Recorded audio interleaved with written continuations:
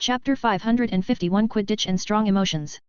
Hermione stood in front of the entrance to the locker room, constantly glancing around as the snowflakes from the sky accumulated in a thick layer on her hat. She let out a breath of cold air and stomped her feet as she felt like freezing. I forgot my thermostatic locket, oh yes, Focalo. She pulled out her wand and pointed it at herself, and in an instant a wave of warmth spread through her body as if she was sitting next to a roaring fireplace in the common room, and she couldn't help but yawn. The door to the locker room opened. Katie was the first to come out, looking listless, followed by Fred and George, their shoulders slumped as if they are about to head to a doomed battlefield, and Angelina's vexed voice came from the doorway of the locker room, "Well Harry, you talk him through it and I hope for the best." Harry responded vaguely, after which Angelina came out with a numb face and her expression grew even more bizarre, Hermione thought. Angelina looked dead, just a husk wandering around. When Hermione walked in, Ron was sitting in the corner of the locker room. Harry stared at him.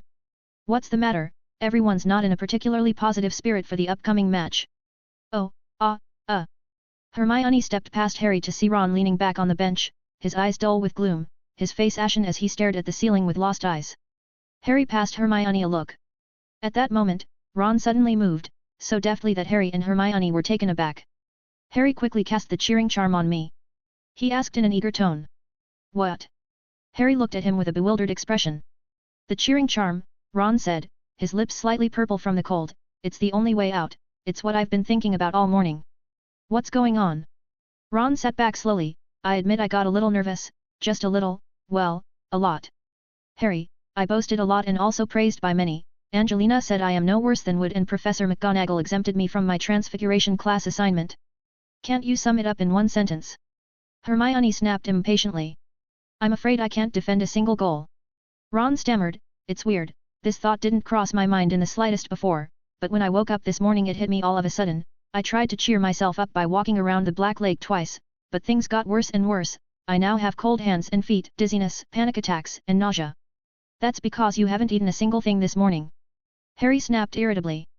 "Yeah, but I don't think it would have made any difference even if I had eaten," Ron said in a hoarse voice. "I don't think so. If you're worried about underperforming, there's absolutely no need for that, it's your opponent who should be more worried." Hermione encouraged him. "The Slytherin keeper is a fool, what's his name again?" "Miles Bletchley," Harry chipped in. To be fair, he would say that Bletchley would play well, but when Bletchley had attempted to hexball Chaser Alicia in the corridor 2 days ago without success, Fred and George had let it slip that they wouldn't let him walk off the Quidditch pitch in one piece. Well, Harry of course sided with them in this. Harry went along with Hermione's words of comfort. "Yeah, think about it, Slytherin's team sucks this year, Flint's gone and their new captain is Montague, you know what he's like. I saw him shouting at the players when I came over, with his sleeves rolled up high, showing a pair of hairy arms, and I thought he was carrying 2 hairy hams," Hermione said meanly. Ron grinned with a stiff expression. "Their beaters are new too. Montague recruited Crabbe and Goyle into the mix, and I don't know why he did, since they're so stupid that they can't even tell the difference between the front and back of a broomstick." Harry continued. Ron rolled his eyes. "Honestly, I don't know what you have to worry about," Hermione said with annoyance. "A Quidditch game is nothing more than a child's play, well, just a game, compared to all the adventures you've been through." Harry and Ron both glared at Hermione at the same time, angry at her slip of the tongue. Hermione waved her hands in some embarrassment. "I didn't mean to look down on Quidditch." "Yes, you are." Ron suddenly snapped out, "You just don't like Quidditch." It was Hermione's turn to glare at him. Ron ducked his head. Hermione continued, "Think of all the adventures you've been through, trolls, 3-headed dog, basilisk, dark wizards, dragon, merpeople, Death Eaters, Voldemort." She made a long list and finally concluded, "Compared to those, one Quidditch defeat is really not worth mentioning." Harry felt that they couldn't compare it that way. Some things are not dangerous, but they are equally difficult, but he wasn't going to upset Hermione, that would be purely asking for trouble and would do no good except triggering it further. So he said against his will, "Yeah." Ron stood up as if he had come to life again. "Good point. Hermione, do you have any food on you?" "No," Hermione said dully. "Don't lie to me," Ron said with certainty, "you certainly have a bunch of food in your little beaded pouch." Hermione reluctantly pulled out a bag of compressed crisps and tossed it to him. Ron tore open the packet and gobbled it up. Harry gulped. He had eaten very little this morning too, not because he was nervous but because he didn't want to eat too much to affect his form. "Boys, how did your talk go?" Angelina poked her head in through the locker room door. Harry gestured no problem and fought with Ron for the last bit of crisps. Angelina's expression froze a little. "Looks like you guys are really okay, then hurry up and come out, it's time to start with your preparations. Can you guys bear to let 3 girls face 7 gorillas? Fred and George are also here. Ron said vaguely, as crisp crumbs splattered. I don't know if I can count on them, they're both posing for pictures with the professor's niffler. You have 1 more minute. She disappeared. Come on. Harry said. Wait. Hermione took out her wand and pointed it toward both of them, and their bodies immediately became warm as if they had been surrounded by a burning cauldron. What spell did you use? Harry asked. The warming charm. Hermione said. It dawned on Harry. Familiar memories suddenly flooded his mind as he remembered that it was also a winter day when they had trudged through thick snow to Hagrid's hut, and on the way, Professor Hap had explained the warming charm to them, and only Hermione was in the mood to ask questions even as she was freezing and shivering, while he was more focused on the gossip of serious school days at that time. The story was titled The Gryffindor Freshman and the Hufflepuff Prefect. Now one of the protagonists of the story had become a professor of defense against the dark arts class at Hogwarts, and the other one had become a minister of magic. Harry was in a bit of a trance. Even if he hadn't been there, he still felt fantastic, and understood Mafalda's thoughts somewhat. At that moment someone nudged him from the side. Stop dazing and be an example to next year's new players. Hermione said. Harry grinned. Snowflakes drifted from the sky, condensing into a single ice crystalline as they fell to the ground, and the icy wind gusted against them as Felix sat in the grandstand, enjoying the warm atmosphere in contrast to the weather. Valen sat on his shoulder, clutching her precious wand. Her 2 little feet flopped around. Nice hat, your fashion sense improved. Valen's mood got even better. Felix quietly opened his palm and a suction came out of it, and for a moment a little wizard on the stand felt a chill run down his spine. Why, it has become a little cold? A student asked in frustration. Isn't it always cold? The boy next to him said. Look, the 2 teams are starting to shake hands. The match is about to start. The 2 teams are greeted with thunderous cheers as the emotions that have been building up all year spill out at this moment, and Felix quietly increases the suction as the full, rousing, enthusiastic, joyous emotions converge in his hands, and he looked like a dementor hiding in the crowd. Only the emotions he took in were few compared to them, and the students shivered at best, then became more enthusiastic and applauded immediately afterward. As Felix's study into the magical gifts of magical creatures deepened, it is only natural for him to gain an understanding of the properties of the magic within them. It is a type of magic that distinctly differs from the magic within a wizard. To be precise, the properties of the magic within each magical creature varied, and Felix guessed that the magic is clearly influenced by the structure of their own bodies. The magical creatures' gifts come from their bodies, while the wizards originates from their souls, or rather, it is the wizard's souls that are the most special. The ghosts are inherently endowed with a certain amount of magic power and can manipulate water and fire slightly when the soul and the body combine. A constant source of magical power is created. That's just a guess. Felix raised his head and looked at the center of the venue. The captains of both teams stepped forward to shake hands. Valen shouted and gestured with a small wooden wand as the whistle blew and the match was officially begun. 14 players soared into the air, so fast that they were soon transformed into a blur of shadows in the snowy sky. As usual, it is Lee Jordan who stands on the raised platform and provides commentary for the crowd. The match begins. Johnson was the first to grab the ball, but of course, she only weighed barely 1/2, or maybe 1/3, of the opposite player. After a year, there are new faces on both sides. Gryffindor has added a new keeper, a rather crucial position. Slytherin has added 2 new beaters on their side. Look. Johnson passed the 2, is she about to charge? Oops, what a shame, it was so close. The quaffle is now in Slytherin's hands. Warrington is charging towards the goal. There's no one in front of Warrington and the Bloodjars are nowhere to be seen near, it's just the Gryffindor keeper. He's new to the team. Oops. Harry rushed to look at the goal as Ron pounced actively, his fingers brushed against the quaffle, but he failed to catch it. Harry thought he heard an audible gasp as he closed his eyes in despair. Awesome. The ball is intercepted.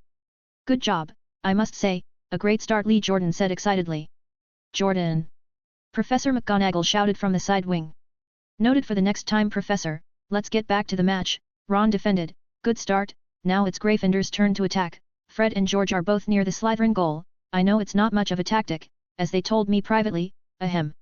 Harry didn't listen any further. He looked at the goal with wide eyes. Ron is swinging his fist excitedly, and from the trajectory of the quaffle, it looked like his hand should have changed the direction of the quaffle and made it miss as it grazed the goal. Harry's heart burst with excitement, as he knew that for Ron, the first goal would be the riskiest. Ron's biggest weakness is that he would lose confidence when he makes a mistake, and if he didn't guard the first goal, he would get flustered and end up giving even more goals. This was the data Ginny had provided, and Harry chose to believe it. He began to direct his broom to fly, the snow getting heavier, his vision becoming unclear, and he got nearly hit by Bludger twice. Fred and George, after making sure Ron's side didn't need help, seemed ready to fulfill their pre-match promise. Then the two of the three chasers aimed their ball at the Slytherin keeper, and although they missed once, Bletchley got freaked out, and gave away 2 goals in panic. The match got more and more intense, and by the time Harry brushed past Draco Malfoy for the 3rd time, he had literally counted the number of blisters on Malfoy's lips, and Malfoy's expression looked like he was sleepwalking, which rivaled Luna's. Finally, the referee, Madame Hooch, blew her whistle as Harry hovered high in the air and looked down at Katie, who appeared to be wrestling with Warrington, her head caught in Warrington's thick arms, and the broomstick under her arse gone missing. Foul! Madame Hooch shouted in anger. After helping Katie get her broom back for a bit, Harry took the opportunity to fly over to Ron. How's it going? Not bad, Ron said. I blocked 5 balls and missed 3, I'm almost getting a hang of it. He said with a happy grin, but the opposite side was worse. Fred and George stuck with Bletchley and made him miss the goals. Beware of them doing the same to you. Harry warned him. Ron looked uneasily toward the Slytherin team as Montague spoke to Crabbe and Goyle with his arms around their shoulder. From this angle they looked identical in stature, like triplets. Crabbe and Goyle blinked stupidly in their direction. Can I use my wand? Ron asked uneasily. I'll be unable to resist hexing if they come flocking at me at once. Then you'll get sent off, and we'll be finished. Harry said. The match continued. Harry decided to end the match as soon as possible. The situation would get more complicated as time stretched on. He flew high into the air and looked down from a few hundred feet, the wind and snow growing heavier, the effect of the warming charm wearing off a little, and finding a small ball the size of a walnut was exceptionally difficult in those conditions. He circled twice in vain and saw Mafalda sketching a crooked drawing of a snake with horns in the audience, and Harry looked at it twice, deciding that he should tease her hard about it later when he had the chance.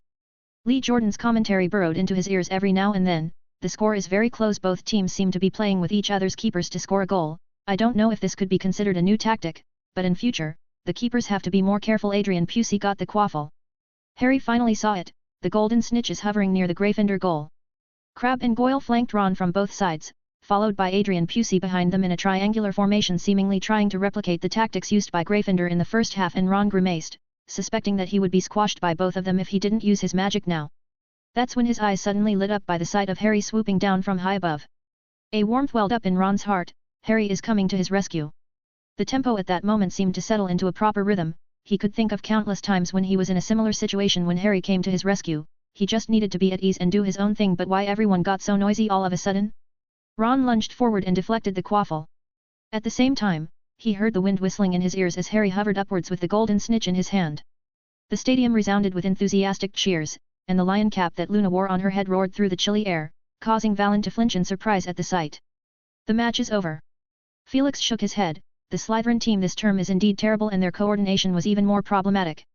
Not that it mattered much to him though. He had taken the opportunity to gather one last sample of emotion and prepared to go back and study it.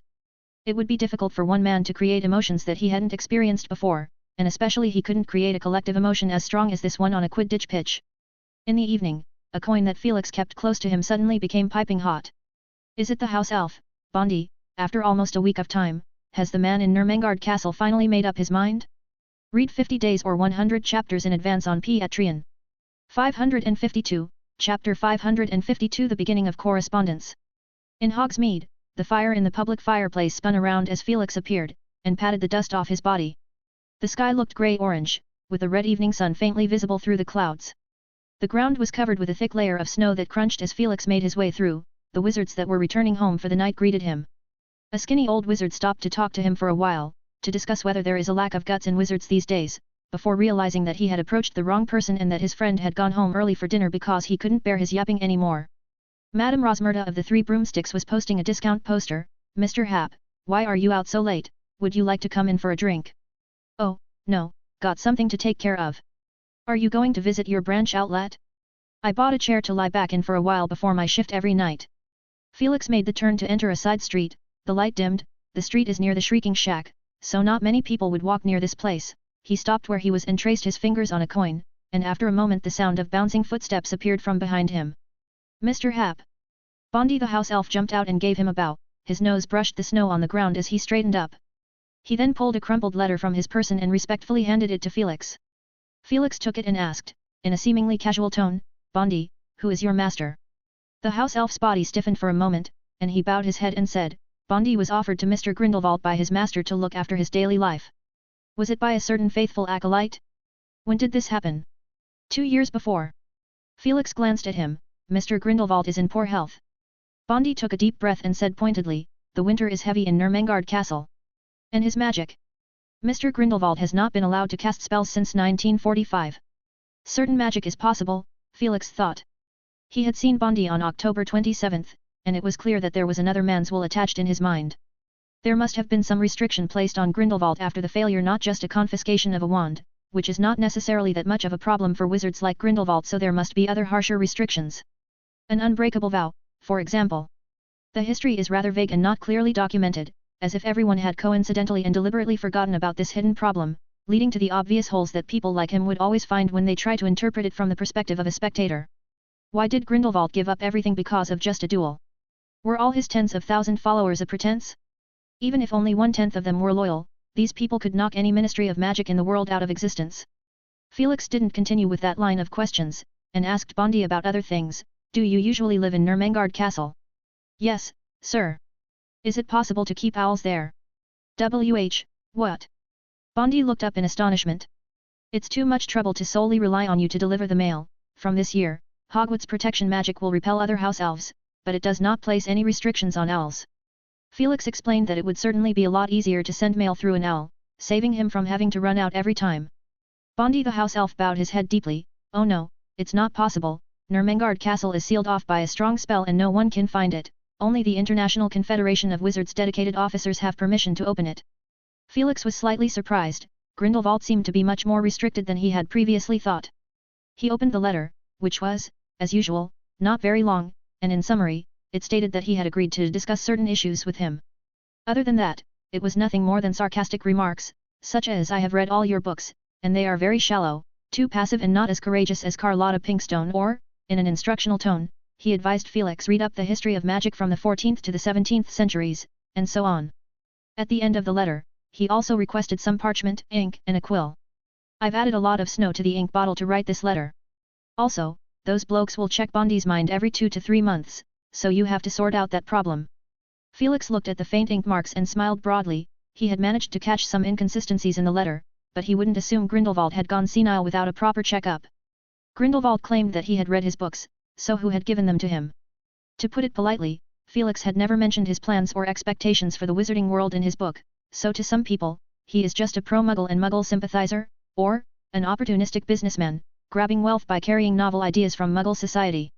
But the truly insightful person like Dumbledore, or Grindelwald can perfectly see his unfinished meanings reflected in those books.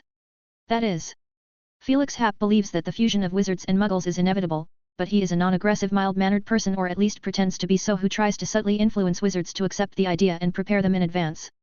If he showed this theory to ordinary wizards, they would probably frown at it. They are used to the existence of the Statute of Secrecy, so telling these people that the Statute of Secrecy will eventually be broken would be like telling Muggles that they all would eventually walk around naked in the freezing temperature. As for bringing his views to the radicals, they likewise would dismiss it, probably because they would find his views too soft and not sufficiently sharp and straightforward.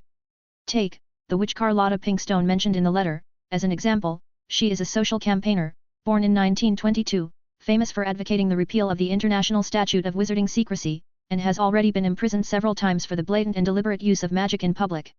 Incidentally, she is about to be released from prison next year and is expected to make another splash when she does.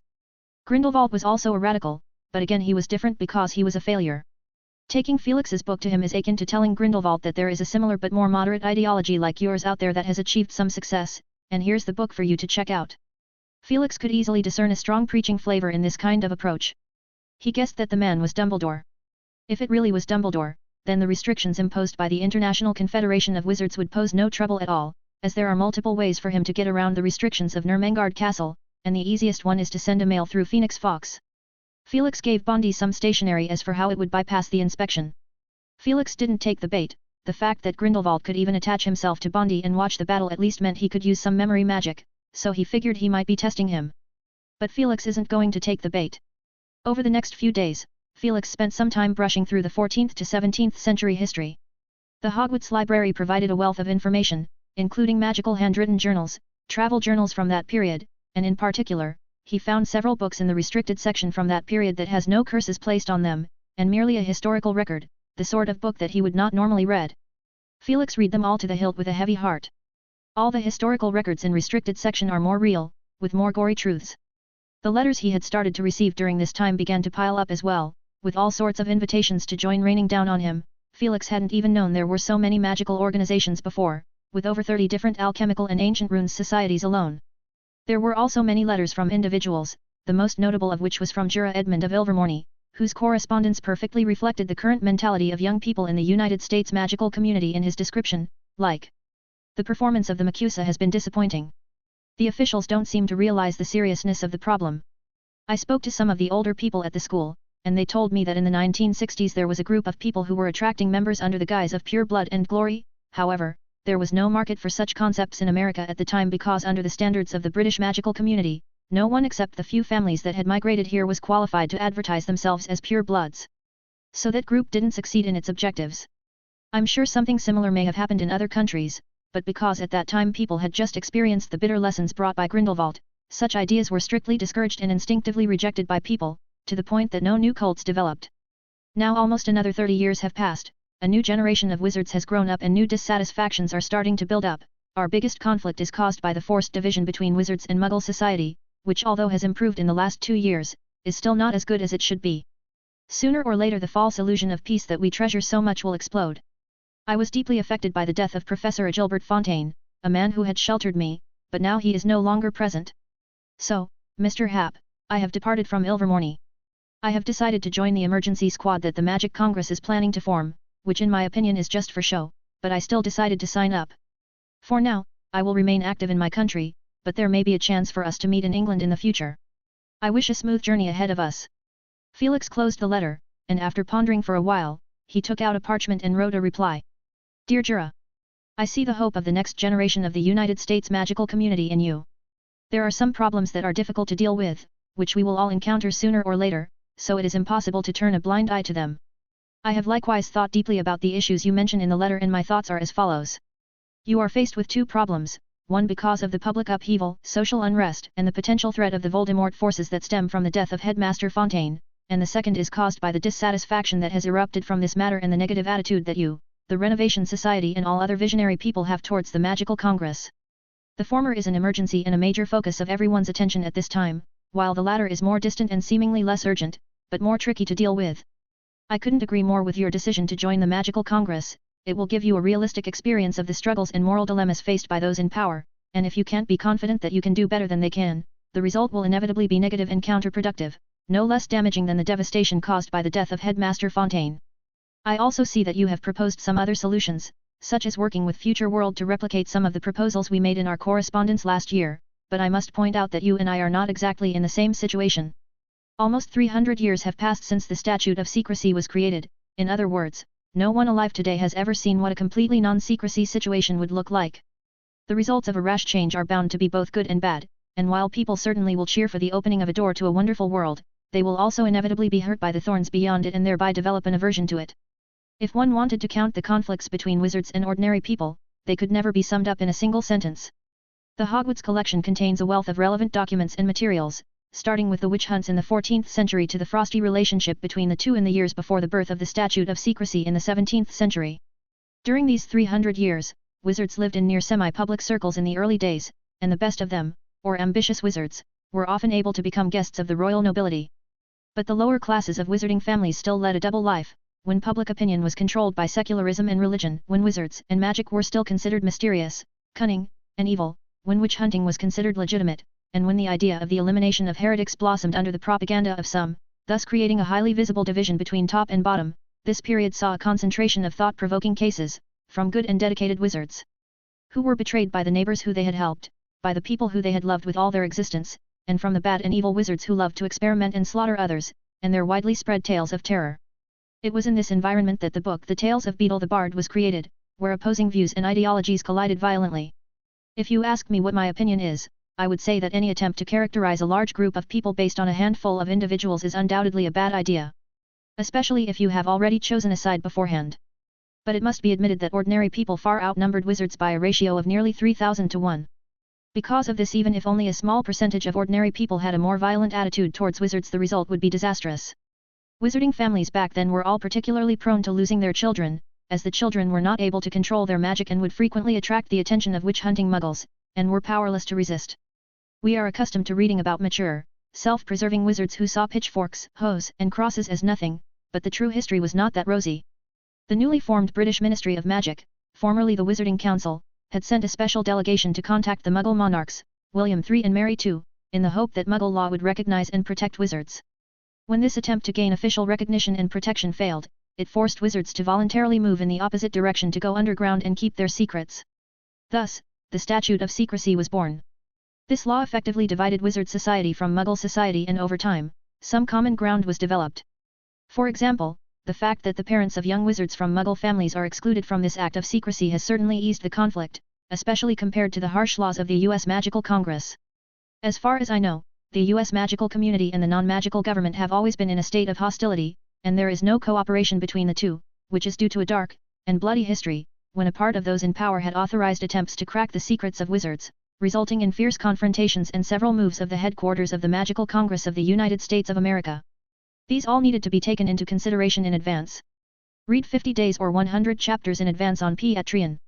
553, Chapter 553 Student Clubs. The owl flew into the blue sky with the letter, soon turning into a small black dot and finally disappearing, and Felix had a feeling that it is going to be a long journey.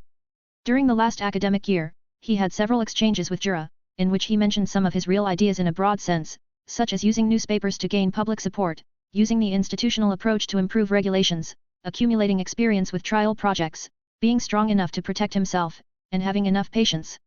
The experience of his newly befriended pen pal warrants his caution. A moment of haste would inevitably make him an enemy of the world, and although he is confident that he will not end up in Grindelwald's position, but the very fact of not being able to realize the vision he has in mind is a failure, not to mention plunging the world into chaos. If Felix had to describe his state of mind, the only thing he can come up with now is a philosophical paradox, the Theseus paradox. The ship of Theseus, which had been at sea for centuries, would have its planks replaced as soon as a piece rot, and so on until every single plank and rope on that ship was not the same as the original one. So is that ship still the original Theseus, or is it a completely different ship? There are many more questions that arise from this, but Felix is not interested in answering them, and especially will not debate them with anyone. Because such problems have a unified feature, that is, there are no universally accepted criteria for judging them, everyone has a different interpretation of what is new and what is old, what is part, and what is whole. His approach is a little more pragmatic.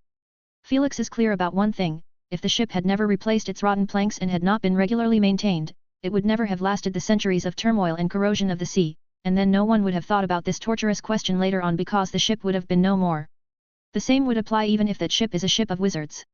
Felix is going to be the one who keeps replacing the planks, and as for who will be the philosopher who will shatter the sandbox, Felix smiles wryly, who cares? He just hoped that this person would appear as late as possible. Better to wait until he had hammered the wizard's ship from top to bottom for the people on board to find out in surprise, how is it different from the original? All I wanted to do was to roll a snowball to form an avalanche and save my time and effort, but now I've become a ship repairman. And what is Voldemort? A plank-chewing rodent? A mold that rots the hull? What about Dumbledore? Grindelwald wouldn't be the last grumpy ship repairman who was forced to lay off, would he? I'm a ship repairman with a knack for repairing, Felix hummed softly under his breath as he walked towards the ancient Rune classroom and cheerfully entered it, and stood on the podium to teach the 7th-year students. The professor looks like he's in a good mood. Cedric whispered. Any good news to share, Professor? Lee Jordan grinned broadly and raised his hand to ask a question. Ah, Felix said lazily, there's one. Professor McGonagall has invited me to be part of a student club assessment. It's an experience I haven't had before, and I think it'll be fun. Is there such a thing in school? Lee Jordan asked blankly. I remember when all I had to do to set up the Loud Club was fill out a form, and that was just 4 years ago. How many people do you have in your club? Cedric asked in a confused tone. Just me. Lee Jordan said. So you've never applied for an activity space either? Cedric softly sighed. No. Got school-issued activity funds. Cedric's deep grey eyes stared at him. Lee Jordan's mouth dropped open, as did Fred's and George's. That's the key. Cedric lowered his voice to conclude. We seem to have missed something, George. Fred slowly came back to his senses. Yeah, we didn't get any word of it. George said with resignation. Ahem, Felix cleared his throat. It's normal for you guys not to know. I found out after asking Professor McGonagall that the relevant information will only be sent to those student clubs who have submitted their names in the student body. Well, let's get to class. Today we're going to learn a set of runic circuits that can be used on various items that need to be fireproof, such as amulets, or house-building materials. As soon as the bell rang, the twins instantly rushed out of the classroom, turned down the stairs, and ran to the bulletin board in the entrance hall, scanning it with wide eyes. Sure enough, there's nothing on it. Fred said with a disappointed look on his face. Hi. Harry greeted, holding a form as Ron and Hermione followed him, going to eat their lunch. Fred and George looked over maliciously, startling all three of them. What's that in your hand? Fred asked. A form that Professor McGonagall gave me, saying it has something to do with the Frontline Lookout Club reviews, assessments, and stuff, though I haven't looked at it thoroughly yet. Harry said vaguely. Fred suddenly jumped over and took Harry by the shoulders with one hand, while spreading out the parchment Harry was clutching with the other. George's movement was also perfectly in sync, and the two men pinned Harry between them left and right, causing Harry to protest constantly. The parchment contained only a short line: the Frontline Lookout, a student club affiliated with the student body, is requested to participate in the professorial assessment, in which the successful clubs will be provided with a venue, equipment, and funding for their activities. Please prepare the relevant materials in advance. At the bottom, there is a list of relevant records needed is mentioned, which includes the purpose of the club, the scope of its activities, the list of current members, and so on. After reading through it, Fred let out a long sigh. George, we definitely can't miss this, it's our only chance to keep the Prank League name in the trophy room. The Prank League? Harry asked in surprise, how come I've never heard of it? It was just established. Fred immediately replied. Since when did you guys become Model Percy? Ron deliberately put on an expression of surprise and circled around them. Fred wagged his finger. Oh, little Ronnie, we're not like Percy, this is just a single step in our grand plan. He lowered his voice. George and I are doing everything we can to leave our mark more in the school. Yeah, George squinted at them. We've mapped Black Lake, buried 72 secret treasures, and sneaked into Filch's office to make a copy of our years of rule-breaking list. Ron swallowed hard and looked at him in awe. To give it to Mafalda. George said under his breath. To who? Harry exclaimed, almost shoving Fred and George aside. Mafalda. Fred said as he rubbed his shoulders, I have to admit, this relative of ours is a genius. She's recently opened up a new business that focuses on helping people write their biographies. Harry, Ron, and Hermione's expressions froze as if they were petrified. Think about it, George slapped Ron on the shoulder in the end, slipping a biography with our glorious history into the library and waiting quietly for someone to discover it. Hermione grunted lightly, I see you're trying to train a few more students to follow your pranking career. You got me. Fred beamed. That's exactly what we hoped for. George nodded profusely. Then they left with a bounce in their step. You know what I thought of? Harry said through clenched teeth. Ron and Hermione looked at him. Riddle's diary, Harry said grimly, they know about the Marauders map, so they must have done something similar to guide the mischievous students to their buried treasure. After lunch, Felix appeared in the staff common room where Professor McGonagall was not that surprisingly present. She looked very busy with a stack of documents piled on top of her work desk. There is another person in the staff common room, Cuthbert Binns, professor of the history of magic. He appeared to be asleep, his ghostly body lying on a transparent couch, as he snored with a huffing and puffing sound. Professor McGonagall looked up and pushed her glasses up. The word is out. All that needs to be known is known. Felix pulled a chair from the side and sat down. With those loud-mouthed students around, this will soon be an open secret, and it will probably be overcrowded with applicants when the time comes. Professor McGonagall smiled faintly, then pursed her lips tightly. Will it work? Felix shrugged. Some things are better done than not done. None of us want to see the students of Slytherin House isolated as a result of the Wizarding War, and this kind of foreseeable trouble should be solved when we have time. After the trial run in the Magic Rune Club, it's now time to extend it to the school. So you're suggesting that each club should consist of members from at least 2 houses? Felix nodded. I do approve of Hogwarts splitting up the young wizards into different houses. It brings more than one immediate benefit. The new students will develop a sense of belonging as soon as they enroll, and there will be a natural sense of competition. But there should also be cooperation after the division, in order to increase the bonding of the 4 houses. Professor McGonagall broke into an unconcealed smile. After a short while, her sharp gaze examined Professor Binns and the sleeping couch he is slumped in from behind her round glasses, and if she was not attentive she might have perceived them as one, like an oddly shaped ghost couch with legs poking out of the seat that seems to be sticking into the fireplace. Can we get the things out of classroom 7? Professor McGonagall asked softly. Felix thought for a moment. The students certainly can't bring it out. But the ghosts are special. Didn't they manage to bring food into the Great Hall last Easter? I reckon it should last for a while. He was not exactly concerned about the community of ghosts in the castle. There were only 2 ghosts that he really cared about, and they had already departed this world. Since classroom 7 had been opened to the students, everything inside had been handed over to a couple of memory bodies to manage. Over the next 2 days, as Felix had predicted, the various clubs had become the new center of the conversation. Students began to inquire about the details in every possible way, and after learning about the first part of the event that you only need to find 3 people to register your application with the student body, they were dumbfounded. When someone got a letter of approval from the student body and an assessment sheet to show off under the students' noses, they finally took the plunge and started to act. Especially when Ron mindlessly blurted out, "If I create a music appreciation club, will I be able to apply to buy a magic gramophone?" The remark was a perfect fuse. It was soon put into practice by students and, what was outrageous is, that club was approved. Thus, all sorts of clubs sprang up. Of course, Felix knew that when this enthusiasm died down, most of the clubs would become deserted and automatically abolished in the following year. But he is also quite sure that there will be some clubs that will remain, and each one will be equivalent to a small magic rune club, acting as a bridge between the 4 houses. Using the school's original system and changing it slightly to achieve his aims, Felix was quite happy with this.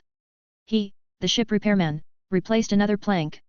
What would Hogwarts end up being like if a longer period of time elapsed? Felix was sure that time would brew everything. The only ones who had a hard time were the head boy and the head girl, who had to review all sorts of odd clubs, although they took Professor McGonagall's hint and relaxed their review criteria slightly, but they were still startled by the strange outrageous clubs. A prank league? What is this? The head boy looked shocked. The head girl came over to take a look and said indignantly, "I am sure it was the Weasley twins. I caught them digging holes all over the school the other day. What should we do then?" "Rejected." "Ugh, forget it, let's have them change the name." The head girl thought for a moment, "We shouldn't be the only ones to suffer, I'll get some helpers over here." Ron and Hermione were somewhat baffled when they were called over and even more so when they saw Malfoy. Then the 2 heads carried over a thick stack of documents and said to the 4 prefects, "Each of you will be responsible for a part, try to get it reviewed today." Malfoy frowned at the 2 empty-handed heads. "What about you guys?" "We're responsible for the final vetting," the head boy said in a matter-of-fact tone. "Make sure there are no house names, no discriminatory terms, no inducement to break the rules, and don't even think about names like the prank league or anything like that," the head girl said with gnashing teeth. Once the work had been divided up, the time taken quickly became a teeny bit less than it had been, and after almost an evening of work, all the vetting process was finally over. By the end of the week, a huge piece of parchment was posted on a bulletin board in the entrance hall, with 4 sets of little magic lamps illuminating the parchment. A crowd of students gathered at the foot of the board. Announcement. The list of all clubs that have been approved by the student body is as follows. Music Appreciation Club, Muggle Film Appreciation Club, Exploding Snap Club, Magic Golem Dueling Club, Chocolate Frog Card Dueling Club, Classroom 7 Exploration Squad, Crumplehorn Snorkax Certainly Exist Club, Frontline Lookout Club, Grilled Fish League, Read a Book a Week Society, Popping Dancers League, S.P.E.W. The above clubs can recruit members on the last weekend of the month in the school Great Hall and will be evaluated by professors on the first weekend of December. The successful applicants will receive support in terms of activity room, professorial guidance, activity equipment, and startup funds. Membership requirements. 1. A minimum of 3 regular members. 2. A minimum of 2 different house students in the club. Harry, Ron, and Hermione stood at the foot of the bulletin, reading the various names that looked both reliable and unreliable, trying to analyze who had founded those clubs. "Look, the Harry Potter Fan Club. Dennis, our application is approved." Harry closed his eyes painfully, his face burning red as he tried his best to pretend he didn't care, and darted a quick glance to the side to see the Creevy brothers clutching their faces and cheering as Ron read curiously, "That's a weird name, the Swear to Defend School Rules Club, who came up with that name? If Percy hadn't graduated, I would have thought it was him," said Ron, with his mouth wide open as Fred and George high-fived with glee. In addition, they saw S.P.E.W. Harry stared at Hermione blankly. Hermione looked away sheepishly and blushed. "Well, I was thinking that if we could make SPEW a regular club in the school like the Gobstones Club, there would always be someone to keep an eye on the treatment of house elves. I promise it won't slow down the Frontline Lookout Club." Harry and Ron looked at each other. "You know what I thought of?" Ron asked with a pale face. Harry nodded understandingly. At the moment SPEW only consisted of Ron and Harry, apart from the founder Hermione, and the thought of their names being printed under SPEW and displayed in public in the Great Hall 2 weeks later, with the possibility of their names being read out by the professor in a month's time, made their hearts ache. Harry only had one thought at that moment, whether it's the Harry Potter Fan Club or the so-called SPEW, please, don't recruit anyone. Read 50 days or 100 chapters in advance on Patreon. 554, Chapter 554 New Project. Never seen such a spectacle. Fred said as he came closer, with a strange sense of contentment on his face. Harry looked at the notice board and understood what he meant. The names of the student clubs posted on it added up to over 100, most of which had just been established during this week, and there was a lot of discussion at the foot of the board, and he heard Justin swear that he had seen 100 kinds of snuff bottle club, and Harry's eyes searched the parchment and found a similar club, but he was not sure whether it would be the Muggle craft or the Goblin craft. 2 feet away from him, a Hufflepuff boy animatedly described how magical drawings work. You could make something move if you just drew it on a piece of parchment. It's pretty simple, but that's only the basic of the basics. There are lots of advanced techniques, and you can even interact with the people in it. Then, wouldn't that be the same as magical portraits? There are lots of them hanging in the castle. His friend asked. Of course, it's not the same. The boy turned red and raised his voice. Think about it, there's a little man trapped in the maze, and to avoid being eaten by hundreds of blast-ended Scroot he has to rely on you to escape. You have to think up a way to offer that little man help, and if he makes it out of the maze he'll express his gratitude to you from inside the canvas. Harry listened for a while and found it very interesting, but he soon found that the boy began to invite the audience to join his magic painting club, and Harry's mouth dropped open in amazement. At that moment, Hermione strode through the crowd, beaming with joy. It's working! She said gleefully. 3 people have shown interest in joining SPEW, all freshmen. I didn't expect the new students this year to be so compassionate. Hermione, it is against the rules to abuse the power of a prefect. That's what you told me. Ron said. Hermione raised her eyebrows. Ron grimaced and stopped talking, and when Hermione turned to merge into the crowd again, he lowered his voice and whispered to Harry, if it's not an abuse of prefect power, then it just means that the current young wizards are failing their basic pre-entry education and haven't even learned how to spell spew. In the corner, Felix and Snape stood together. I didn't think you'd do such a trivial and irrelevant thing. Snape's lips quirked, as his voice was only heard within a small circle close to them. It's just a matter of raising your hand. Felix said, looking at the chaotic crowd of students. He felt like he had developed an odd habit after studying Dementors, enjoying being in a positive, jovial atmosphere, but it was unfortunate that halfway through his research, he didn't have enough Dementors in hand. What specifically happened was that the last Dementor was starved and couldn't resist stealing some of the emotions he had worked to collect from the stadium, so Felix did a few destructive tests on that Dementor. As he considered how to replenish his supply, he asked quietly, been under a lot of stress lately with your part-time job? Snape took a deep breath and said in an unemotional tone, easier than teaching a bunch of trolls. Oh, Felix agreed tacitly, as he counted the Gryffindor House students in the crowd. 1, 2, 3, 4. Snape turned his head to look at him expressionlessly, and Felix smacked his lips. Good thing I don't have that much of a nuisance. Both Slytherin and Gryffindor students are performing well. He paused and said, I was told by someone that the one who must not be named is pretty depressed these days. The Aurors in the Ministry of Magic are more or less frustrated. You know, the pointless overtime is most frustrating. Snape didn't say anything. His memory went back over a month before. It hadn't been long after the battle in Hogsmeade that he had felt the dark mark on his arm grow hot, a call from Voldemort. Of course, he didn't immediately leave. It is a privilege Voldemort granted him, because of his undercover status. He doesn't have to respond immediately to the summoning. So he waited calmly, as if nothing had happened, until Dumbledore returned, who showed him a dry hand and asked him vaguely how much time he had left, and Snape was tempted to punch Dumbledore in his crooked nose. Dumbledore wasn't injured at all, at least in Snape's eyes, and it wasn't the hand that really required attention, but his suddenly younger face. But as soon as Snape had asked 2 questions, he was deflected. Knowing what Dumbledore meant, Snape stared at the dry, charred, lifeless hand, and memorized the image deeply, burning it into his mind so that he could freely assemble it into a memory he wanted when he needed it. The dark mark kept working through the day and into the evening, with 2 more changes, with one more urgent than the other, and by the end of the day, it had reached the point where it caused him unbearable pain. So Snape was forced to meet Voldemort a little earlier than expected, and he had thought of a good reason before he left. Dumbledore had ordered him to keep watch over the school, and he couldn't get away. But when they met, Voldemort didn't ask any questions about it at all, and he had never seen Voldemort so out of shape, those red eyes seemingly ready to pick someone to devour. Bellatrix, the key woman, the one Dumbledore had told him to keep an eye on, was standing behind Voldemort with a tremble. Voldemort asked him to go to a secret room on the 7th floor of the castle as soon as he returned, to retrieve a tattered diadem. Large room full of miscellaneous items, a male wizard half-statue, tattered cupboard splashed with strong acid. He described it in great detail and specifics, fearing that Snape would not be able to find it. Snape agreed, although he reckoned Voldemort would be disappointed. Voldemort then asked in detail about Harry Potter's scar, and Snape told him everything, after which he asked about the Parseltongue, a secret that had been revealed back in Harry's 2nd year and which Snape hadn't held back. The questioning ended with a long, suffocating dead silence. Bellatrix was motionless like a quail, as she fidgeted throughout the conversation. Finally, Voldemort asked for more details about Dumbledore's injuries, and Snape recounted every scene he had seen the headmaster from the beginning of the school year until now, as per Dumbledore's instructions, and all of them had one common feature, which was the fact that Dumbledore always wore gloves. When he heard this, Voldemort's face mingled with a complex look of annoyance and joy. Snape was then ordered to return to the school immediately to confirm the status of the diadem. And the news had to be reported to him before dawn.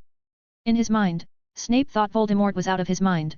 He didn't seem to have any concern for whether his undercover role would be exposed or not, but he agreed to do it anyway. Snape returned to the school and spookily appeared on the 7th floor, then turned a corner and entered the headmaster's office. Such was the life of a double undercover agent, where it would take him more than twice as long to report the situation. Figuring it was about time, he met with Voldemort again. This time the meeting place was changed to the old manor of Augustus Rookwood, the loyal Death Eater who is currently imprisoned in Azkaban, and thus his home is unceremoniously occupied by Voldemort. Voldemort was still accompanied by Bellatrix, and it seemed as though Voldemort intended to carry her with him all the time. Snape calmly reported the information he had gathered. The diadem was naturally lost, and Voldemort was furious. Even furious seemed an understatement as he walked around the dimly lit room. The snaky wood wand in his hand made a hissing sound. Voldemort cursed Dumbledore aloud, using nearly every vile word he could think of. Contrasting instructions emerged from his mouth. First, with a vicious look on his face, he told Snape to poison Dumbledore as he proceeded to treat his wound. Let Dumbledore die, die. Voldemort growled madly, but it didn't take him long to dismiss the idea. Go and investigate the whereabouts of the diadem, he said through gritted teeth. We must find out if it was destroyed or hidden. If necessary, you can break into the headmaster's office. No, wait for word from me. I will arrange for a spy from the Ministry of Magic to cooperate with your mission. But it had been half a month, and there was no news from Voldemort's side, as if he had died, and Snape had no idea who the spy that Voldemort was talking about was. That man wouldn't be coming, would he? The next few days were filled with an air of restlessness throughout Hogwarts. Despite the fact that the last weekend of November is still a few days away, the students can't wait for the activity to begin, often taking the opportunity of having classes together in different houses to recruit members for their clubs. From what Felix had observed, Gryffindor and Slytherin didn't interact with each other for the most part, and they both chose students from Ravenclaw and Hufflepuff houses to go after. Even when he was walking outside, he could see students from different houses coming together and chatting. But he had never expected that there would be students who would have their minds set on him. Hey, Felix! Luna looked out from behind a suit of armor and jumped out excitedly when she saw him. Felix walked over to her. Luna. He looked at her with some surprise. Not far from them, a group of girls is hiding in the background looking at them. It's like this, Luna said with a serious look on her face. I want to invite you to join my club. Your club is? The Crumplehorn Snorkax certainly exist club. Felix paused and asked tentatively, is it possible that you can't recruit anyone and want to get me to make up the numbers? Well, I can't, I mean, I am a professor, after all, but I recommend Valen. Oh, no, I've got 3 people. Luna said cheerfully, but if you gather 4 students from all the 4 houses and 1 professor, you can engrave the club's name on the candles in the Great Hall. First come, first served, so I'll have to hurry. Felix looked slightly out of breath. How come I didn't know about this? It's a hidden trail. Luna said. It's gossip, right, Felix said to himself. He should have expected it. With the nature of the Hogwarts students, all sorts of unreliable rumors were bound to be spread. He just didn't think it would be Luna who would fall for it. He glanced at the students in the corner. They must be the one egging it up. Felix thought about it and lowered his voice. Now that you've found out, well, I agree. Just don't tell anyone else. When he left, Luna got immediately surrounded by a group of chattering girls. How was it? Did it work? Luna nodded. Is the information true? One girl asked. The professor forbid me to say. Luna replied dully. Oh. The girls looked at each other meaningfully. It seemed to be true, and they dispersed in a huff with long drawn-out murmurs, not knowing which professor to find. Felix returned to his office, thinking about making a portable Dementor capture cage that he would sell to the Ministry of Magic when the time came and just use the captured Dementors to offset the bill. He sat on the sofa, half lost in thought, and when he looked back for a moment, he saw Valen sitting across from him with the new Solutions to Rune magazine copy, and leafing through the pages rapidly. This academic magazine was printed on his behalf by Luna's father, Xenophilius Lovegood, who sent Felix a sample issue each month, with a complete set of that month's Quibbler edition. A typical wizard's tabloid, Quibbler is not a popular magazine, but it does not lack readers either. As Felix understood it, despite Luna's denials, its niche magazine offered something akin to entertainment news, containing a hilarious variety of conspiracy theories and discussions about virtual creatures. Of course, sometimes serious topics are discussed in a serious manner, only the conclusions reached are often unbelievable. Felix, for example, has anonymously published a couple of small articles on it, speculating about a future society of wizards. One of them was about the exploration of Mars. A wizard is about to travel to Mars in a Muggle-built spacecraft to grow vegetables when he got intercepted for smuggling 300 Muggles with him using an undetectable extension charm.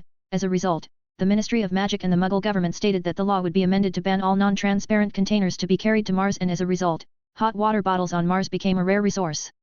The response was, well, lukewarm. Then, Luna's father wrote a short story based on a similar format. A seer travels to Mars, where the aura is too strong to make a prophecy, causing the seer to be accidentally struck by a meteor while flying on his broomstick. This story became the latest popular joke in the wizarding world, and given the closed nature of the wizarding world, it is estimated that it will not go out of fashion even after a century of circulation. Valen wasn't interested in the raw theories and the new solutions to Rune magazine, but she liked to look up the names of people she knew. As she leafed through it, she took out her precious wand and scribbled in the air, and soon the office was littered with crooked letters that made Felix dizzy from reading them, so he reached out and squeezed the words in the air together, crumpling them into a glowing, shiny ball. Valen yelped in displeasure. Felix threw the ball at Valen, who exasperatedly threw it back at him, and soon the two were playing this fun, and boring, little game with gusto. Before going to bed, Felix suddenly remembered to write to his new pen pal who lives in Nurmengard Castle. It's not a matter of courage, and it's not about proactiveness, it's a matter of brains. Even if I had been born in your time, I would not choose to make an enemy of hundreds of thousand wizards and billions of ordinary people. In my opinion, enslavement is the most time-consuming and laborious way to go, not to mention the fact that the population on both sides has now almost tripled. Speaking of tripling, I suddenly remembered a question about the engorgement charm. I have a colleague who grows very special, extra-large pumpkins. Do you think eating such a charmed pumpkin over a long period of time would cause malnutrition? Or will it harm the soil? I think this subject is more valuable and could be classified as Muggle research. Or name it something new. Enclosed with the letter are 2 political books and an excellent magazine that I strongly recommend, Quibbler, which sells over 500 copies a day and is worth reading. Finishing his letter, Felix lifted his head and straightened his back, and Valen, who was lying across the desk, immediately closed her diary and looked at him with a wary expression. Felix looked away, wondering which unlucky person in the school had been defeated by Valen this time. Unfortunately, he only managed to glimpse 2 names, one is Astoria and the other is Mafalda. Read 50 days or 100 chapters in advance on Patreon. 555, Chapter 555. Keep an eye on Felix, 2-in-1. When he woke up, Felix was startled by the immense emotions throughout the castle. He shook his head as the castle in front of him seemed to possess an emotion of its own. He knew it was an illusion, but it was quite a fascinating feeling, Felix thought as he washed up. It was like every brick in the school had come to life, and couldn't wait to be part of today's occasion. It is the last weekend of November and the day the school has promised to let student clubs that have been vetted by the student body to recruit new students. Although Felix didn't think there is much need for it, many clubs had already started grabbing people a few days in advance and had probably recruited enough by now. The emotions he felt when he first woke up seemed to indicate that he had guessed it wrong before. As Felix packed up and led Valen to the Great Hall, he realized that he had underestimated the enthusiasm of these students. The Great Hall was packed and already full of students. Felix subconsciously switched to a Dementor's point of view to observe, and as far as he could see, he felt as if he is in a sea of joy. 4 long tables were stacked up against the wall, and in their place were booths that looked like reefs, with waves of water carrying strong emotions stirred up around them. Everyone seemed to be filled with multicolored flares as they raised their voice in jubilant emotion. Felix paced to the corner of the Great Hall where Professors McGonagall and Flitwick stood together, Professor McGonagall's face looking a little stiff. She could hardly ignore the violations that were happening all around her. "Oh, Minerva, don't be too strict," the good-humored Professor Flitwick said, taking out his wand and waving it through the air a few times like a conductor, and from the tip flew a colorful silk ribbon, and flocks of chirping birds flew out as they glid through the air in a neat formation, and occasionally would find a fallen student and hover around that student to help him. Felix narrowed his eyes. Did they appear to be a flock of eaglets? Beneath the soft golden plumage, there is a fine layer of bronze feathers. He was dazed, as he suddenly remembered a similar modification he had made in the Great Hall at the start of his first year, when he had conjured up a large emerald green snake on the ceiling, with Severus in it. Felix grinned and pointed his finger out as a huge akami coalesced in the air.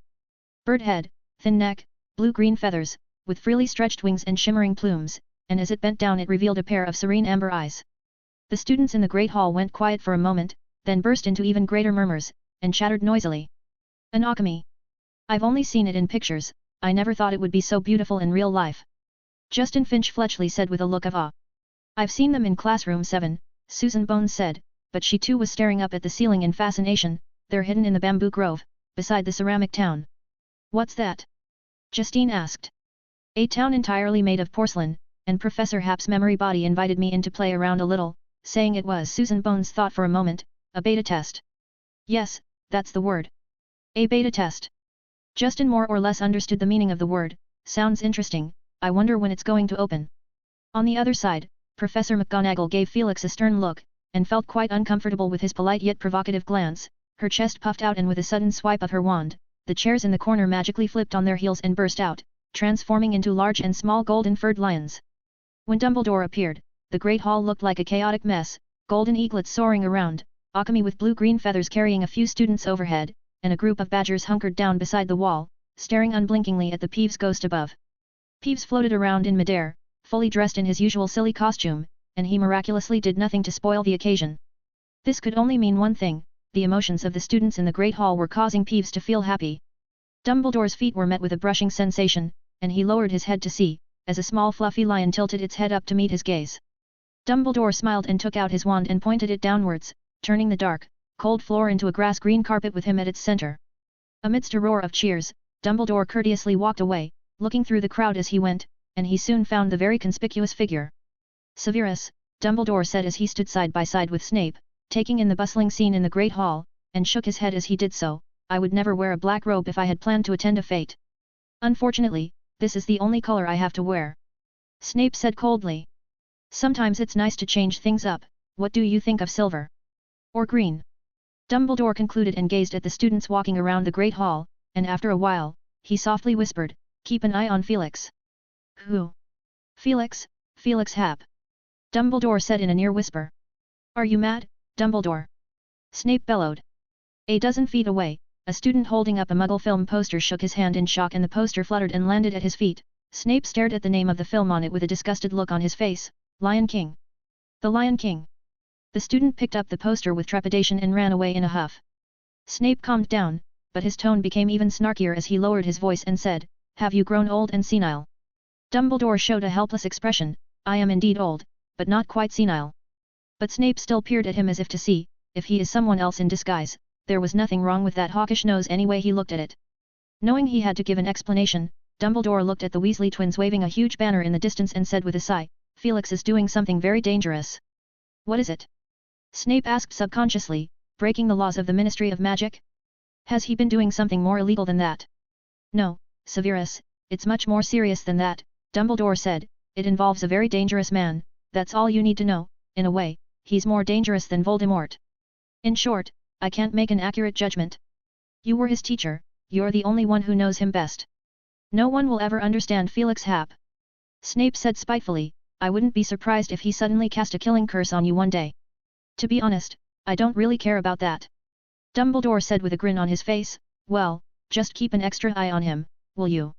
Fred and George stood on a wooden trunk with a row of empty butterbeer bottles in front of them, and 7 or 8 young lower-grade wizards crouched in front of the bottles, looking at the clusters of fireworks that continued to explode in them with envious expressions. "Fireworks in a bottle," Fred said cheerfully, "just sign up, and you can get one for free." He reached out and pointed to a poster that dangled at one side with big colorful letters flashing on it, "Swear to Defend School Rules Club."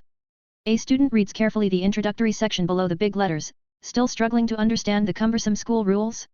Or have you been deducted of your house points and detained for breaking school rules and been too ashamed to see anyone since then? Have you ever been teased by your classmates for your lousy rule-breaking attempts? If you're wondering the exact same thing, the answers can be found in the Swear to Defend School Rules Club, where you can learn all about school rules and the authoritative analysis of the new rules added each year. It will make your 7 years at school much easier. The student had a feeling that something was wrong, and when he looked up, he saw a face with a big smile. "Well?" George squeezed his eyes and said, "Are you intrigued? Still on the fence? It's a rare opportunity, my friend. You can sign up first. We offer 3 training sessions for free, and if you have the talent you will soon be able to comprehend the key points." 2 minutes later, the boy left in a daze, clutching a butterbeer bottle. "Be careful not to break the bottle," George warned kindly behind him, then sighed contentedly. A deliberately low voice suddenly heard in his ear, "What are the consequences of breaking the bottle?" Startled, George turned his head to look at the 2 students who were keeping themselves tightly cloaked. "Harry? Ron?" George muttered in surprise. "Yeah, it's us," Harry muttered. George looked them up and down for a good while before he suddenly burst out laughing. "Hermione's been looking for you guys." "Yeah, we know," Ron said vaguely, "we've avoided her twice." Harry's gaze went over his shoulder and he could see the front line lookout, S.P.E.W., Crumplehorn Snorkax certainly exist, and Harry Potter Fan Club, all 4 booths grouped together in a loose square where the Neville, Hermione, Ginny, Luna, and Creevy brothers were working feverishly. Harry shivered, as he knew that pictures of Harry Potter's face were hanging all over a curtain in the Creevy brothers' booth. The picture of him fighting the dragon hung at the top, and he wondered how Creevy had managed to capture it. His head occupied a good 1/3 of the picture, while the other 2/3 consisted of hideous Hungarian horntail, with Ron and Hermione clapping their hands in the corner like spectators who had stumbled upon the scene by mistake. A crowd of people gathered around and pointed. To Harry's horror, Draco Malfoy was staring and sizing up his picture with undisguised contempt on his face, and not far from him, Mafalda excitedly pulled Dennis Creevy in to ask questions, and Dennis enthusiastically introduced it to her, as she pulled out a small green notebook and quill afterward. "Do you mind if I take notes?" "Oh, of course not." 2 sharp voices bore through the bustling great hall and reached Harry's ears. If he had to choose, between Malfoy and Mafalda, Harry wasn't sure who he wouldn't want to see more here. If it was before this school year, that person would definitely be Draco Malfoy, since he would surely make up a bunch of nonsense to taunt him, but now Harry hesitated. He had absolutely no idea what story Mafalda would make up. He then noticed something even more alarming as Professor Hap and Sirius walked over in pairs, stopping in front of the Harry Potter Fan Club and surveying the pictures on the curtain with interest. Sirius's eyes seemed to glow. "Hi, Harry." Harry was jolted by the sudden tap on his shoulder. He looked back to see it was Luna. "What are you doing here?" Harry asked in a lowered voice, mentally regretting for the millionth time that he hadn't taken a small sip of Felix Felicis before coming here. "Hermione has been looking for you," Luna said. "I saw she was too busy and volunteered to help." "A lot of people signed up?" Ron asked in surprise. "Is SPEW that popular?" "Yeah, they can barely keep up with it," Luna said with a big smile. Even though he couldn't hear the accusation in Luna's tone, Harry was flooded with a faint sense of guilt towards both Hermione and Neville. After all, he was the one who had founded the Frontline Lookout Club, but he now had dumped all the responsibilities on someone else. There was a slight hesitation in Harry's mind, but it was immediately thrown out of the window when he saw Professor Hap walking past. He would die of absolute shame if the professor asked him about the Harry Potter Fan Club. "Can I interview you?" Mafalda asked. "What? Me?" Dennis Creevy looked at her with a confused expression on his face and Mafalda nodded. "Oh, okay. What grade are you in?" "2nd year." "So you enrolled last year?" Mafalda asked with great interest. "Yeah, and I was the one who took that picture." Dennis pointed proudly at the picture featuring the Hungarian horntail. On the other side, Sirius signed the enrollment form with gusto. "So is that all?" "Of course." Colin Creevy replied with excitement as he dug under the booth and pulled out a large box. "All the photos are in there, all of them personally hand-picked by me." Sirius left happily with a full set of photographs of his godson. "Dennis! I can't believe we've recruited a professor to our club!" Colin exclaimed sharply. He turned back to hug his brother only to find Dennis was missing. He looked around twice and found Dennis being led by a girl towards the deserted SPEW booth as they chatted. Hermione was handing out Frontline Lookout Club leaflets with Neville and Ginny, occasionally answering the question, "What is the Crumplehorn Snorkax beast?" or something like that. Hermione's face looked exasperated. She had decided to put the 2 club booths together in order not to delay things, but her booth was completely deserted. None of the 3 freshmen who had previously agreed to come today didn't show up. On the contrary, the Frontline Lookout Club was very popular, with a steady stream of people inquiring about it, and the registration form soon filled up to the brim. Hermione looked around the chaotic great hall and thought sadly to herself that the music, films, magical drawings, and violent dueling were more appealing than a society that promotes the rights of elves. At that moment, a small, black, round creature suddenly jumped up onto the table. "Key. Valin." Hermione looked back to see Valin holding a custom-made wand and waving it around in one hand, the tip of which glowed with Lumos glow brightly and looked like she was waving a glow stick around to cheer her up. "Wow!" Hermione's heart warmed, and she picked up Valin and rubbed her cheek against her face. Smack! A small palm-sized book fell out of her niffler pocket and spread out on the table. "A Diary of a Grand Master." Hermione could barely make out the crooked letters on the book, and she looked at Valin in confusion as Valin struggled out of her grasp in embarrassment and picked up the small book she had dropped. She then turned her head and slipped away. Hermione pondered where she stood for a few seconds, then pursed her lips with a smile. "What's this about?" a voice asked. "Frontline Lookout Club, you can think of it as the Auror Training Club. It's self-driven in nature, but we do provide professional training as well as..." Hermione subconsciously recited the lines, Professor?"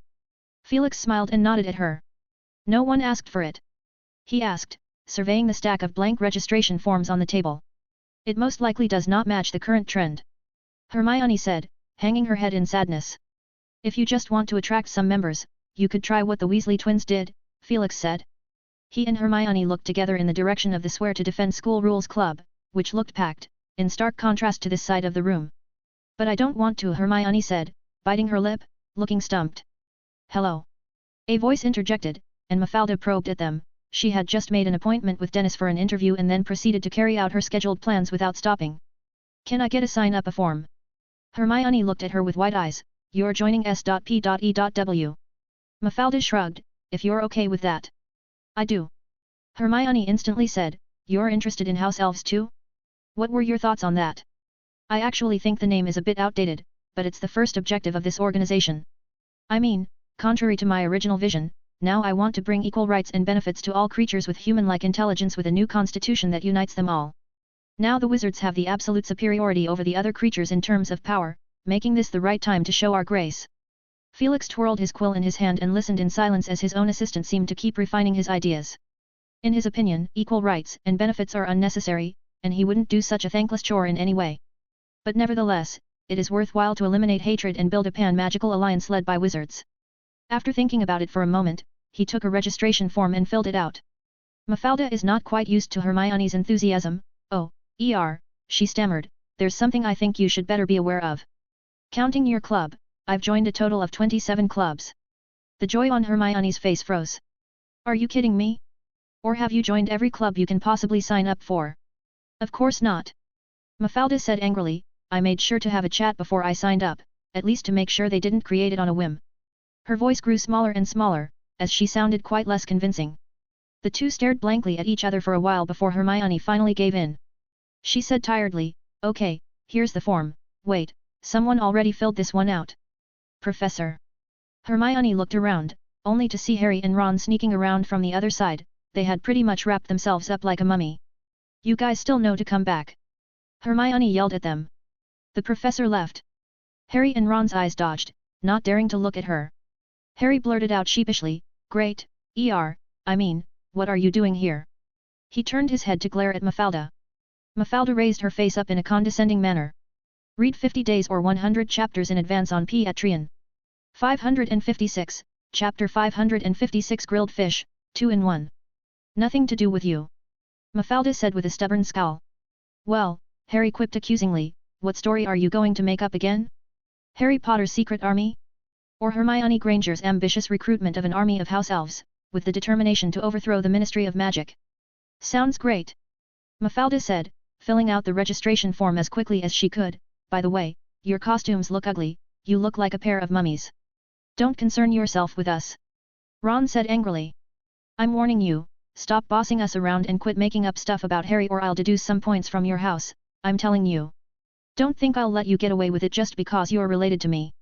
Hermione tapped on Ron's back with her finger and Ron paused uneasily, as he muttered reluctantly, I'm doing her a favor, she has certainly crossed the line.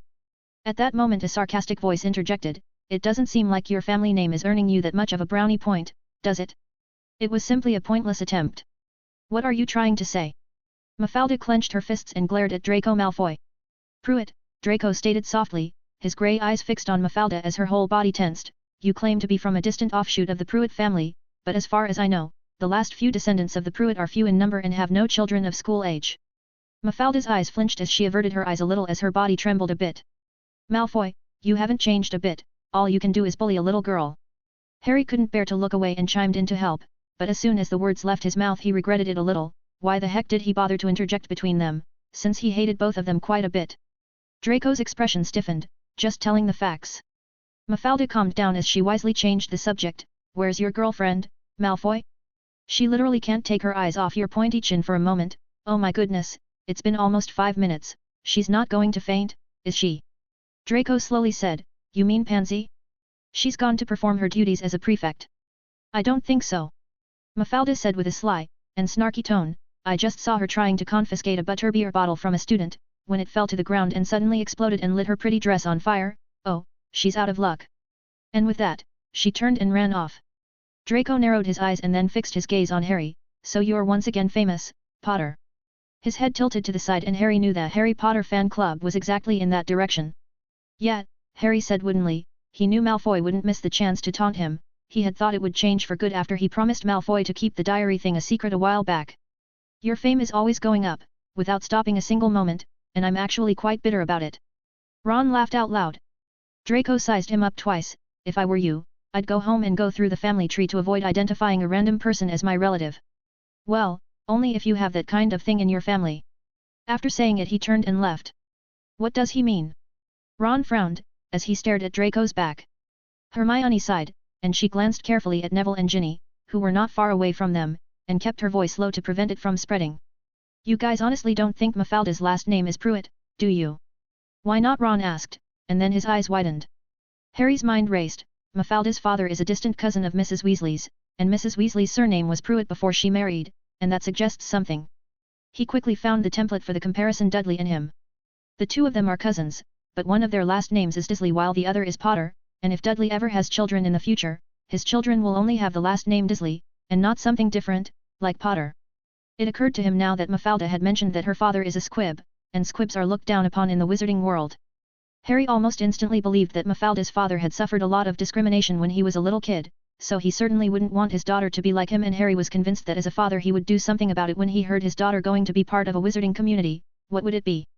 Changing her family name, changing it to one of the sacred 28 which he distantly related to. The dislike Harry felt for Mafalda in his heart instantly diminished, and it was replaced by sympathy. Ron's reaction was half a beat slower, but he too thought of what Harry had just thought of, and he opened his mouth without uttering a word, as the three of them silently stopped discussing the subject. But at that moment, it suddenly struck Harry how utterly stupid the idea of pure blood is. Harry remembered what nearly headless Nick had said. Professor Hap had never talked about his origins for a single second, but that hadn't stopped him from becoming the banner of Slytherin House, and the other houses also adored him, but Harry wondered if it was due to the fact that Professor Hap had always given fewer assignments than other professors every time. For some time I wanted to say, stop your nonsense and take off your ridiculous hoods and get over here to help, Hermione said in a lecturing tone as she straightened her waist again. Harry and Ron reluctantly showed their faces. Ron covered his face because he didn't want to be seen when his name was written under the spew word, while Harry just wanted to stay away from the Creevy brothers.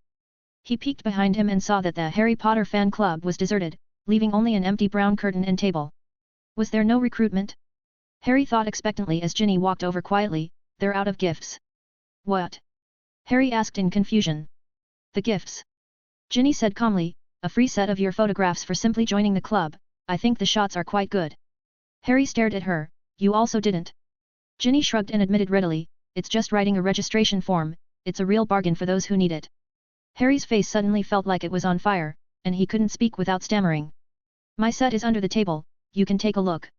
Ginny covered her mouth and giggled softly, I will go over to Luna's booth. She found a bunch of butterbeer corks somewhere and plans to make a few necklaces. Ugh, I'll have to talk her out of it. Harry sat down slowly, leaning against the table, and caught a glimpse of a large box on which he was winking playfully. Felix crouched in front of a booth, where 7 or 8 boxes lined up horizontally in front of him. In it dolls of various shapes and sizes were stacked neatly. As he looked past the first row, the dolls appeared more primitive, the proportions of the dolls were somewhat off, and he could see hints of magical golems in them, probably the earliest work of the makers. From the second row onwards the dolls were much more refined, with many other models, including a wonderfully detailed Bowtruckles walking around in one of the boxes, and Felix could hardly find a fault with it except that its head looked a little crooked and its leaves glowed a bit. And those glowing leaves had ancient runes inscribed on them. You used the Tranquility Circuit? Felix asked with interest. Yes, Professor. Cedric was slightly nervous. I adapted the elements from the 12 amulets I had seen in class to this, and it worked quite well. With that, he pronounced a crude phonetic phrase, and one of the leaves of the Bowtruckle's body suddenly burst with bright light, and the expressions of the few people enveloped in the halo, Felix, Cedric, and Cho Chang, all became peaceful. A bit strong. Felix commented. Cedric smiled, I will use it occasionally when I practice my rune writing skills, it calms my restlessness. Felix nodded. Cedric then introduced him to the dolls on the shelf one by one. I made these by imitating magical golems, but there were some problems in the joint areas all the time, and the movements were not that fluid. Later on, I designed some more models that are not just limited to fighting, like this fork-tailed dog doll, Krupp, whose sole function is rolling over. It has a very vivid expression on its face. Felix said. I combined a mixture of transfiguration with it, Cedric explained. The magic can be sustained for a long time by using runic circuits that can store magic, which makes it more convenient than alchemy, in a sense. Felix thought for a moment and inquired, any thoughts on where you'll work after you graduate? Cedric said honestly, not really thought about it yet. What do Mr. and Mrs. Diggory think? My family wants me to enter the Ministry of Magic, my father works in the department for the regulation and control of magical creatures, Cedric said, but Collins advised me to join the Auror Squad and Fred and George have invited me to join their magic trick workshop many times. But I wasn't really interested in either. What about your own interest? Cedric looked at the dolls on the table, as his gaze became soft and absorbed. Well, I guess that won't be that bad. Felix said understandingly. The conversation with Cedric had been very rewarding for him. He realized that it seemed that another sub-discipline of ancient rune had emerged, combining ancient runes and transfiguration, which may later encompass areas such as alchemy and memory magic, with just a gentle push from him. Would Cedric dwell even deeper on magic golem study? Felix had made a number of magical golems by himself, but it became apparent that he had no desire to delve deeper into the subject, so handing over this expertise to someone who would be worthy and has a passion for it would be the ideal outcome. Felix ended the session by suggesting Cedric to check out the second-to-last row in the restricted section of the library. Remember to keep this enthusiasm alive. He advised before leaving. What did Professor Hap mean by that last statement? A simple encouragement? Cho Chang looked at Cedric with puzzlement. It didn't quite sound like that to her. Cedric obviously thought so too, and after contemplating it for a few moments, he suddenly broke into an excited smile and said, I think he meant something like this. He raised his hand and traced a magic rune in the air, and in the next second, the magic rune was transformed into a colorful, beautiful cloud that bounced around in his palm, as if he is holding a flowing aurora borealis. I guess Professor Hap had left some kind of materials there, and the enthusiasm rune is the key to it. Cedric said with certainty. How did you reach that conclusion? Cho Chang asked with a jubilant voice. Cedric stammered, I told you that Fred and George have been hiding things in the castle in various guises these days, and I know a bit of the inside information. One of the ways to open the hidden treasure spot is to recite a Latin poem in an ancient runic language in front of a suit of armor, or, of course, to whack the armor 17 or 18 times in the stomach.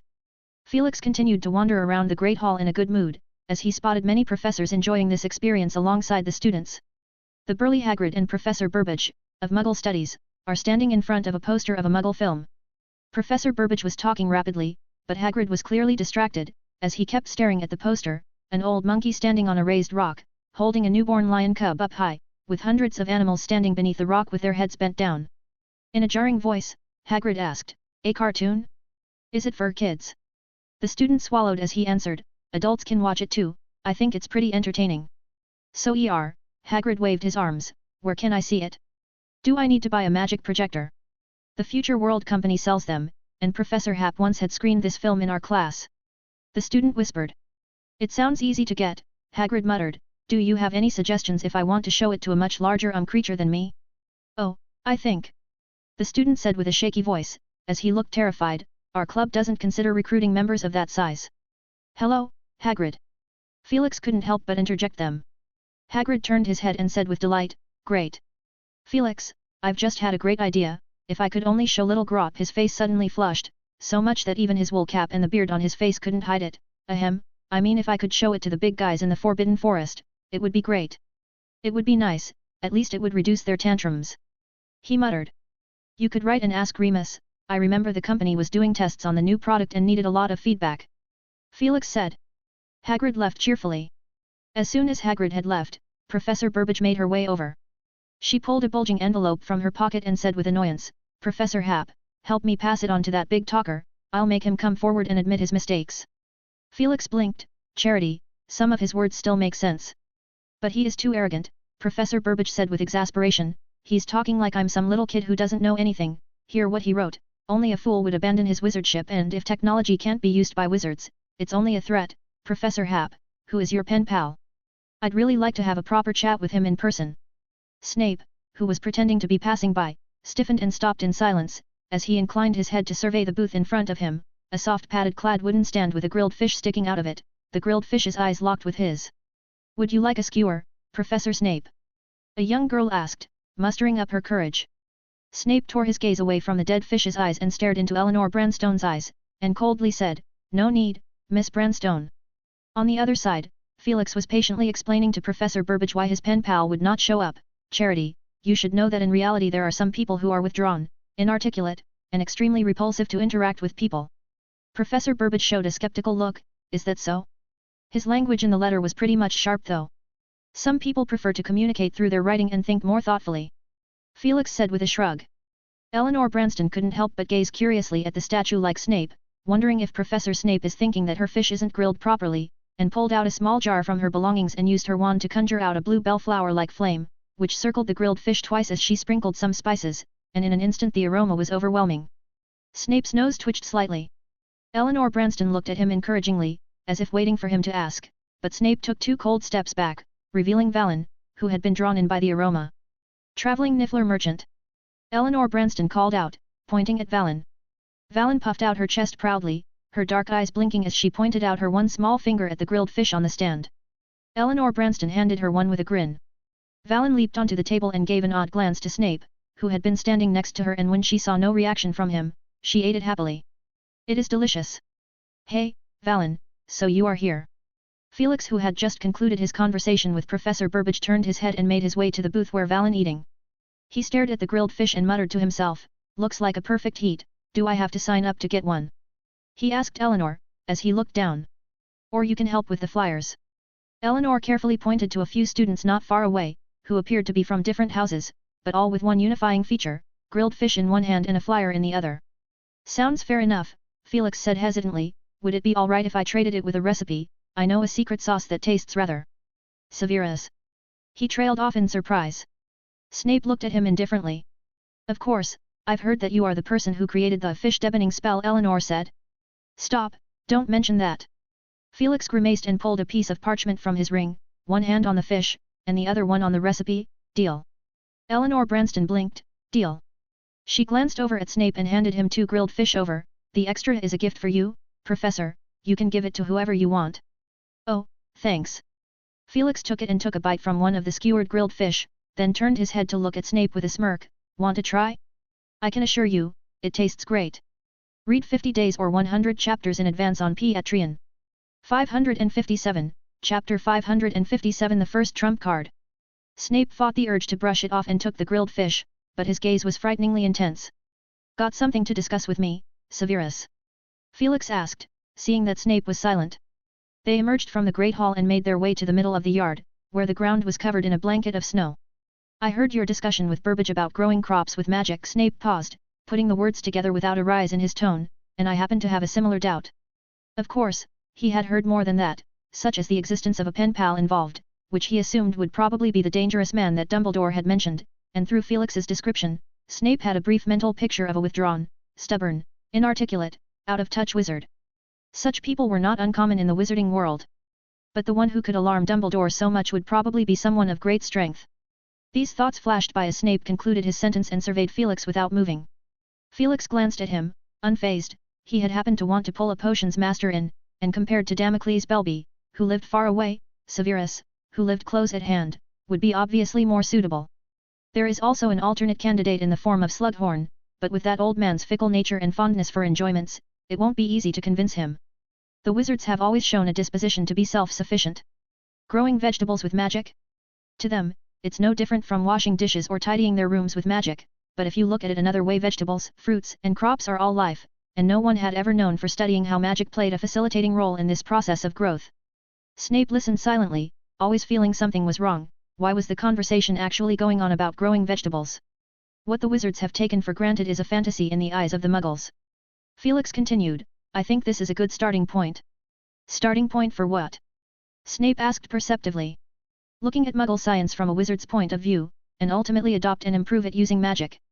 Felix said, this process requires an understanding of both sides. There is no need to be well versed, and Professor Burbage's knowledge base is perfectly adequate for it, which is why I introduced this subject to her. Snape hummed through his nose and said nonchalantly, it is indeed better than going into the nature of magic without knowing it. Felix didn't respond to that. As far as I know, no wizard has ever systematically studied the effects of magic in growing crops before. There is one big reason for that, besides the fact that there are indeed fewer people in the wizarding community, the prevalence of pragmatism among wizards. This was the conclusion Felix came to when he looked at the differences between wizards and non-wizards from a broader perspective. The foundations of the two buildings, magic and technology, are very different. The former is based on magic and the soul, while the latter is based on reason and logic. For the vast majority of wizards, the ability to reason and deduce logically, although useful, is not necessary, at least it does not interfere with their ability to cast spells. Over time, this part of knowledge has only been reflected in specific disciplines. Magic planting studies? Or magic agriculture studies? If Professor Burbage can really work something out, it might change the world. Change the world. Snape couldn't help but frown, the very word sounded dangerous. Ah, a poor choice of word, Felix grinned and took a bite of grilled fish, the accurate term is, wizard's powerful trump card. Snape made a silent note of it while secretly wondering where this card could be used. He subconsciously took a bite of the fish as well. The tender and tasty fillet exploded in his mouth, followed by a warm heat that filled his stomach and heightened the cold and biting air in the yard. He heard Felix continue, Professor Burbage stands at the doorstep of a whole new field, and I'm happy to provide her some meager help. Like that, pen pal? Snape risked asking. He felt he was getting a little closer to the truth. Dumbledore had instructed him to know. Dumbledore had no intention of telling him who that person is, but that didn't stop him from finding out from Felix. Snape thought secretly. Well, he didn't expect it to go so well either. Felix didn't seem to be hiding it. A wonderful sense of familiarity arose in Snape's mind. When had it happened before? Oh, he had been pulled into the Future World Company, and still to this day he had to take some time out of each month to brew an enhanced version of Wolfsbane potions and sort out recipes for alchemical materials. Vigilance instantly pulled up. Felix blinked. That was some serious eavesdropping, Severus. Like a seasoned hunter waiting for his prey to take the bait, he explained patiently, there are more people than just him. At least as far as I can think, the discipline of magical planting, let's name it that for now, may also require knowledge of spells and potions. Him? A male wizard? Snape's mind wandered.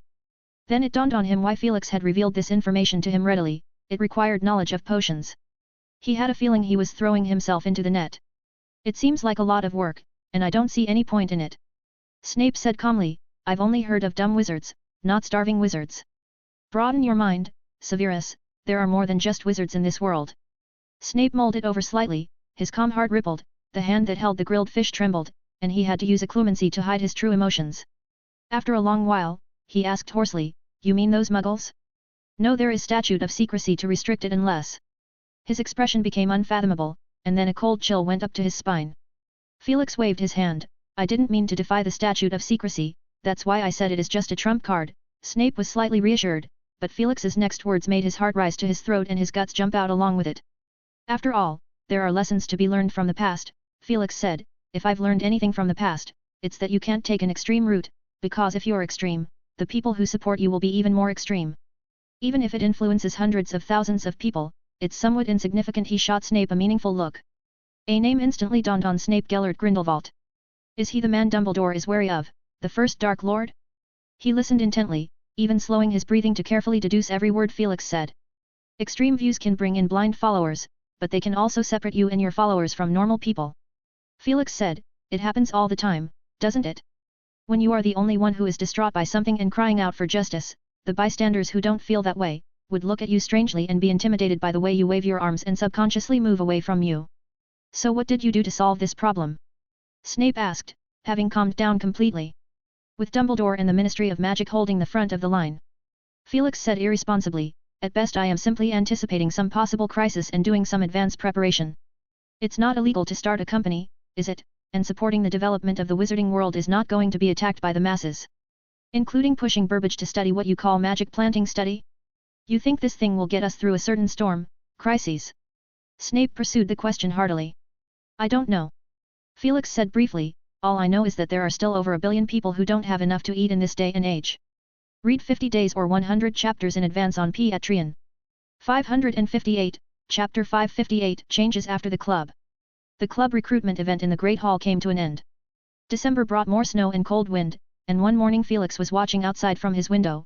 Black Lake is frozen thick enough to support hundreds of young wizards skating and sledding on it, with students having snowball fights around the rocks and willows on the shore not far from the lake. Someone made a big scene, using magic to conjure up a 7-foot-tall snowman that chased students around, and Felix stared at it for a while before realizing it was a student who had unfortunately been affected by a sticking charm and later got hit by snowballs. Key. Valen, who is sitting on his shoulder, looked around, as she was amazed by the bustling scene on the Black Lake, and then she turned her head to look at the great demon lord for permission. Well, don't forget to eat, I'll be staying over at Severus' place the whole day. Felix said as Valen happily jumped down and rummaged through her pockets for her gear, as she has to maintain her reputation as a combat niffler. Valen has been around Felix for a long time now and has been influenced by his occasional mischief, or a bad sense of humor, coupled with the great Demon King's strong backing, caused Valen's notoriety in this area to gradually spread. Presently, she draped herself in a small cloak and selected one of her 7 exclusive wands which were jeweled with gems the size of a rice grain, as she glided down through the window facing the Black Lake. The little cloak opened behind her, rippling with light, and carried Valen off into the distance. Valen waved her wand excitedly in the air, a blue and a green gem lit up under the vibrations of a specific frequency of her magic, as a snowman nifflers formed quickly under the magic of the gem, and they followed Valen in mid-air all the way across the sky towards the Black Lake. The sound of students exclaiming and laughing in the distance put Felix in a good mood as he gathered his things and headed down the revolving staircase, past the entrance hall, and towards the potions class office on the basement level. Suddenly he heard a familiar voice. I never imagined that I would kind of miss Professor Grubbly Plank one day. Hagrid actually got the latest magic projector. I'm really worried that future classes will consist of teaching Grop how to adjust the buttons on the projector. Ron kicked and stomped his way outside, and then he seemed to have tripped and fallen, with snow caked all over his clothes. I tried to talk him out of it, but he thinks it's all under control. Hermione's voice was slightly muffled. She carried a snowman niffler in her arm. Miss Granger. Felix called out to them and Harry, Ron, and Hermione paused. Hermione was startled and dropped the snowman niffler in her hand to the floor, which jumped up and hit her a few times. Ouch! Hermione yelped and watched as Niffler Snowman stormed out of the entrance hall and ran off after a large group. Felix couldn't help but laugh. Hermione turned red. We saw Valen pass by in the sky and there were so many more on the ground, everyone picked up one. She stammered. Felix blinked, so Valen hadn't flown very far before the army of Nifflers she had high hopes for had been intercepted by the little Hogwarts wizard?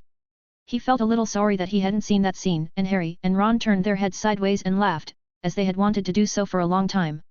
Hermione gave them a stern look and asked in a stammering tone, Professor? Is there something wrong? Ah, yes. Felix retracted his smile and took a pouch of gold coins and a piece of parchment out of his ring. The money for the new Solutions to Runes magazine has arrived. Help me distribute it to the students according to the list. Is it still 5 galleons each? Ron asked eagerly.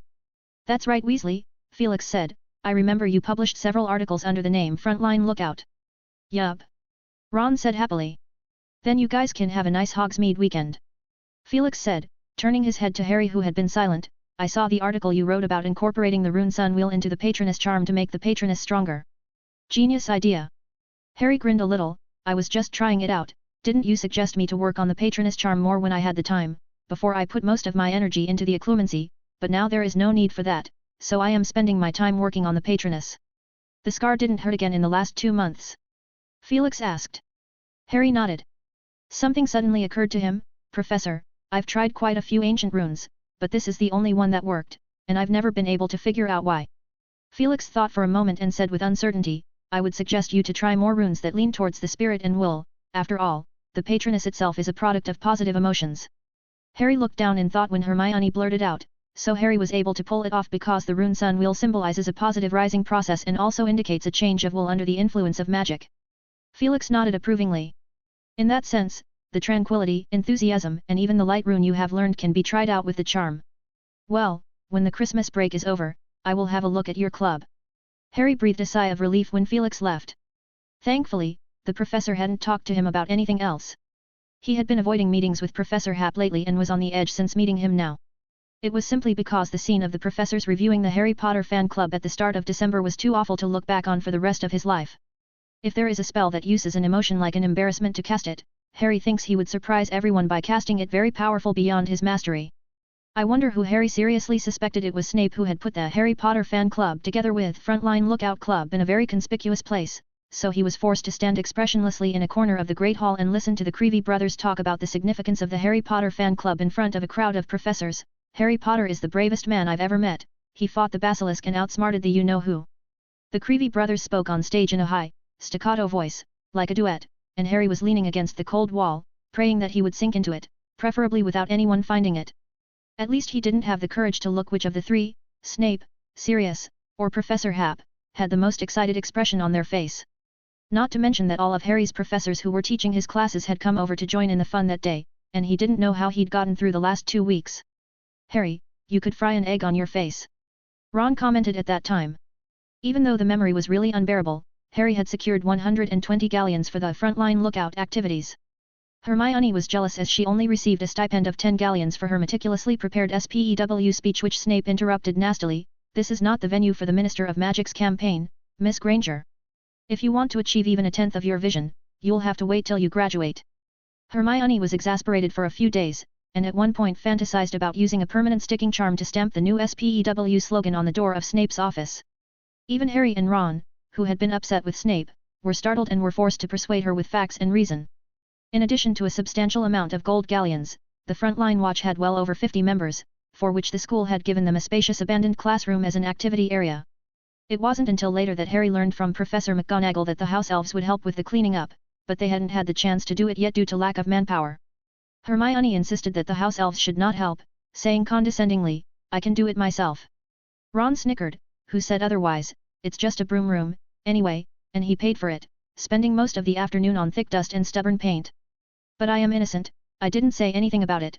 Harry couldn't help but complain that day. There was another change. Mafalda had made an appearance at the Frontline Lookout Club and, in fact, there were several new faces at the club that he hadn't expected to meet, such as the Green Grass Sisters, and he almost thought he would also meet Draco Malfoy. Then Mafalda told him that Malfoy hadn't even joined a club. Well, he will just wait and see, it's a Malfoy family tradition that they won't make a stand easily. Ron hit the truth right on the head. To Harry, Mafalda's change in attitude towards him was purely a surprise. He speculated secretly that it was probably because he had defended her that day that Mafalda had finally given up on making up stories about him in her little essay, and in her words, she had simply matured to do something more meaningful. "It's just a campus gossip tabloid," said the equally sociable Fred, "she fills it with news she gets from 37 clubs. It supposedly sells well." Harry, Ron, and Hermione looked at each other.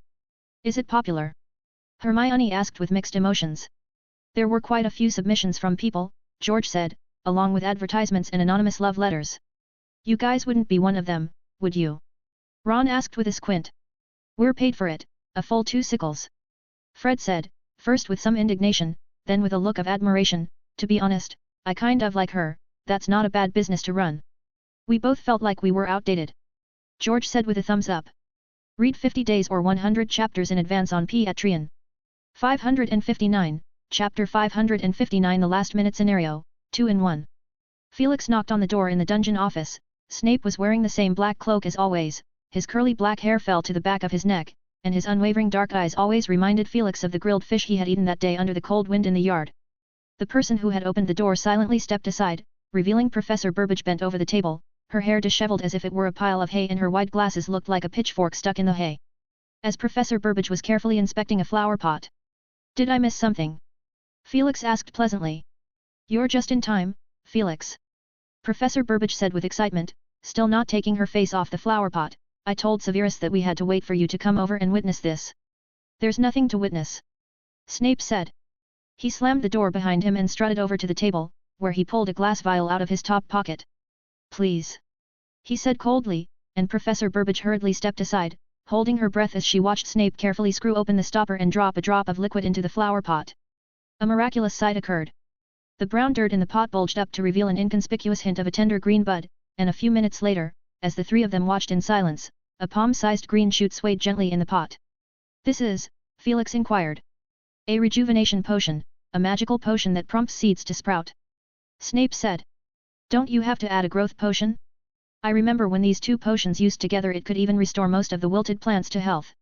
Felix asked curiously. "There's no need to waste it," Snape said, "the seeds Burbage provided are plenty nutritious on their own." "Can I take it back with me?" Professor Burbage asked pleadingly, eyeing the seedling in its pot. "Oh, no," Felix immediately said, "we had a deal." He wanted to take the potted plant with him to get it tested in a lab, mainly to see the changes in nutrient content in the soil and the subsequent growth of the plant. Burbage knew this too, she just couldn't bring herself to part with it. Right now she is looking at Snape with a pitiful look. "Severus, I only brewed this one vial of potion." Snape grunted, "with the most basic ingredients, as someone requested." Felix reassured Professor Burbage, "There's no need to rush, Charity, there's absolutely plenty of time to spare. From germination, growth, flowering, and fruiting of the seeds. We only need to figure out the first step for now, which will speed up the growth cycle by at least half a month compared to the normal process, no?" he asked Professor Burbage. "Yes, absolutely possible," she said with conviction. "That's enough," Felix said, "don't think it's insignificant, studying the process thoroughly is quite remarkable and fully worthy of an Order of Merlin." Professor Burbage left with a red face. She now wanted to ask Headmaster Dumbledore for a plot of land to build an experimental greenhouse. "I am sure Sprout will help, and she would be more than happy to do so," Snape said dryly from the doorway, hoping she would bother him less in the future. Turning his head, he found the culprit sitting leisurely on the sofa, flipping through a magazine. "What have you come up this time, some new trump card?" he sarcastically asked. I was wondering if the killing curse could kill the bacteria in the water. Okay, I'm just kidding, forget about it. Felix hurriedly said when he saw the look on Snape's face. I have one thing to tell you, Mr. Scamander has found a way to make the blast-ended Scroot breed steadily, he said in his letter that they are now overflowing with larvae and asked if I needed some. Snape thought hard for a moment. The slime of the blast-ended Scroot larvae is corrosive, but when handled well, it can remove the properties of certain potion ingredients without losing its excellent secondary component. Then you'd better publish a few articles and help to spread the word. Felix said. Snape nodded, that is what he was hoping for. The office quieted down and Snape stared at the specimen jar on the shelf against the wall and said, I was informed that you have the Ravenclaw diadem in your possession. Dumbledore told you about this? Felix asked. Not him. Snape said. Felix frowned, it is something that only Dumbledore knew about, he never brought it out to show it personally, mainly because he felt too ashamed to use it covertly all the time. On the contrary, Valen had worn it for a while at the very beginning of her studies, but Valen had no idea what it was, other than that. Did someone from the Ministry of Magic tell you that? Felix murmured as he mulled it over, but only a few people in the Ministry of Magic might have a clue about it, and these kinds of important files on record usually wouldn't be noticed by the general staff of the Ministry unless someone deliberately went looking for. Oh, I see. Voldemort still had his hand in the Ministry of Magic. What's that? Snape asked softly, as he had long wanted to inquire about these. It can't simply be a relic of Rowena Ravenclaw. Although legend has it that her diadem can increase one's wisdom, but the Dark Lord attaches far more importance to the diadem itself than the legend. Felix fell into silence. The fewer people knew about the secret of the Horcrux, the better it would be, but since Sirius knew about it, he seemed hesitant, his biggest concern still being the fear that Severus would be able to deduce the secret of Harry being a half-Horcrux himself. In fact, Sirius's side is also a hidden problem, but Sirius doesn't really know much about Horcruxes, especially not the fact that they can be made out of living beings, while Severus has the chance to know about the existence of the snake. Something to do with the secret of his immortality? Snape asked in a low voice. He watched the expression on Felix's face carefully, and although he found nothing, a moment of silence was enough to allow him to surmise part of the truth. Instead of pressing the issue, Snape changed the subject and added, the Dark Lord found out about it through a spy from the Ministry of Magic, and he asked me to sidetrack it, but I thought it would be better to ask you directly. I already have enough trouble to deal with and don't want to waste any more time. Felix smiled, it really is the least time-consuming way to go. Perhaps Voldemort will praise you for your efficiency. I have no intention of reporting back immediately, Snape said, the Dark Lord takes this matter very seriously, even more than his desire for the item in the Department of Mysteries at the Ministry of Magic, and he revealed to me that he would find an opportunity to arrange a spy to work with me. Send a spy to the school. Felix felt amused. It would have been a good plan, but with Snape around, it seemed a bit ridiculous. He didn't take it too seriously, if he captured the spy now, it would probably reveal Snape's undercover identity, and Felix guessed that Dumbledore might push the boat along the tide and wait for the spy to present himself at the school, and then it would depend on who would show up at the school. He was somehow looking forward to it. Voldemort only had one Horcrux with him now, and presumably, his insecurity was at an all-time high, he just didn't know if the Golden Cup was on him, or Bellatrix Lestrange. By all accounts, Voldemort is not the man to entrust his only lifeblood to his men. So, Felix tries to simulate what Voldemort is thinking at this moment, if I were him in Voldemort's situation what would I do? The first thing that must be done is to make sure that the Horcruxes are secure. There are 3 Horcruxes that I clearly know that have been destroyed, the diary, the snake, and the ring. The Horcruxes whose status cannot be determined consist of the diadem and the locket. The diadem may be in the school, well, I currently don't know that it's on Felix Hap. And the locket, where do you plan to spend your Christmas break, Severus? Felix asked, looking up. Snape looked at him in confusion, and replied, rather reluctantly, need to do some errands at the Order of the Phoenix base. Felix withdrew his gaze, good, got it, so I suspected that the locket had been stolen by a former servant. Regulus had died over a decade ago, and if the Horcrux hadn't been destroyed, the best chance of it being in the old black ancestral house would be high, a place where he couldn't possibly enter for now. And in addition to that, I also knew that I had some sort of connection to Harry Potter at school. For the past 2 months, I had to protect my mind with occlumency a little tighter. It was quite frustrating, but at the moment it seemed to be the best thing to do, because I am not sure if this connection will extend to other Horcruxes. Damn, the half-told prophecy. Damn Harry Potter. Now I must ensure that the only Horcrux is under my nose, and I must never be separated from the Golden Goblet unless there is a compelling reason to do so. Felix thought hard, and he was going to find out that reason now. He continued to contemplate. There are 2 other people on his level in the wizarding world, and if they set up a trap, all hell will break loose, so I must be very cautious now, but I know that one of them will not live long, so I just have to wait in peace. But I wouldn't mind giving him a kick when he's at his weakest if possible, it would be a wonderful feeling. That's if he's holding the Horcruxes that are crucial to me. Felix was instantly enlightened. Was this Dumbledore's plan? To use the Horcrux to bait Voldemort? But there seemed to be no place for him in this fight, it would be entirely a one-on-one affair between Dumbledore and Voldemort. What can I do? Felix asked himself. Yeah, it's so easy, I should have known. He said with glee. Of course, it would be a good opportunity to get the last Horcrux while they were at it. Well, now for that last-minute scenario, Voldemort and the Golden Cup Horcrux have to be separated, and no one would be stupid enough to bring their second lifeline to a duel to the death, even if the opposite party is a dying man, and the only person Voldemort could trust with it would be Bellatrix Lestrange. Snape stared at Felix, who was mumbling to himself, oblivious to his complex mental activities. Care to have a game of exploding snap, Severus? A moody Felix asked. Well, they certainly didn't play the cards. Felix emerged from the potions class office with the student club list that was also posted on the notice board in the entrance hall, albeit that had been dated 3 weeks ago. Christmas is just around the corner. Felix is planning to make a trip to Newt's house over the holidays to update his material library, and he's also going to travel around the world and collect some rare magical creatures while he's at it. As he passed a huge suit of armor in the corridor, he suddenly stopped to take a closer look at it, as it seemed to have some kind of hidden magic in it. The helmet of the armor also rattled as it slowly lowered its head and locked eyes with Felix. Felix. Clang, clang, clang. Huff, huff, huff. Felix stopped banging on the armor and turned his head to look into Keeper Filch's light-colored, furious eyes and asked, somewhat awkwardly, Mr. Filch. Oh, it's Professor Hap, I thought. Filch mumbled, I was just chasing Peeves, who had somehow got a bubble gun and there were colorful bubbles all over the ceiling. It could be Zonko's new product, I must report it. Felix waited in silence for Filch to leave. Clang. Clang.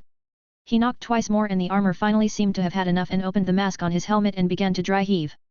By the way, Professor Hap, I wanted to ask. Filch, who had walked away, came back with an embarrassed and curt expression on his face but then froze when he saw Felix's movements, and Felix had a bit of a headache, he simply wanted to examine the strange armor.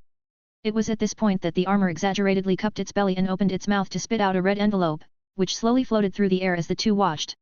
Oh! Felix whispered, recognizing what it is. The howler began to smoke and then burn, and he took a few steps back and reached out, detaining the sound within the confines of the entrance hall. After a few seconds, a cheerful voice that belonged to the Weasley twins, which had been amplified hundreds of times, rang out. It doesn't matter if you're Peeves or a Filch or a brat who failed an exam or... Fred's and George's voices interchanged with each other. You're great. And certainly mischievous. Adventurous. Got caught numerous times. Indomitable. The persistent. The number one delinquent. Voices began to converge here and there, and Filch's face turned purple. The howler continued to thrash through the air with glee, hurry up. We've made plenty of help accessible to you, provided you and I have our hearts in the right place. Bang. The howler exploded into a ball of flame, from which colorful fireworks flew out and finally disappeared in unison. An embarrassing silence followed. Felix patted the dust from his body and, despite his inner grudge, on the surface, he pretended to be calm and asked, Mr. Filch, did you forget any tools? Oh, yes. Filch muttered vaguely, the loosely hanging flesh of his face twitching unnaturally. As he brushed past Felix, Felix heard him curse the Weasley twins' names over and over again. As Filch headed towards the office, Felix hurried out of the castle as well. After stepping on the stone steps and taking a few breaths of the dry, cold air, he relaxed. Felix could see that Filch had something to say to him, and might even have been preparing for it for a long time, but the timing was indeed a little awkward just now. Let's wait until we have another chance. If he heard the news of the Weasley twins' detention, he would certainly be able to reminisce about today's event happily. Felix made his way down the steps. Seeing Valen having fun from a distance, made him grin widely before changing his direction and making his way through the greenhouse and vegetable patch to the edge of the Forbidden Forest. A few shifts later, he is standing at the edge of the cave where the giant Grop stayed over for this winter. There was a loud thump sound came from inside, and tiny stones tumbled down through the cracks in the rocks above his head. Felix caught the smell of a mixture of mold and straw. Gropril Brte, will bite, Ahelan, the lion, the voice sounded deafening. Shut up! You stupid bastard! Hagrid yelled, be a good boy and go brush your teeth. There was another smashing sound, which sounded like an outburst of discontent. Ouch! Hagrid ran out, panting as he covered his face in pain, his moleskin coat ripped open in several places. Are you all right, Hagrid? Felix. Hagrid looked surprised as he grinned and pulled the bits of stone out of his beard. It's all right, little Grop was messing with me, he's improving fast, even when he loses his temper he holds back from hitting people. Then his tone turned low, though there's still a possibility of an accident. Are you showing him a film? Felix glanced towards the cave. From this angle all he could see was a huge, dirty foot. Yeah, Hagrid said cheerfully, little Grop loves little animals, just like me. I'm going to take him to meet some friends in the Forbidden Forest when the time is right, without him being on a leash, but not now, I'll just have to show him the film. He's never seen a lion before and is curious about it, and I plan to give him the book you gave me. Felix zoned out for a moment, remembering the set of books he had given Hagrid when he first visited his door, with the various Muggle animals drawn on them. At that moment, there was another smashing sound heard from the cave and Felix saw the big foot thumping on the ground, like a drum. Quiet! I'm talking to Philly! Hagrid yelled at the cave. Philly? Phil Hermy Hager Siri Harry Wrong Grop yelled down from inside. Hager said helplessly, his English is still substandard and fixated, he thinks Harry sounds better. Is there something wrong at school? He asked gruffly. Oh, no. It's a personal matter. Felix said, I want to know the location of the giant tribe. I know they've gone deep into the mountains. I mean, I wanted to know which direction they've run off in. He saw Hagrid trying to speak and quickly added. You aren't thinking of dealing with them, right? Hagrid muttered uneasily, they are kinda miserable, with not much left of them. Well, I have no need to do that, but I think it's necessary to check on their status, considering that they have disappeared from the wizard's sight for a long time. Hagrid froze for a moment. Well, I can only tell you the general direction. Do you have a map? I've collected a bunch. When Felix reappeared, he was at the edge of the Black Lake. Valen was skating on the ice while he stood at the edge. One of the students must have transfigured a pair of ice skates for her, and judging by the movement alone, her skating skills were much better than most of the Hogwarts students. Valen, do it again! A student shouted excitedly. Valen happily pulled out her exclusive wand and waved it casually. A stormy wind swept up the snowflakes on the ice like a tumbling snow dragon, and Valen rushed straight into the whirlwind, as her small yellow hat and scarf fluttered high in the snowflakes. Read 50 days or 100 chapters in advance on Patreon. 560, Chapter 560 Hawthorn Wand, 2-in-1. Over the next 2 days, Felix found himself always bumping into Filch on various occasions. From the staff common room and the ancient Rune classroom to the entrance to the Great Hall and behind one of the armor in the corridor, his reserved and flattering face could be seen from time to time. Felix waited for news of the Weasley twins' detention, but it was completely uneventful. He guessed Filch must have spent all his time figuring out how to have a chance meeting with him. On the third morning, Filch crouched at the door of the ancient Rune office with a bucket, rags, and other cleaning tools, huffing and puffing as he went through his work. Hello. Filch flashed his mouth full of big yellow teeth. Professor Hap, I noticed the entrance is a bit dirty. Come in and have a seat, Mr. Filch. Filch nimbly dashed in as he brushed past him, displaying agility that was completely out of proportion to his age. His eyes seemed to lit up at the sight of Valen, who was self-entertaining herself on the sofa, controlling a bunch of little colored figures as they danced with her exclusive wand. Mr. Filch. Felix called twice before he snapped back to attention. Filch rubbed his hands together and said flatteringly, your Niffler is really smart, and it is rumored she also can write. Thanks. Felix said briefly, bang. As he closed the door. I'm a squib, Mr. Hap. Filch whispered, a squib is a. I know the definition of a squib. Felix said, we can move to the point a little faster, as I noticed you seem to be dwelling on it for a long time. Oh, okay, yeah. Filch said wretchedly, squib, we were never taken seriously, just a second-class citizen, not even as good as those house elves, at least they can use magic. You don't know how I have to carry the kerosene lamp and fight with the mischievous, dumb kids on a daily basis. I remember the school purchasing a stock of small magic lamps.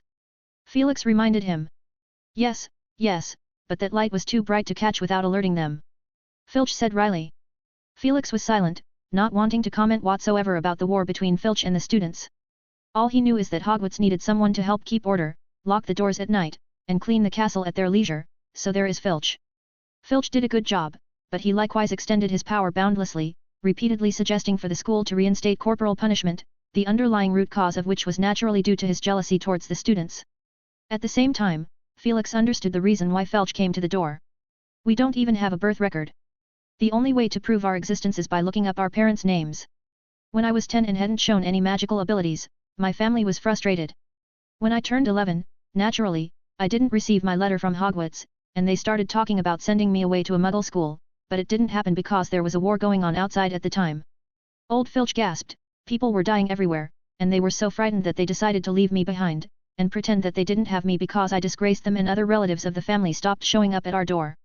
Professor Hap, Mr. Hap, you can naturally see how much ridicule I have received, having spent my adult life wandering the wizarding world on my own, and if it hadn't been for the encouragement of Lady Oakby.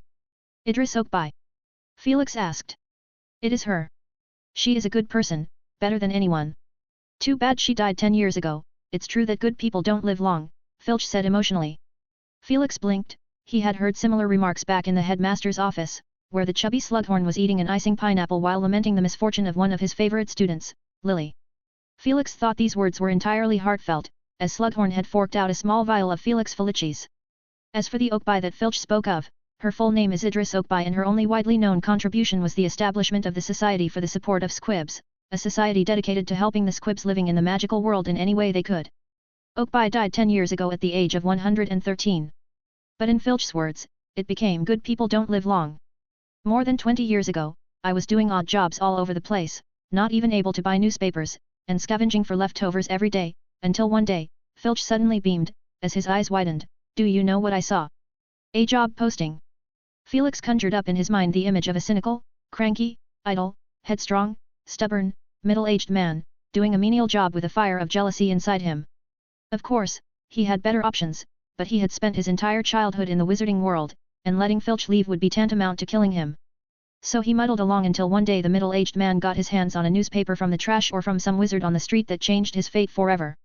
After seeing the job posting on it, his life took a turn, and thus the Filch, the caretaker of Hogwarts, born. That's right.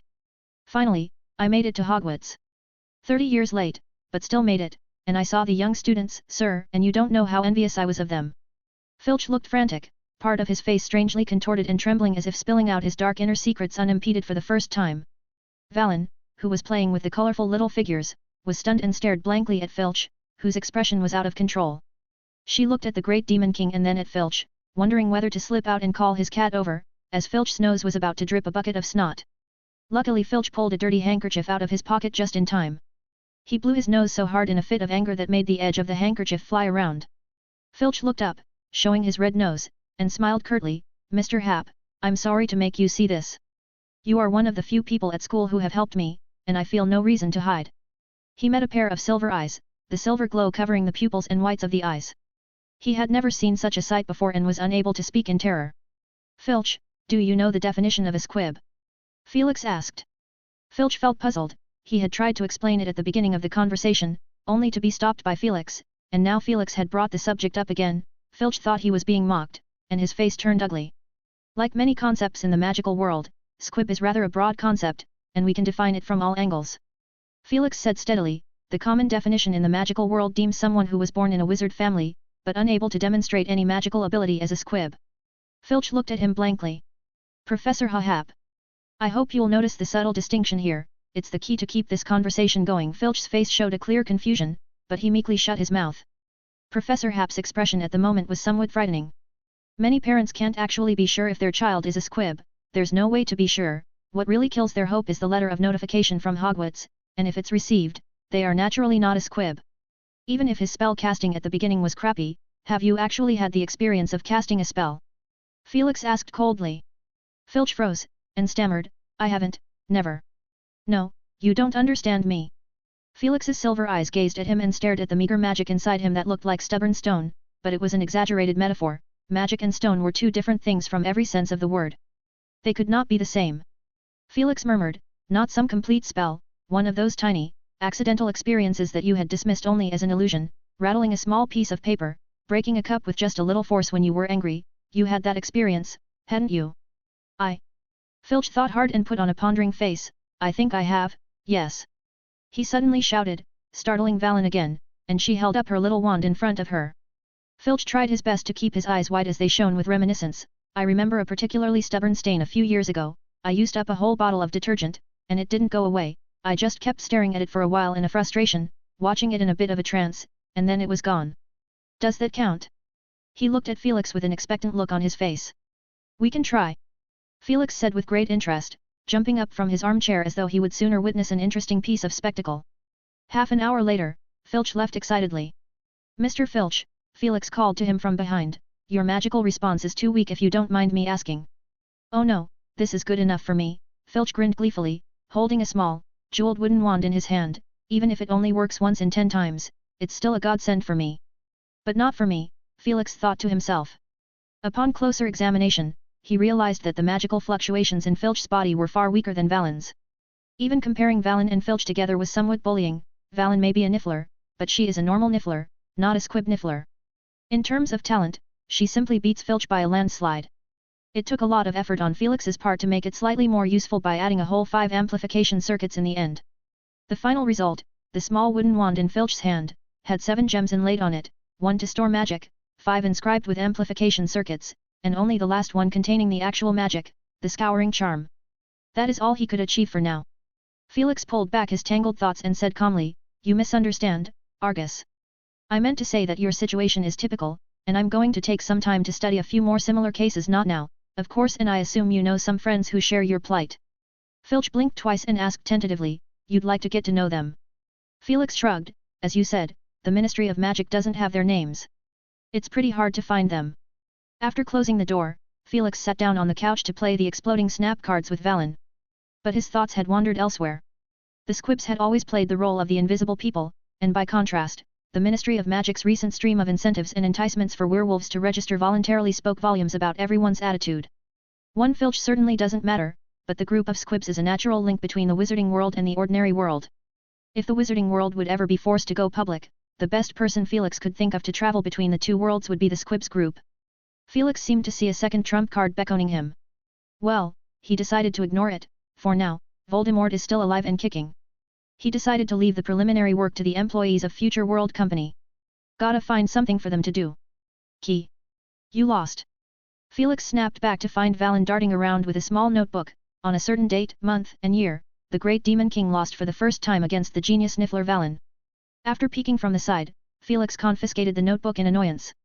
This one doesn't count, let's play another 100 games. In the last Ancient Rune class before Christmas, Felix looked down from the podium at the students who were completely out of the mood for class. Professor Flitwick had allowed us to have free time in his class. One student boldly hinted. His words drew a low murmur of agreement. Yes, Professor, you only need to spend 2 minutes at the end to assign our assignment. Another student chipped in boldly. Felix looked at them with a wry smile. That's not impossible. I'll assign the assignment first, and after that, if you still feel you all need free time for the rest of the class, I'm all for it. A suppressed cheer had risen from below the podium as the 2 students who had spoken had enjoyed heroic attention. Given that some students will not be able to cast spells during the holidays, I will not assign any practical assignments. The whole thing is on the answer space, where you will find a new gift sign on it, the one that is hanging on the Christmas tree, and yes, that is your holiday assignment. The students opened their parchments. Harry stared at the Christmas tree in incredulity. There is a small, silly-looking lion at the bottom of the tree. It kept jumping up and down, pawing at the gift box hanging on the branch, which naturally turned out to be a waste of effort. There is also a pattern of a glowing wand next to the gift box. He turned his head to see Hermione excitedly poking her wand at it, and the gift box in the tree immediately fell down and was pounced on by the impatient lion cub. Bang! The lion cub was drowned in test papers. Quite a novelty, isn't it? She said gleefully. Yeah, it looks kind of festive. Harry muttered, not a trace of joy visible on his face. You guys get it, O.W.Ls year. Felix said cheerfully from the podium, after a moment, only to pretend he had just seen the sad atmosphere in the classroom. Oh come on, I always wanted you all to be happy with your studies. Here's the deal, I can give you an offer. All the students looked up. If you can prove to me that you have indeed mastered this part of the subject, I can consider my assignments to be nothing more than a repetition of meaningless labor, and will reduce them appropriately. Felix said with extremely sinister intentions, I have specially prepared a test that is not compulsory, as it is really not good to have a test before Christmas. The students who had just been clamoring for free time were dumbfounded. They stared blankly for a good while, then finally looked at Felix. Hurry up with the papers, Professor. One student yelled. This statement basically marked the end of the open battle between the professor and the students, with the students' side losing out. Of course, they thought it was a good deal. Harry had spread out his thick test sheet and was just about to answer the questions when Hermione jostled the sheet. He couldn't help but glance to the side to find Hermione quickly skimming the whole paper with a look of delight. The paper had been divided into 10 sections, with translations, deductions of meaning, and an examination of the 12 steps involved in making the amulet. Harry immediately started with the section he is best at, considering what the professor had just said. Ron on the other side of the room just sulked and answered the questions, and Harry had to reluctantly give up after Ron failed to catch the answer even though he had mouthed the answer twice. Time passed, and the only sound in the classroom was the subtle rustle of quills on parchment, which was pleasing to the ear. Finally, the bell rang. Harry lifted his head and looked around the classroom. Noticed that only a few students had finished answering their papers, and only Hermione stared at the paper for inspection, mumbling something under her breath. "Stop answering questions," Felix announced, as all the test papers flew towards him, and stacked neatly in a row on the lectern. "I'll finish marking them before the holidays." "Okay, you can leave now." The students exchanged looks of excitement and thrill with each other as they gathered their things and left the classroom in a line. "You guys leave first."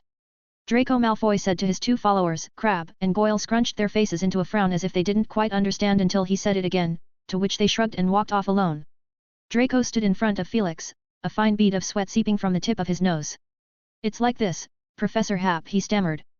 Felix raised a hand to stop him and turned his head to glare at Harry, Ron, and Hermione, who are still dawdling in the doorway, refusing to leave. Bang! The door slammed shut in front of them. "Now you can talk."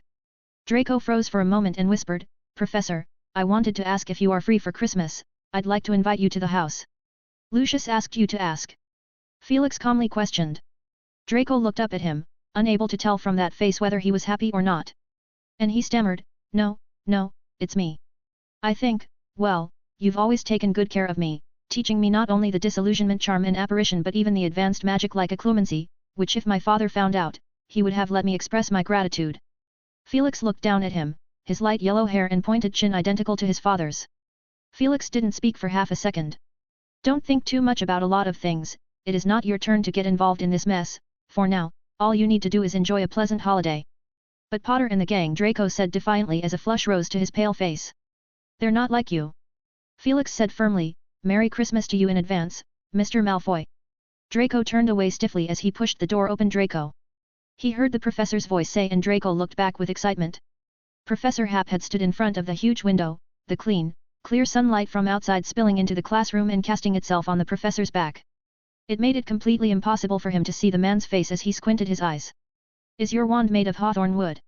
the professor asked. "Yes, Professor," Draco said. "A wand of this material is particularly suitable for healing magic, you might consider it. Read 50 days or 100 chapters in advance on Patreon." 561, Chapter 561 Conversation Between Men. Christmas came and went as usual. The school is deserted and silent. Felix attributed this to the daily updates in the newspapers, which served as a sideways reminder to the students that there is a Dark Lord lurking outside the peaceful school grounds. That's why they become more and more eager to be with their families over Christmas. "It's not really that bad," Professor McGonagall said. "During the last war people were always on edge and quickly made decisions without any consideration for the future." "Like what?" "Like getting married as soon as they graduate, and young couples eloping together and fleeing abroad, happened quite frequently." Professor McGonagall sounded somehow disapproving. 2 seats away, astronomy professor Sinistra was describing in detail a spectacular solar eclipse she had seen, and Trelawney, who had been silent, looked at her thoughtfully. "Last summer, I saw with my inner eye, the existence of eerie shadows on Jupiter, which may correspond to what is happening right now. I really regret I didn't issue a warning in advance, but I caught a bad cold then." The implication in her words was so obvious that the others at the table glanced at her. Professor Sinistra asked with interest, "You're talking about the astronomical phenomenon involving an impact of a comet hitting Jupiter?" "I observed it from start to finish. It started with a big explosion and then diffused a huge cloud of dark dust that lasted for months." Trelawney clutched the necklace adorned with beads around her neck. "Well, we're probably not talking about the same thing, you know, people with inner eye don't see things quite the same as normal people." Felix gave a sideways glance, then turned his head away quite firmly. "Fine." Professor Sinistra smacked her lips and said, and immersed herself in slicing the beef pie on her plate. Dumbledore also withdrew his gaze and rejoined the conversation between Professors Burbage and Sprout. "I can't wait to see the latest developments, Charity. I must say this type of research is very interesting and crucially there's not much risk involved." "Yes, Pomona has helped me a lot," Professor Burbage said with a burp. Professor Sprout poured her a glass of wine with a smile. "We're serious." Professor Flitwick looked around. "He's gone home for the holidays, with his godson," Felix said. "You mean Potter?" "Oh, I have a hard time associating him with the word father, probably because he left such an impression before. But I have to say, he's a qualified professor, much better than I expected." Professor Flitwick huffed sentimentally, thus the dismissive soft grunt from Snape was not heard. Felix thought about it, whether it was the school performance he had inquired about from the fat lady or the more glaring number 1 Death Eater and Azkaban's first escapee, both had a higher profile than the title Professor Black. But Sirius was doing pretty solid now as a professor. As the cold wind howled, the fire roared in Black's old mansion. Sirius, who had just been mentally complimented by Felix for his solidness, is currently being scolded, as Mrs. Weasley thrusts up her waist and her short, lanky frame explodes with great energy, without saying a word. Disappearing without a trace. Do you know how worried we were, thinking you had been taken away by the you-know-who, which really isn't the worst thing that could have happened, she huffed, and you took Harry along knowing it. Sirius leaned listlessly on the sofa, his right hand dangling out of sight of Mrs. Weasley, as he fiddled with a muggle chess piece hidden between the gap in the stone wall. Harry stood on the side, not daring to breathe. Mrs. Weasley had been shouting for half an hour, and halfway through Ginny, Ron, Lupin and Tonks had all appeared at the door, but no one had the courage to stop a still angry Mrs. Weasley. It wasn't until Mr. Weasley returned that she remembered there was still beef stew in the pot and hurried to the kitchen. Please, do something serious for once. She shouted at Ginny and Ron, who were standing at the top of the stairs. Sirius, who just looked downcast, stopped what he was doing and pricked up his ears, and when the footsteps died down, he leaped up from the sofa and made a face towards the stairs. Ginny watched in disbelief. Don't listen to her, Harry, a man needs to experience a bit of adventure, not to mention I will step on in advance if something happens. He winked at Harry and made his way upstairs. Ron repeatedly made sure his mother had really left and came up to Harry and asked. Where have you been? To visit the grave. Harry whispered through his teeth. Ron opened his mouth and finally patted Harry's shoulder wordlessly. Don't think about that, let me show you something nice. While you were away, Ginny asked Tonks a lot about the Auror training program, and we think some of it would work perfectly well in Frontline Lookout. Harry looked up with interest. I'll go over and see before dinner. Is it in Ginny's room? He glanced towards the stairway. Ginny had disappeared at some point. Taking a few steps forward, he found Ron staring at him oddly. I'm warning you, if you plan to do something to Ginny, I will never let, he stated in a low voice as if he had been constructing this sentence in his head for ages. Harry's jaw dropped. How could? The conversation between them was interrupted unexpectedly as Mrs. Weasley poked her head from the door. Dinner's ready, children, go wash your hands. Where's Ginny?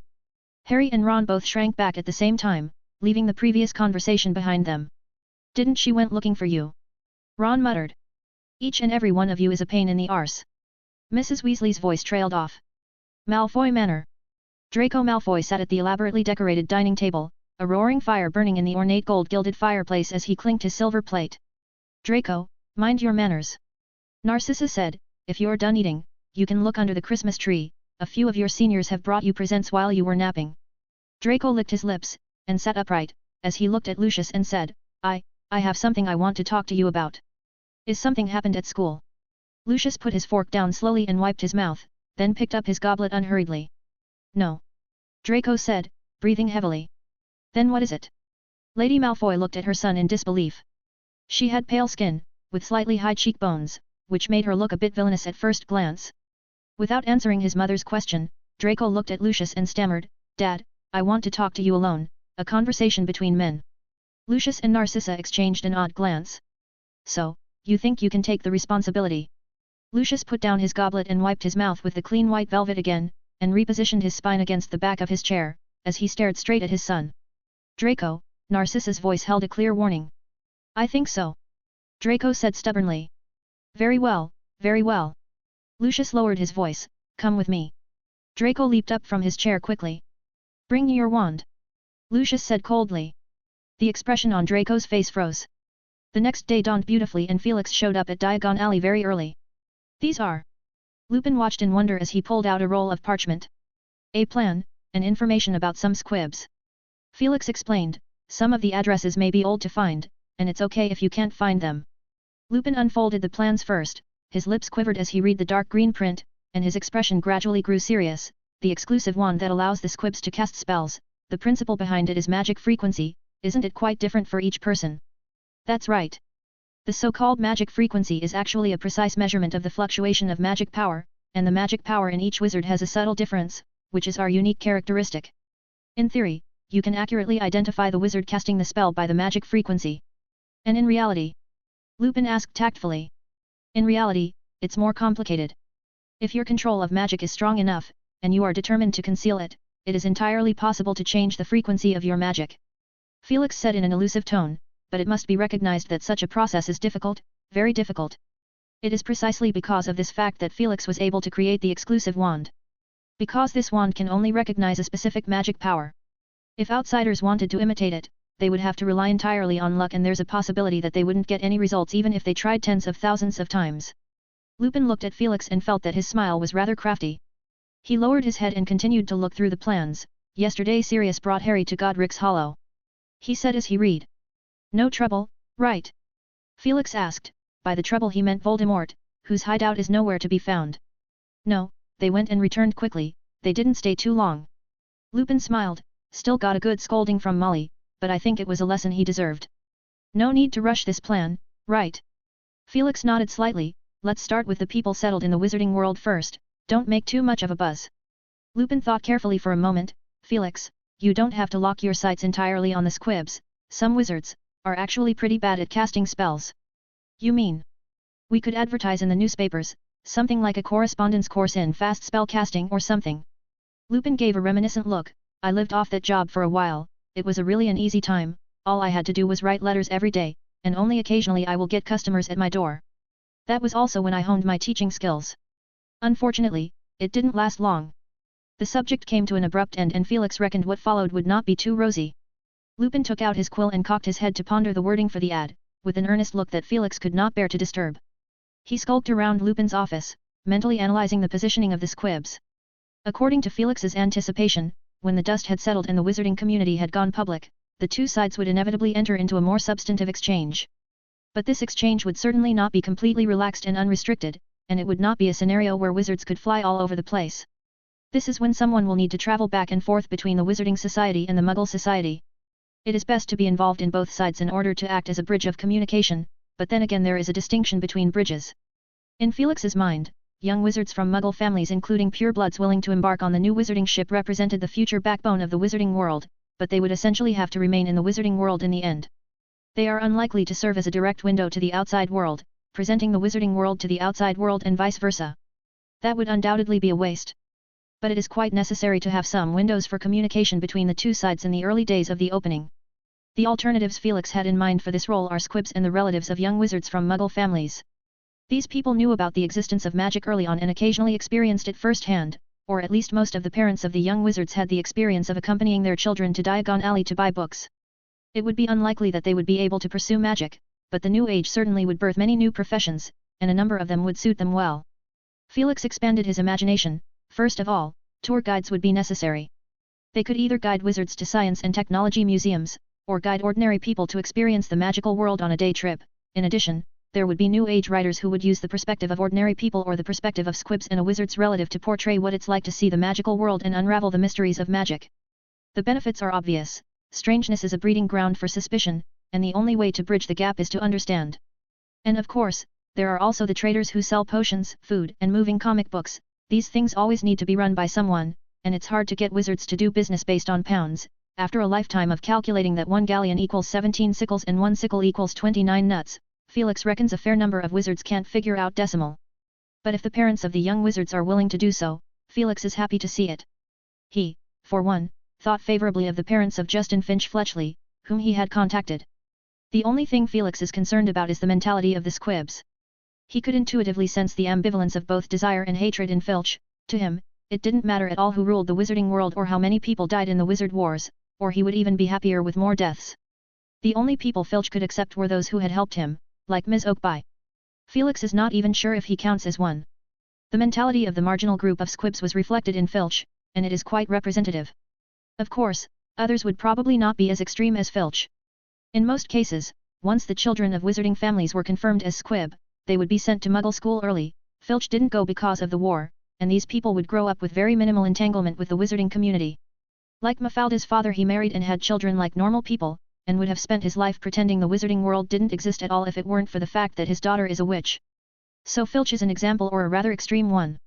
After all, not all squibs have the opportunity to see hundreds of little wizards bouncing around in front of them as soon as they open their eyes. Felix casually picked up a copy of the Werewolf Code of Conduct from the desk and could tell that Lupin had been looking through it so often lately that even the corners were worn. He flipped the book open and the pages automatically settled on a particular page in the middle. No, Felix. Lupin shouted in panic as he reached for it and ended up knocking the book out of Felix's hand by pushing too hard. A photograph floated down from the tumbling book of the Werewolf Code of Conduct and spun to the floor. The photo showed the woman with conspicuous short pink hair winking mischievously at him. Felix froze for a moment. "Oh, sorry, I didn't see anything." He turned around and unsurprisingly heard a grinding of teeth. Good thing Lupin hadn't rushed over to bite him, and after a 10-second interval, he turned around and Lupin had cleaned up the scene and panting in his chair. "Don't say anything," Lupin said half-heartedly, his voice hoarse as he buried his face in his hands. "I think Tonks is quite." "Don't say a word," Lupin said sharply, his chest heaving violently. Felix put away his joking expression as he nodded silently. Everyone has a knot in their heart. Stepping out of the sword castle, Felix pulled out a communication mirror and said to the man in it, "Give me Greybuck's location." A disguised, shrill voice sounded from the other side, "Oh, he's hiding far away, and probably not in England right now." "So you aren't in England either?" Felix lazily quipped. "It's not like I'm hanging out with him. The guy's probably hiding in a cave in some random little country, with a bunch of werewolves around him." The man exclaimed in annoyance. "Reconciliation requires sincerity, remember? You were the one who took the initiative to find me," Felix reminded. A violent gasp was heard from the mirror as if the other man struggled to hold back his anger. Felix waited a moment and said calmly, "Give me that man or his location, I don't care what you do, but if you do it, we'll forget about our feud. It's quite tiring to always remember your name, Mr. Shafik." Read 50 days or 100 chapters in advance on Patreon. 562, Chapter 562 Suspicious Snape. After Christmas, the days at Black's old mansion filled with boredom. Harry, Ron, and Ginny were doing their assignments at the dining room table, and every half hour, Kreaker would bring a steaming pot of tea. "Thanks, but I really can't drink any more." Ron's face turned red as he held it in, and shortly thereafter he bent over and ran upstairs to use the bathroom. It looked disgusting to Ginny. She picked up the teapot in a delicate gesture and poured herself a cup of tea, and brought the cup to her lips, taking a very ladle-like sip before gently placing the cup on the dining table and looking up to find Harry frowning as he pondered his potions class paper. She immediately huffed and flipped through the pages loudly. Ron returned. "Snape is still in the study," he said briefly. Harry knew what he meant. Snape had started to come over regularly the day after the Christmas, and it was a little odd how he appeared at the Order of the Phoenix headquarters 3 days in a row at a time when the members of the Order were all busy. "Look on the bright side, maybe he's just coveting the Black family's book collection," Ron said. "I saw him, last night," Ginny said pointedly, and Harry and Ron immediately turned their heads. "I was going to the kitchen to have some water and I saw him glide past the stairs like a ghost without making a sound." Harry and Ron looked at each other. This made him even more suspicious. Is he looking for something? Maybe trying to decipher the Order of the Phoenix's protection magic? "Don't be silly, this place is under Fideliu's charm and no one can force Dumbledore to reveal the secret. Why don't we write to Hermione, she knows quite a bit of sneaky magic," Ginny suggested as she leaped to her feet. "Good idea." For the next few days, Harry and Ron discussed what Snape planned to do while they anxiously waited for Hermione's reply. It took nearly a week for them to realize that the old Black mansion is protected by layers of magic and Hedwig couldn't find her way back in. Harry slipped out during lunchtime and brought back Hedwig, who had been wandering around Grimmauld Place for days. Hedwig angrily pecked Harry's ears and fingers as Harry kept apologizing, and only when she had vented enough did she drop a bulging envelope on the top of Harry's head. Hermione's letter was long. "Mum, Dad, and I are in Switzerland, and it's very peaceful here without a hint of a war vibe. I persuaded them to stay here for a year and a half, but they strongly disagreed and forced me to promise to write them a letter every week. I taught them by hand how to subscribe to the Daily Prophet and the new solutions to the Rune magazine, and although they couldn't read the latter, they were able to find my name on it. They were also interested in the Quibbler, which I thankfully discouraged in time, as I don't want them to ask me what is a goblin pie in a letter. For your questions, I do know a few tricks, but I'm not sure if they'll work on Professor Snape. I recommend a few methods that Muggles use, which I was inspired by a detective novel Dad was reading recently. You can place a strand of hair in the space between the book and if someone opens it, the hair will fall out. Other methods are enclosed at the end. What do you think?" Putting the letter down, Harry asked Ron and Ginny. "Use that Muggle method," Ron and Ginny said in unison. Harry didn't object. Apparently he too had little faith in his chances of getting past Snape using magic. In the evening 2 days before the school starts, Harry went upstairs to call Sirius down for dinner. At the 4th floor stairway, Harry saw Sirius leaning against the doorframe, and just when he was about to say hello, he noticed that Sirius was facing the room, as he lazily fiddled with his wand, talking to someone inside. Harry took a few steps closer and the voice became clear. Sirius' tone was unfriendly. "Tell me, how did you end up in my room?" Who was he talking to? The question just popped into Harry's head and in the next second he knew the answer, when a slow voice said, "Naturally, I have something to look for you, why are you even asking this question, do I look like I am lost or something?" "It is Snape." Harry's breath caught and his heart raced. He held his breath, Snape's actions had been so suspicious lately, and he desperately wanted to know why. "Yeah well," Sirius squinted as he looked around the room, "I thought someone had sneaked into my room to look for something." "Look for something?" Snape's icy voice said with an intense contempt in his tone and Harry could almost imagine his thin lips puckering up like a snake poised to spew venom. "Oh, you mean the bikini pictures posted on the wall?" Sirius, who was raising an eyebrow at Snape, stiffened and licked his lips. "What did you say?" "I have to say, you have a unique taste and a lot of nerve." Snape's sneering voice heard and Sirius turned red. "That's an old picture," he growled in a low voice. Not wanting to hear any more, Harry backed away, when Snape suddenly appeared in the doorway, bumping past Sirius who was in the way, and was surprised to see Harry who was tiptoeing backward. That moment was downright awkward. A few seconds felt like centuries. Harry froze in place as a sneer pulled at the corners of Snape's mouth. "Looks like someone found out your little secret, Sirius. Would you obliviate him?" He walked away with a large stride. Harry turned slowly to get down the stairs. "Stop," Sirius said with a grimace and Harry stammered, "I didn't hear anything." Sirius couldn't help but curse in a low voice, not sure who he was cursing. "Follow me." Harry walked into the room with a great burst of courage. He had never formally entered this room before, at most knocking on the door to call Sirius out for dinner and vaguely glimpsing the large sculpted bed and velvet drapes over the bed. It was only when Harry entered that he realized the room is spacious and beautiful. Sirius sat on the bed with a huff and pointed to the wall behind Harry. "See for yourself." Harry slowly turned his head, expecting to see some odd pictures, which he did. Harry noticed the Gryffindor flags on either side of the silver satin wall first. They acted as the baseline for the entire wall of photographs, allowing one to tell at a glance which house the owner of the room came from. Harry secretly applauded. Then he couldn't help but notice the wall full of stickers and photographs, and Harry blinked. It wasn't quite what he had expected. There were lots of pictures of Muggle motorbikes plastered on them, only a few of them being bikini pictures as Snape had called them, the girls' faded smiles frozen on the yellowed pictures they didn't move at all seemingly cut from a Muggle film poster. This had been glued to the wall when Sirius was at school, which Harry realized, and at the same time he had to admit that Snape was right about one thing, Sirius did have a lot of nerve. Apart from these, there are also many wizard pictures on the wall. Harry was first surprised and then with a tinge of discomfort, he finally knew where the set of photographs that Sirius had obtained from the Creevy brothers was hidden. There are dozens of Harry Potters winked at him. Harry wasn't sure what he felt more inside, embarrassment or being moved, his eyes were slightly sore, and it took him a few moments to spot a couple of different pictures. A picture of 4 Hogwarts students standing arm in arm. Harry stared at the picture of his father, Sirius, Lupin, and of course Peter Pettigrew, each of them smiling happily at the camera.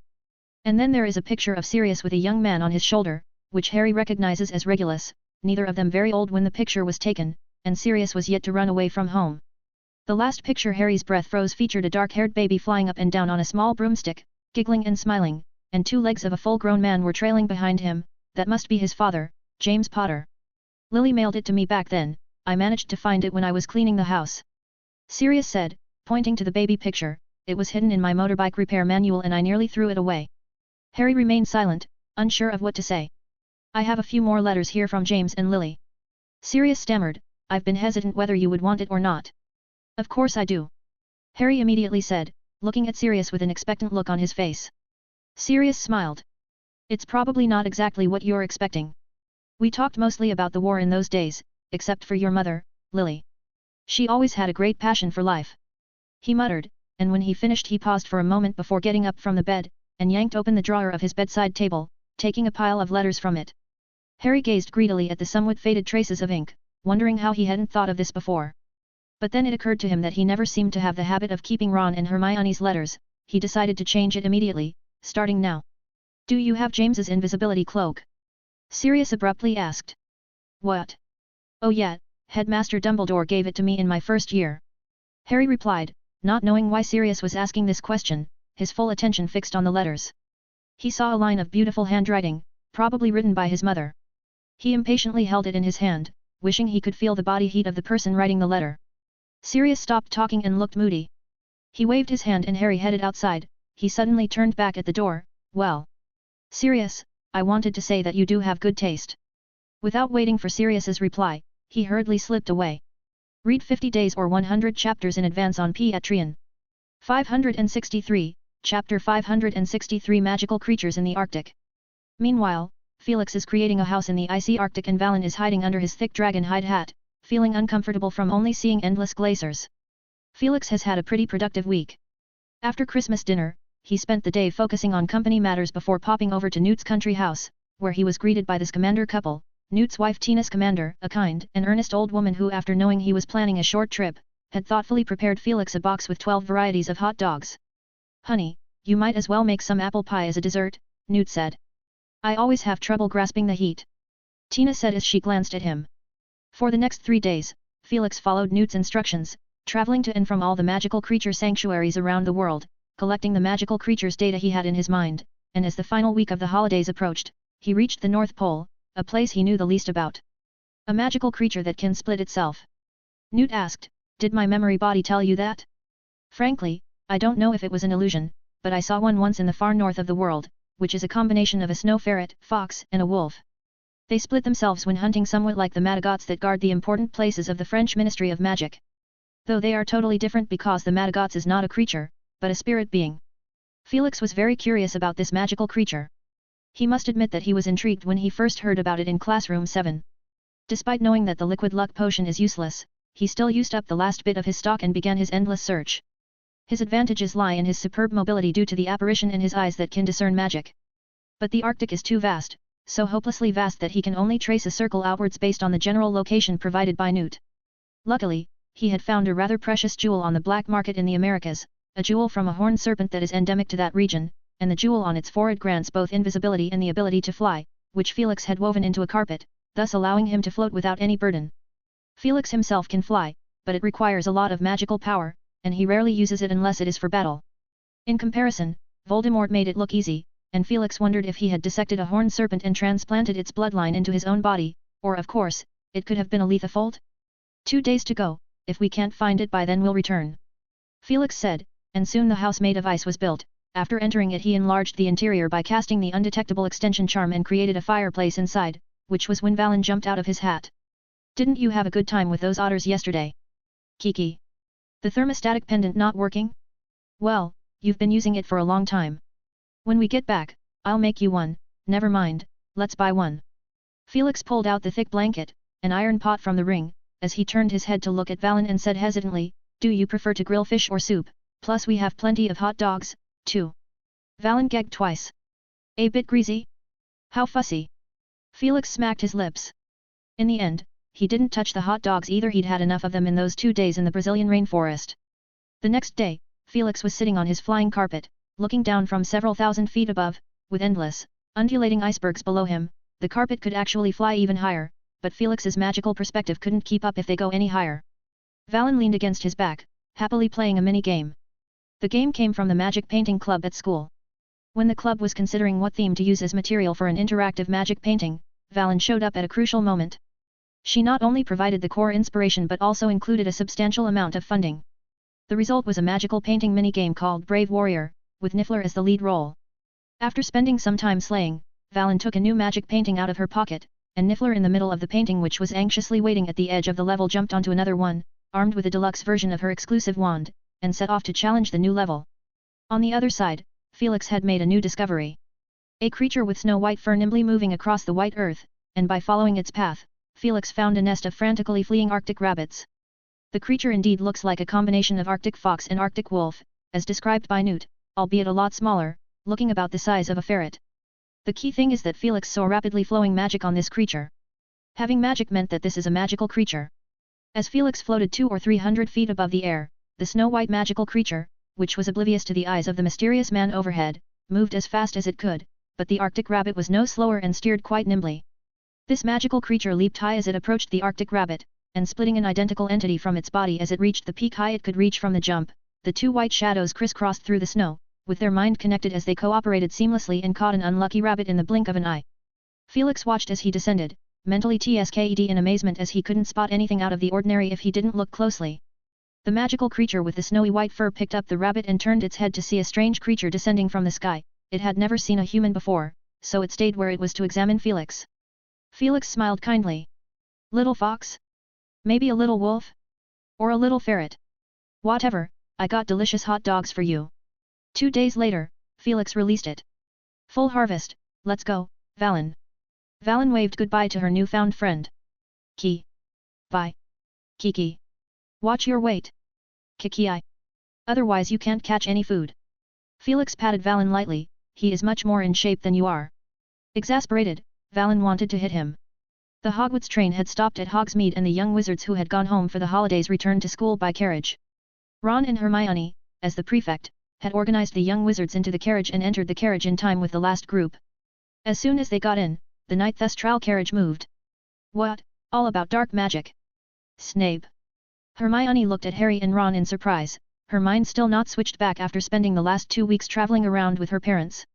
Well, it's normal if you think about it, isn't it?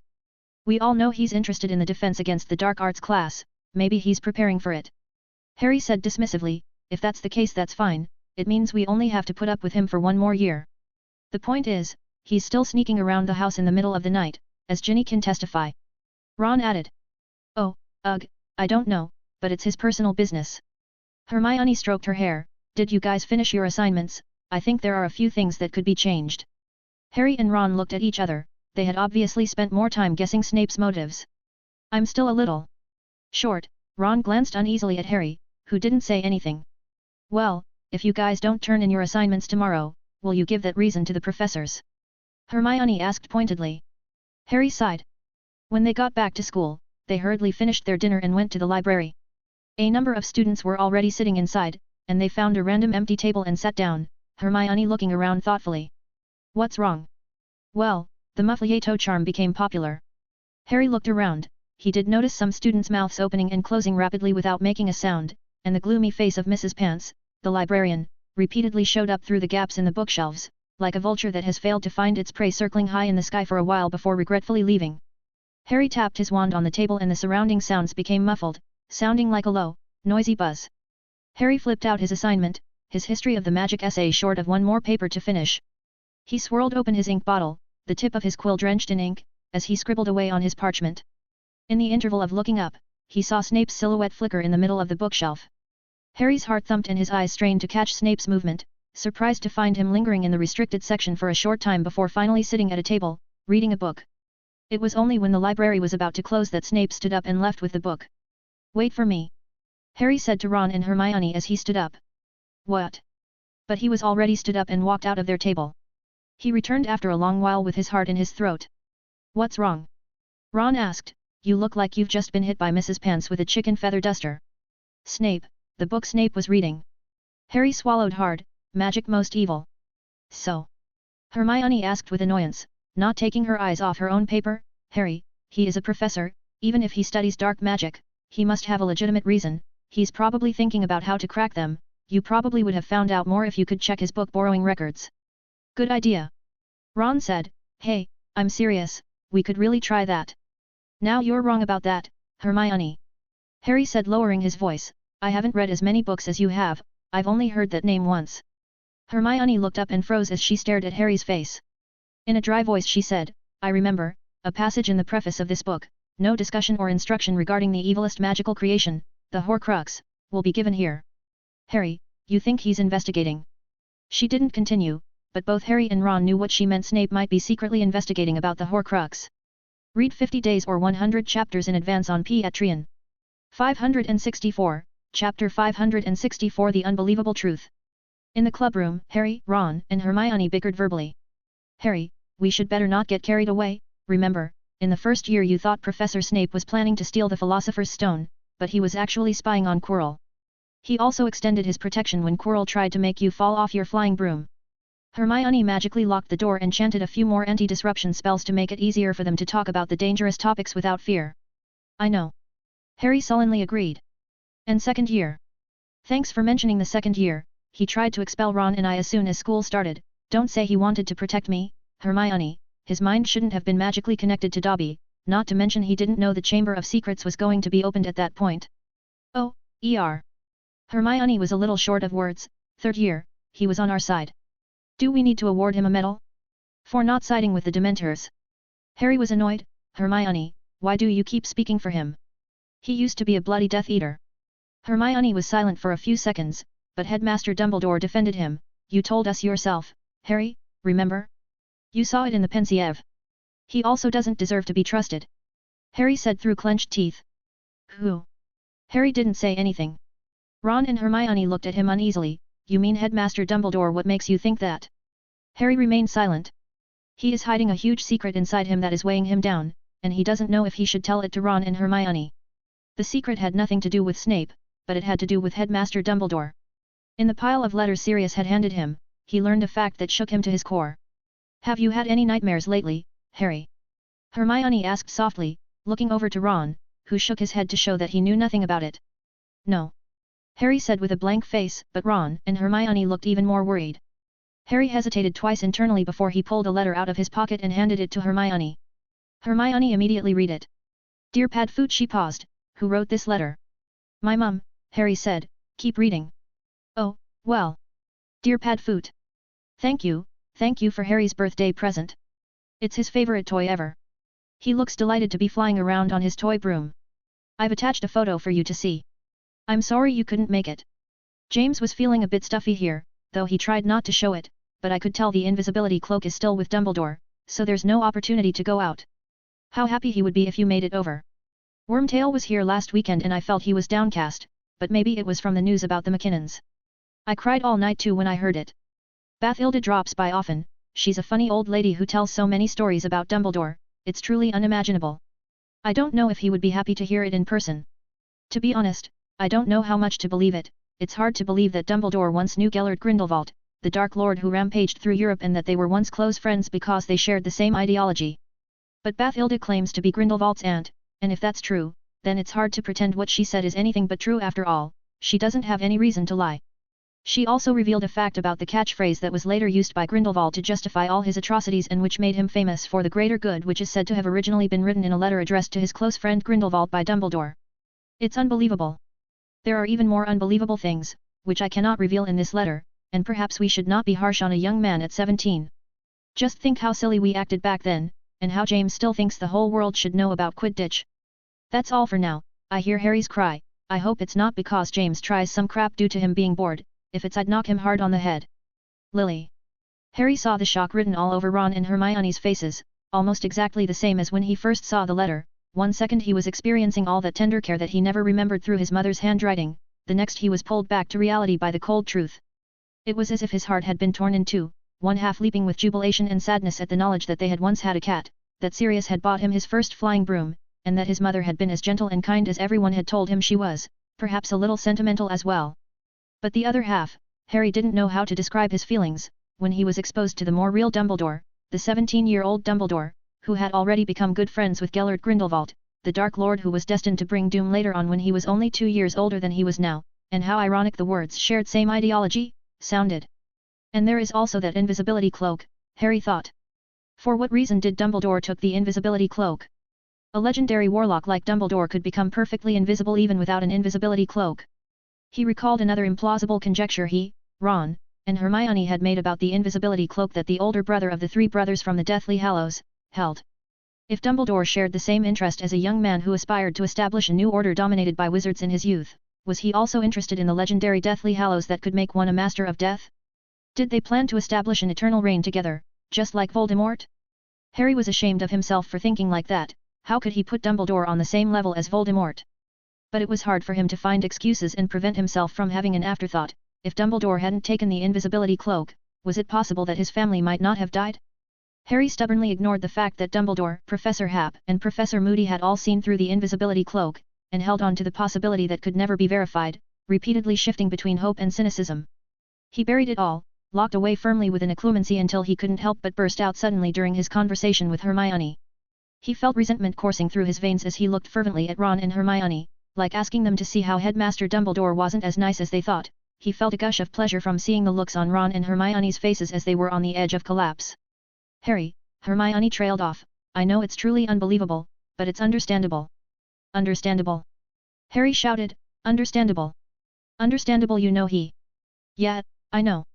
Hermione stroked her hair confusedly and walked around the activity room. I know, talented people always have a lot of ideas, not to mention some people will go much further off the rails than that at their most creative age. Who do you mean? Harry snapped. What? You said some people are far more outrageous with their ideas than Dumbledore, I can't think of. That doesn't matter. Hermione said impassively, we're all well aware that Headmaster Dumbledore is sitting in the headmaster's office right now, he didn't participate in any of Grindelwald's speeches and atrocities, on the contrary, he stopped him. He took the invisibility cloak. Harry said stubbornly, through clenched teeth. Ugh, I'm sorry, I know it's hard on your heart, Harry, but we both know the invisibility cloak won't stop Voldemort, their fate was sealed from the moment Wormtail betrayed. I won't believe fate. Harry shouted, his panting voice distorted with rage. Hermione gave him a careful look and gestured with her eyes for Ron to help, who seemed to have not gotten over his shock. He racked his brain and said, yeah, Harry, I think Hermione's words have a point. Which words make sense? Harry said through clenched teeth.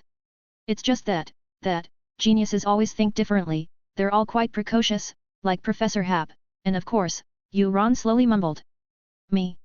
Harry looked at Ron incredulously, the anger in his heart strangely lowered a little, not because Ron had called him a genius by any means, it was ridiculous. Yes, that's right, you. Ron's tone smoothed out considerably, but it was still slow and sounded like he was making it up as he went along. No kid your age has been through more than you, to put it mildly, even Dumbledore. He deflated, preferring not to say anything offensive, you're targeted by one of the world's strongest wizard, and thwarted his plots 3 times, and you also established the Aura Reserve. My performance. Harry opened his mouth. To be honest, it's quite outrageous too. I collect chocolate frog cards, and you know Andrus the Invincible, right? He's known for conjuring up giant-sized Patronus, and you did it at the age of 15. I had the help of the Rune. At least it hasn't been publicly demonstrated by anyone other than Professor Hap yet, has it? And as for practical skills, you're above the average Aurors level now, you also once managed to beat Sirius in training, which is why he was too embarrassed to name you in class. That was a sparring match. Harry's face flushed a little. Ron patted him on the shoulder, Harry, you know what the other graduates say about you? A well-deserved student leader of this era. No one but you could possibly claim that. I'm sorry, Hermione interjected coldly, I haven't heard that one before. Because you're not a graduate. Ron said without thinking, Collins told me that, and the footage of the last 2 events of the tournament, you have no idea how hot they sold. Harry, you're not just famous for the scar on your forehead. Well, speaking of that, I'm quite famous too, I have fans sending me letters. Harry and Hermione stared at him. Ron said cheekily, not as many fans as you, of course, but I mean, do you expect me to complain? Harry felt very strange inside, he didn't know how the conversation had turned to the question of whether he is a genius or not, but there is no doubt that he felt much less resentment towards Dumbledore in his mind, and the gloom that had been weighing on his heart for the past few days dissipated. Even if you all have a point, it at least shows that Headmaster Dumbledore can also make mistakes. He said stiffly. I thought of a good idea. Hermione said. Harry looked at her and asked, what is it? But there wasn't much hope in mind. Write a letter. The corner of Hermione's mouth curled slightly as she pulled blank parchment and a quill out of her book bag, and with a flick of her wand, the quill automatically wrote on the parchment, in a completely different handwriting than Hermione's usual one. Harry and Ron came up next to her left and right side, and both of their mouths dropped open in surprise when they saw the first sentence being Dear Felix. Dear Felix. Felix read the letter in front of him with an odd expression, as he had assumed that he would never receive a letter from Ms. Jane in his life, and he continued to read on with anticipation. Please forgive me for taking the liberty to write, I was a little pessimistic in my last letter, but things are gradually getting better. The hard times are not yet over, but I am confident that the future will get better. Lately, I've had so many strange ideas popping into my head, they're like 1,000 billywig insects buzzing around, maybe adapting the story in my head into a book would be a big hit. I don't think I'll ever be a writer, but the characters in this story seem to come to life, and the problems they had started to plague me as if they were real in reality. I urgently need valuable advice if you are willing. The story takes place in a remote enclosed town where the mayor is a respected elder who fought in the battle and captured the most feared bandits with his own hands, and then he returned to the town and became the protector of the town's civilians, and the townspeople all hold him in high regard. But there are a few formerly influential blokes who believed that the old mayor had touched their interests, and decided to gather behind a brutal and evil ringleader to overthrow him and regain their former noble position. A boy lives in the town's herb shop, and among his neighbors there is a warm and cheerful girl. They are both about the same age, and later they become very good friends. After going to school, the boy and the girl did not end up in the same class, but their friendship was always preserved.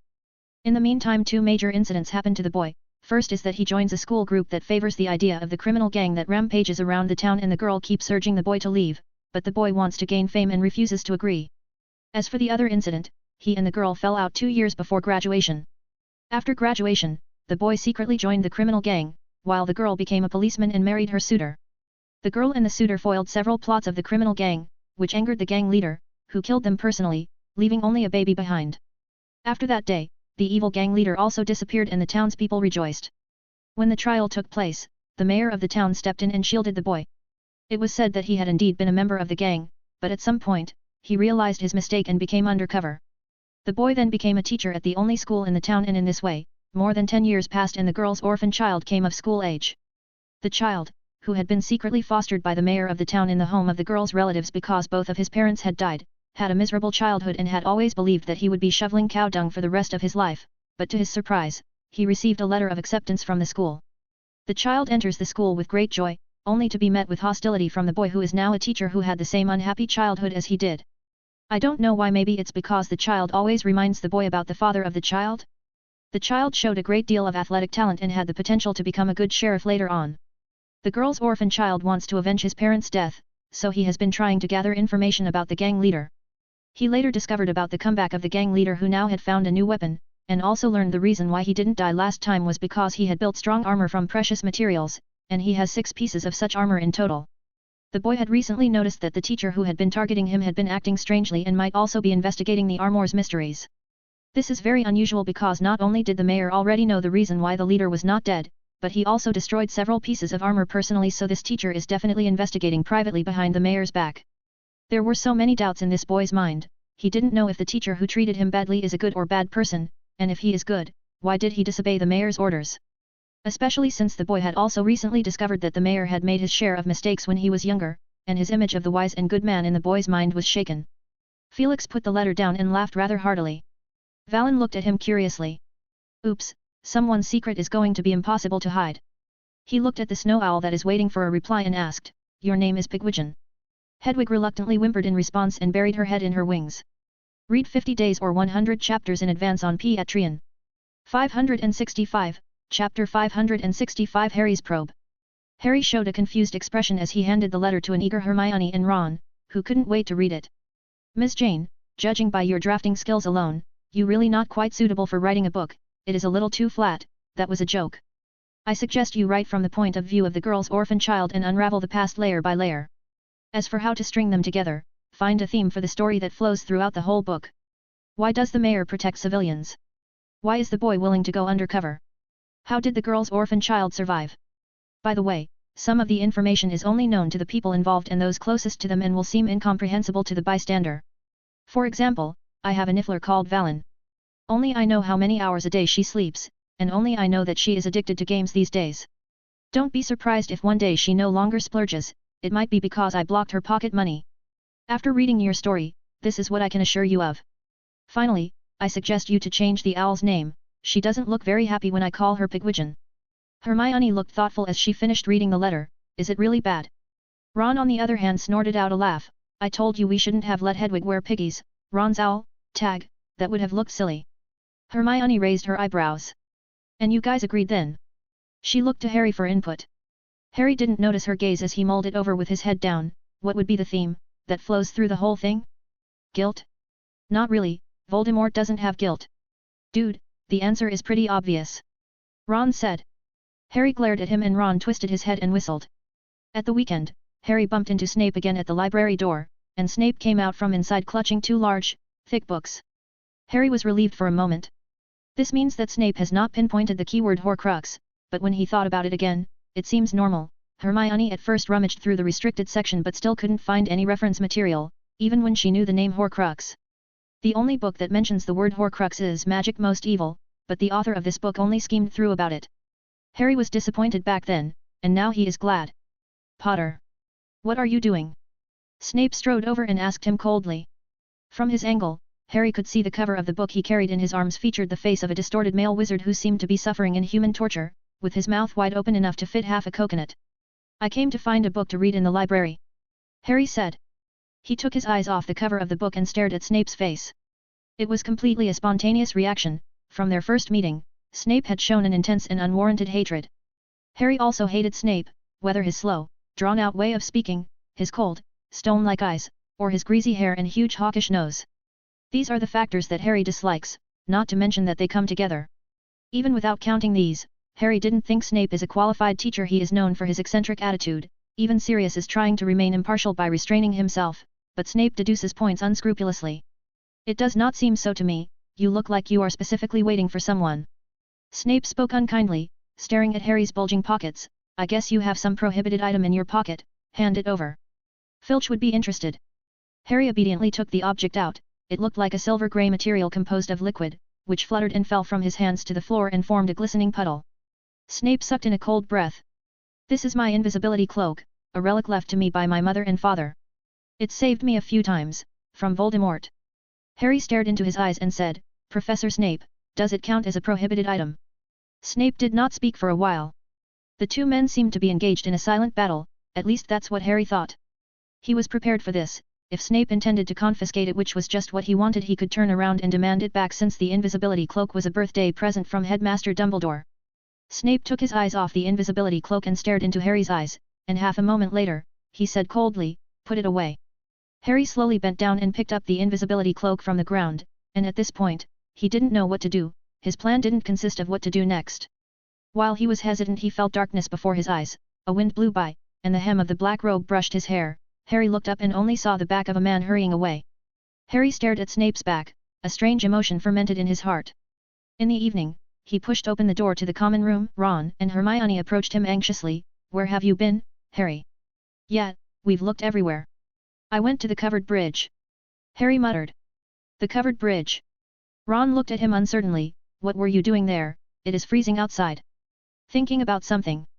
Harry said vaguely, as he headed back to his dorm room and laid straight down on the four-poster bed without taking off his clothes.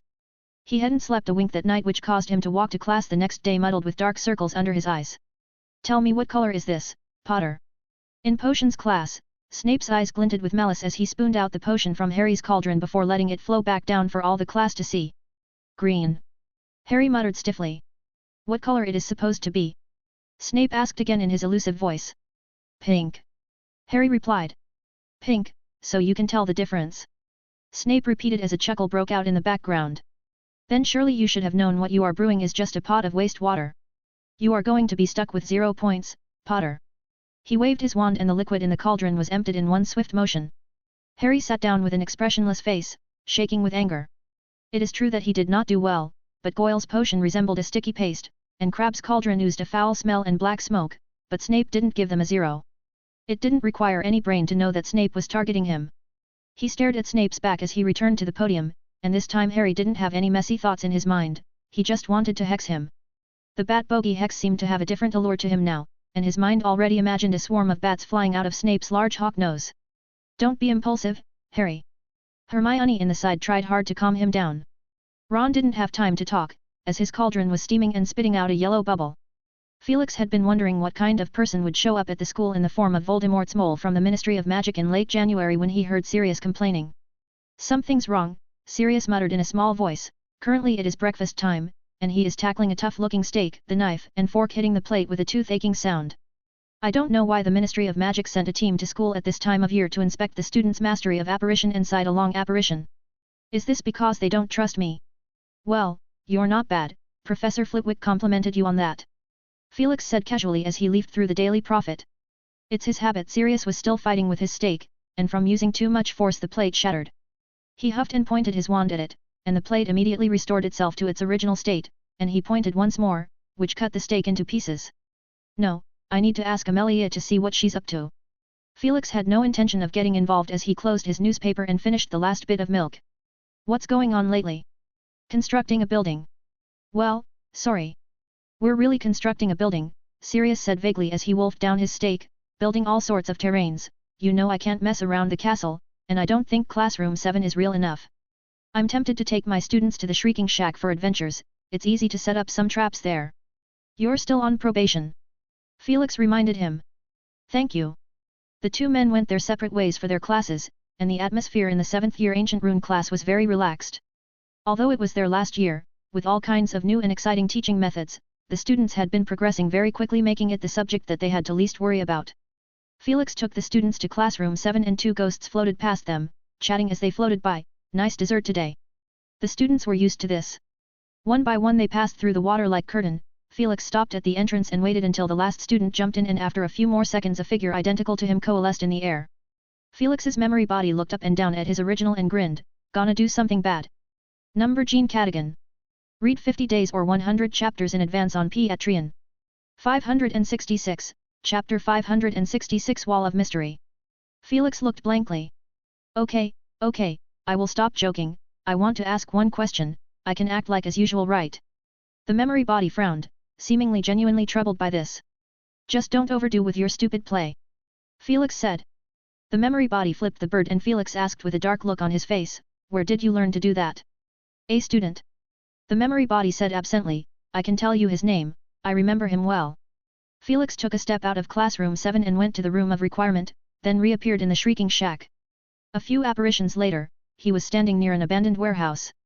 In the warehouse, a man lay tied up, hulking, with knotted grey hair and a beard, deeply sunken eyes, and long yellow nails on dirty fingers. He looked more like a beast than a man. Felix noticed that the ground was covered with thick scratch marks. Fenrir Greyback. Greyback whimpered, a rag stuffed in his mouth. Oh, I forgot. Felix said insincerely, waving his hand as the rag was removed and the man spat on the floor. This revealed the sharp teeth in his mouth and the visible scab in the corner of his mouth. At this moment he slanted his eyes from the ground and asked in an incredulous tone, Felix Hap? Were you the one who sent the men to capture me? It was me. What did Voldemort tell you to do? Felix's sharp gaze pierced straight into Fenrir's eyes like a rapier, and after a long while, Greyback's gaze went slack, and he fell to the ground, motionless. Didn't Voldemort give you his mark? Oh, sorry, he probably doesn't think much of you. Felix said. Greyback, who looked like a corpse, moved and his eyes grew fierce as he whimpered, that was cooperation. Cooperation? Do you really think you are qualified? Felix shot out a stunning spell and the werewolf fell straight back down. After a long while, Lupin and Tonks suddenly appeared out of the air, both of them raised their wands and looked around warily. Is it the right address? Tonks asked in a low voice. Yes, that's what the note that suddenly fell on my desk read. Lupin said, with a vague guess who did that, but with Tonks right next to him, he couldn't go into details, in case it turned out to be something illegal. Over there. Tonks said warily, and the two moved step by step to the edge of the warehouse, in perfect sync with each other, and Lupin, who realized this, became even more frustrated. The lock on the warehouse proved no challenge to them, and he pulled open the heavy iron door, but his body froze when he saw what it held inside. Meanwhile, Felix had returned to classroom 7, regardless of what Lupin intended to do, he, for one, decided to take this matter into his own hands. He reckons Lupin won't kill Greyback as long as he doesn't lose his mind a bit, even if the werewolf was the one that bit him when he was a child. So Felix left a curse on Greyback, to let his sin wither with his body. The students in classroom 7 were ignorant of all this, not even knowing that the professor had changed in the middle of the process. All they knew was that Professor Hap had led them to classroom 7, where they came into a forest clearing and sat one by one on huge, bald tree stumps, where a line of vine hung from the sky, and Professor Hap sat impishly in a hammock made of vines, as he gave them a lecture. Does anyone know what we've been learning lately? Yeah, that's right, what a great memory. Hey, didn't I tell you guys? Combining the core runes of the 12 amulets together to create ancient magic, didn't tell you? How sly. Never mind, I'll demonstrate it to you. The professor is very lively today. Fred said, looking at the memory body that had been swinging. Probably wanted to try a different style, George said, it's quite tiring to always maintain a straight face. Makes sense, we could try that. At that moment, a hand suddenly reached out of the air and grabbed their professor. The students looked at each other in confusion. Before they could react, the professor reappeared. Felix cleared his throat and said to the dumbfounded students on the stump, Ahem, does anyone know what I just said? There's an extra point. After class was over, the students walked out of the classroom in a row. The professor must have slacked off, probably ran off to have tea with Professor McGonagall. Why Professor McGonagall? Gee, don't you think she was very elegant when she was young? If only I could be that elegant in the future. In the afternoon Felix saw a lot of new faces in the school, a dozen adult wizards, only a few of whom he recognized. They mostly consist of people from the Wizarding Examinations Authority and people from the Apparition Test Center along with high-ranking ministry officials, and among them, 2 people had attracted his attention there: Dolores Umbridge and Chesterton Avery. Gee, it's not that difficult to guess. Felix muttered. Nope, can't take it lightly. His gaze swept over the dozen or so adult wizards present, perhaps a real mole is hiding among these people. Dumbledore welcomed them warmly, and then he chatted in a low voice with his old friend Professor Tofty. Is Professor Marchbanks absent this time? Dumbledore asked in a gentle tone. She's busy preparing the test papers, and it is the people from the Apparition Test Center who are in charge of today's test, but because they are understaffed they have brought in a temporary group from the ministry. Professor Tofty said. The slightly young wizards in the crowd looked around with excitement. They had rarely had the chance to return since they had graduated and now they felt so much younger all of a sudden to be back at the school again, and currently, they were chatting passionately about the interesting things they had done at school. Can we take a stroll around? A round-faced witch asked. Sure, Corinne. Dumbledore pointed his white-gloved hand towards Professor McGonagall. Minerva will arrange everything. The round-faced witch shrank at the name and said in a slightly weakened tone, Good morning, Professor M.C. McGonagall. It's afternoon, Miss Corinne. Professor McGonagall sternly said. Oh, good afternoon. Amos. Come and see, I've found something new. Wilkie Tweecross, a wizard wearing an old-fashioned bowler hat, shouted from the entrance hall. My, what a change, it wasn't here when I came last year. He is the instructor of the apparition class from the Ministry of Magic who basically would pop by the school once a year, and with a look of wonder, he plastered his surprisingly pale face on the bulletin board. Is it a club? Amos Diggory asked from far away at the Great Hall door. I heard said mention it over the holidays. Without speaking, Wilkie Tweecross carefully pulled a colorful piece of parchment from under the bulletin board and said with a look of admiration, This looks like a newspaper? Let me see. Occamy breaking out of its shell documentary sales is quite a boom, and it was filmed by a Niffler hey? I didn't know this Weasley twins were screaming at a suit of armor late at night and were caught by the caretaker, Filch, who arrived on the sound TCH, was it exam stress, thinking back when, Filch casted a spell in a high-profile manner and dispelling the rumors about him being Squib. Professor Sinistra's schedule remains chaotic, often waking up in the middle of the day. Professor Burbage's intention to change the Muggle Studies course to teach farming and students complaining. Ha, that's so interesting, this newspaper is called The Wall of Mystery. Do you like the name? I picked it myself, it's the name of a song. A voice asked. Oh, Wilkie Tweecross looked down at the little girl who had suddenly popped up, and then at the newspaper. Is this your paper? Yeah. Wilkie Tweecross stared at the parchment and asked tentatively, Little girl, your name is Mafalda. Mafalda nodded proudly as she fluidly changed the subject, so can you tell me what you do? Do you want to interview me, little girl? You're only supposed to be in the first year. That has nothing to do with our interview, I have interviewed a lot of big shots. Mafalda straightened her chest and tried her best to look taller. Wilkie Tweecross felt a little amused. Yeah well, who are they? Let's see, 3 winners of the Order of Merlin, 3 full members of the Dark Force Defense League, the captain of the Quidditch team, the head girl and head boy of the school, last year's Tournament of Champions contestants, and some future celebrities. Later on, I'll also target the professors. And Headmaster Dumbledore. Mafalda said with a straight face. The more the 2 adult wizards listened, the more surprised they became. Is Cedric Diggory among them? Amos asked eagerly. I'm his father. Yes. He's one of those future celebrities, the kind that would be on the chocolate frog card. And you could even predict that. Feeling rather absurd, Wilkie Tweecross wanted to hear the young girl's reasoning. Yeah, he's had quite a few articles published in the New Solutions to Rune magazine, but the real reason is his Magic Puppet Club, which has just recently been renamed. Mafalda cocked her head at the yellowing bulletin on the wall and stated with conviction, It's not just him, I have a feeling a lot of the clubs in here are going to turn into massive entities in the future, I'm witnessing history. Amos Diggory and Wilkie Tweecross looked at each other and Amos admitted he was somewhat persuaded. He had been bothered about a family issue recently and this little girl seemed to have given him an answer. But Wilkie Tweecross would not forget what he had just read on the bulletin board and wondered how on earth the SPEW and the Crumplehorn Snorkax Certainly Exist Club could become a huge corporation. He happened to know where the Crumplehorn Snorkax had originated from, a third-rate tabloid in the magical world, and its editor-in-chief didn't seem to be in his right mind. So, young lady with a keen sense of smell, what about you? What's your stance about yourself? Wilkie Tweecross asked. Me? I'm just the chronicler of this episode of history. Mafalda said briskly, Of course, it doesn't stop me from making money, so do you plan to be interviewed? I can pay the honorarium of 2 sickles each. Number Jean Cadigan. Read 50 days or 100 chapters in advance on Patreon. 567, Chapter 567 Money-Eating Snake, 2 in 1. In the Ancient Rune office.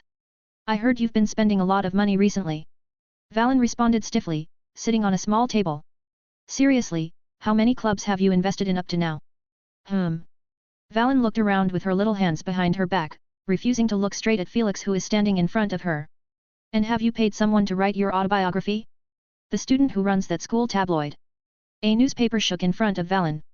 Valen's jaw dropped, it looks like all of her little secrets seems to have been dug out. It's about time, Felix said solemnly. As he sat opposite to Valen, and with a shake of his palm, something jumped out of his ring. Valen's mouth opened wide in surprise at what appeared to be a hideous snake. Valen stared at the little creature in front of her. It appeared to be a greenish snake with a ridiculously large proportioned head, and from the moment it appeared it swam happily around her with a wide open maw. Valen reached out with a jerk, and picked it up by the tail and shook it. The little snake bounced twice in mid-air like a flexible rope and opened its mouth to spit out a copper nut. Valen's eyes widened. This is a snake that can spit money? It's a money bank, Felix answered. Today I will teach you two new concepts, savings and interest. Valen, who was having fun, stopped and slowly turned her head to look at him. Key. Simply put, it's about saving up your pocket money and putting it in one place, which is here. Felix pointed at the small snake which was twisting and turning. It was specially prepared by me for you. You can place some of your wealth in it. The little snake, which is essentially an alchemical item, nodded cooperatively and opened its mouth wide. Key. Valen looked at Felix in confusion. Why would I put my money in the little snake? I have my own pocket for it.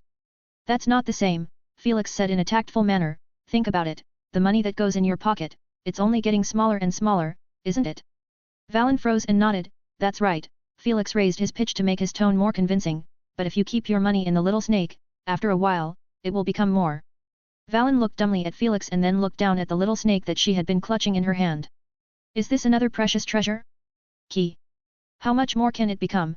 Well, this would be a dynamic and evolving growth. To be more precise, it will vary according to the time and quantity you store. For example, the growth you gain for storing 1 gold galleon will be less compared to storing 10 galleons, like 10 times less. And the difference between storing it for a day and storing it for 10 days would be different too, with the same 10 times difference. Do the maths yourself. How many times does it multiply in total? Valen wiggled her fingers as she looked down, and after a long moment, she looked up at Felix in confusion. 100 times. Felix revealed the answer. Valen looked shocked. That's right. Felix said with a smirk. Don't worry, how will I take your money? I'm just handing you a way to make more money. It's an untold secret. Your money is still yours, it's just transferred from one place to another and the little snake will still be in your hands. Well, how is the deal? A good bargain, no? Valen thought about it for a while. It seems so. She nodded her head afterward. Very well then, let's discuss a precise figure. Felix paused and asked uncertainly, how much do you have? Valen looked down at her small pocket. All she knew for sure is that she has a lot. Even after using some of it, she still has a lot. I'll count it for you. Felix said as he looked at her pocket.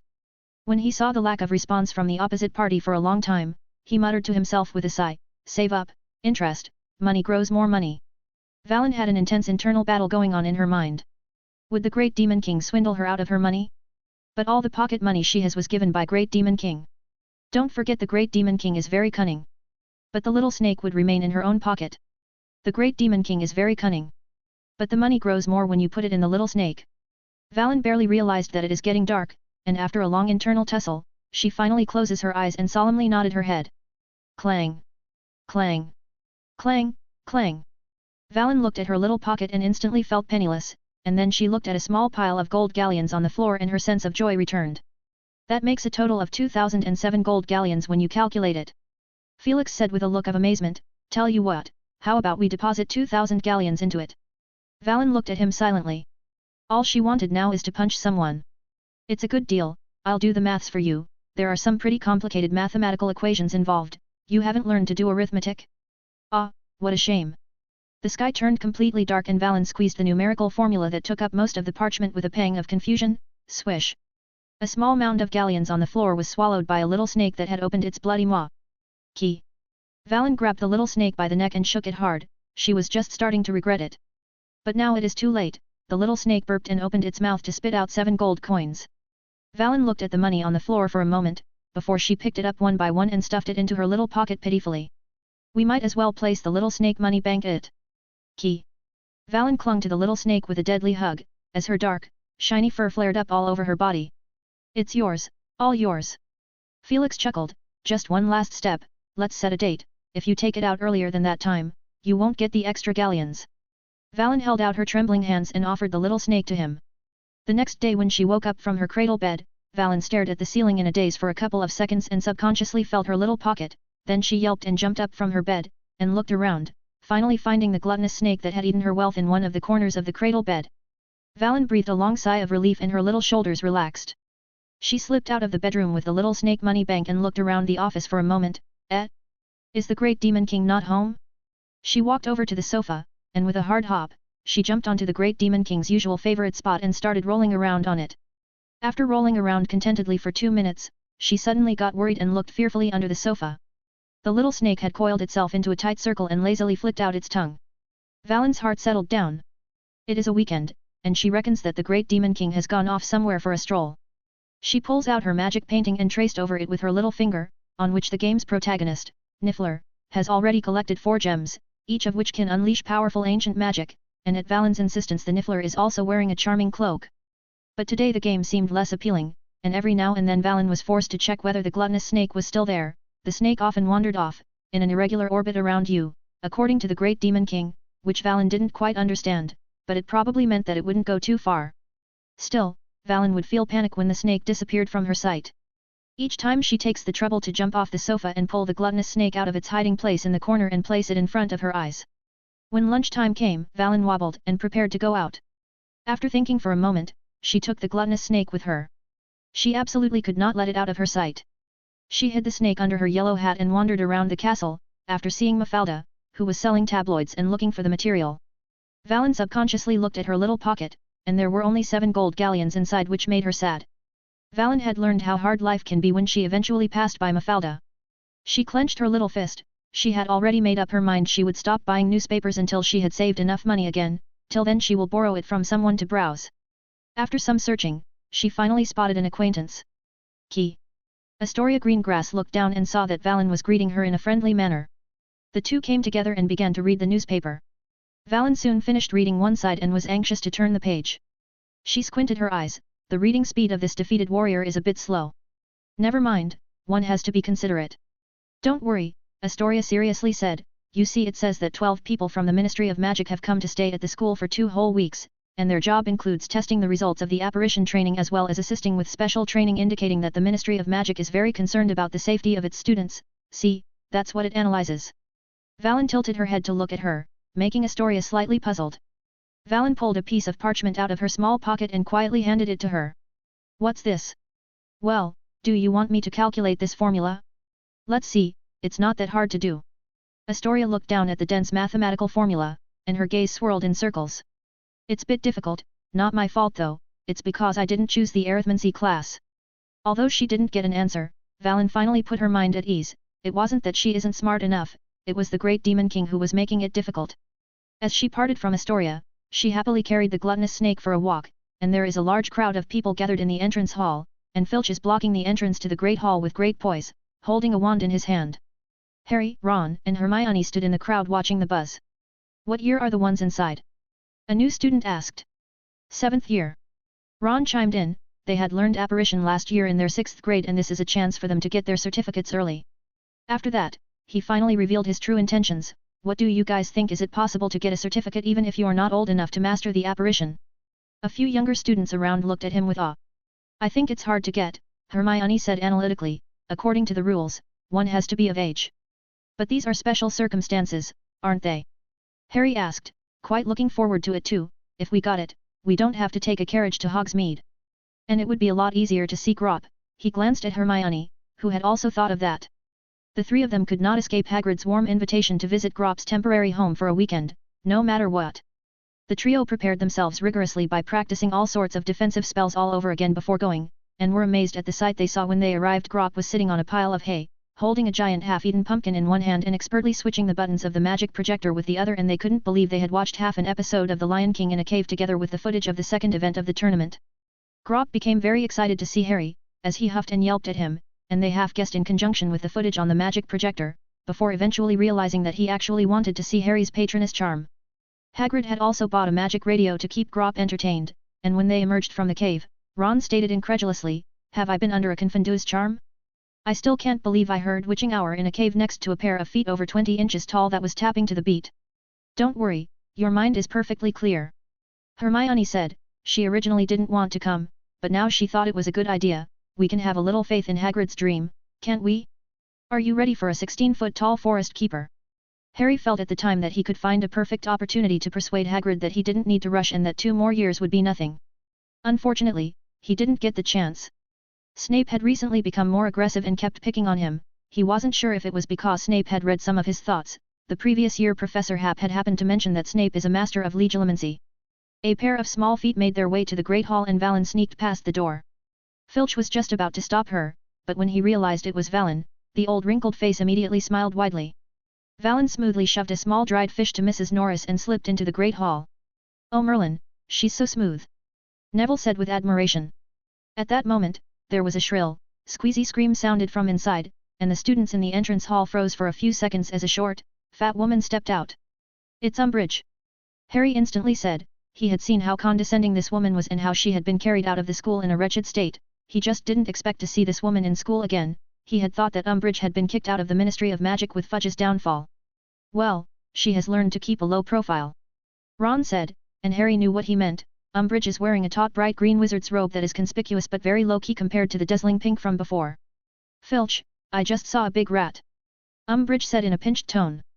"Her name is Valen, she's a Professor Hap's favorite pet, and she's not a rat, she's a niffler," Filch remarked with discontent. Umbridge's body stiffened as she noticed Filch's grumpy attitude and a sweet smile immediately piled up on her slack, wide jaw. "So that's it, that little fella looks pretty cute. Do you like cats too, Mr. Filch?" "I also adore them, I love them so much," she asked, pointing to Mrs. Norris, who was lying at Filch's feet, her head lowered as she nibbled on a small dried fish. "She has a name, it's Norris," Filch said stiffly. Umbridge shut her mouth. At that moment Filch suddenly yelled at the crowd, "Look out!" He huffed and puffed his way into the crowd, and the students around him immediately scattered to the side, revealing an underclassman who was standing there unsure of what to do. There was a floppy slice of cauldron cake stuck to the floor at his feet. "Don't pick it up yet!" Filch yelled again, and the student complied almost immediately. Filch muttered under his breath, "Just causing me trouble all the time, he, sullying the castle, don't touch it." He suddenly shouted at a student who had his wand out and was pointing it at the floor. "Let me do it," Filch said with a red face, pointing his exclusive wand at the remaining stain on the floor. "Tertjo!" he yelled at the top of his lungs. The remnants of the cake on the floor immediately disappeared and Filch grinned widely as he took a step back to the Great Hall's entrance. Umbridge was astonished. She knew Filch is a squib, yet he is now able to use magic? And the clubs with weird names, the newspaper, she felt like Hogwarts had become completely unrecognizable. Umbridge.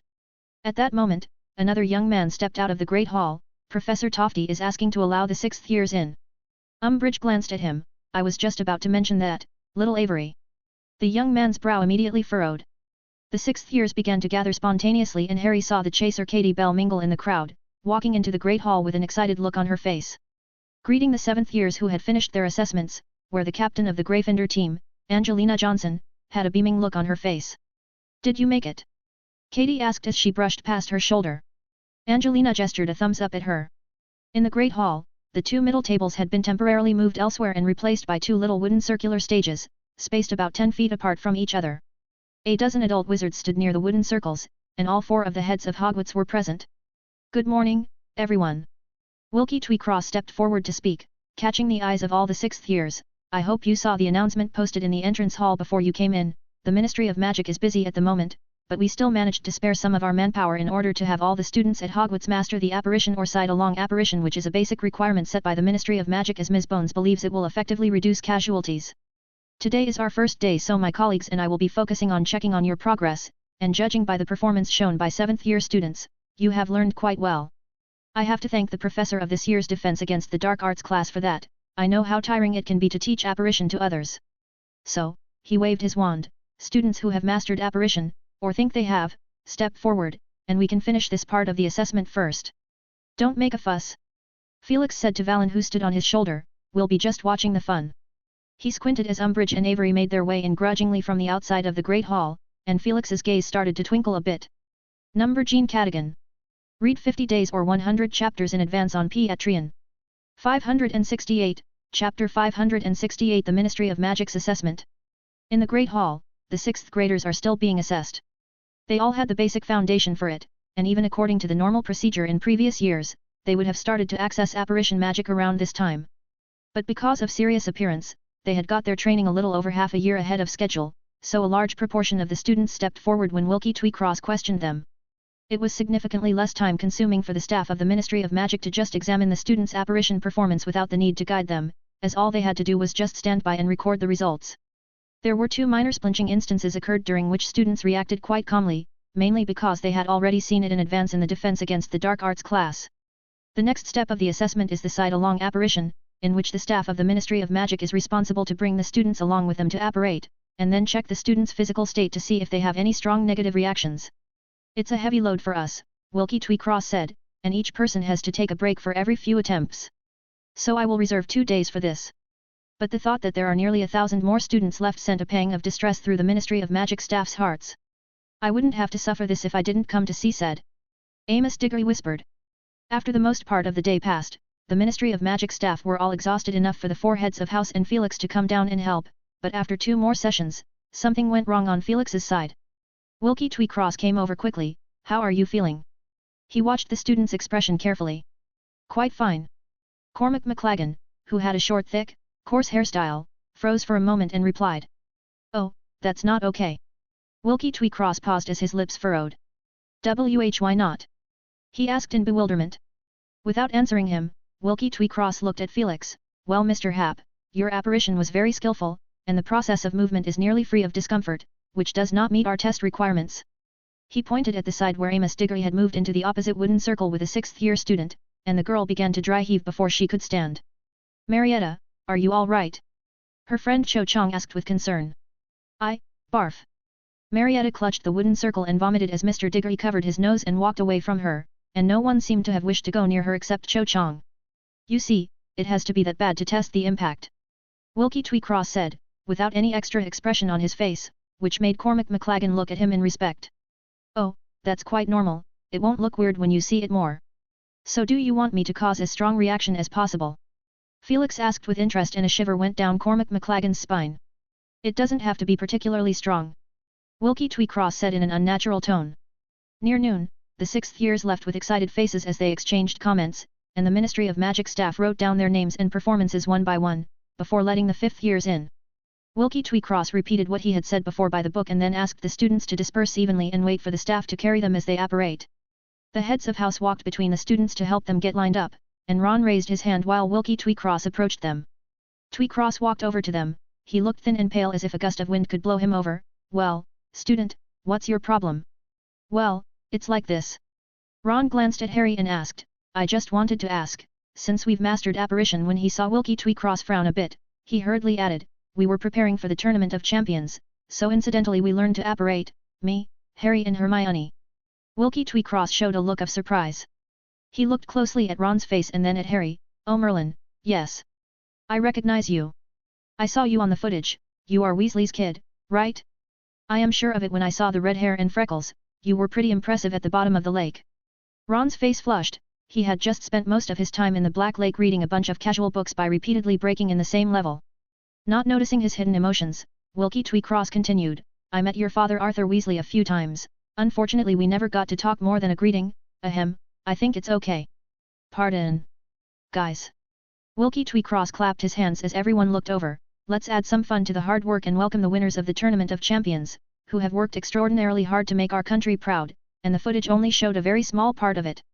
In fact they also mastered the apparition. Harry, Ron, and Hermione were pushed to the center of attention. Oh, Hermione groaned under her breath, I wasn't planning on being in the limelight right now. Ron's voice trembled a little, believe me, I didn't see it coming too. Harry, did you bring the liquid luck? Now is the right time. Harry knew Ron too well to know that he was babbling out of nervousness. How could they possibly drink the liquid luck while everyone watches? But he did mentally ponder whether it is necessary to carry it everywhere with him, lest he encounters a similar unexpected situation and be helpless. The students and professors gathered around them, all watching the show with great interest. They knew that Harry could apparate, he had demonstrated it when dealing with the dragon, by using it to move twice. Ron had also used it once, as for whether Hermione knew the magic as well, they weren't quite sure. Well then, to be safe, let's let Mr. Potter try it first. Wilkie Tweecross said, and then Harry was pulled near a wooden circle. Wilkie Tweecross pushed him from behind and Harry almost tripped as he jumped into the circle crookedly. Very well, please hold your breath. The voice of Wilkie Tweecross sounded from afar, but Harry's consciousness was all focused on the wooden circle. He is literally familiar with this process and had used it during the Christmas holidays. He collected his thoughts and tried with all his might to occupy the space across the room. He appeared across the room all at once. Many students were startled. They could discern a comparison.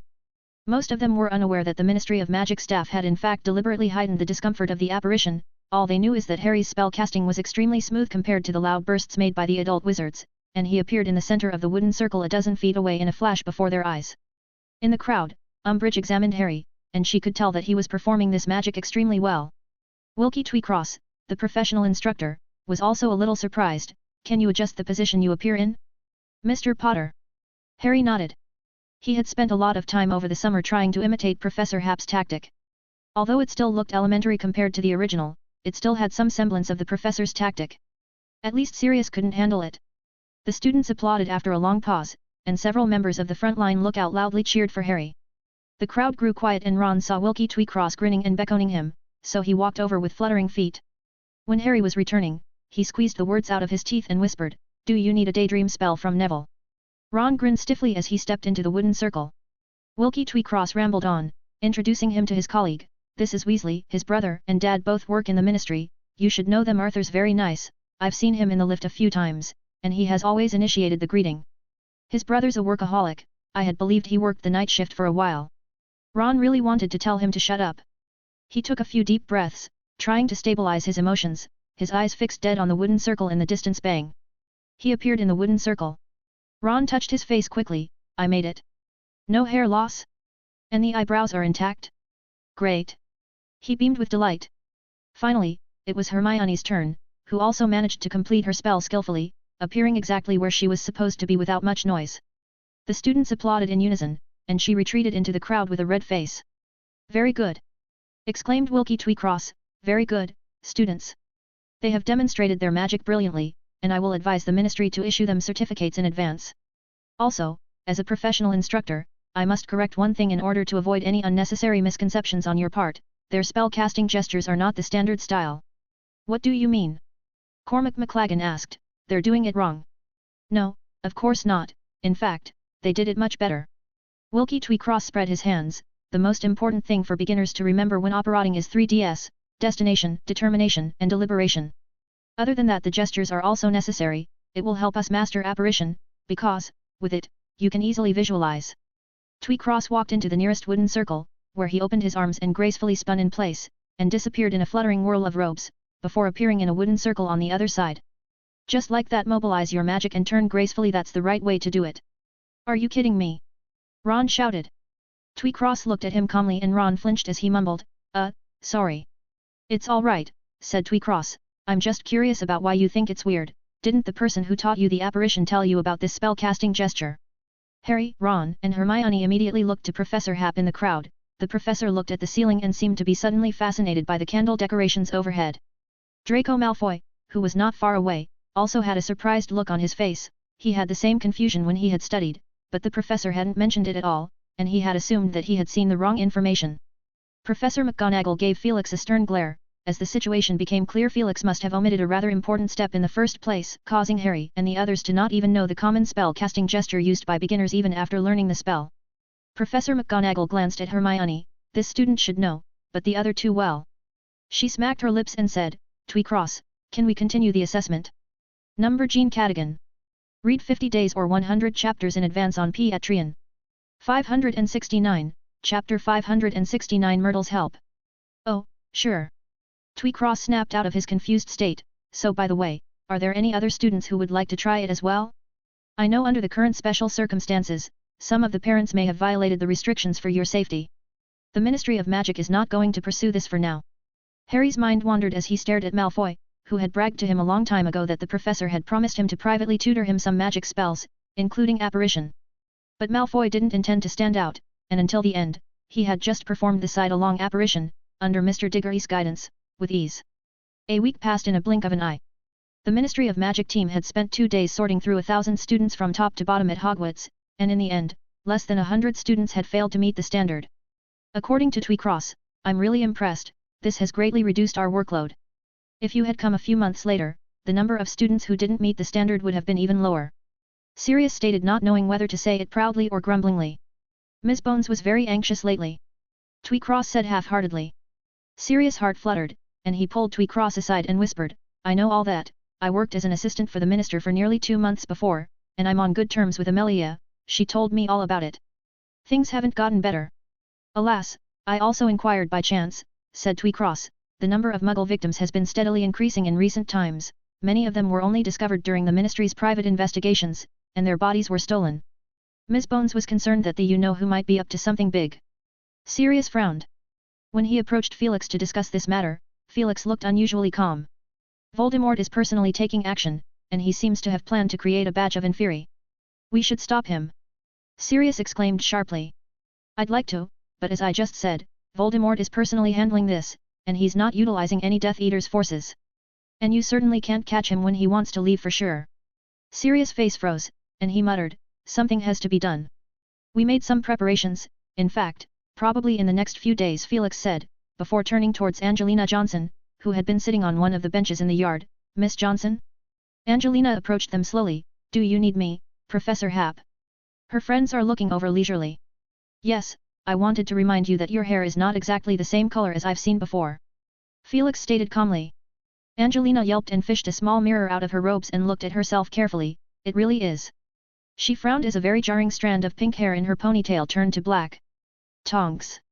Sirius growled under his breath. Hi Sirius, long time no see. Angelina waved at him.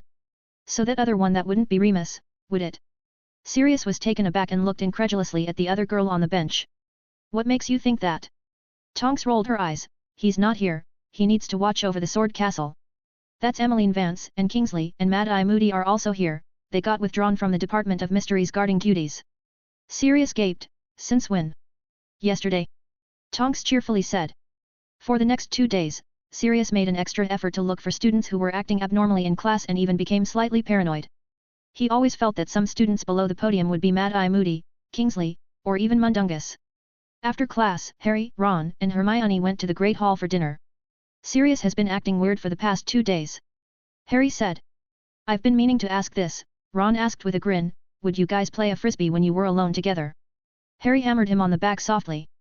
Hi, Neville, Dean, Seamus. Harry greeted them and sat down in the empty seat next to them. Dean and Seamus seemed to be asking Neville to do something, as Dean said eagerly, cast that spell on me again, that daydream spell. I've noticed that I'm studying more efficiently. Professor Hap told me the spell should not be abused. Neville whispered. There's nothing wrong with using it once in a while. Seamus said while shaking his head. Harry knew about this magic. During the Christmas break, Ginny had inquired from Tonks about a part of the aura training, and when school started they used it in their frontline lookout training after that, which did not turn out well. The enormous amount of training weighed on the members, and not everyone was comfortable with the mechanical repetition of spell casting. Then Neville stepped forward and stammered to introduce a spell he had learned. Harry was quite shocked when he first experienced the daydream spell, an exact replica of a cosmic astral magic he had experienced on his golden invitation card. Objectively speaking, of course, it was considerably less effective, mainly because Harry's occlumency kept reminding him that everything he was feeling was fake. This made Neville's magic much less effective. But for the other members of the group, the magic gave them a spiritual baptism. Their little troubles were nothing compared to the vastness of the stars, and those who experienced this magic would be uplifted for at least a while. It's a bit like the amulet Cedric came up with, but both methods are obviously different, and I prefer this one. Fred commented. Snapping back from the memory of the last club event, Harry had become keenly aware that someone was staring at them. He followed his senses and looked across the table to see 2 students, a man and a woman, seated at the opposite table. They appeared to be a couple, and when Harry looked back at them, they smiled quietly at Harry. In the evening, when Harry, Ron, and Hermione emerged from the library, it was late, and they were practically the last ones out. The 3 of them were walking down the empty corridor, and Ron was cursing Snape and the assignments he had given to them by turns. That was creative, Harry thought. Ron seemed to have found a real use from divination class. They could get a steady stream of unlucky and ill-fated muses from the class and use them to vent their anger against Snape. Suddenly there was a flash before their eyes, and the ghost of a girl darted before them. Myrtle. Harry muttered in surprise, he hadn't seen her in ages. Oh, it's you guys. Myrtle was startled as well. She then turned and was about to float away, but then she paused in midair as if petrified. She slowly turned around, her large bulging eyes glaring at them from behind her thick, white, round glasses, and Harry wasn't too comfortable with that scrutinizing, weighing gaze, which reminded him of Malfoy. Can you guys come with me? She continued. What are you talking about? Ron muttered, we're tired after a long day of catching up on our assignments, and now we just want to go back to bed and sleep. You guys and Draco are friends, right? Myrtle asked. Who? Ron looked up abruptly. Draco Malfoy. Myrtle said, he's in a bit of trouble and I don't know who to ask for help, but I certainly can't look for the professor, that would make things worse. She rambled on, floating over and bobbing in mid-air. He's not about to get shoved down the toilet, is he? Ron perked up, and it just happens to block your home too. Rude. Myrtle shouted at Ron as she descended from mid-air. She then floated up slowly and covered her face sheepishly, but he is indeed in my lavatory. Harry, Ron, and Hermione looked at each other blankly. Myrtle swooned for a moment before she remembered what she had to do, and she hurriedly urged them on, are you going to help or not? Time is running out. Who the hell is the one who's delaying? I don't want to get caught in the girls' lavatory. Ron muttered in a small voice. You've been there plenty of times. Hermione pointed out. They had indeed been there more than once, spending a considerable amount of time in their brewing polyjuice potion during their second year before they moved elsewhere when Malfoy found out. Maybe, but for Malfoy's sake. Ron hesitated, and they looked at Harry, waiting for him to make a decision. Let's check it out. Harry eventually said. Number Gene Cadogan. Read 50 days or 100 chapters in advance on Patreon. 570, Chapter 570. The vow that was forced got interrupted. The three of them followed Myrtle and walked quickly in the direction of the girls' lavatory. The good news is that the library and the lavatory are on the same floor, and they didn't have to take a long way around. As they approached the lavatory, Ron abruptly asked, Myrtle, how did you meet Malfoy? I've heard that you have a habit of peeking into the prefect's washroom. Myrtle whimpered and covered her face as she passed through the wall. Harry and Hermione glared at Ron, who shrugged, I am genuinely curious. Just shut up. Hermione said as they came to the door of the lavatory where Myrtle normally haunted. Harry listened with his ears sideways for a few seconds and whispered, can't hear a thing, must be warded with a spell. Harry and Ron turned their heads to Hermione, who quickly pulled out her beaded pouch and rummaged around for a moment, before pulling out 3 extendable ears from it. Harry inserted one end of the flesh-colored extendable ears into his ear and threw the other end towards the dirty door, which automatically went through the crack. Great, I hope there's no anti-disturbance kind of spell placed there, I'll try. Yes, there isn't one. They quieted down to listen carefully. A throaty squeezed voice reached their ears, what's there to think about? Or should I ask our Lord to give your father a direct order? Draco, we're on the same team, we just need a little help from you. Hermione looked up in horror, it's that woman, Umbridge. What's she trying to do? Draco Malfoy's slightly hoarse voice sounded out, I won't, make a vow. I can't, the vow, it'll kill me. As long as you don't try to break it, there'll be no problem. Malfoy, do you want to betray the Lord? No, not. Draco's voice trailed off, your chance for success is too low for me to gamble my life. I need to think about it for a while, I'll get back to you tomorrow or the day after, I'll ask my father. Lucius is one of us, you surely don't think you can stay out of it. I didn't expect that. There's no time for you to waste, dear Draco. If you don't say yes for good, I'll report it right away, so think for yourself what will happen to your father then. Umbridge said in a sweet voice, sounding like an innocent little girl, but the Golden Trio couldn't help but shudder at the thought of her big cakey face and the threat she was making at the moment. What shall we do? Hermione quirked her head to look at them. What does she mean by the vow, the one that will kill people? Harry calmly asked. My guess is it's probably the unbreakable vow, once you enter it, it can't be altered and there's only one consequence for breaking it, death. Hermione said quietly, but that requires a third person to witness it. Sure enough, another unfamiliar voice spoke up. It sounded like a young man, just sign it, Draco, let me tell you a secret, Dumbledore, that Mudblood Protector won't live long, our Lord is simply staying on the lookout. He attaches great importance to this mission and asked us to complete it at any cost. Surely you don't want to be the reason for the failure, right? A silence followed inside. What shall we do? Hermione asked once more. They have to be stopped, somehow. Harry said, rising to his feet and pointing his wand against the door. Wait. Hermione said, we don't know what their plan is yet, it's best to let them believe it was an accident. She thought for a moment, I have an idea. Hermione. But Hermione was already rushing forward. She put on a panicked look and hovered back and forth at the door. Hey? Why is the door locked? She muttered to herself and seemed to be building up her emotions. With that, she drew her wand, Alohomora. The spell that blocked sound at the door was broken, and the lavatory door popped wide open with a crack. We all risked our lives to get here, why are you? The man's impatient voice abruptly halted. Hello, is anyone there? I'm in a hurry to use the toilet. Who placed the spell at the door? Was it to stop Myrtle? Hermione asked slowly. The few short seconds were stretched too long, and it seemed like there will be no end to it. Harry and Ron's palms were sweating as they stared intently at Hermione, fearing that a wand of glowing green light would be thrust out from inside. It was impractical to wait for the opposite party to make a decision, so Harry shouted wisely, Hermione, make it quick, we'll be waiting outside. Yeah, I still want to trade chocolate frog cards with Dean. Ron shouted after him. Hermione's hesitant voice said, oh, hold on, there's a problem, it looks like there is someone inside. Do you need help? Harry shouted at the top of his lungs. Finally, the door opened. Draco Malfoy appeared with a pale face, oh it's just you, Hermione Granger. Malfoy. Hermione's surprised voice exclaimed, what are you doing in the girls' lavatory? I'm going to tell the professor. Mind your own business. This place is abandoned, Malfoy shouted in a low voice, what are you doing here? Where are the two heels, Potter and Weasley? Going to the toilet, of course. Hermione said in a condescending voice, they're outside, unlike you. Out of my way. The conversations kept going on as Hermione's unrelenting voice said, just wait, I'll make sure to tell the professor, so he can deduce your points and detain you. And I'll tell Filch too. As well as asking every girl to keep their eyes on you, you nasty, vile.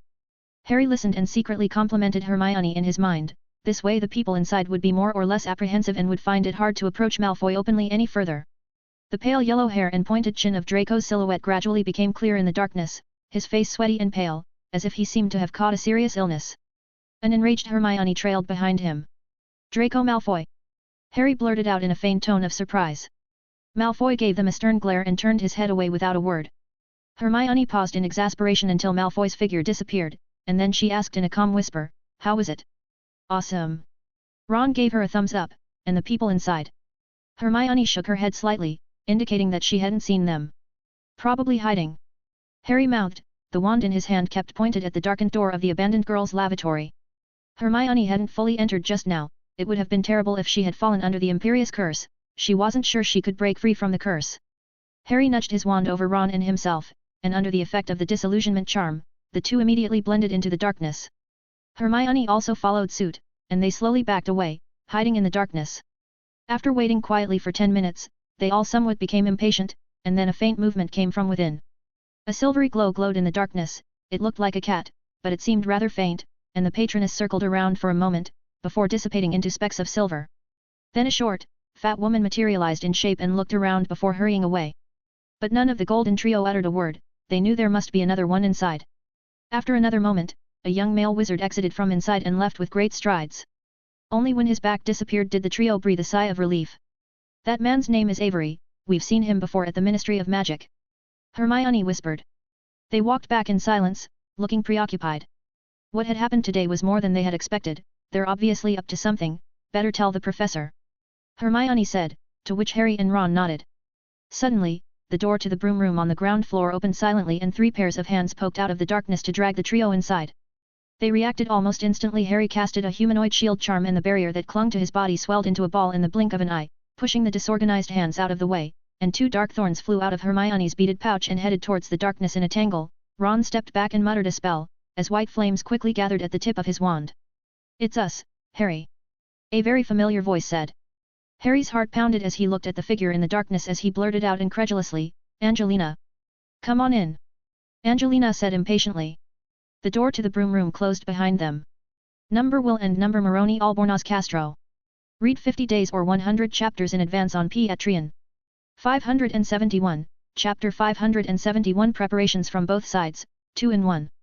Harry narrowed his eyes slightly, the broom room was pitch black, with only a faint light radiating from a few wands. There were 3 people standing close to them: Angelina, the captain of the Quidditch team, and 2 others who looked familiar to Harry, and he carefully tried to recall and recognized them as the odd couple he had seen in the Great Hall at lunchtime. Harry couldn't figure out how they knew Angelina and why they were hiding with her between the brooms and tried to drag them in. Angelina, what the hell is going on? And who are they? Harry asked as Hermione poked him quietly with her finger from behind him, which made him notice that there are still 3 or 4 people standing in the corner in shadow, whose faces and bodies blended amongst the wooden crates, brooms, and cleaning tools, leaving only the outline of some of their limbs showing, making them look like monsters with multiple limbs and weapons. Angelina opened her mouth to explain when Ron suddenly interjected, beware, she's not real, she might have used a polyjuice potion. Harry thought Ron had a point and his heart started to race. Someone chuckled lightly in the darkness and Harry noticed that one of the large figures was looking down at them at some point. Don't be paranoid, boys. The tall student who had lowered his head stood upright and approached them. Harry gripped his wand tightly. He generally only had seen this type of body stature in the Slytherin team, If Ron hadn't just warned him that Angelina might be a fake, he would have linked it as a collusion between the captains of the two teams. In the darkness, the silhouette of the speaker bent slightly to place something on the floor. Harry realized it is a magic lamp, and the next second the room lit up. The bright, gentle glow illuminated the tiny broom room completely.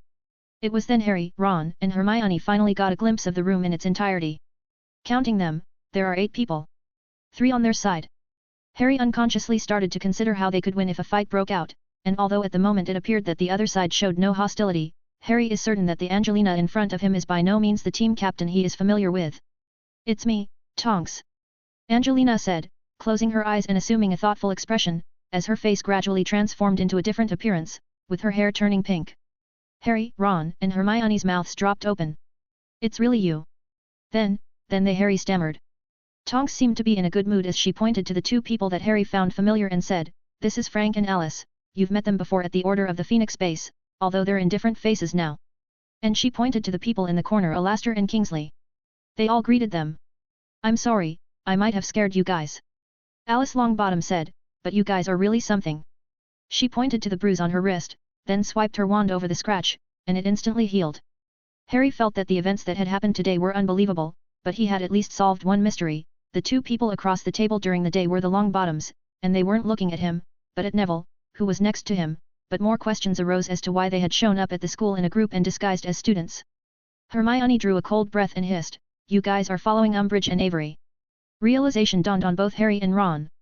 "What a sharp girl," the huge student in a long green Slytherin robe said, and Harry caught a shadow of Professor Moody in the way he walked. The tall student lifted a parchment, with dense lines and flickering black dots in his hand. "Marauder's map," Harry uttered in surprise. "You recognize it?" "Ah, I remember you have a similar one, or the original version. This one's made by Felix," Moody said. His voice sounded younger and there is no fake blue eye darting around his eye sockets to make Harry feel uncomfortable, but the next second his intact, much younger eyes fixed on them with a deadly stare. "You nearly messed up the plan, little ones." The trio immediately tensed up.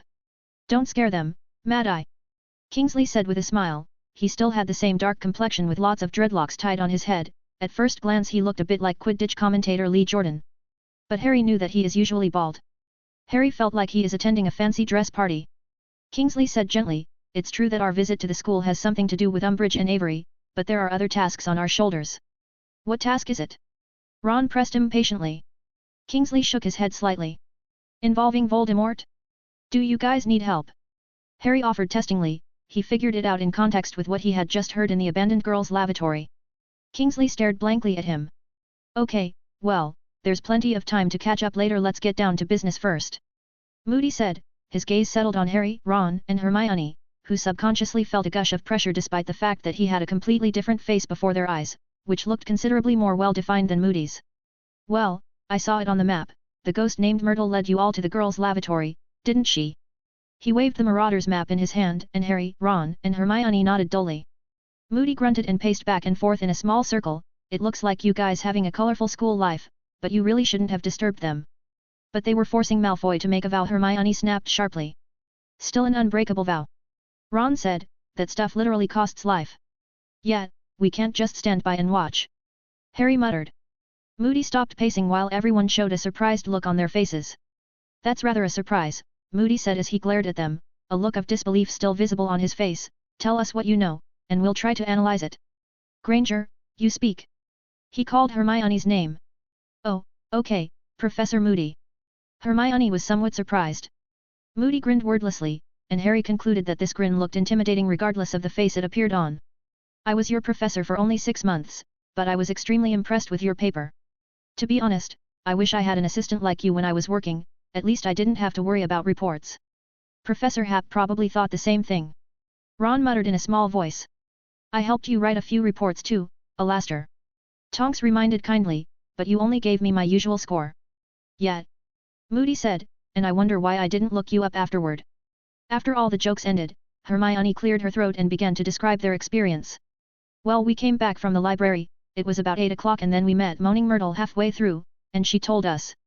Hermione finished her story. The people in the broom room didn't speak for a moment, each in their own thoughts.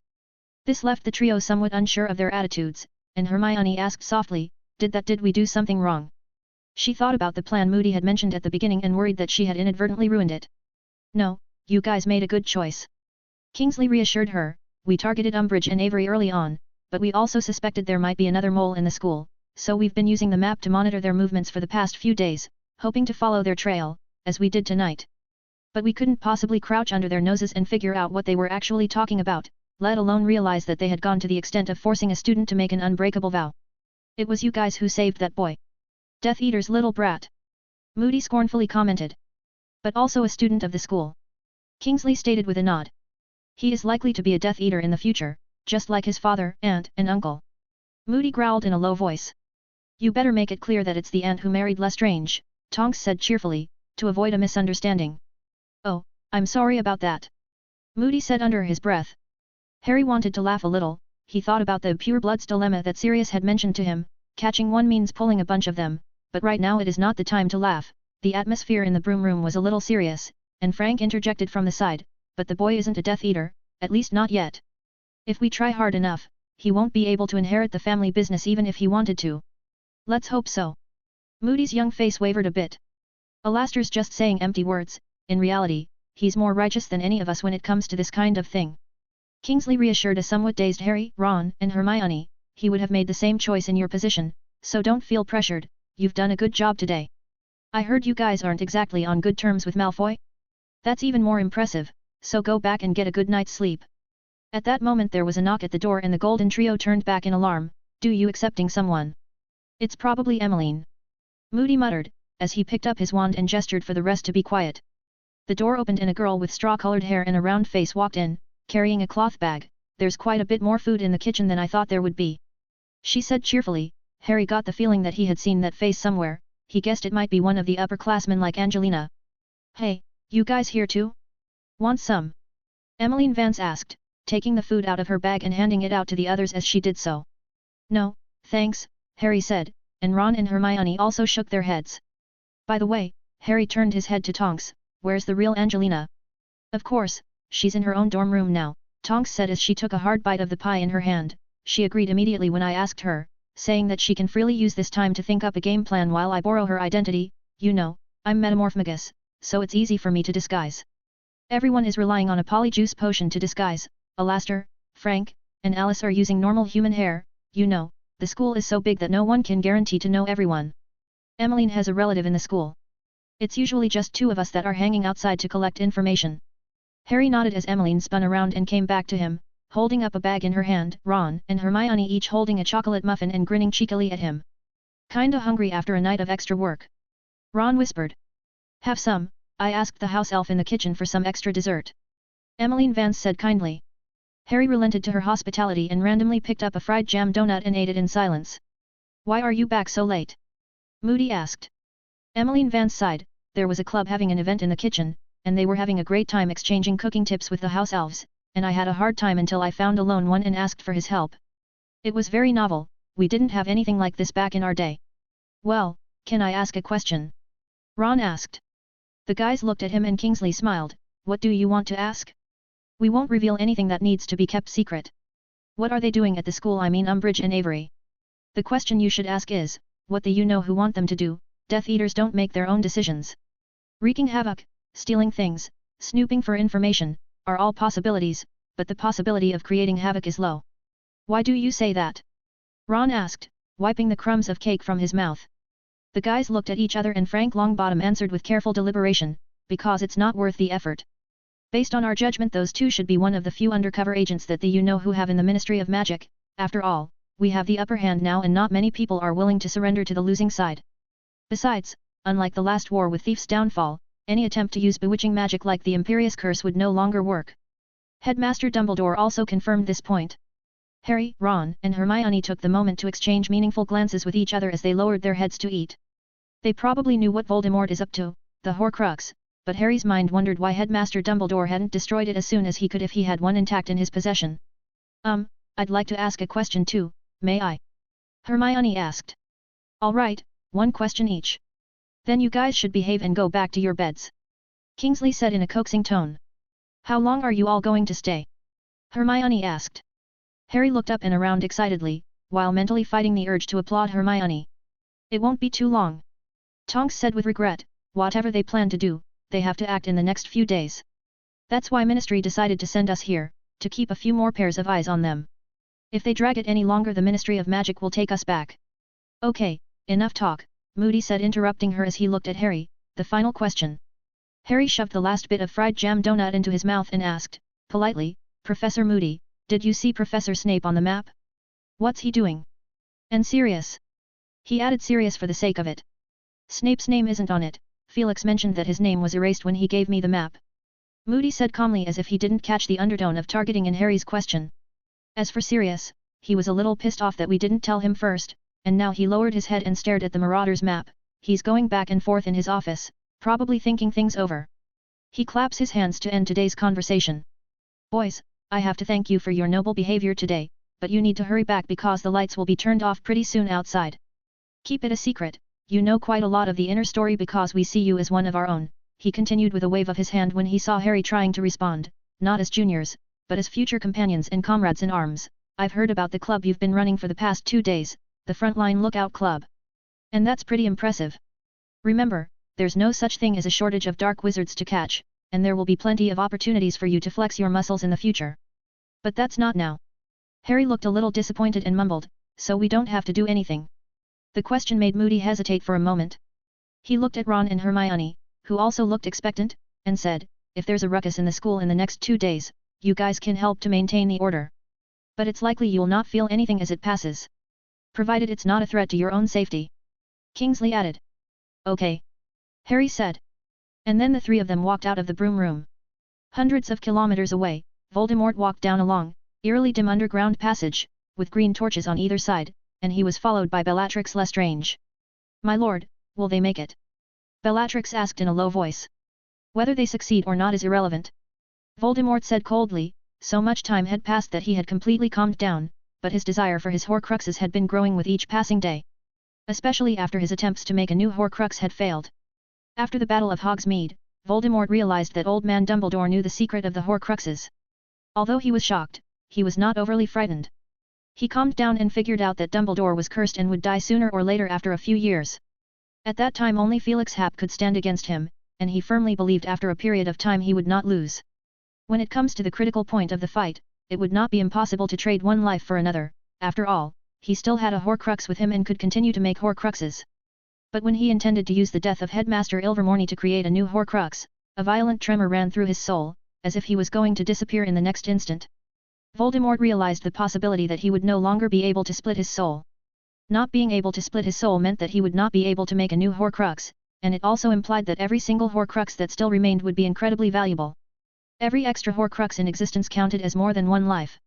Severus brought back mixed news. He failed to retrieve the remains of the locket from Black's old mansion, but the house elf did survive, suggesting that the servant he had thought loyal had truly betrayed him and dealt him a fatal blow. But combined with the information that Regulus Black was dead, he could probably guess that Regulus had not had time to destroy the Horcrux, since he had exchanged his own life for that of the house elf. He had enough confidence in the curse trap he had arranged. That was idiotic, he said through clenched teeth. Master. Bellatrix looked at him in confusion. Voldemort ignored her and continued walking down the eerily deep corridor, heading deeper and deeper into the ground, with a faint rustling coming from the other end.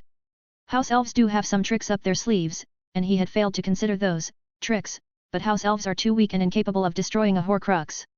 If Severus failed to retrieve the locket from the old mansion, it probably means it had ended up in the hands of Old Man Dumbledore. The fate of 2 complete Horcruxes remained unknown.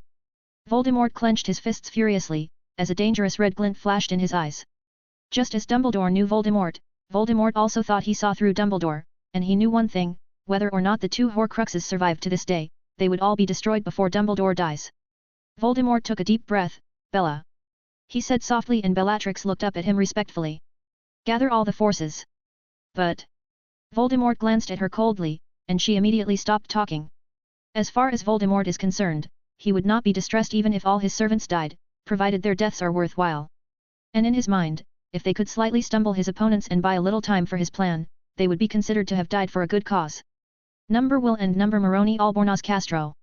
Read 50 days or 100 chapters in advance on Patreon. 572, Chapter 572 Revelation from the Patroness Charm, 2-in-1. The next day, in the classroom with the Frontline Lookout Club sign on the door, Harry, Ron, and Hermione were arranging the soft mats and wooden targets in order on the floor. Which might be used later. The door was pushed open and Fred and George sauntered in. Why are we moving here today? Professor Hap is coming. Harry said. The twins appr-ocked Harry with a look of interest and Harry shrugged. I guess he wants to see my patroness and guide us in the meantime. Cool. Fred said. They also joined in and by the time Ginny and Luna came in, the classroom was already full of people. Ron and Neville were moving a large wooden box filled with various spell books and training props together. I'll help. Ravenclaw student Anthony Goldstein shouted, raising his wand and pointing it at the wooden box. Don't. Neville was startled and shouted, however, the spell had already been recited, Wingardium Leviosa. The wooden box swung violently, knocking Ron's hand away, and the corner of the box smashed into his foot, causing him to yelp in pain. The crate then floated slowly, swaying left and right as if drunk, and rose higher and higher, soon reaching a dozen feet high into the ceiling above them. You need to learn a bit of control. Harry said as he ran over and looked up for a few seconds. Sorry. It's my first time controlling something this big. Anthony said with a sad face. It's not about the size, Harry shouted towards his ear, you need to learn to control your spell. Spell? Anthony muttered in confusion. That's right, you're doing great now, look. You managed to make the crate fly to the ceiling, I now need you to complete the next step and make it descend again. Harry said as the people around him watched apprehensively, Hermione mumbling under her breath. What are you doing? Ron asked, tiptoeing on one foot as Neville supported him from the side. Preparing a shock absorption spell, just in case. Hermione said quickly, oh, but I suppose there's no need for that. The large wooden box descended to the ground little by little and slowly landed. Anthony slumped to the floor, covered in sweat and panting. Harry pulled him up, well done. Thanks. Anthony grunted as the members around him applauded. A voice sounded from the doorway, very brilliant teaching, if it was a classroom I would consider giving you 20 points. Felix said with a smile on his face. The members of the front line lookout gathered around, what are you going to teach us, Professor? Fred chimed in. How about the ancient magic hidden behind the 12 amulets? Lee Jordan suggested, the last demonstration was too short. Felix wanted to put his memory body in a small dark room, but at the moment he could only go along with his memory body's mischief. Last time was considered as an introduction. To pique your curiosity I'd like to give the students more time to do their own research. As far as teaching goes, it might be better to leave it as suspense until the end of the school year, just like illumination magic. I just dropped by today to check out a few things. Potter, I'm interested in seeing your variant patroness. Oh, okay. Harry said. This is something that had been agreed upon a long time ago. The professor had said that he would take the time to stop by after the Christmas break, but he didn't expect it to drag on until now. Harry's happy emotions brewed, expecto patronum number. As he whispered, a silver stag burst out of his wand and circled around them. Harry grew very comfortable with this charm, and he saw Professor Hap nod slightly, which sent a jolt of excitement through him. As he maintained the patroness charm, he held out his other hand. There seemed to be an additional invisible carving knife in the air, outlining a bright runic symbol. In the blink of an eye, the runic symbol turned into a purple mist with a faint golden glow. Harry looked up and the silver stag which was hovering in midair flung its hooves and rushed toward him. Instead of ducking, he reached out his hand, in a manner that looked like he was about to caress the patroness horns to the other's eyes. Then the purple mist merged with the patroness, like ink dripping into a pool of water. The patroness's blurred outline became clear, and its hooves touched the ground with a ta sound. Felix smiled at this. Have you tested the power? He asked. Harry scratched his head in confusion. There were no dementors in sight, but when he saw Professor Hap's eyes moving towards the wooden target, he instantly understood. Go on. Harry said as the stag gently nudged his hand with its massive antlers before turning towards the wooden target and slamming into it. Bang! The wooden target was knocked over. The patroness' bright purple glowing horns became dim and seemed to turn back into a blur of silver color, and when Harry tried to control the spell, the stag's form became solid again. Professor, it has another form. Harry said, pointing his wand at the stag as the purple mist on the patroness faded away, followed by the rapid expansion of the stag's size making it 2 or 3 times bigger than it was. It just simply got bigger, but I don't know what the point is. He said embarrassedly. It will be useful, Felix commented. Have you tried any of the other runes? I've tried tranquility and enthusiasm but they don't work too well in conflict with the patroness charm. Harry honestly said. Strange. Felix was a little surprised. I've tried it personally and there were no problems. Have you tried it too, Professor? And it worked. Harry couldn't help but ask. Yeah, Felix opened his hand and a silver rain swallow emerged from the thin air and landed on his shoulder. He then produced 2 runic symbols, one by one, and brought them to the rain swallow's beak, which opened its beak and swallowed a cyan symbol, then its silver aura gradually tinged with faint cyan color.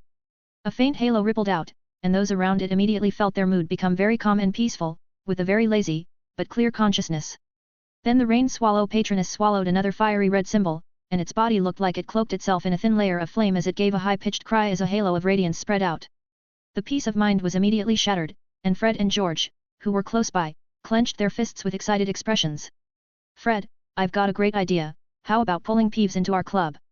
George excitedly blurted. "Can't wait." Fred responded to him enthusiastically as the pair strutted off towards the door. Harry was also feeling out of sorts. His own enthusiasm for Quidditch had resurfaced and all he wanted to do now is ride his broomstick wildly through the sky. Maybe taking Ginny with him would be a good idea.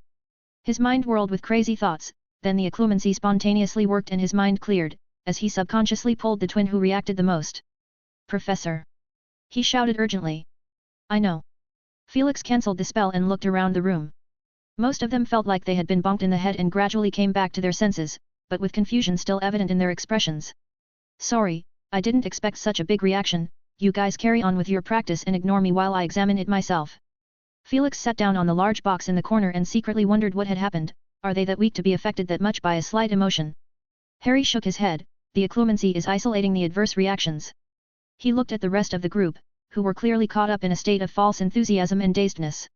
He clapped his hands together, drawing everyone's attention to him. Harry said stiffly, "Let's continue our patroness charm practice today. I know it's been a long time, and you may have gotten a bit rusty." "Bollocks! I'm in great shape!" Ernest Macmillan exclaimed. Without waiting for Harry to continue, Ernest started waving his wand around with a look of concentration and enthusiasm. Harry suddenly realized that these people couldn't have been influenced by that enthusiasm rune, could they?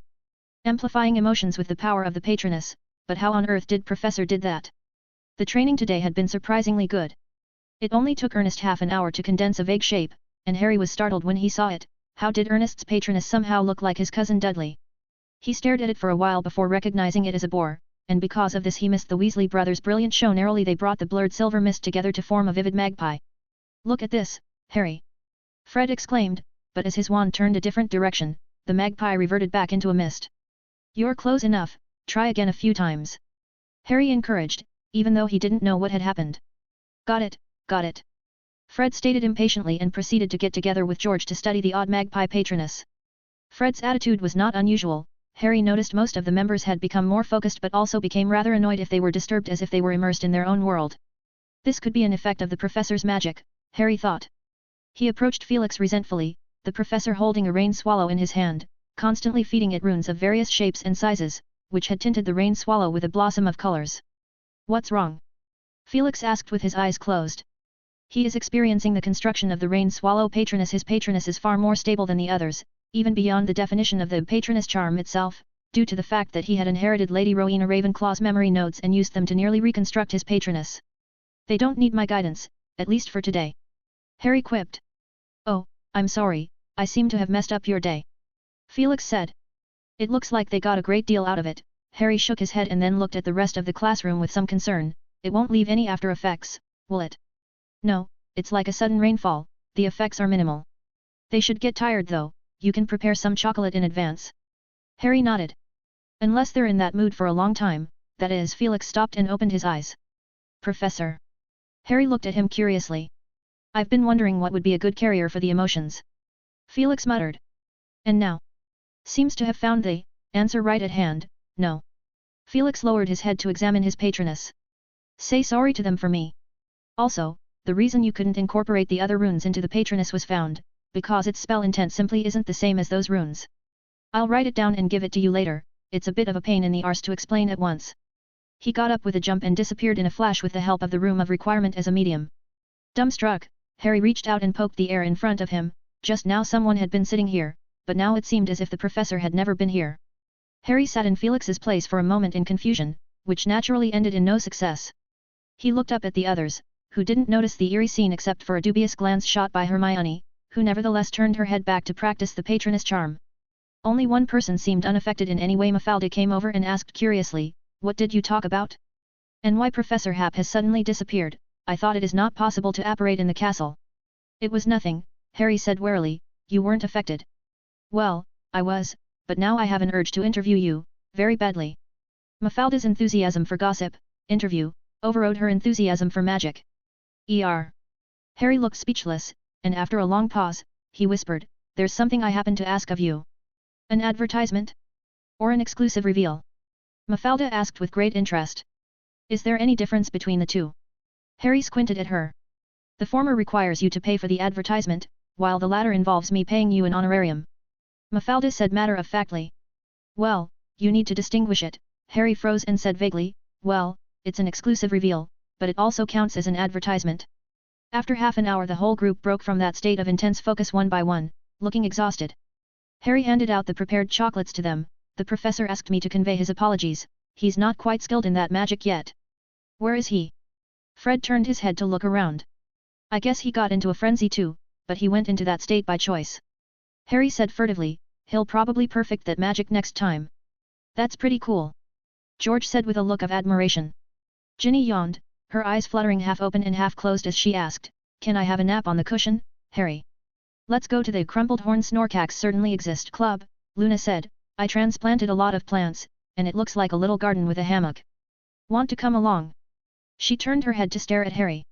"No, thanks though," Harry said as he bid farewell to Neville, Susan and the rest of the group, and eventually, only a few people were left in the classroom. "It does seem a bit scary, I mean that magic," Ron said with a lingering fear. "I didn't know it was affecting me, I was so into learning that I became annoyed if someone distracted me from doing it."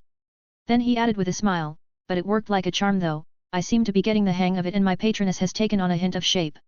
"Me too," Hermione said cheerfully. "The professor once said that it was difficult for me to muster strong emotions, probably because I am too collected, maybe I should make myself more enthusiastic.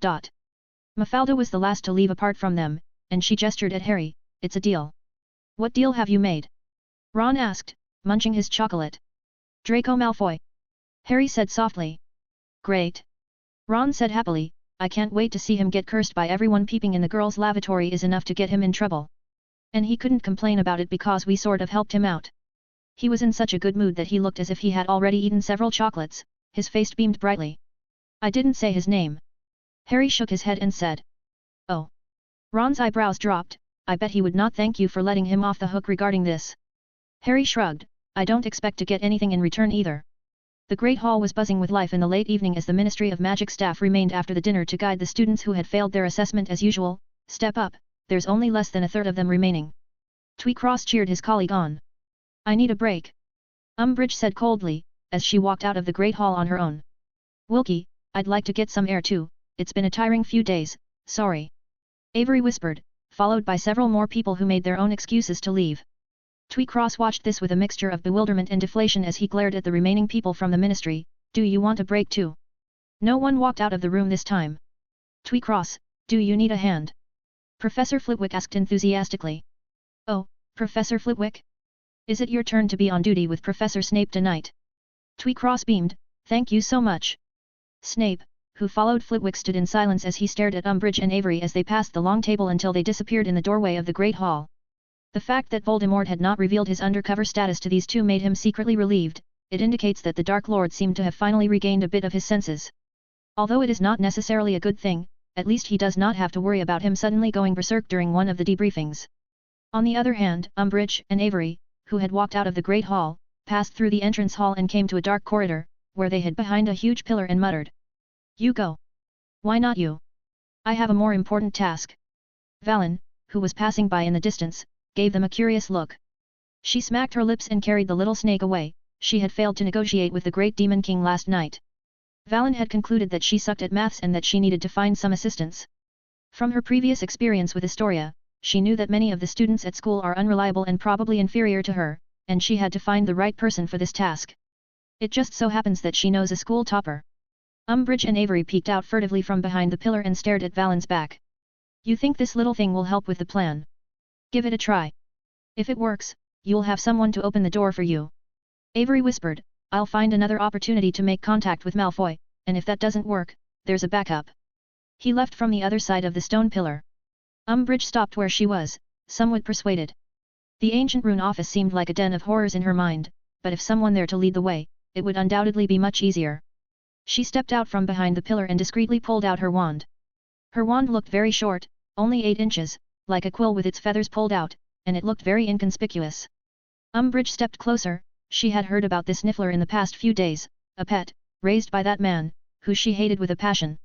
Umbridge slowed her breathing as she kept mentally reminding herself that all it would take would be a Confundu's charm, just like she had convinced her own father to retire early. It would be easy. Her mouth squirmed, and then there was a flash of white light. Umbridge almost thought she had succeeded, and she controlled herself from grinning broadly, but things went beyond her comprehension when the little yellow hat that Niffler had been wearing suddenly exploded with a powerful light and bounced off the spell that she had been confident of. Valen, who is carrying the little snake, stopped in her tracks and turned her head in confusion to see a strange-looking short, fat woman frozen in place with her wand in her hand. Valen blinked and took off her little yellow hat. A visible scorch mark was visible on the back of the hat and a faint wisp of black smoke rose from it. Key. Valen stared intently at Umbridge. Number Will and number Moroni Albornoz Castro. Read 50 days or 100 chapters in advance on Patreon.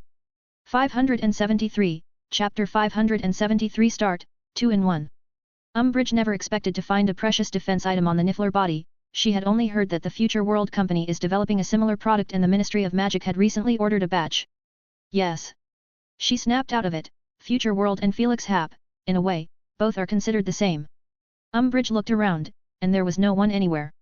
She found the Niffler still stupidly standing in the same place, pulling out a small wooden stick and gesturing at her with determination.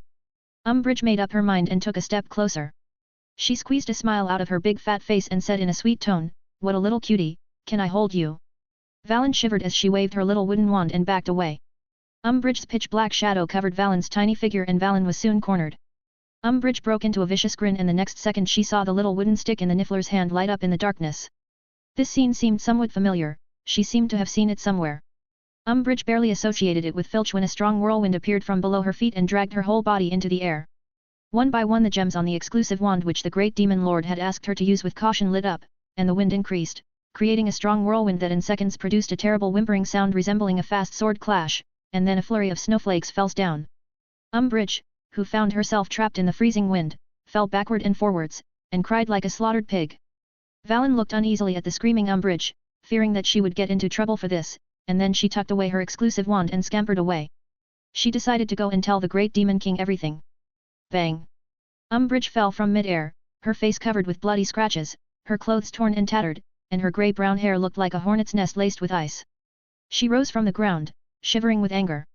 At the same time, her fear for the man which she had pushed to the back of her mind seemed to return. She was okay even when a squib casted a spell, although she couldn't figure out the reason. At least he is still a human being, but for a Niffler to use magic, she didn't know which she felt stronger, the humiliation or the shock.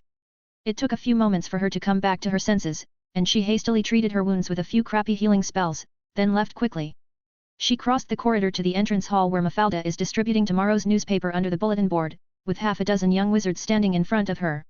Remember, focus on spreading the first news about a creepy perverted student who recently sneaked into the ladies' lavatory at night with the intent to commit an offense. A reminder for everyone to be safe. Two boys cringed and hugged each other in fear. Mafalda gave them a blank look. It's the girls' lavatory, the girls. It has nothing to do with you, understand? One of the younger girls asked in horror, who's that pervert? The client didn't say ahem. I mean, there's no investigation yet, you can ask everyone to keep an eye out. Mafalda corrected, she had just almost blurted out the words in her mind, and to divert attention she said encouragingly, all the best, I promise to send someone to buy you all presents for next Hogsmeade weekend. Is someone actually advertising something? The girl who had just asked the question asked timidly. Of course, except many of them are hidden ads, see the second confession letter? And the fifth one where Professor Burbage is looking for an assistant? It shows we have already reached out to the professor's community. Sooner or later, I will set my foot in the headmaster's office and interview Headmaster Dumbledore. Umbridge, who was passing by with her face covered, suddenly stopped and looked at Mafalda incredulously. Mafalda was in the midst of delivering her speech with gusto when she suddenly noticed the young wizards in front of her looking over her shoulder in unison. She turned her head and saw a wide, fat face close to her chin. Mafalda was startled. After staring at the filthy Umbridge for a moment, she wondered why she hadn't noticed before that there's someone who looks like a toad inside the castle? Maybe it was just the angle, she thought. She subconsciously took 2 steps back to look twice more for confirmation, but once some thoughts appeared they could never be erased. I've seen you before, you're from the Ministry of Magic, what can I do for you? Umbridge grinned, which tugged her wounds painfully. Hiss little girl, I heard what you just said, you're the editor-in-chief of the Wall of Mystery newspaper? I didn't expect you to be so young.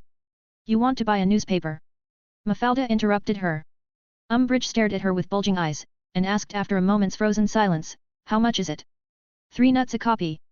Actually, you should buy 2 copies for better value, for only 5 nuts, which is half the price of the daily profit. Mafalda skillfully solicited business, even Valen is a loyal reader of mine. That niffler. Umbridge stared straight at Mafalda, who nodded uncertainly, and Umbridge immediately squealed. From a distance, Felix, who is walking towards the kitchen with Valen in his arms, looked up. What was that noise? Key. It's that wench. A few minutes ago. Valen passed through the entrance hall and glanced quickly around the great hall, but after not seeing Felix, she turned around and headed back to the entrance hall, where she was scooped up by the sneaky Felix. Immediately Valen yelped in aggravation, well, I know all about that, she's really bad. Felix let her vent and occasionally chimed in. Let's get something to eat in the kitchen, baked fish? A cake? I've just figured out a trick how to make food that holds emotion. Would you like to try a caramel pudding that brings tears to your eyes? Not a fan? That's fine, we can try other combinations. They headed down the entrance hall to the basement, at which point Mafalda was just leading her small group down the stairs. It didn't take long before the exaggerated scream was heard. Felix furrowed his brow, this Umbridge started to get on his nerves. February has brought more than just the warming weather, as the much-anticipated Valentine's Day loomed around the corner. Students are especially ecstatic as the new Hogsmeade weekend and Valentine's Day has coincided with each other. One more week till the holiday. A Ravenclaw girl announced loudly during breakfast. She gleefully showed her friend a pretty bow, I'm going to tie it on the wall of Madame Putafoot's tea shop. Across the table, Harry, Ron, and Hermione sat together with no joy on their faces regarding the impending festive day. They're leaving tomorrow. Harry whispered, his eyes darted sidelong to the Ministry of Magic group, who were sitting at the long Slytherin table where Umbridge and the young man with the surname Avery were sitting far away from each other. Looks like a guilty conscience. Ron said. They're not going to rush it on the last day, are they? Or well after today's light out. He blurted out, Mad-Eyed Moody had said that they might have dropped by to steal something, and midnight would be the best time. Just like Quirrell, he acted in midnight too. Well, they don't have many chances to do it during the daytime. Hermione said, did you bring the Marauders map, Harry? Brought it. Harry whispered, taking the opportunity to drink his porridge and rummage through his pocket for a wad of parchment, it's always good to have an extra pair of eyes. He said. Not to mention that Professor Moody's map didn't show a few people, but Harry didn't mention it, lest there be another argument. Actually, it's 3 pairs of eyes. Ron corrected him with a grin. It's the whole front line lookout, Harry. Hermione gave them a blank look, don't think I don't know what you've got in mind when you distributed information on the topic of reconnaissance and anti-reconnaissance at the last activity. Harry seemed a little embarrassed and whispered, it's the best thing to do, isn't it? Hermione sighed, have you noticed that you kinda talk like Headmaster Dumbledore? Harry looked at her with his jaw dropped. You've always complained about the adults keeping everything from you, and now you are keeping everything from the club members. I'm doing it for their own good. And to prevent leaks. Besides, it's best if fewer people know about that thing. Harry stammered out an explanation, and then his expression fell. Could this be the reason? Can Dumbledore and Professor Hap, or even Professor Moody and Kingsley's attitude toward him and his own attitude towards Neville, Seamus, and Luna be equated? Harry bowed his head to ponder, and a voice within him said, I am not like them. But then a new question arose, what is the difference? I can't stay out of it, Harry said to himself, everyone else might give up, but he would never. Even if Voldemort became 10 or 100 times more powerful than he is now, even if Voldemort defeated everyone and ruled the wizarding world, as long as he is alive, he will stand against Voldemort. Harry firmly believed this. Then he saw Neville and Hannah pass by, and he realized that they are going to attend herbology class together. Harry stared at Neville, his face no longer round and pudgy like it had been in the first year, as his face started to develop definite lines. If something particularly dangerous came up, Harry felt that he would refuse to allow the other members to take risks, but he probably wouldn't refuse Neville because he knew that Neville shared the same stance as him when it came to Voldemort and the Death Eaters. Hermione looked across the table and said sarcastically, he does know how to draw people in, he's acting like a warm-hearted senior. Harry and Ron looked over to where Chesterton Avery was chatting with a group of Slytherin students, the words senior and awesome faintly heard, and Pansy was listening attentively, with an expression of interest, not even realizing that Draco Malfoy who is sitting beside her looked cold and silent. Harry could see a strong look of disgust in his eyes. He's not trying to approach Malfoy again, is he? Hermione asked in a low voice, is it possible that tabloids are ineffective? Malfoy won't give him a chance if he's smart enough. Harry said with certainty. They glanced in the direction of the Slytherin table every now and then for the rest of breakfast, and after a short while, the Slytherin students stood up one by one, when Malfoy decisively put down his knife and fork and followed the large group away. Crabbe and Goyle felt rather bad about the fact that there's some food left on the plate, but in spite of their reluctance, they were viciously dragged away by Malfoy. Look! Harry said. They too hurriedly finished their breakfast and scurried off to their herbology class. It was on the way that Harry had time to regain the train of thought that had been interrupted by Hermione, and he had to admit that Hermione had a point, albeit just a little. He mused as he ran across the yard to the greenhouse, thinking that if he had been Headmaster Dumbledore he would also have treated someone who is destined to be Voldemort's enemy differently and revealed some secrets occasionally, but for sure he wouldn't reveal the whole truth. "Thank you, Hermione," Harry mumbled. "What?" Hermione asked grumpily. They were taking a shortcut through a muddy vegetable patch where the snow was half melted, making it very hard for her to walk with half of her shoes sinking into the mud. "I said thank goodness there's no Snape class today," Harry said aloud. Well, he certainly didn't mean what he said. In fact, he had been purposefully keeping an eye on Snape in his potions class lately, trying to peek at the expression on his face to see if he had managed to make it close to the truth about Horcruxes, even ignoring his snide comments at the cost of gaining 2 more zeros. The greenhouse stood in distant view and Harry saw the students standing outside. He strode a few quick steps just in time for the greenhouse to open from the inside, but the person who came out took him by surprise. It was Snape, dressed in black, with Professor Hap standing beside him, and Harry also saw Professor Burbage and a smiling Professor Sprout behind the two. He remembered a piece of news he had read in the Wall of Mystery tabloid. Professor Burbage had applied to build a new greenhouse and had been looking for work-study students a few days ago. "Pomona, I didn't realize you were so familiar with the concept of self-pollination," Professor Burbage enthusiastically said. "It's not new knowledge." Professor Sprout's tone suddenly became dry. "Oh, I thought it was a Muggle thing," Professor Burbage whispered an apology, while Felix and Snape had already left first. "Voldemort is up to something big, any plans?" Felix asked briskly as they walked across the lawn, with the gentle and unblinding sunlight shining over them. "I don't think this will be the final showdown, so it's unlikely that I will meet him in person, which will reduce the awkwardness considerably," Snape said slowly. "As for my intentions, pretend to be stumped by things." "Stumped? So you're still planning to stay undercover?" Felix furrowed his brow. "Have you thought of an excuse?" "Excuses are easy to find," Snape said softly, "but I'm going to more or less smooth things over for those 2 idiots, so there will be no complications subsequently, and if they fail again, it won't be my fault. Let them suffer the wrath of the Dark Lord, after all, it's his hope for eternal life." "TCH. What did you guess this time?" "Horcrux," Snape stated coldly. Felix was quite surprised, not expecting Severus to actually find it out by himself. "But how did you?" "By listing the names of the dark magic I was able to find. I happened to have adequate discernment in that area and then eliminating them one by one afterward. I narrowed it down to 10, but I still couldn't finalize the answer until I ran into Professor Slughorn at the Honeyduck's door," Snape said lightly.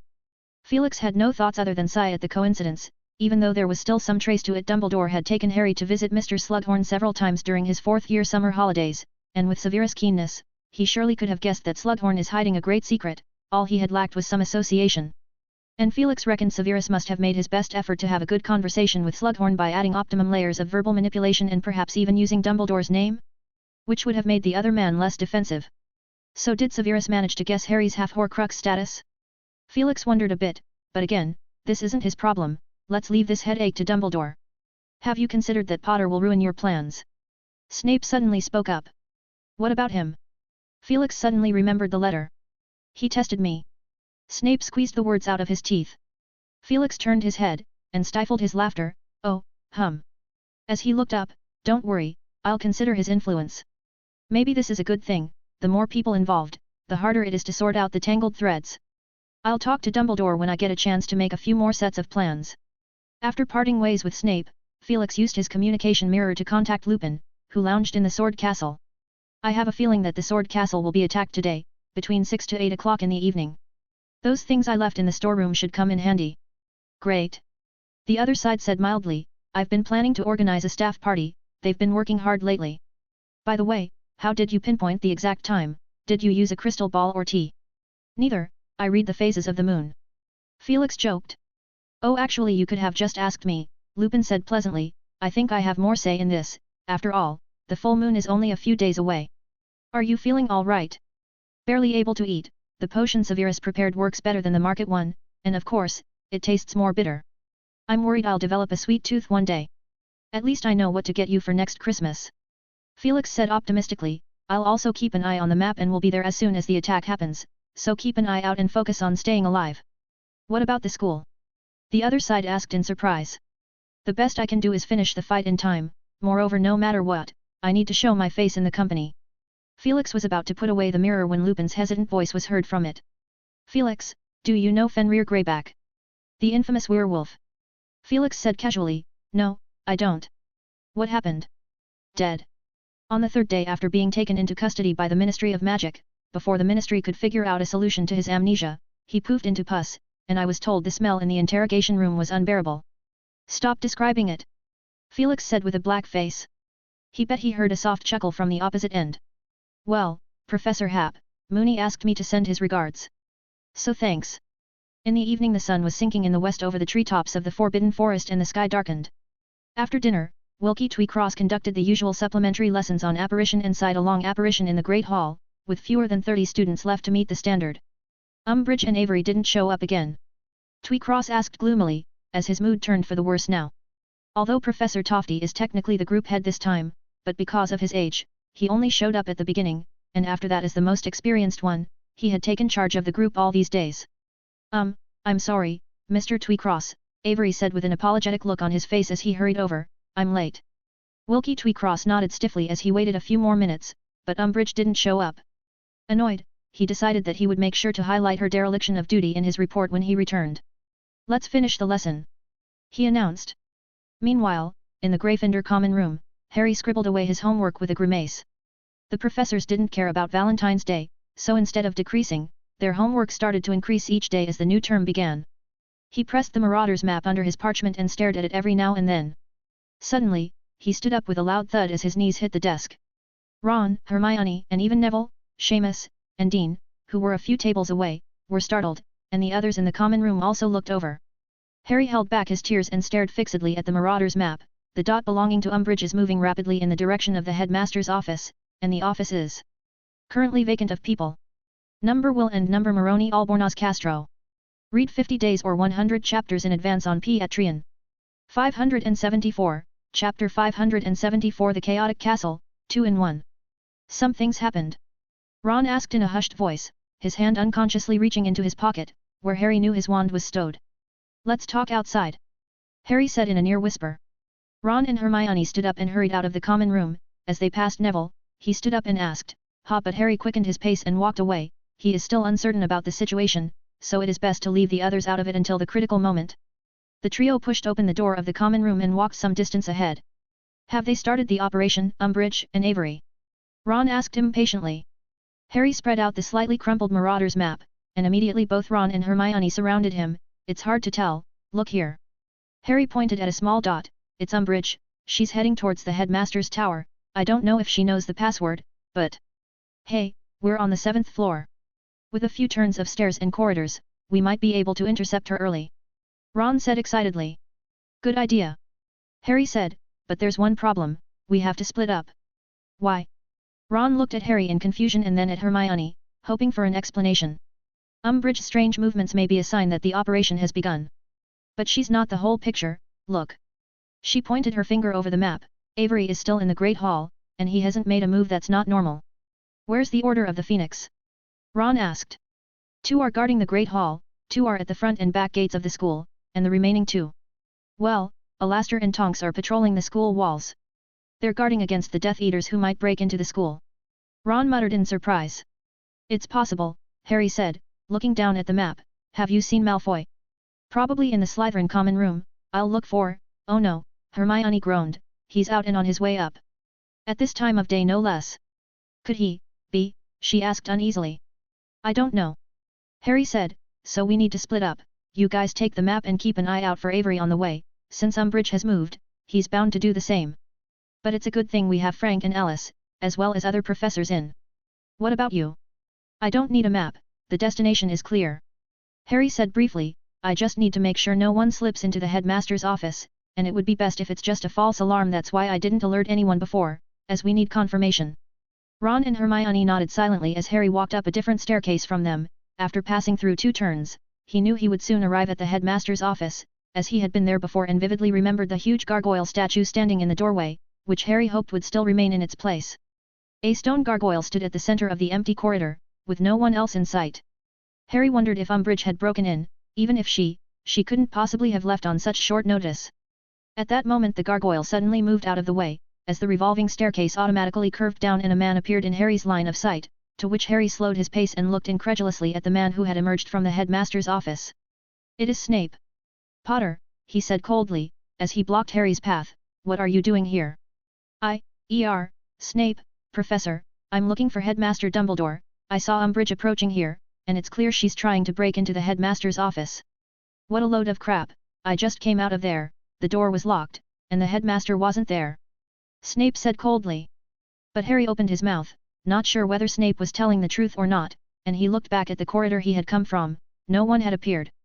Had he run too fast and appeared before Umbridge could arrive? And could he be able to intercept her by heading back? Or was he too sensitive and Umbridge was just in a hurry to go to the lavatory and that's why she ran so fast? As he thought about it, a suspicion that he hadn't noticed before surfaced. Instead of guarding Umbridge, the Order of the Phoenix had spread most of its men around the school and the castle. Harry subconsciously took a step to leave, but he suddenly paused and looked at Snape critically. "What's the password?" "I want to go inside," Harry asked. Snape's thin lips twisted together with a mocking smile and Harry felt very embarrassed. He knew Snape must be laughing at himself in his mind, but what if Umbridge was one step ahead of him and hiding in the headmaster's office? Had she locked the door and that was why Snape couldn't get in? Or maybe the two of them had colluded. Harry didn't know Umbridge's target, but he knew that Umbridge had been sent by Voldemort, who must have an ulterior motive. He ignored Snape and walked briskly towards the stone gargoyle. "Iced lemonade? Pear crusty gummies, licorice wands, fizzing whiz-bees. I'm working for your master, can you open the door?" He trailed off in annoyance. The gargoyle didn't budge. Snape looked at him mockingly and Harry stared into his deep dark eyes, uncertain of what to do. Normally he would have shouted at Snape, but this morning Hermione had inadvertently reminded him that no one could clearly see the whole picture.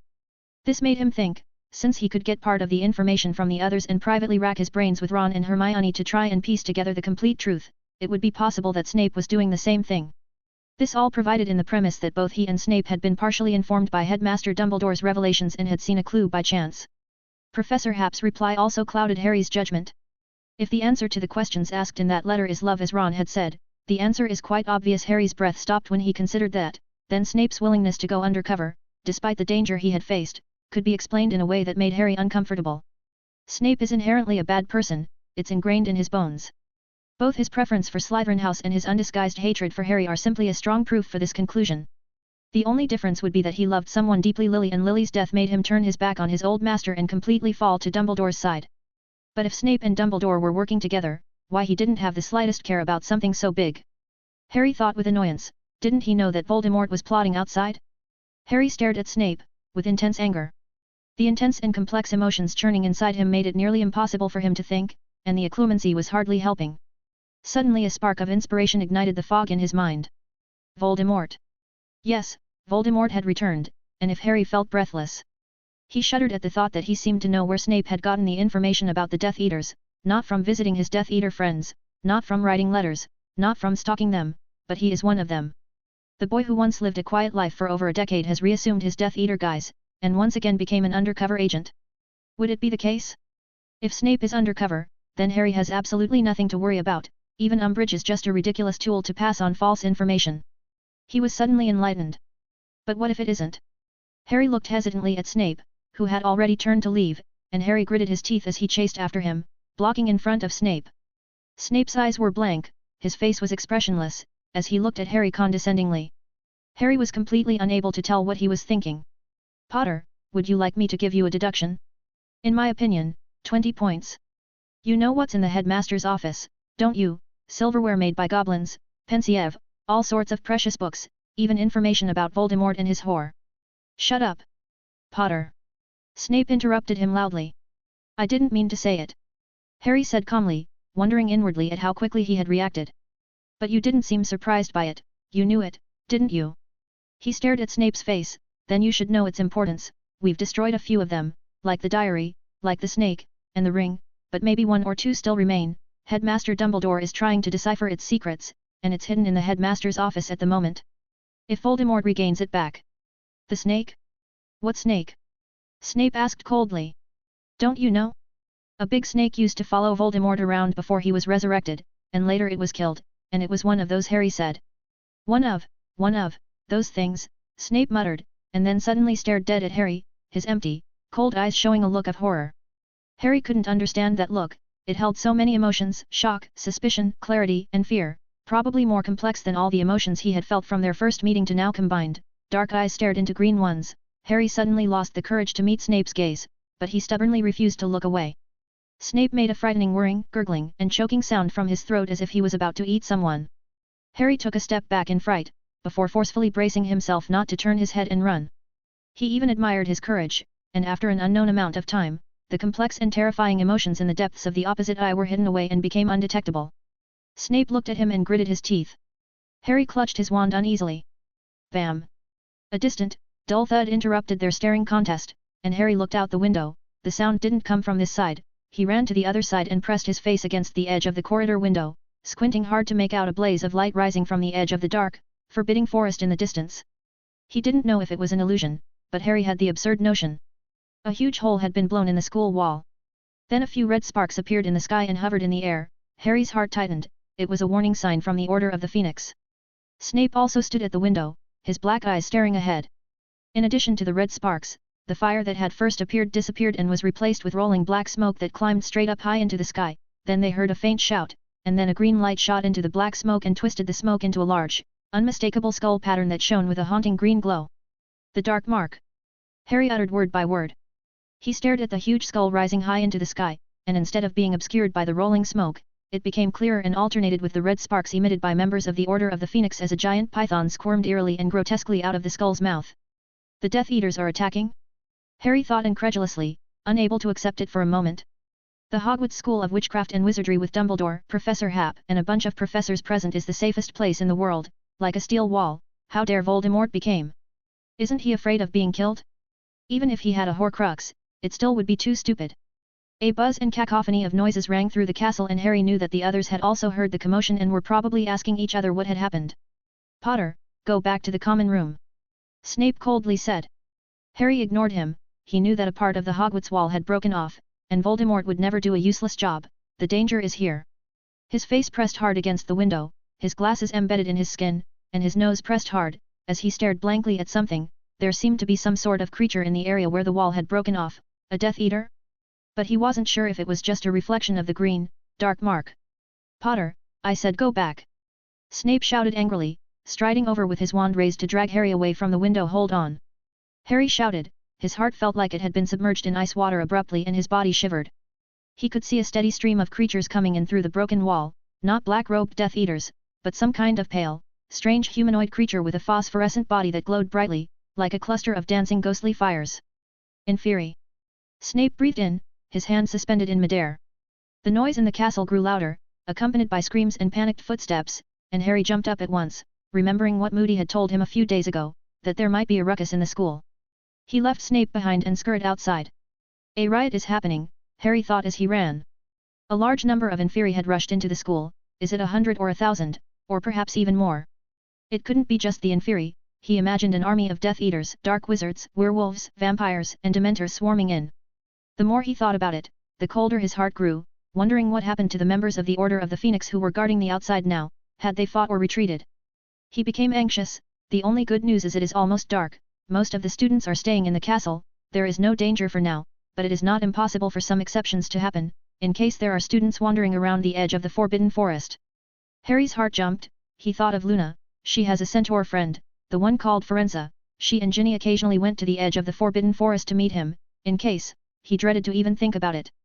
And Hagrid. Harry paused in horror. The broken wall wasn't that far from Hagrid's hut. Hagrid would have heard the noise and gone out to check it out, taking Fang with him. Unless he was staying with young Grop, away from home. He mentally prayed, hoping that Hagrid had a whim to be with Grop, something like it was Grop's birthday, and he might need to accompany him today. Harry was so overwhelmed by all the thoughts in his head. The Marauders map is with Ron and Hermione, so he had no way to make sure they are okay. Fear continued to well up in his mind when he heard a familiar voice, Harry. Hermione and Ron ran up the revolving staircase, gasping for breath.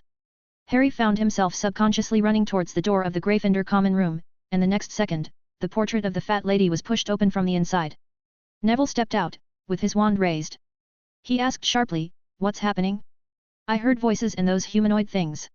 He winced sharply as Fred, George, Lee Jordan, Seamus, and some others crowded the doorway and looked at Harry all together. Those are Inferi, Harry gasped. Are they really Inferi? Hey, I've only seen them in books. Fred shouted, looking quite pleased with himself, is it the you-know-whose handiwork? Then what are we waiting for, it's our time to show off. His words were met with a low chorus of approval. Harry felt uncomfortable finding himself stuck in the middle of a difficult choice. He didn't know if he should let them tag along and risk their lives. This isn't some kind of training, no matter how hard the training is, there's no risk to life. Now it is a real battle, not a one-on-one duel, but a battle filled with cunning tactics where a Death Eater might be hiding among the inferi, waiting to shoot a killing curse at them. If anyone died, he would definitely feel guilty for the rest of his life. Where's Ginny? Where's Luna? Are there any students outside?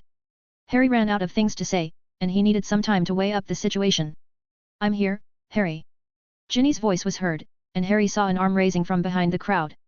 He breathed a sigh of relief. No one's out there. We saw Luna trying to open a door when we came back. Ron said. What door? As soon as the words left his mouth, Harry regretted asking. I don't know. Ron shrugged, been too busy running to ask. How things went on your end? Harry asked, did that Avery do anything? Hermione and Ron looked a little odd. He didn't move, we saw someone watching him, so we went to look for Malfoy and intercepted him halfway, but he had nothing to do with the disturbance, and he ridiculed us a bit, or is that a reminder? Hermione spoke quickly, anyway, we knew someone was going to break into Professor Happ's office. Who is it? Harry asked hurriedly. Crabbe and Goyle, Ron shrugged, we arrived to find them entangled by vines and passed out in the doorway. The professor wasn't inside and neither was Valen. We didn't know what to do for a while, then we heard a commotion outside, so we left them and hurried back. It was Professor's defense. Hermione added. With the questions out of the way, Harry looked around as all eyes fell on him, he had to choose. Harry, give the command, we've all learned the bright fire-making spell and I remember you saying that it can strongly restrain dark creatures. Neville said slowly, we have to do something. Harry suddenly thought of something and fumbled a small vial out of his pocket, well, divide this up and each take a small sip. What's this? Neville asked. Liquid luck. Harry said vibrantly, as blood rhythmically rushed through his veins, are they going to fight together, like Sirius said when they were talking about being a real warrior? At that moment, a loud growl sounded from the distance, burrowing into their ears cutting through the dark night sky and the sounds of turmoil in the castle. It's Hagrid. Hermione said in horror as they rushed towards the window like a wave, and Grop, oh dear.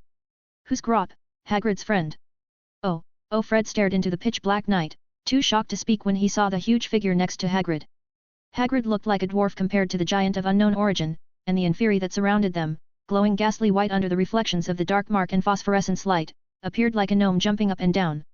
The inferi shouldn't be able to hurt the giants. Ron looked uneasily into the distance, their nails are like ticklers to them, and Grop would smash them into minced meat with one punch.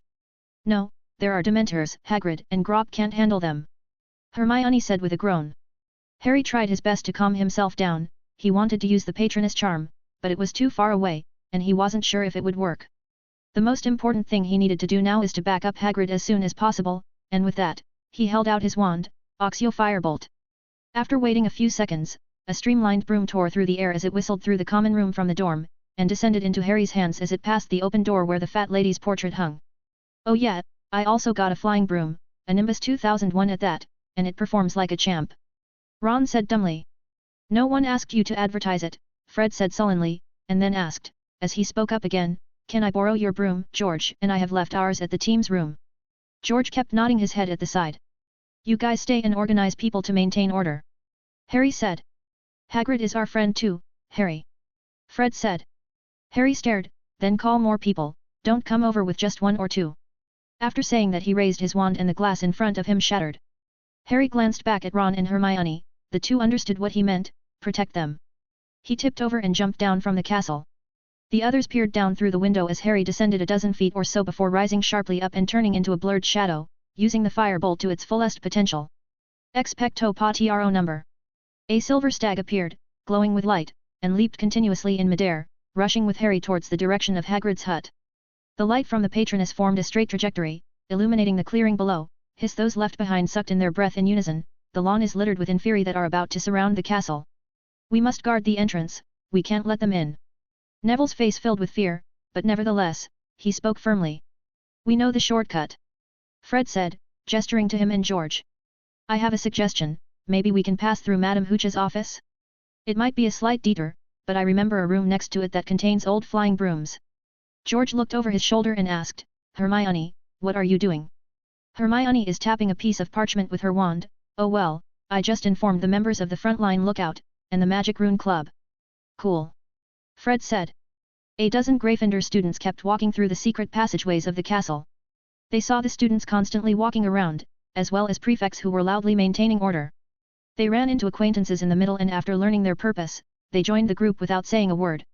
By the time they reached the broom room, their number had reached 36. The door's locked. Ron said, Alohomora. He chanted the spell, but the door didn't budge. He frowned and used the severing charm, but a shimmering light from the surface of the door cancelled the spell. Madam Hooch is quite diligent. Out of the way, Ron! Hermione shouted. She pinned half a dozen small wooden rune slabs on the door and everyone took a few steps back. Bang! The thick door was splintered apart. Awesome! Fred said happily as a group flocked into the storeroom to pick out brooms. Look what I found. Clean Sweep Full Series, Comet 140, even an old antique model like Oak's Haft 79, Moon Trimmer and Silver Arrow. Nimbus 1000, Nimbus 1001, Nimbus 1500, Nimbus 1700, is that Nimbus 2000? Madam Hooch has hidden it well. It's a pity there's no Nimbus 2001, George said greedily. All the students picked up a broomstick each, and even Hermione picked a Clean Sweep 7 model. So, Hermione said, we need to split up some people to support Harry, while the rest of us will have to head towards the front door, the back door, and the other exits where the professors are, and it would be best to split a few people to fly around the castle on brooms, to give a warning. So, where's our killer weapon? Professor Hap's illumination is appropriate for the current situation. And Headmaster Dumbledore, he's not sleeping, is he? Has anyone thought about that? Fred asked doubtfully. Yeah, where are they now? Both Hermione, and Harry, who is riding on a broomstick, pondered this question. Everyone's sight is on their own line, and they can only see things from their own perspective, especially when they are in the middle of it. But if any historian analyzes it afterward, it would become clear that today is rather an important and chaotic day. The entire British wizarding world resembled a boiling cauldron, and the series of events began neither with a sudden attack on the Ministry of Magic nor with Felix Hap's appearance at the gates of the Burning Sword Castle. The same goes for Dumbledore receiving a distress call from his own brother. It started a little earlier than all that. It all began when Voldemort walked into the Hog's Head Inn and went on a killing spree. Note. This is a long chapter with 4,154 words excluding this note. The plot is at a critical point, so you can expect another long chapter. Hope you enjoy reading this. Number Dino Chua. Read 50 days or 100 chapters in advance on Patreon. 575, Chapter 575 Battles, 2 in 1. Traces of that great battle still remained at the edge of the Hogsmeade village, and Voldemort took a moment to reminisce. Although he had escaped last time, he had sort of fought two of the world's greatest wizards in quick succession, and the threat rating of Voldemort had risen sharply in various countries' ministries of magic. With the headmaster of the Ilvermorny School in the United States as a warning, no one dared to underestimate this evil power rooted in Britain, and even the duel half a century ago has been repeatedly mentioned, with many newspapers openly referring to him as Second Dark Lord. Voldemort wandered through the streets of Hogsmeade at that moment, looking for his target. He was looking for a foolproof place, not some slimy lover's teahouse or an owl post office littered with bird droppings and noise. He saw the three broomsticks in from a distance and weighed his options for a moment when he spotted a dark alleyway. A distant memory was triggered as he walked in with a little melancholy and stopped at the door of a shabby inn. Nothing seemed to have changed here. The battered wooden sign with its rusty frame swayed along as the wind blew.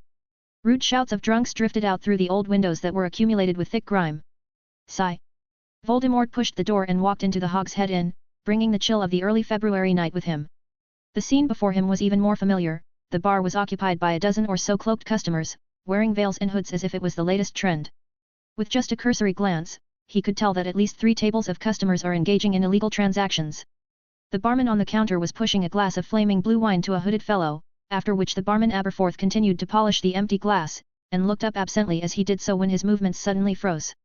The sound of the glass shattering drew the attention of the other customers, who looked at Aberforth and then settled their wary eyes on Voldemort. Hiss! There was a loud gasping sound. The temperature in the filthy, cramped, dimly lit room seemed to drop instantly to the freezing point. Merlin, the you-know-who. A male wizard by the fireplace cried out. He is wrapped in blood-stained bandages, a get-up that would hardly be welcomed in the Three Broomsticks Inn not far from here, but he is allowed to swagger into the Hog's Head Inn, which is what keeps this little bar in business. The male wizard scrambled to his feet, knocking over the table in front of him with too much force, and took out his wand not to attack but to cast apparition. Then there was a flash of green light, and he fell flat on his face. His wide eyes showed the unrest he felt before he died. Voldemort bowed with a lazy grip on his wand. I am planning to receive a guest, so gentlemen, I hope you can all do me a favor. For a moment, the air in the bar seemed to freeze. A thin wizard with dark circles under his eyes who looked suspiciously like a vampire shouted shrilly, he wants to kill everyone. Voldemort's gaze moved up slowly, a sneer appeared at the corners of his mouth as he raised his wand, and then the strange and bizarre customers of the Hog's Head Inn fell like wheat. The struggle began, so did the slaughter. Another man attempted to apparate, only to be strangled alive by a shadow from the darkness that wrapped around his neck. Desperate cries and the faint glow of the spell cutting through the air were confined within the dimly lit bar, from which no one could escape. Within a minute, there were only 3 people left in the room. Aberforth summoned his patroness, which would deliver the news of Voldemort's arrival to Dumbledore. The substantial goat patroness passed through the wall and disappeared in the blink of an eye.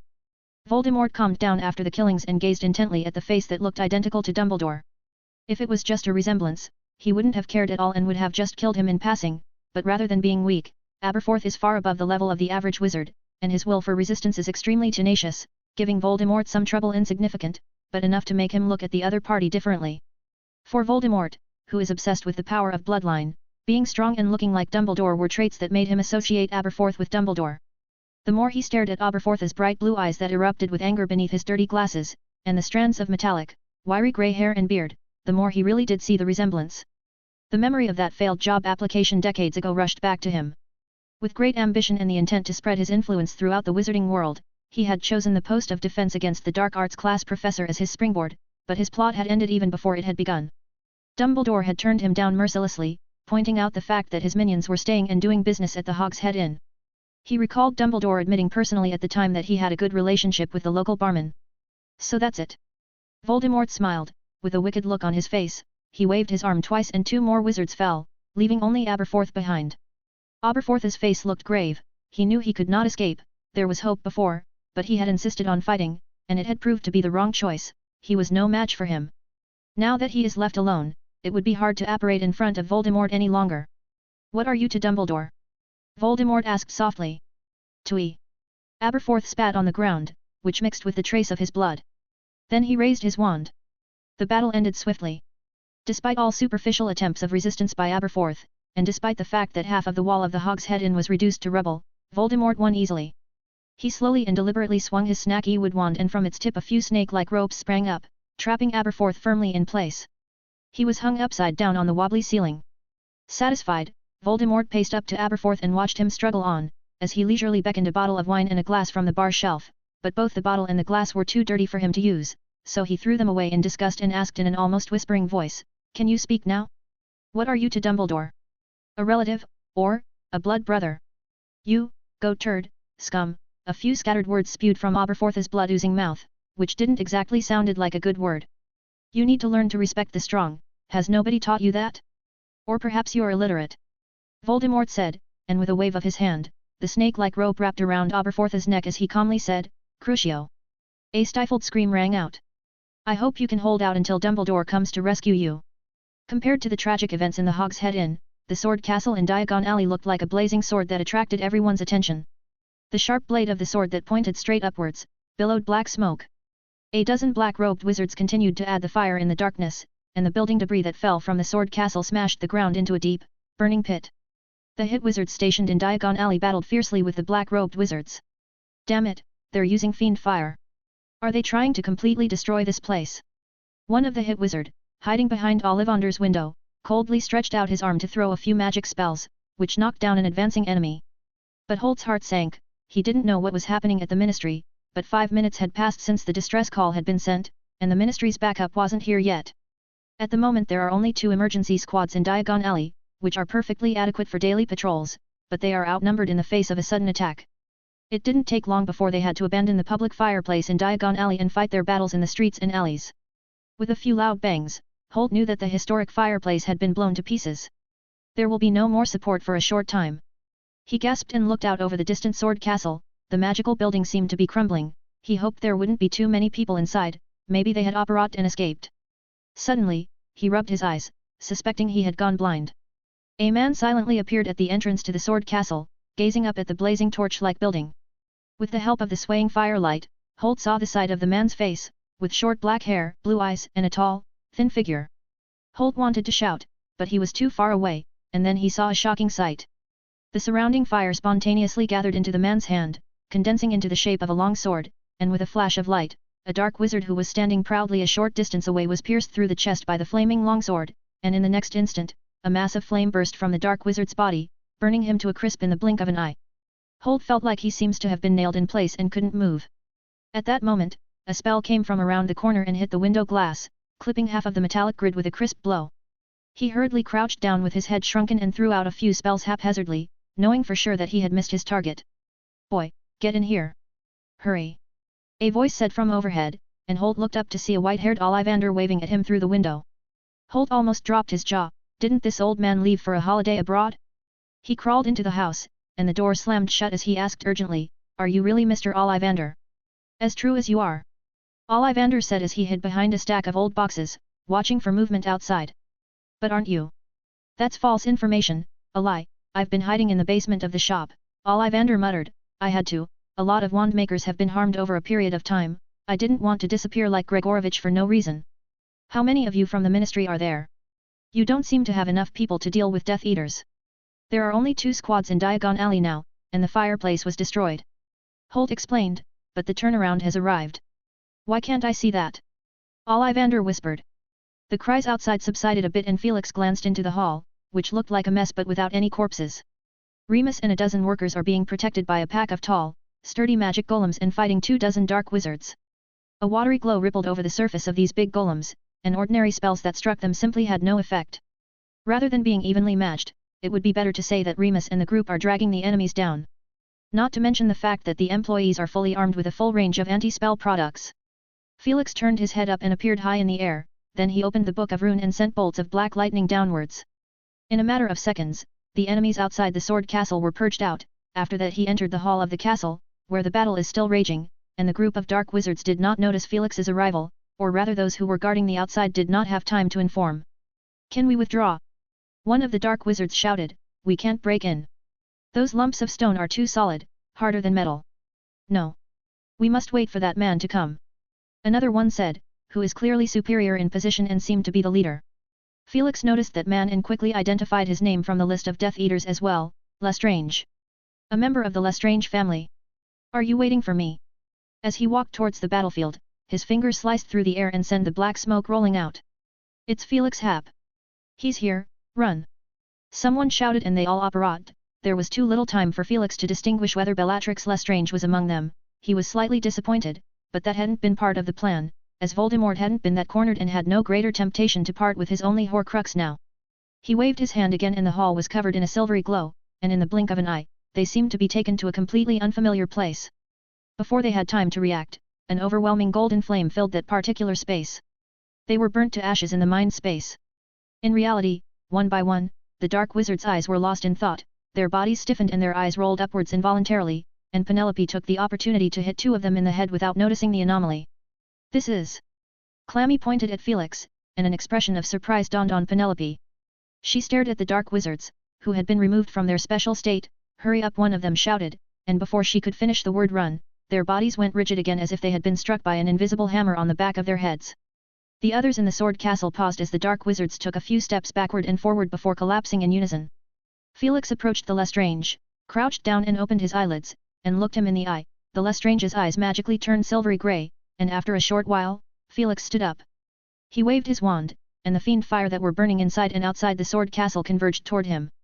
The tip of his wand seemed to contain a black hole with an infinite suction, and the fiend fires that were coiled around the building in various forms of creatures were torn out of shape, and eventually all converged and became a small orb. Felix gently took it down and held it in his hand like holding a somewhat warm glass orb. "Felix." Lupin came over. "These people.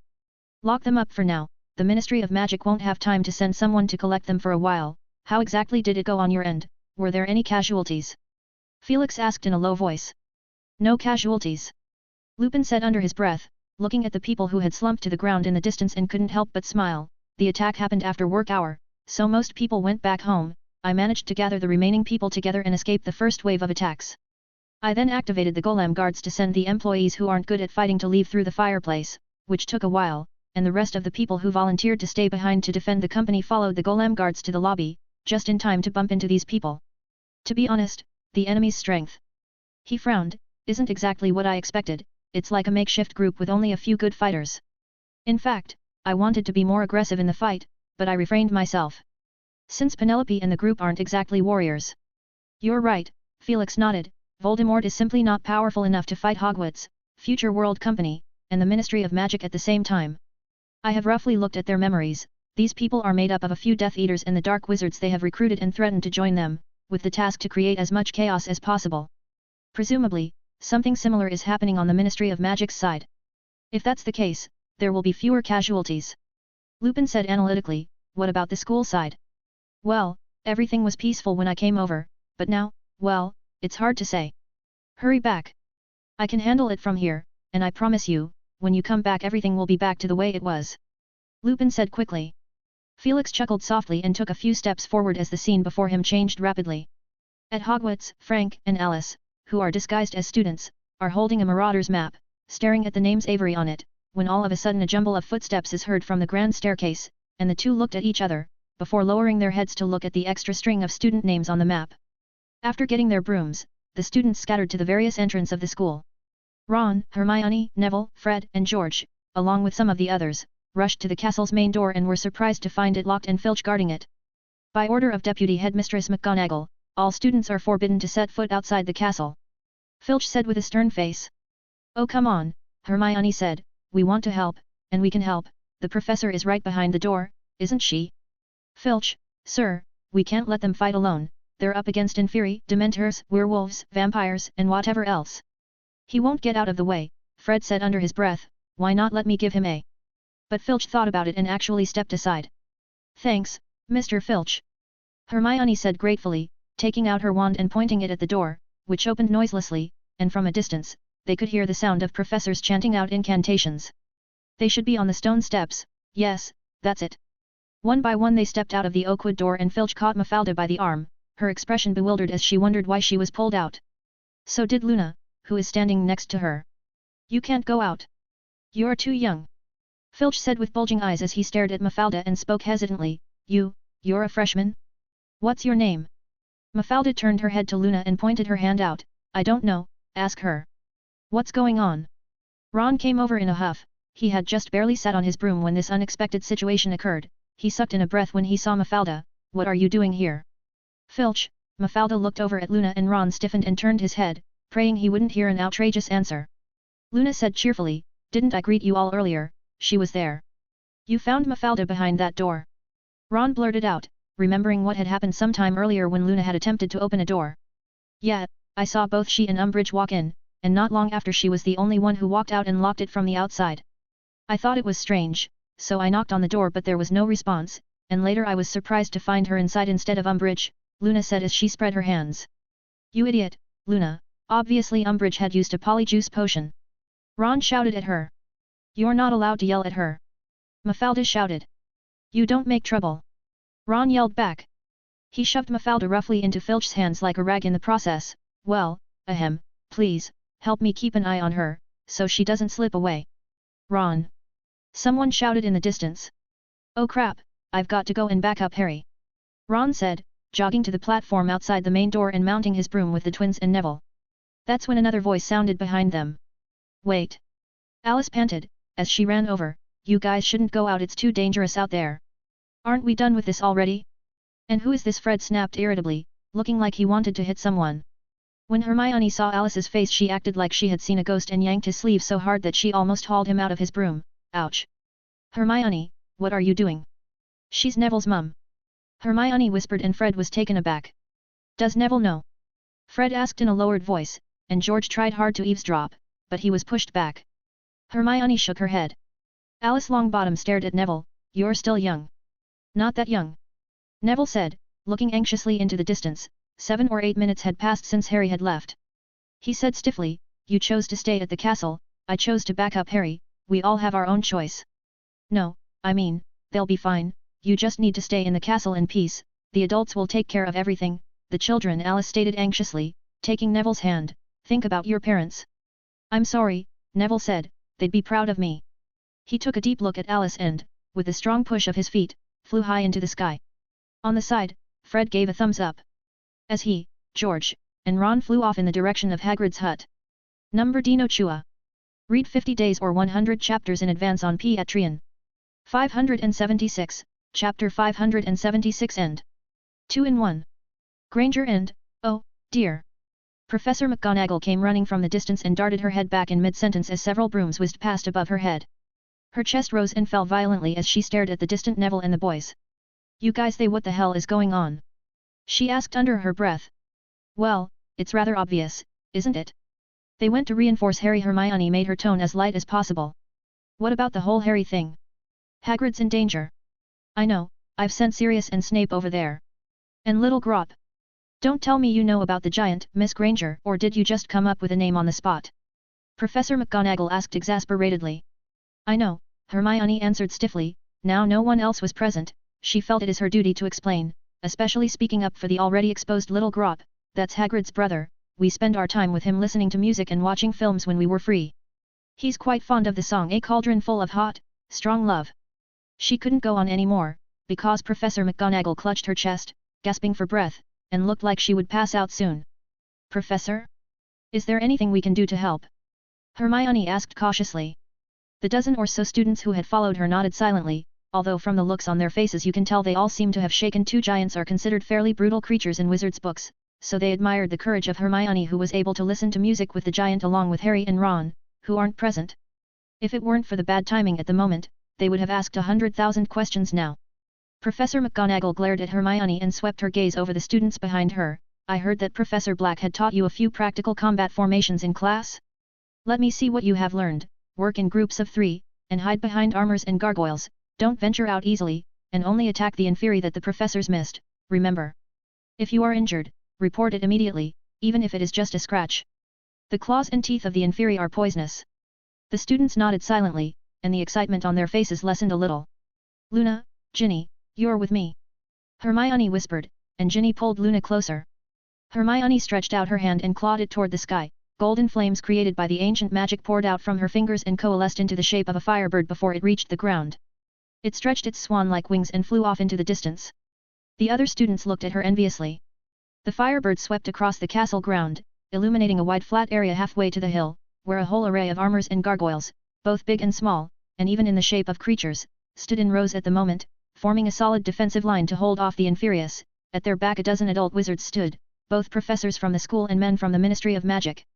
But they are paled in comparison to the sheer number of inferious, and can only hold the main path. They were forced to stand scattered, each group in charge of an area, but they are unable to do much about the places further away. Some distance away inferious seem to have taken an interest in getting their arse hooped by Whomping Willow. All we can do is make sure that we clear this path first, and wait for daylight for the rest. Professor McGonagall said as she rejoined the fight, waving her wand as the small grasses peeking out of the ground grew wildly, tripping up the approaching inferious while Hermione controlled the firebird to spew a blaze of flames that burned them to ashes. In the distance, 2 Dementors floated in mid-air, like tattered rags blown up by the wind. They seemed a little dreaded all of a sudden, and when Hermione looked up again, the Dementors had disappeared. A wolf howls were heard from the Forbidden Forest, and she wasn't sure if it was a werewolf. I hope no one is dead. Although we have prepared for something like this in advance, there are still a few things we can't control. Professor McGonagall said as she looked at the green skeleton hovering in the sky. As soon as the words left her mouth, the huge constellation like dark mark suddenly became dazzling and exploded from within into a myriad of bright fireworks. People from all over Hogwarts looked up, and with a huge explosion, the skull's jaw shattered and the snake writhing in its mouth disappeared, replaced by a brightly colored dragon that swam merrily through the sky. The skeleton's eyes were replaced by 2 spinning, sparking wheel-shaped fireworks, making the whole thing look hilarious. With the help of the dazzling bright light, Professor McGonagall saw several black dots bursting out of the green cloud, and she let out a low groan. It must be Fred and George. Even at this time. They did a good job this time. Ginny said as she stared up at the sky while shaking her wand sharply and flinging out a hex. Bat bogey hex won't do anything to an inferi, Ginny, Hermione said. You'll have to use a flame-based spell. Try bright fire. She froze, staring at the hapless inferi. Wow, what a big bat. Luna said with a look of awe. Finally, the dark mark disappeared along with the Weasley fireworks, and the castle turned dark again. Hermione, Ginny, and Luna are standing at the front at the moment, and Luna, who is controlling a white flame, turned her head back and said, "We need a little light." Someone also had thought of the same thing as her. At the entrance to the castle, Cedric held a bright ball of light in his hands, which radiated a soft glow in all directions, and behind him, a group of students stood with their hands outstretched, with coordinated gestures, and soon a number of balls of light flew into the air like lanterns and small moons, dotting the sky above Hogwarts. Once they had finished this, they trotted down the stone steps to Professor McGonagall's side. Professor McGonagall had already gotten a little numb. "Thank you, boys, in a group of 3, don't get too close to the front." "Professor McGonagall, Mr. Kingsley asked me to inform you that the back entrance to the castle is secured. He won't need that many men on his side," Cedric said. "Excellent," Professor McGonagall said with satisfaction, "we are in need of men on our side, there are so many places to defend. Since you are here, I can spare a few professors. There is more than one battlefield." She was right. In addition to the Ministry of Magic in faraway London, the Hogsmeade village neighbouring the school is also divided into several battlegrounds: the wall near Hagrid's hut, the front and back gates of the castle, and even the relatively peaceful headmaster's office counts as a battlefield. Umbridge made a mess of the office. At first, she disguised herself as a student brimming with curiosity, claiming to have obtained Dumbledore's permission to do an interview for the Wall of Mystery tabloid. She looked around, poked around, touched and pawed, even grabbing the sorting hat and shaking it off, with no result other than choking on the dust and making her eyes tear up. She had rummaged through everywhere she could, books were scattered all over the shelves, the wine cabinet had been roughly pushed aside, and a few oily fingerprints were stuck on the inlaid wooden panels as if checking for hidden compartments. As the minutes ticked by, the shouts and commotion outside spread like a plague throughout Hogwarts, but Umbridge didn't look the least bit alarmed or surprised. She even tried to barge into Dumbledore's private bedroom on the floor above, making it impossible for the portraits of successive headmasters to ignore her antics any longer. The portraits in the headmaster's office shouted at her in anger. "Never seen a student like you before." A fat, red-nosed wizard in the portrait said, "Stop it. What house are you from?" Umbridge tried several more times and found herself blocked by an invisible film, and her magic also had no effect whatsoever. With no other choice, she turned her attention to the headmaster's desk, and Umbridge sat laboriously in the headmaster's chair as a scowl appeared on the Mafalda's face she is using. "Obviously, I'm a Slytherin," she answered casually. "Liar." The portrait of Phineas Black, Sirius' great-grandfather, the one who had been voted as the least popular headmaster at Hogwarts, exclaimed, with his eyes squinted as if he had only just woken up. "My name is Mafalda, and you can have someone check it out," Umbridge said sweetly, "that is, if you can Headmaster Black." She then stopped paying attention to the accusations of the portraits and concentrated on a drawer in the desk. This drawer is locked when she first checked it, and she tried the regular unlocking spells, which did not work at all. There is no other way at the moment, so she can only put her mind on this again. "I need a key," she said to herself. "I hope he isn't wearing it, then I would get nothing." She tried to think, if that key was in the room, where would it be? It took her a not too short time to finally rummage through the bottom drawer on the other side and find the key, which is hidden under a thick pile of documents and a few letters. Normally she would have been interested in prying into Dumbledore's privacy and social network, preferably to get hold of some dark materials. But now she just haphazardly rolled the documents and letters into a ball and fumbled her hand around the interior of the drawer to pull out an ancient key. She held her breath as she slipped the key into the lock and the sound of click was almost heavenly to her. She yanked the drawer open and the glow of magic instantly blinded her eyes. She stared greedily at the contents: a purple wand, a black jeweled ring, a locket, a diadem, and a tattered diary. Apart from the wand, the locket, and the diadem, the other two looked dull. Slytherin's locket. Ravenclaw's diadem. Umbridge, who is trembling with excitement, disregarded the shouts of the portraits at the side thief. "Disgraceful thief!" And stuffed the target of her trip, a relic said to hold the mystery of the Hogwarts Big Four, Slytherin and Ravenclaw powers, into her pocket, before jumping out of the chair and making her escape. She knew she had delayed too long, the you-know-who had promised to buy her time, but she couldn't afford to bet everything on it. After a few steps, she abruptly paused. An unstoppable thought crossed her mind: you-know-whose desire for the locket and the diadem was overwhelming, what about the other treasures that were placed alongside it? Is that wand a powerful wand?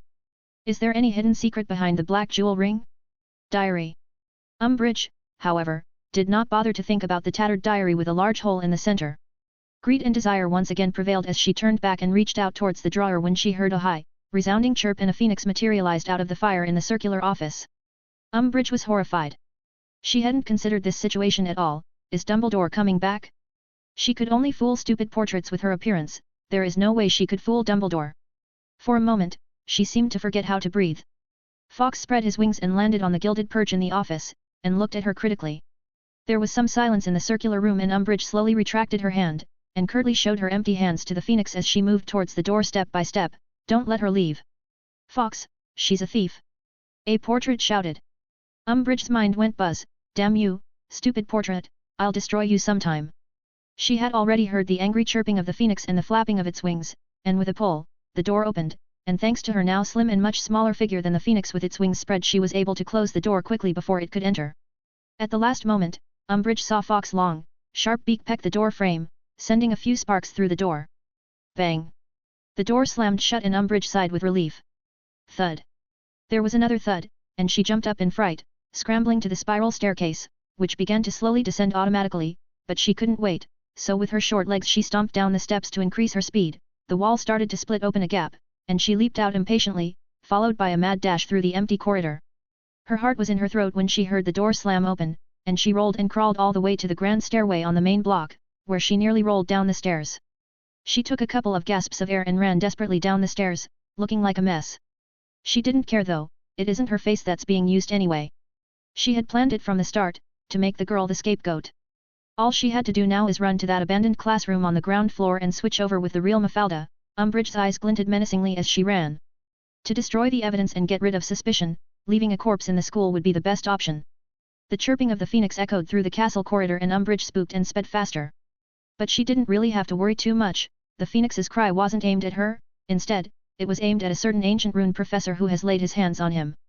Fawkes stormed out of the door, only to be caught by a hand that suddenly appeared out of a thin air and caught his neck in a smooth jolt, and Fawkes, who had never been treated so roughly before, simply exploded with anger. Easy, Felix said with a grin, holding Fawkes like a hen and stroking his pretty feathers soothingly with his other hand. Take it easy, you have to give her some time to escape or she can't get away. Fawkes lifted his long, graceful neck, his eyes filled with anger. Felix leisurely pulled out a silver pocket watch and popped open the front cover to check the time. Key. Valen's voice came from inside. It's not over yet, it is best for you to stay inside. Felix said soothingly. Key. Sorry, you can't have the little snake yet, there's a potential risk in using it inside a space created with undetectable extension charm, and you don't want it to suddenly blow up. Felix closed the lid of his watch and carried Fawkes down the stairs of the headmaster's office, and gazed into the distance through the window in the corridor of the 7th floor. It looked bright as day outside, and a broomstick flew past the castle. He saw some familiar faces and as if competing with each other balls of illumination light flew out from various locations in the castle, their soft white light superimposed to turn Hogwarts into a world of light. Infurious immediately started to rush out of their place like headless flies, instinctively fleeing into the distance, only to be set ablaze by the white flames spilling from the flying broomsticks that whizzed past in midair. Dozens or hundreds of illumination spells converged, lighting up even a small part of the forbidden forest. Felix finally loosened his grip and Fawkes broke free from his hand, and angrily spewed several golden projectiles at him. Felix waved his hand at it. Go go go, keep Umbridge mobile, don't be idle, Voldemort shouldn't be able to wait. Fawkes turned gracefully in midair, the two long plumes trailing behind him whipped over Felix's arm, as he flew headlong towards the grand staircase of the main block of the castle. Harry breathed a sigh of relief as he looked at the empty hole in the wall. As they fought, he knew that the enemy would never succeed, with a steady stream of support from their side. At first, it was just Hagrid and Grop, then he came and took down several dark wizards in one go and dispersed the Dementors in the area, then Mad-Eye Moody and Tonks joined them without incident. Later Ron came with Neville, Fred and George, and they followed Moody's orders to form a bullhorn formation, leaving little Grop to stand behind and throw rocks, and from just a single hit the werewolves, vampires and dark wizards were out of the game.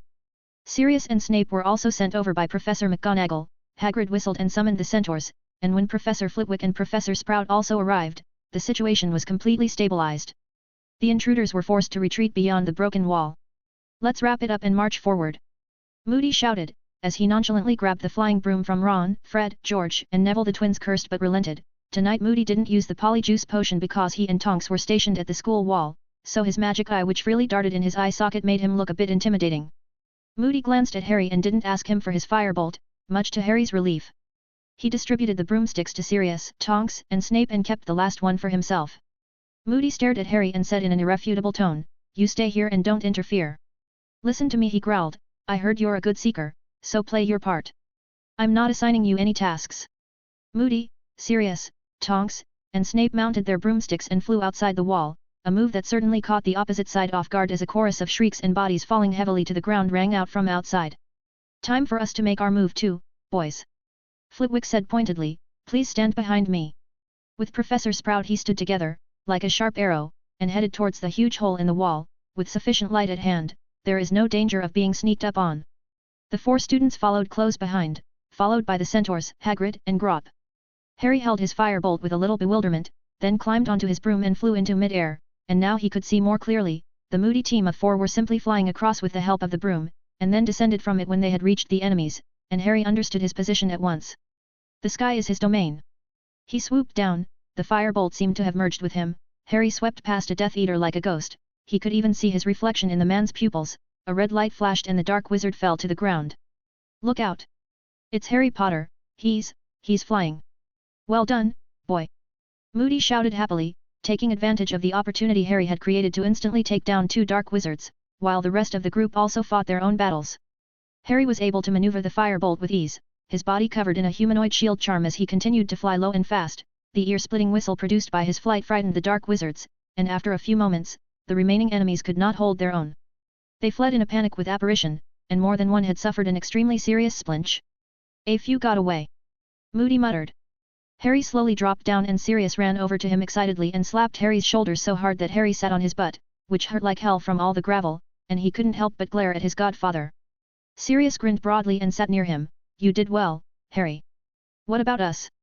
Fred came over with a resentful look, still upset about the broom. George, Neville, and Ron also sat around, exhausted from the hectic last 10 minutes. Together they watched as Professors Flitwick and Sprout made comments about the huge gaping hole in the school wall. It's a lot of work to fix. It's better than building something from scratch. Professor Sprout said as she sprinkled a few seeds in the gap and waved her wand, where tender sprouts burrowed out from the earth, growing rapidly and soon blocking most of the gap along the wall. Just a moment, Pomona Moody said gruffly from outside as he and Tonks dragged the tied-up dark wizard in. All right. Professor Sprout waved her wand and the vines immediately filled in the last bit of empty gap. At least it will last till dawn, she said. Grop carried many stones the size of a man's head in his hand, like small pebbles, and seemed to be aiming at the wall of vines.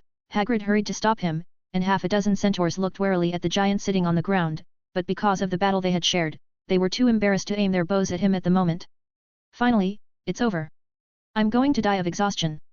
Ron, who had just watched a great show, said, leaning over George, who leaned back a little, so Ron slumped into his lap, and George lowered his head, staring at his brother. Do you want me to fix your nose for you? Ahem. Ron immediately got up and said with a straight face, I wonder what's going on in the castle now.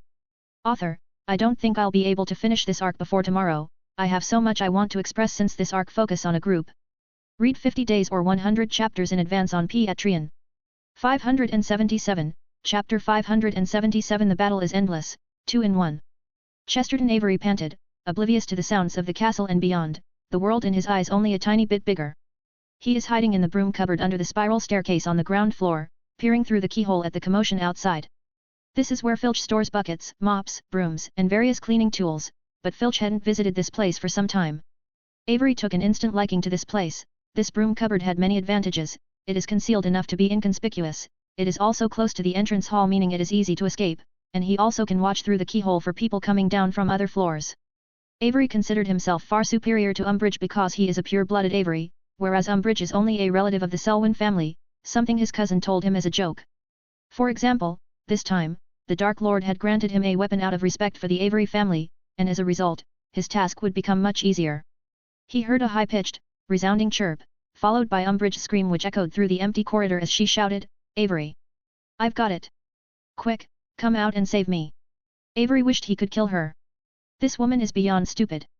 He quickly dashed to the brooms that are stacked against the wall and picked 2 out of them. It is flying brooms that he had hidden, and then he pulled open the door in a fury and ran in the direction of the sound, and was immediately taken aback. A beautiful phoenix is hot on the trail behind Umbridge, and it opened its mouth to spit out a ball of flame. Impedimenta! Avery shouted as he brought his wand over Umbridge's shoulder. A red light struck Fox, but it bounced off. Although it didn't work, Fox used that chance to slow down and raised his wings, hovering in midair. Umbridge rushed forward on short legs, as she had started to revert back to her original appearance, the polyjuice potion expiring, meaning that her plan to use Mafalda as a scapegoat had completely failed. You got it? Everly asked eagerly. Got it.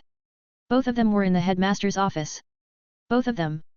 I didn't think Snape would be a Umbridge said as she ran, her voice hoarse as she ran past Avery without making any stops, other than snatching a flying broom from his arms in passing. She then promptly ditched him behind to stall for time. Avery's nose nearly popped out in anger, and he casted a few more hexes at Fox before turning and running.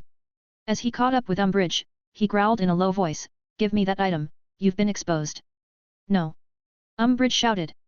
They ran to the entrance hall, where a number of people had gathered, students who had returned to the castle to rest after cleaning up the inferious, little wizards who had sneaked out to see the fun, and a few Ministry of Magic employees are standing in front of the oakwood door. That was impressive, Wilkie Tweecross said, peering off into the distance. At that moment he heard hurried footsteps and looked back to see Avery and Umbridge running hard towards them, followed by a very beautiful bird. Where have you been? He immediately stepped forward in anger, his long pent-up dissatisfaction suddenly erupted. You two lazy cowards, the reputation of the Ministry of Magic was lost because of your... Piss off. Avery waved his wand and a spell struck Tweecross square in the chest, and he leaned against the wall, passing out without a word. A chorus of cries rang out in the entrance hall, some shouted rebukes, others had blank expressions, clearly confused as to what had happened. But a few of the more responsive ones, both from the Ministry of Magic and the students who had been in the battle earlier and now resting, raised their wands alertly. Avery thought to himself, this is the time. He pulled out a small wooden box from his chest position and tossed it high into the air with all his might. The box paused slightly as the crowd watched, then the lid popped open and a man in a long black robe abruptly appeared. He appeared tall and thin, without a single hair on his body, and his extremely oppressive red eyes slowly swept over the crowd, who were all stunned, and backed away restlessly, shoving and screaming, without even a little courage to meet his gaze. Although it was quite unbelievable, that is Voldemort. Taking advantage of this, Umbridge and Avery slipped out of the entrance hall, relaxed as if they were strolling down the street. Voldemort let out a high-pitched, cold laugh as he raised his wand, and its tip built up a green glow. Don't be afraid, it's just a boggart that shape-shifted. Frank Longbottom and Alice Longbottom suddenly showed up and shouted. They were waiting for this moment. Frank raised his wand and shouted, "Ridiculous!" Voldemort just gave a lazy wave of his hand and the spell failed to do anything whatsoever. Frank had a shocked look on his face when Voldemort extended his wand and pointed it at him. A great sense of oppression made it hard for him to distinguish reality. When a whispering voice sounded in his ears, Voldemort transformed this boggart, fixing its state into his own image. A few spices may have been added, but it is still essentially a boggart, with few add-ons. Green light struck. The house point hourglass in the corner which contained the red gem suddenly leaped up and placed itself in front of Frank Longbottom. The green light hit it and smashed the hourglass into pieces, scattering the rubies all over the floor. Alice Longbottom's face tightened as she held up her wand. Frank Longbottom quickly rejoined Alice and described the situation, and vaguely hinted that Felix had no intention of showing up. We can deal with it, he said as the students ran off into the Great Hall in a rush, with a few daring ones looking back as they ran.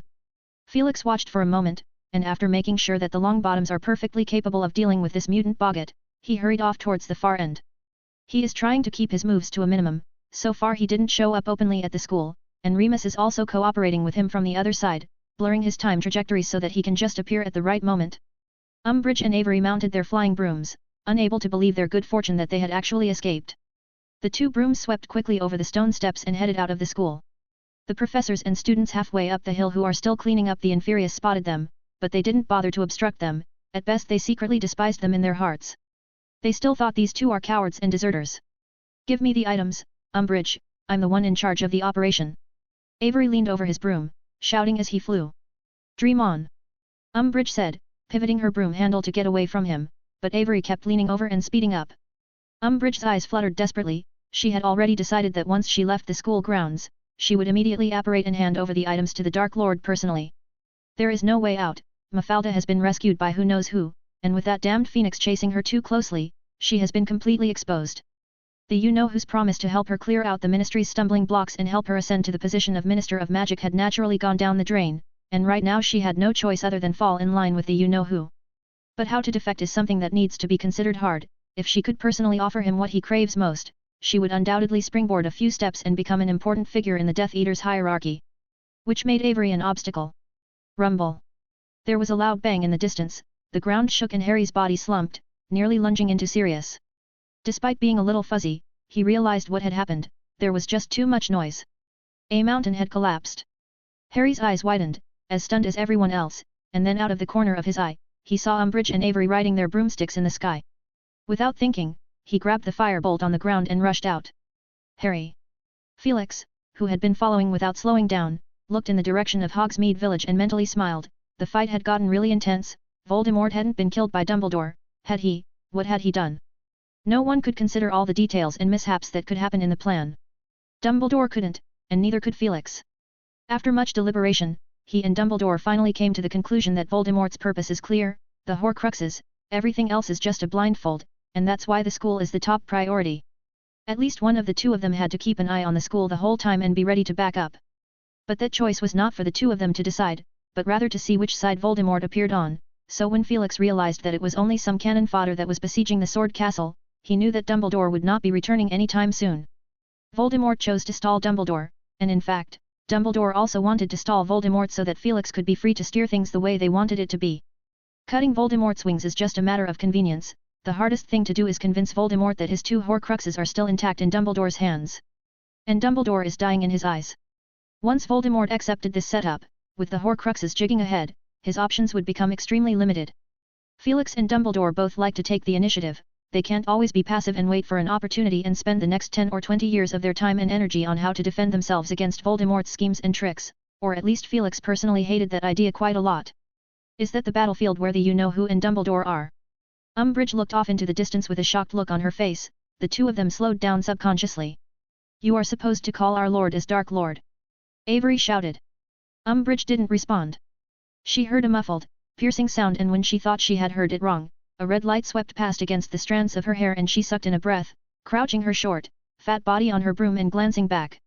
It is that Potter. He is flying towards them on his broomstick, followed by several others, but Potter is the fastest.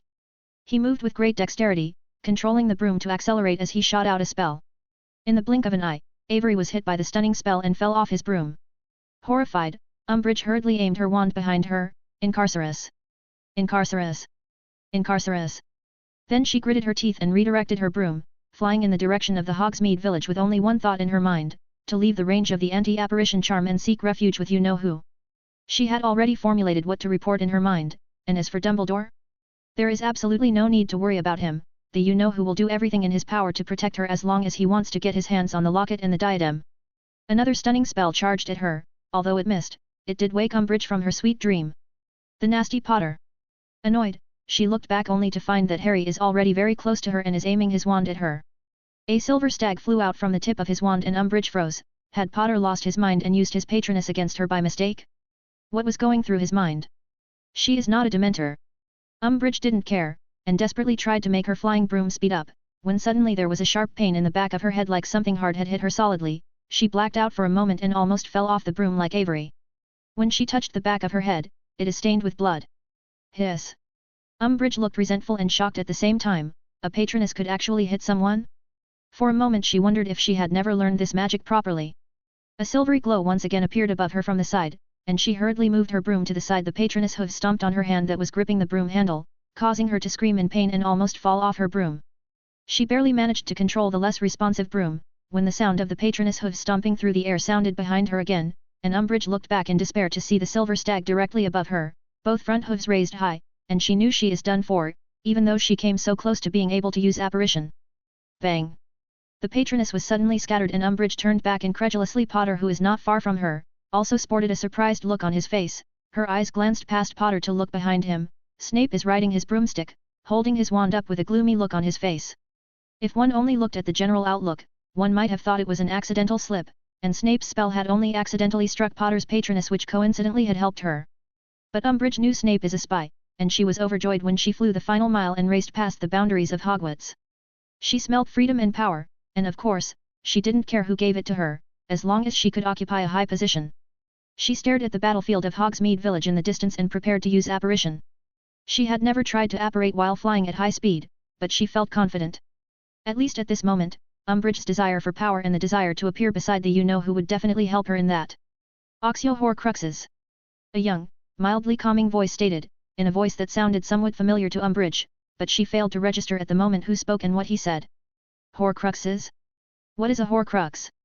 The next instant she felt a lightness in her pocket, and she watched as the locket and diadem in her pocket flew out, in two almost identical arcs, and landed in the hand of the man who had suddenly appeared at the school's outer boundary. It is Felix Happ. Umbridge didn't even have time to feel fear for him, as a mind-boggling realization hit her, so the diadem and the locket are Horcrux. In the next instant, she completely disappeared, managing to cast apparition to escape. Felix silently stuffed the locket and diadem into his pocket. Professor Happ. Harry controlled the firebolt and circled the spot where Umbridge had disappeared twice in vain before finally landing in front of him. Harry. Felix nodded at him. You did well, and were brave. Everyone was brave. It's a shame that Umbridge got away. Harry's expression held considerable regret, and then as if he thought of something, he asked eagerly, so her target really is the Horcrux? You and Headmaster Dumbledore haven't destroyed it yet. He grumbled a little, it was too dangerous, thankfully you got here in time, if she had taken it he winced, unable to imagine what would have happened. A few more brooms landed. Their toes had barely touched the ground when Moody, Tonks, and Sirius stealthily surrounded Snape. What's wrong? Felix asked in mock surprise. Moody, Tonks, and Sirius didn't say anything, just glanced at Snape out of the corner of their eyes, who coldly said, maybe it's because my spell missed and instead of hitting the enemy, it hit Potter's Patronus. You dare say you didn't do it on purpose? Sirius glared at him. So that's what happened, Felix said, and all of them looked over at him, surprised by the understatement in his tone. Harry also stared at the professor, with more complex mental activity than anyone else in the place, considering the fact that Snape had prevented him from entering the headmaster's office to find out what was going on, and the result of which being that Umbridge had gotten her hands on the Horcruxes without incident. If it hadn't been for Professor Happ's sudden appearance yet, how had he appeared so coincidentally? Harry didn't say a word, anyway, the Horcrux hadn't been stolen, it was just that Umbridge had gotten away, an outcome he could live with. He thought of a possibility he had reached earlier, the possibility of Snape being undercover. Felix explained, Harry's Patronus is special, beyond even the usual definition of Patronus, and Severus, who had little knowledge of it, may have mistakenly thought that his spell could pass through. It should have been an accident. Snape stood with a blank expression on his face and did not open his mouth to explain. After a short while, Mad-Eye Moody said gruffly, let Dumbledore handle it, is he in Hogsmeade now? He asked Felix. Quite a ruckus, isn't it? Felix looked into the distance, he reckoned that the battle would be over because of Umbridge. He had quietly buried a large pit for Umbridge and wondered if it would work. Hogsmeade Village. Voldemort and Dumbledore faced each other as dust and smoke swept towards them from the distance, where the two had fought earlier, a mountain had collapsed and the cloud of dust and smoke is just an aftermath of the battle. Got more brutal than usual. Voldemort snarled, looks like I poked your nerve, that man is your brother? He looks like a savage boy with no one to look after him, look at his dirty clothes. Dumbledore waved his wand and the power of the spell completely changed the terrain, every stone, tree, blade of grass, and even the air oozed with hostility towards Voldemort, and the attack came from all possible directions, making Voldemort apparate from where he was and appear on the other side. He raised his snaky wood wand, there was a pop and a short, fat woman emerged from the thin air and Voldemort's eyes widened, it was Dolores Umbridge.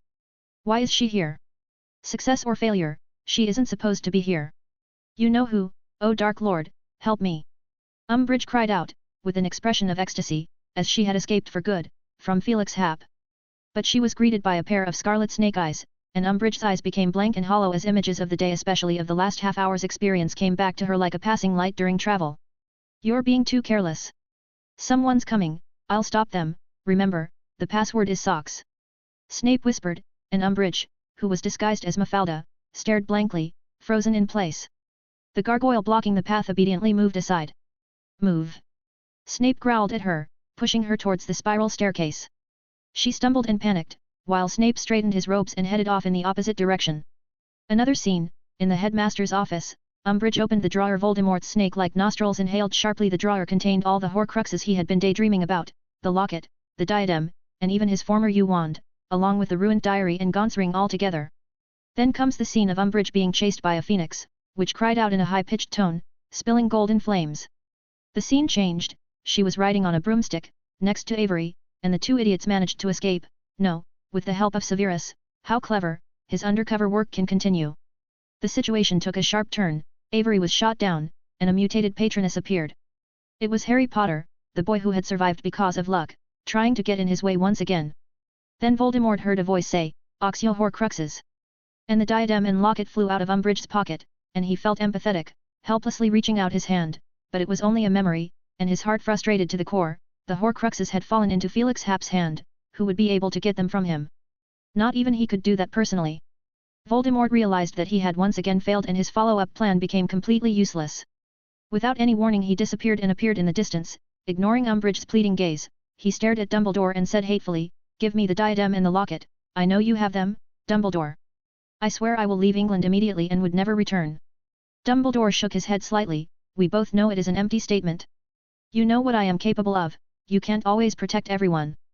Voldemort shouted frantically, his red eyes blazing brightly, he seemed almost out of his mind, due to the fact that both of the Horcruxes were lost, and the curse on Dumbledore now. To him, it is not just a curse that could kill Dumbledore, but it also became a catalyst for the destruction of his 2 Horcrux. Dumbledore stared at Voldemort and whispered, "You didn't think that threat would work, do you? You were always acted like some kind of Muggle protector, and if they die in large numbers because of you, I can tell who's really responsible, and if anyone dies, there's no doubt that you are the sinner, Tom. That only strengthens my resolve to get rid of you." Dumbledore interrupted him, staring at his right hand for a moment before saying, "I have always believed that you are my responsibility. But I may be running out of time, and I wish to buy time for those that will succeed me. Until then, you will fight me to the death." Voldemort fondled his snaky wood wand and sounded a little surprised. "Why should I do as you wish? You're doomed to die." "Oh, I'm afraid that's not up to you." Dumbledore said pleasantly, "Think of it this way, I originally left those 2 Horcruxes to keep the precious relics of the school. I only delayed it because I didn't figure out how to separate the contaminants, but I'm about to die, maybe I'll last another year or 2. In that case, why should I keep them now?" Voldemort's eyes looked like he wanted to devour someone as he stared at Dumbledore. Those azure eyes looked calm like an endless sea that no one could shake. "Just the 2 of us?" he questioned calmly. "It's just the 2 of us," Dumbledore stated calmly. "With the Horcruxes as a wager." "With Horcruxes as a wager? Hypocrisy." Voldemort sneered, "If you want a painful death, I'll be happy to give you one." Dumbledore sighed with a faint relief when Voldemort suddenly raised his wand, his lips quirked, and then there was a flash of green light. Dumbledore flicked his wand and a stone turned into a shield and appeared in front of Umbridge. The killing curse was blocked. The curse was not aimed at Dumbledore from the start, but at Umbridge. She screamed after a second, shivering, with her face turned ashen. "You're still so nosy, Dumbledore," Voldemort said coldly. "She will be judged by the Wizengamot, and it's not your turn to kill her," Dumbledore said solemnly. Voldemort sneered twice and sowed discord before he left. "That Felix Happ is your chosen heir? He's more ruthless than you, he wanted to kill her by my hand, and he probably wouldn't be happy that you saved her. He left in a flash. I'll give you some time to arrange your funeral." Dumbledore sighed softly as his gaze swept over Umbridge, who laid limp on the ground. Read 50 days or 100 chapters in advance on Patreon. 578, Chapter 578 Night Talk. Dumbledore handed the muddled Umbridge over to the Aurors in the Hogsmeade village. She was very roughly treated by Voldemort when he explored her recent memories. Her mind is not very coherent at the moment and there might even be some residual effects. He then took a moment to reassure the frightened Hogsmeade residents, "It won't affect you, apart from being a bit sandy for a couple of days." Afterward, he went to the Hogshead Inn. Aberforth sat at the door of the inn, looking tired and battered. "You should have stayed inside, you are too badly wounded. And you want me to lie in the middle of a pile of dead bodies?" Aberforth growled angrily, "Why don't you try?" Dumbledore remained silent for a moment. "All right then, I'll take you to St. Mungo's, you need to be treated." "It's not a big deal, the bastard wanted to see me beg for mercy, but I didn't do as he wished," Aberforth said gruffly, spitting bloody spit on the ground. "You came quicker than I thought." But Dumbledore insisted on taking him to the hospital. At St. Mungo's, Dumbledore took the time to talk to the portrait of Dilys Derwent. A former headmistress of Hogwarts as well as a healer at St. Mungo's, Dilys Derwent was a well-known wizard and had left portraits at numerous wizarding institutions. The Ministry of Magic got their hands full. Those dark wizards completely disregarded the statute of secrecy and blew a big hole straight through the visitor's entrance. The old witch with long, silvery wavy hair rattled off. "The red phone booth?" Dumbledore asked, interrupting her. "Yeah, a lot of muggles saw it," Dilys said under her breath, "and the Ministry of Magic is going to be busy with it for the next long while. I don't want this to hold up the Wizengamot trial, the Ministry has caught a lot of dark wizards," she added. Dumbledore smiled, "It may not happen that quickly, the trials of the last war lasted a long time. But our new minister is doing well, she'll take care of it." "How are things in the school?" "Minerva sent the patroness to tell me about the situation a bit, but I want to know the most recent developments." "Oh, they're really getting more competent, those little ones," Dilys said with great enthusiasm. "It really opened my eyes, they didn't seem to fancy waiting for the Ministry of Magic's support, and solved the problem on their own. They even formed a reinforcement team and went out of the school to help the nearby Hogsmeade village to deal with the Inferius and Dementors in the vicinity." "How exhilarating!" Minerva agreed. Dumbledore asked in amazement. Objections were futile, the students were very enthusiastic. 10 minutes ago, Felix, Harry, Sirius and the rest returned to the school as Ron, Neville, and Fred trotted over. "How did it go?" Ron looked at the returning men. "We found Avery on the way, he had a nasty fall, we didn't dare touch him, and left him where he was, waiting for the professionals to deal with him." "Where's Umbridge?"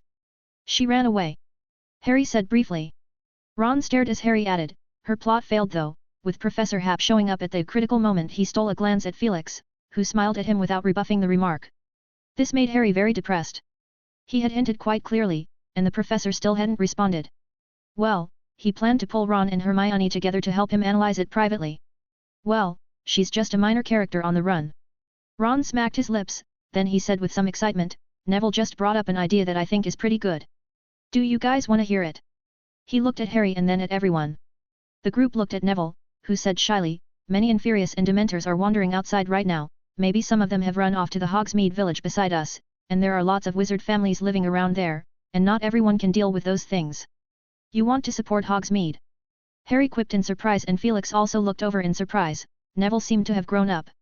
Harry didn't mince his words. Neville, your idea is a good one, we can certainly help them. Neville shook his head. I just suggested it. Ron, Luna, and the group helped to perfect the plan, especially Luna. She solved the problem of not having enough brooms. She also came over? Harry asked. He looked in the direction of Hagrid's hut and spotted Grop easily. He is too big and walking around the edge of the Forbidden Forest. With the help of Grop as a position, Harry vaguely saw a few small dots around him. He tried his best to catch the yellow-haired one, and he found it. Luna is stroking a black-winged horse-shaped creature. Thestral. He was surprised and enlightened.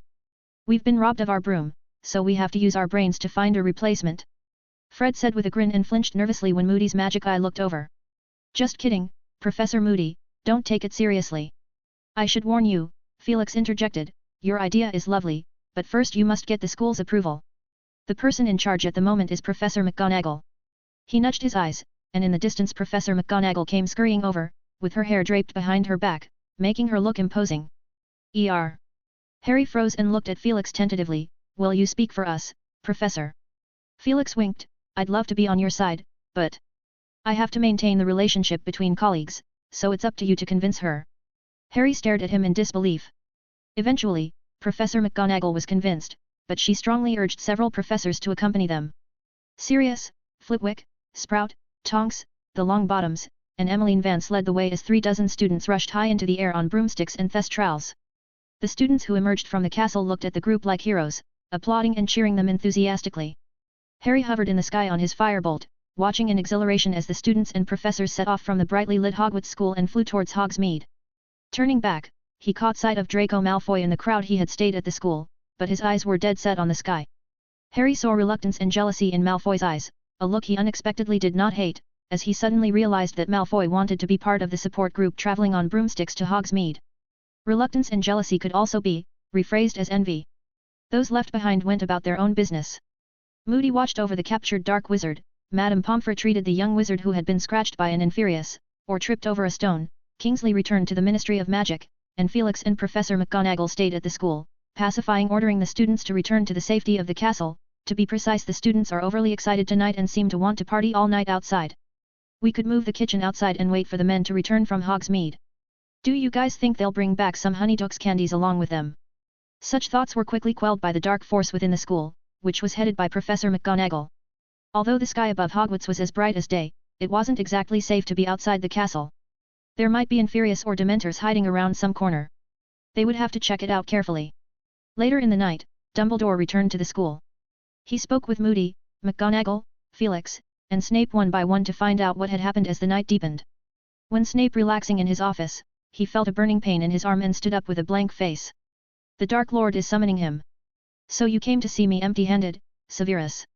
Dark Lord, I did all I could, and even nearly got myself exposed to make her escape. Snape bowed his head and said, allow me to explain. I dare not hide a thing.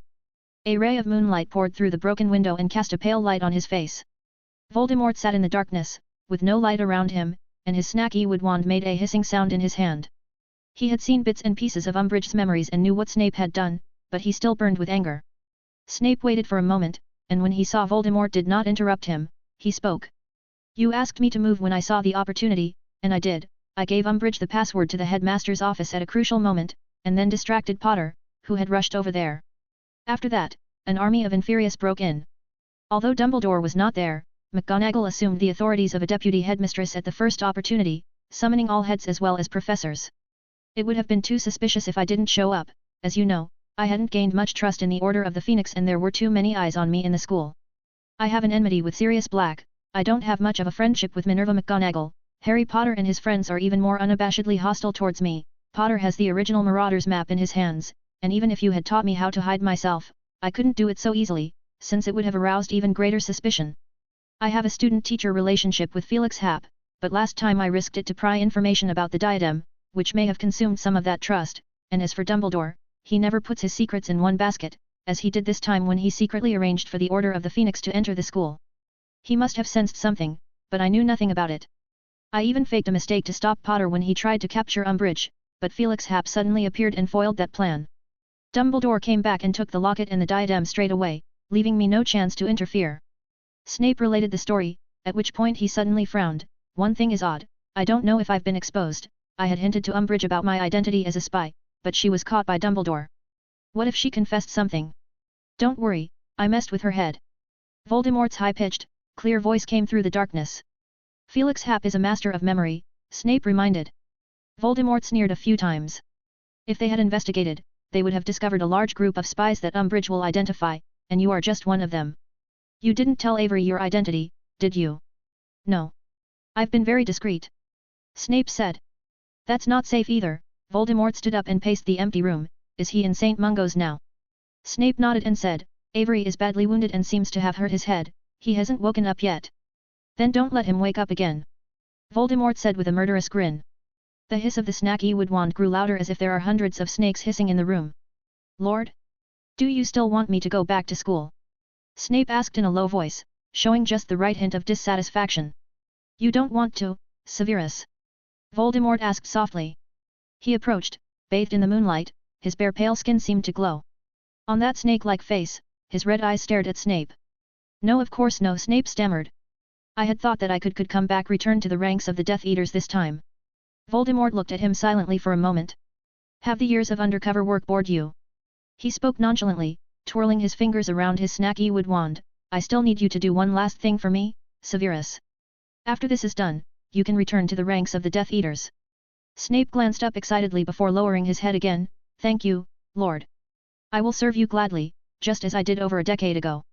Very well. Dumbledore and I agreed to have a duel, and it had to end with a death, but I didn't finalize the specific time. Do you know why? I don't know, Dark Lord. Snape said. How is the injury on Dumbledore's hand? Voldemort suddenly changed the subject. He is suppressing the curse to his right hand and needs to take potion at regular intervals. I've never seen a curse that powerful, stronger than most of the curses I know. A normal man would have died long ago. I have faith in my magic. Voldemort said, and Snape shut up. After a long moment, Voldemort spoke, weaken Dumbledore as much as you can, Severus, but do not kill him, I want to see him fall before me. Your talent for potions is unrivaled, and I believe you can do it without anyone realizing it. But there is a chance that Dumbledore will notice. Then it will be too late, Severus. When you have finished your duty, I will return all the glory that belongs to you. So be bold, Severus, I await your good news. Voldemort is ready to give you up. Dumbledore said in a deep voice, and Snape stared at him. It is now early in the morning, but Dumbledore has shown no signs of falling asleep. He is fully dressed and sitting at his desk, playing with a black jeweled ring in his hand. He was uncertain if Umbridge would leak. Those words were just to reassure you, and I assume he has other tasks for you? A highly time-sensitive one. He told me to poison you, Snape said coldly, the sooner the better. Dumbledore flashed a smile. Ah, so that's it. That may be the biggest risk he has given you tonight. Voldemort was grumpy when he left, and he hasn't been in the best of moods for a while now. I was worried that he would take it out on you. Number-based T. Read 50 days or 100 chapters in advance on Patreon. Author note. Explaining the issue of whether the summoning charm can work on Horcruxes here. Examples referred in the original story are as follows. 1. The original book never directly stated that Horcrux is immune against the summoning charm, and the several failed summonings by the trio were due to special environments, such as the cave where the locket was hidden, the Horcrux was even a fake, the Gringotts, and the Room of Requirement. The original book prefers to describe it by saying, the Room of Requirement, refuses to hand over its collection easily rather than directly saying that the summoning charm does not work on the Horcruxes. 2. The trio kept using the summoning charm to summon Horcrux from beginning to end, even after holding the locket for a while, they didn't discard using the summoning charm, which might indirectly indicate that it will work. 3. When the trio went to the Gringotts to find the Hufflepuff's cup, Ron said that kind of magic won't work in here, not that kind of magic won't work on Horcrux. 4. Apart from Voldemort and Slughorn, the two people who knew the Horcrux best in the original book are Dumbledore and Hermione, but neither of them explicitly objected against using the summoning charm, and on several occasions, Hermione even attempted to summon the Horcrux with it. In summary, I believe that Horcruxes themselves do not have the property of being immune against the summoning charm, but one can use magic or ward to prevent it from being summoned, but this additional magic can be lifted. 579, Chapter 579 Potion and Sweet. In the headmaster's office, the conversation continued. Dumbledore paused and said to Snape, Voldemort restrained his temper, because he still needs you now. Well, that much I knew from the moment I discovered Umbridge's mind was messed up. What's that saying? Anyone who asks for a favor will be polite. Obviously, Voldemort can't be an exception. I'm not interested in hearing some cheesy sayings that you share. Oh, Severus, those wise short phrases are thought-provoking and worth savoring over and over again. You know, I've been trying to get you to fall in love with life again. Dumbledore said amiably. Snape shook his head vigorously, as if he had gotten something dirty on it. Since Voldemort wants you to take the opportunity to poison me while you are healing me, surely he will wait a little longer. I think the duel time might be determined based on the state of my health. Dumbledore said thoughtfully, in this case, I would be able to influence his judgment. Just a few interviews at the right time and a few pictures of my pale face. Well, I figured it out. Wizengamot, the Dark Wizard Trials. I need to talk to Ms. Bones. Severus, your role is too special, so special that even though Voldemort is suspicious of you, he won't make a move against you as long as you still have some value to offer. Aside from Umbridge, there's another loophole, and that's Harry. It's a good thing he practiced occlumency well, and Voldemort seems to have actively isolated the connection, but nothing is certain, so don't take it lightly. He concluded with a warning. Speaking of Potter, Snape suddenly ceded, Dumbledore, you lied to me. Harry Potter, he's one of it, one of the Horcruxes. There was a brief moment of silence. When did you realize that? So it's true. Snape growled in a low voice as he stood up and stared at Dumbledore from across the table, I spied for you, made up lies for you, risked my life for you. All of this is supposed to ensure the safety of Lily's son. Now you're telling me that his end was doomed from the very beginning? Like a pig to the slaughter. How touching, Severus, Dumbledore said, is it possible that you have really come to like that boy? Like him? Snape shouted, expecto patronum number. From the tip of his wand, a glowing silver doe emerged. It landed on the floor and with a slight leap made its way to the end of the office and flew out the window. Dumbledore watched it go away, until its silver light faded, then turned his face to look at Snape, whose eyes now filled with tears. Still like this after all this time? He asked softly. It's always been like this. Snape said. Dumbledore sighed and closed his eyes. The only sound in the room was Snape's gasp as he muttered and repeated, You lied to me, Dumbledore. After a few moments, Dumbledore opened his eyes. His eyes had regained their calm, and he gazed at Snape from the top of his half-moon-shaped lenses. I don't want to justify myself, Severus. But I did prepare for the worst for the point where, as a last resort, the boy had to die once, so I nurtured him, honed him, watched him, like a craftsman, carefully carving his special piece. Die once. Snape looked up, Dumbledore, get your words straight. On the night Voldemort tried to kill Harry, the killing curse rebounded on himself and a fragment of his soul was blown away and attached to the only living soul in the collapsed house, Harry Potter. A part of the Dark Lord was left alive inside an infant? It later turned into a Horcrux. Snape asked fervently, so the Parseltongue, the connection to the Dark Lord's mind, is all because of that soul fragment? Dumbledore nodded slightly, to be precise, Harry doesn't count as a complete Horcrux. Snape looked a little unsure, his knowledge about Horcruxes is still at a very shallow state, he only knows the most basic information, some of which he even deduced on his own by combining multiple pieces of information.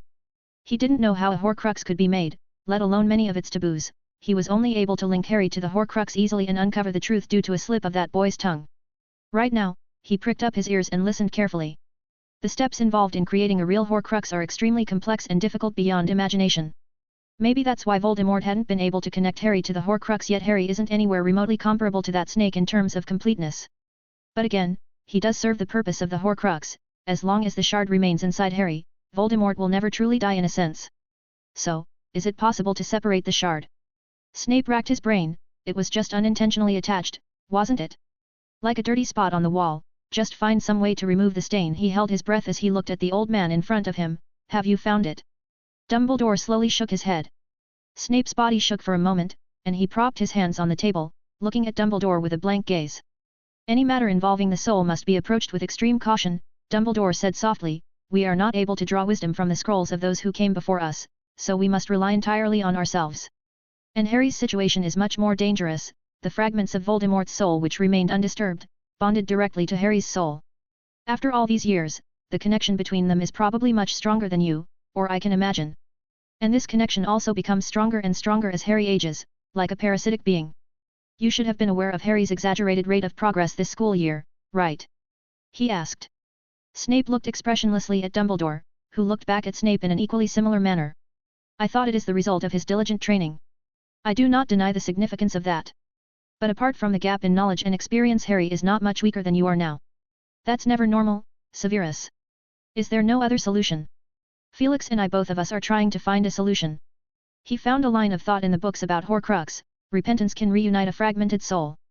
Felix is amazingly accomplished in the field of memory magic, Dumbledore said. He wanted to capture Voldemort and soak him in a jar full of repentance emotion for a day, or two, or even a year or two.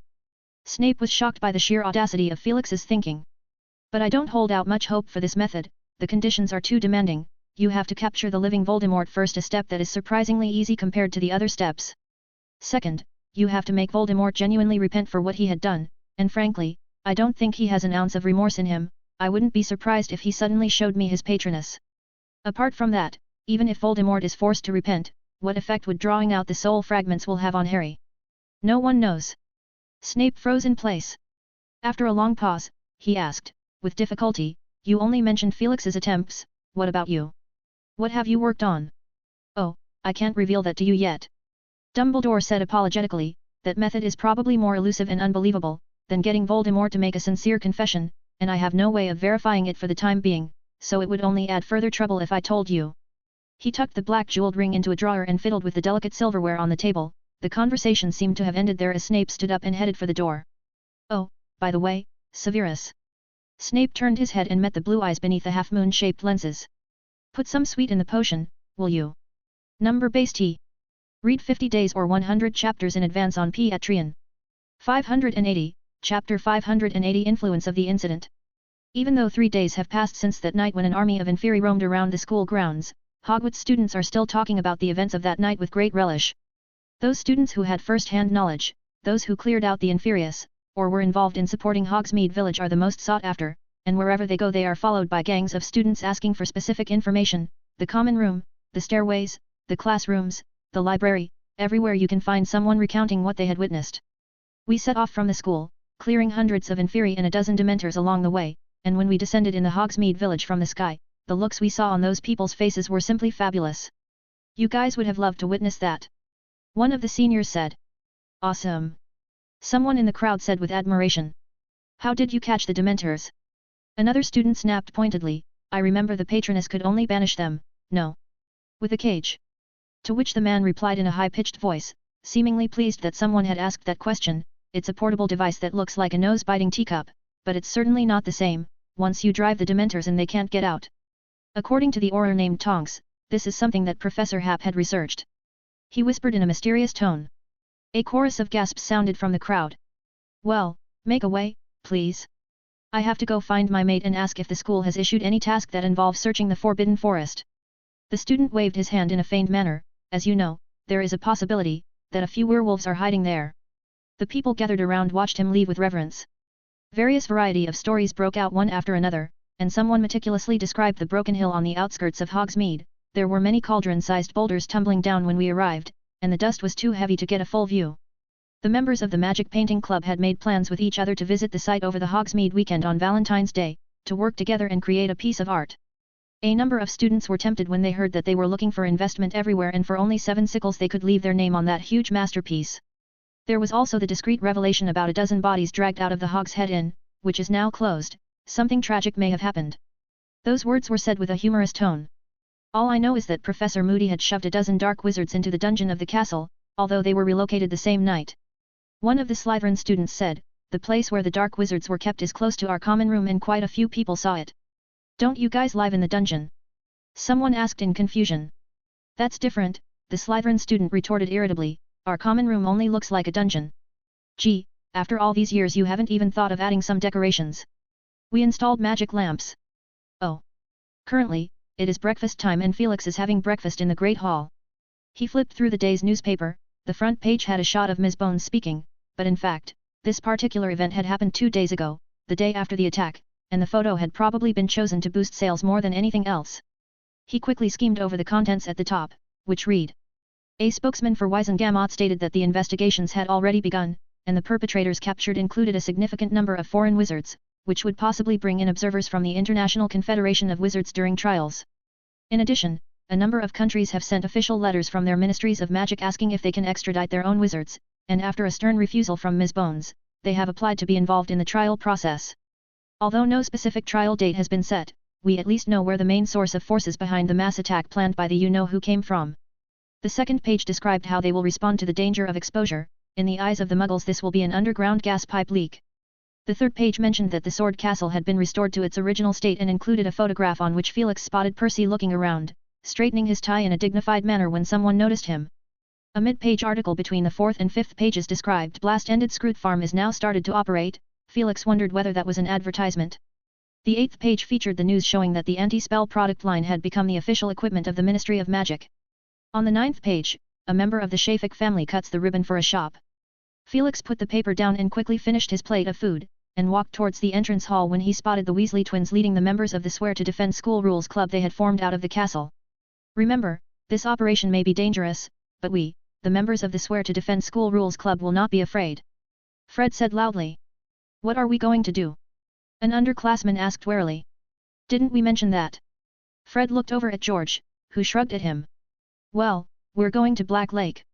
You know, the Inferius aren't afraid of water, so there might be a slippery bunch hiding at the bottom and taking a leisurely stroll as we speak. But I've heard, the student who asked the question swallowed, that the professors have long ago teamed up with the student body, the Magic Rune Club, the Frontline Lookout Club, and volunteers to check all parts of the school several times.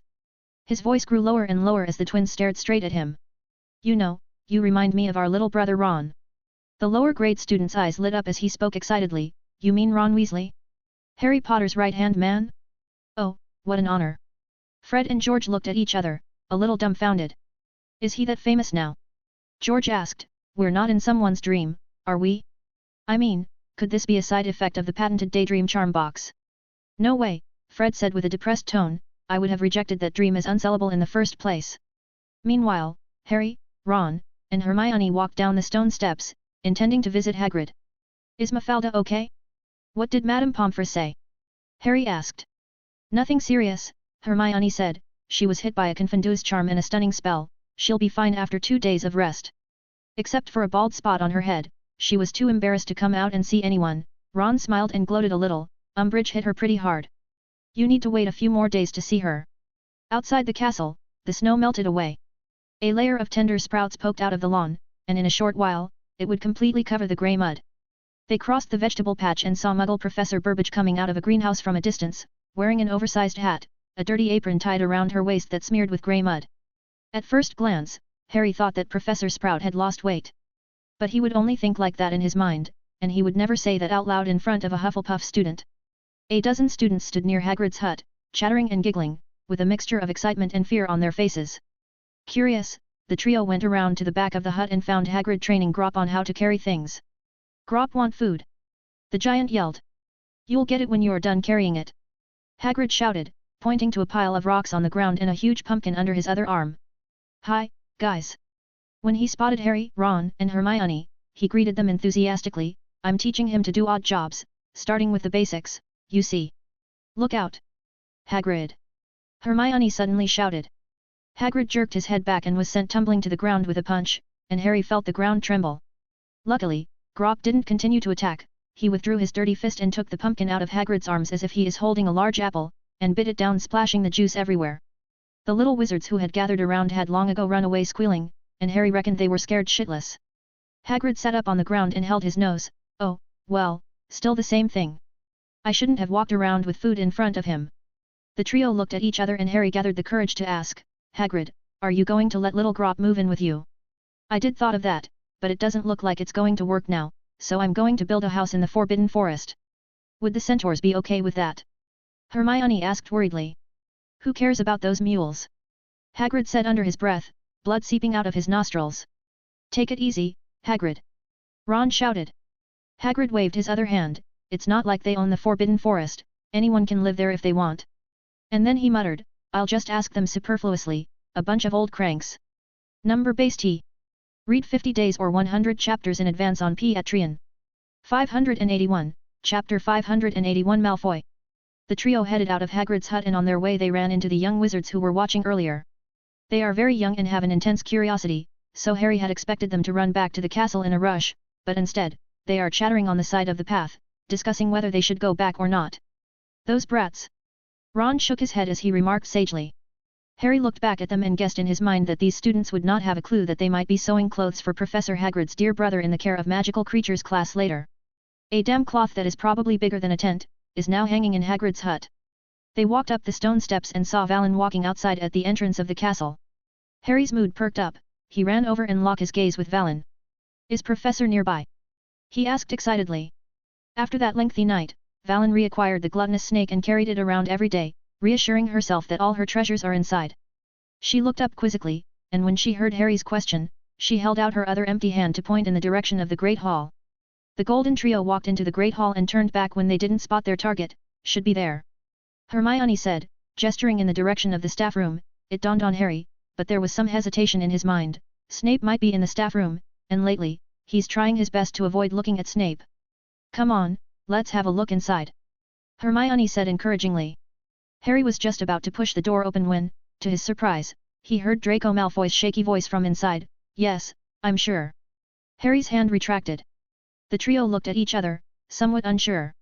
Then Professor McGonagall's stern voice was heard from the room, Mr. Malfoy, you know the consequences of perjury. Draco did not respond, seemingly stumped by the question.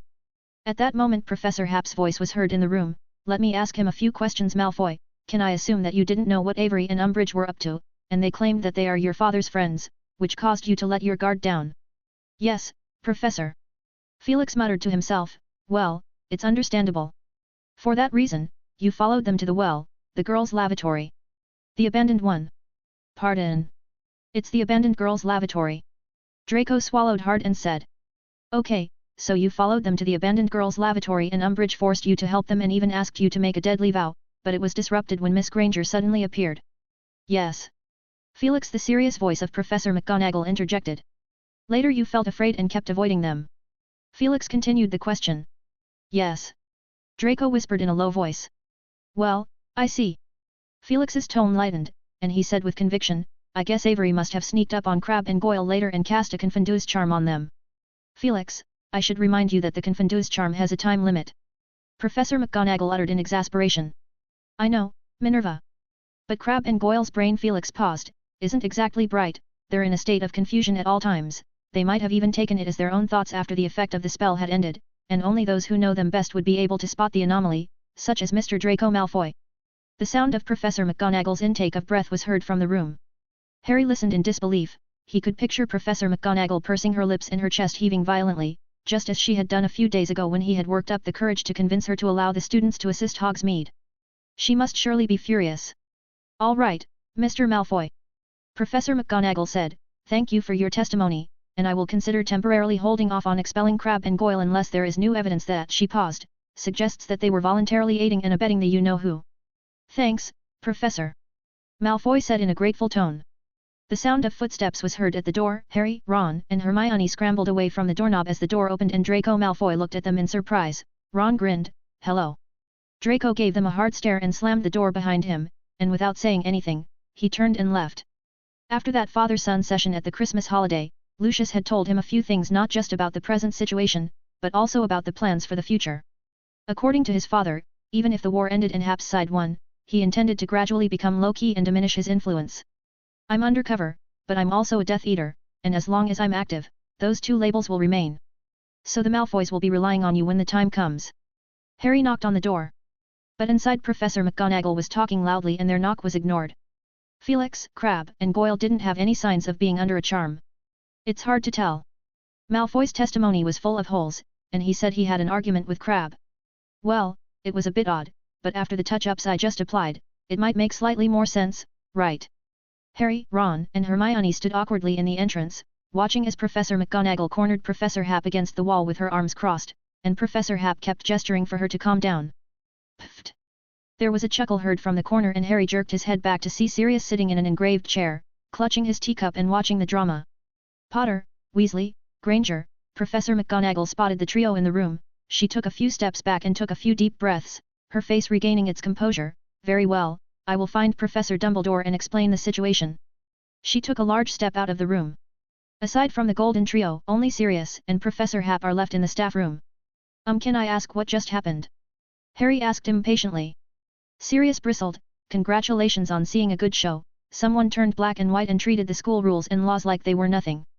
Sheltered 2 potential Death Eaters. No, it should be 3. You mean Draco Malfoy? Ron said. He came over to speak up for Crabbe and Goyle? That's not like him.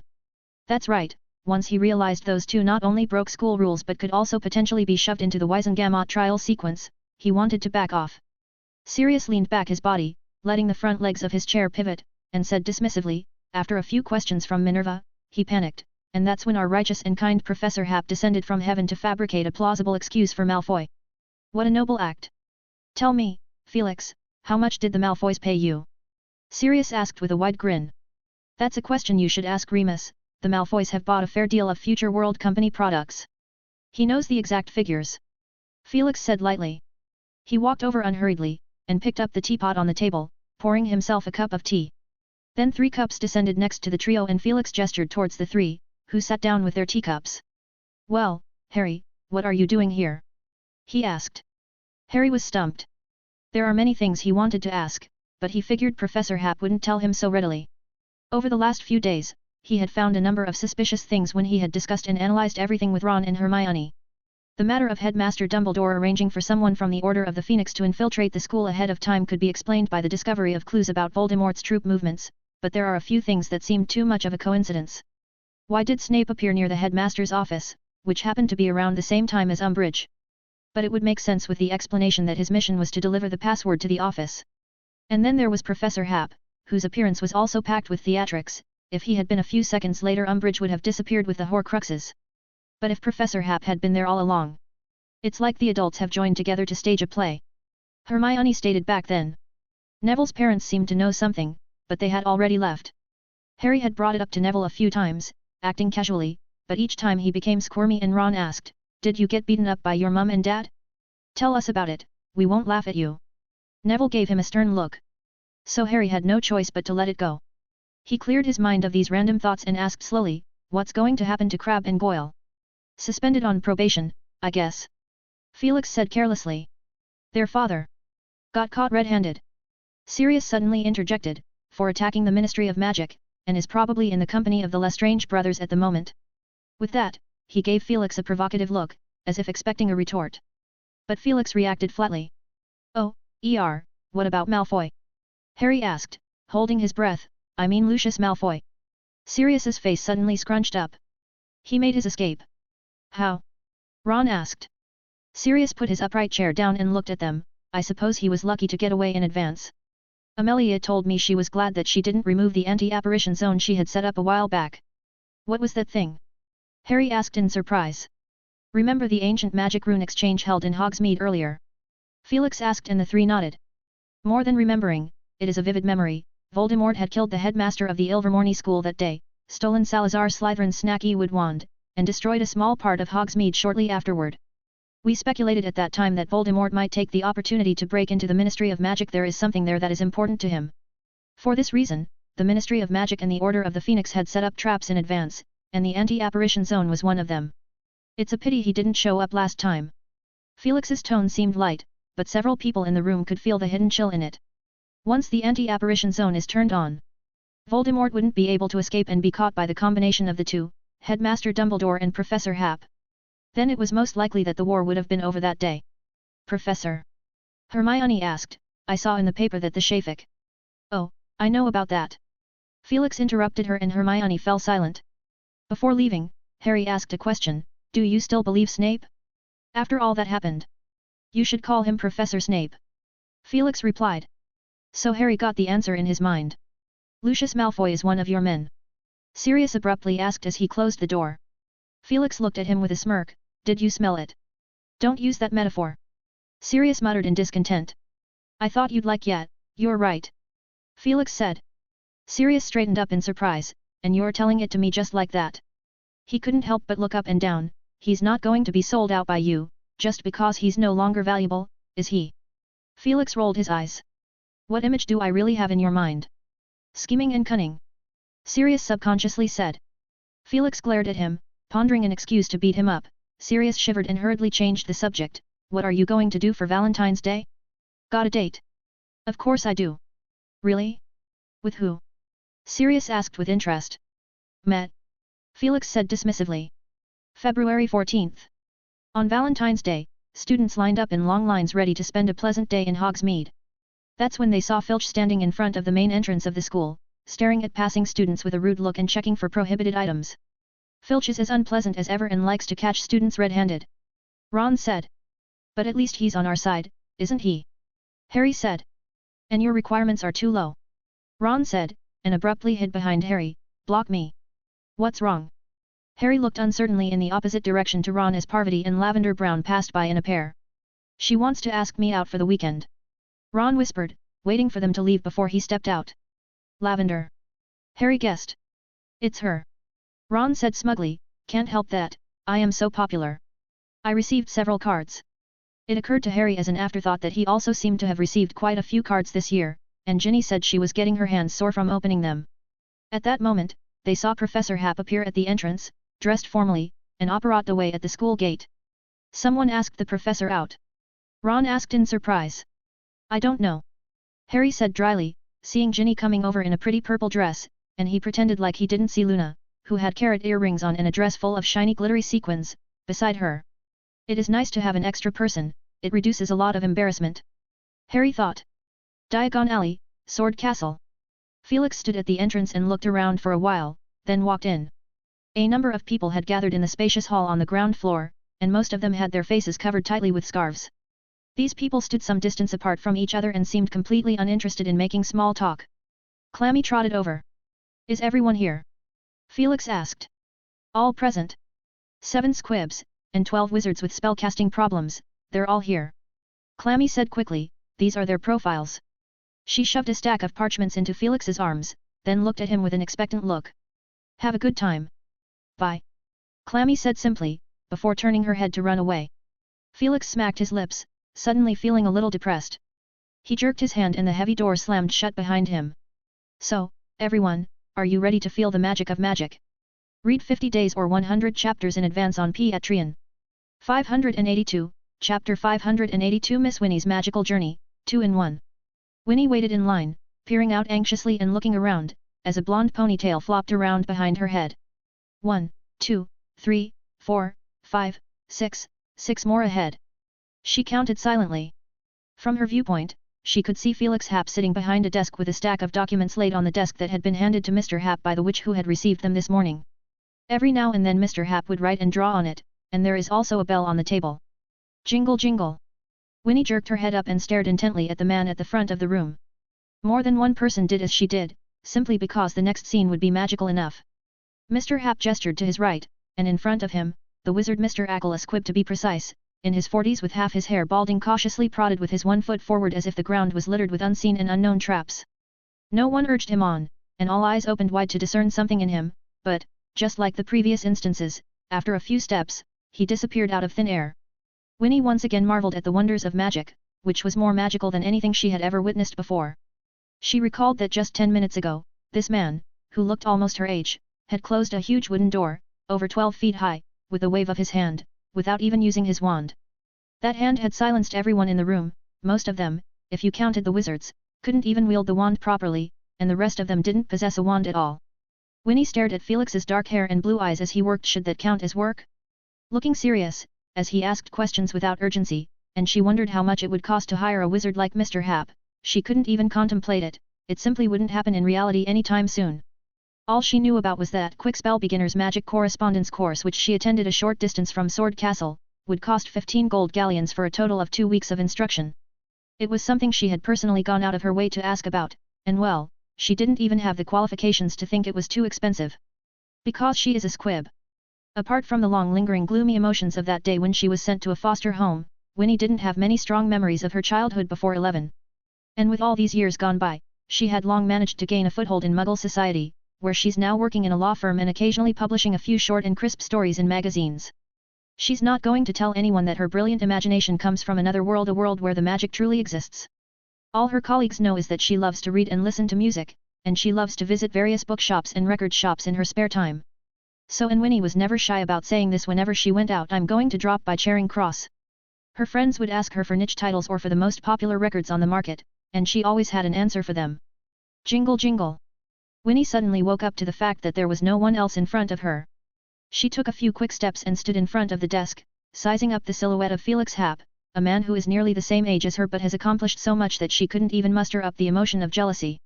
Felix and Valen looked up together, finding the girl's eyes a little distracted. Winnie Valentine, 24 years old, graduate of the Queen Mary University of London. Felix asked as he looked up.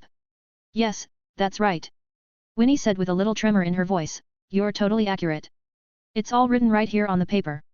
Valen looked curiously at the person who had a similar phonetic pronunciation to her name, amber eyes, with a bit of natural curl to her hair, and a very artistic black and white piano key-shaped badge pinned to her chest.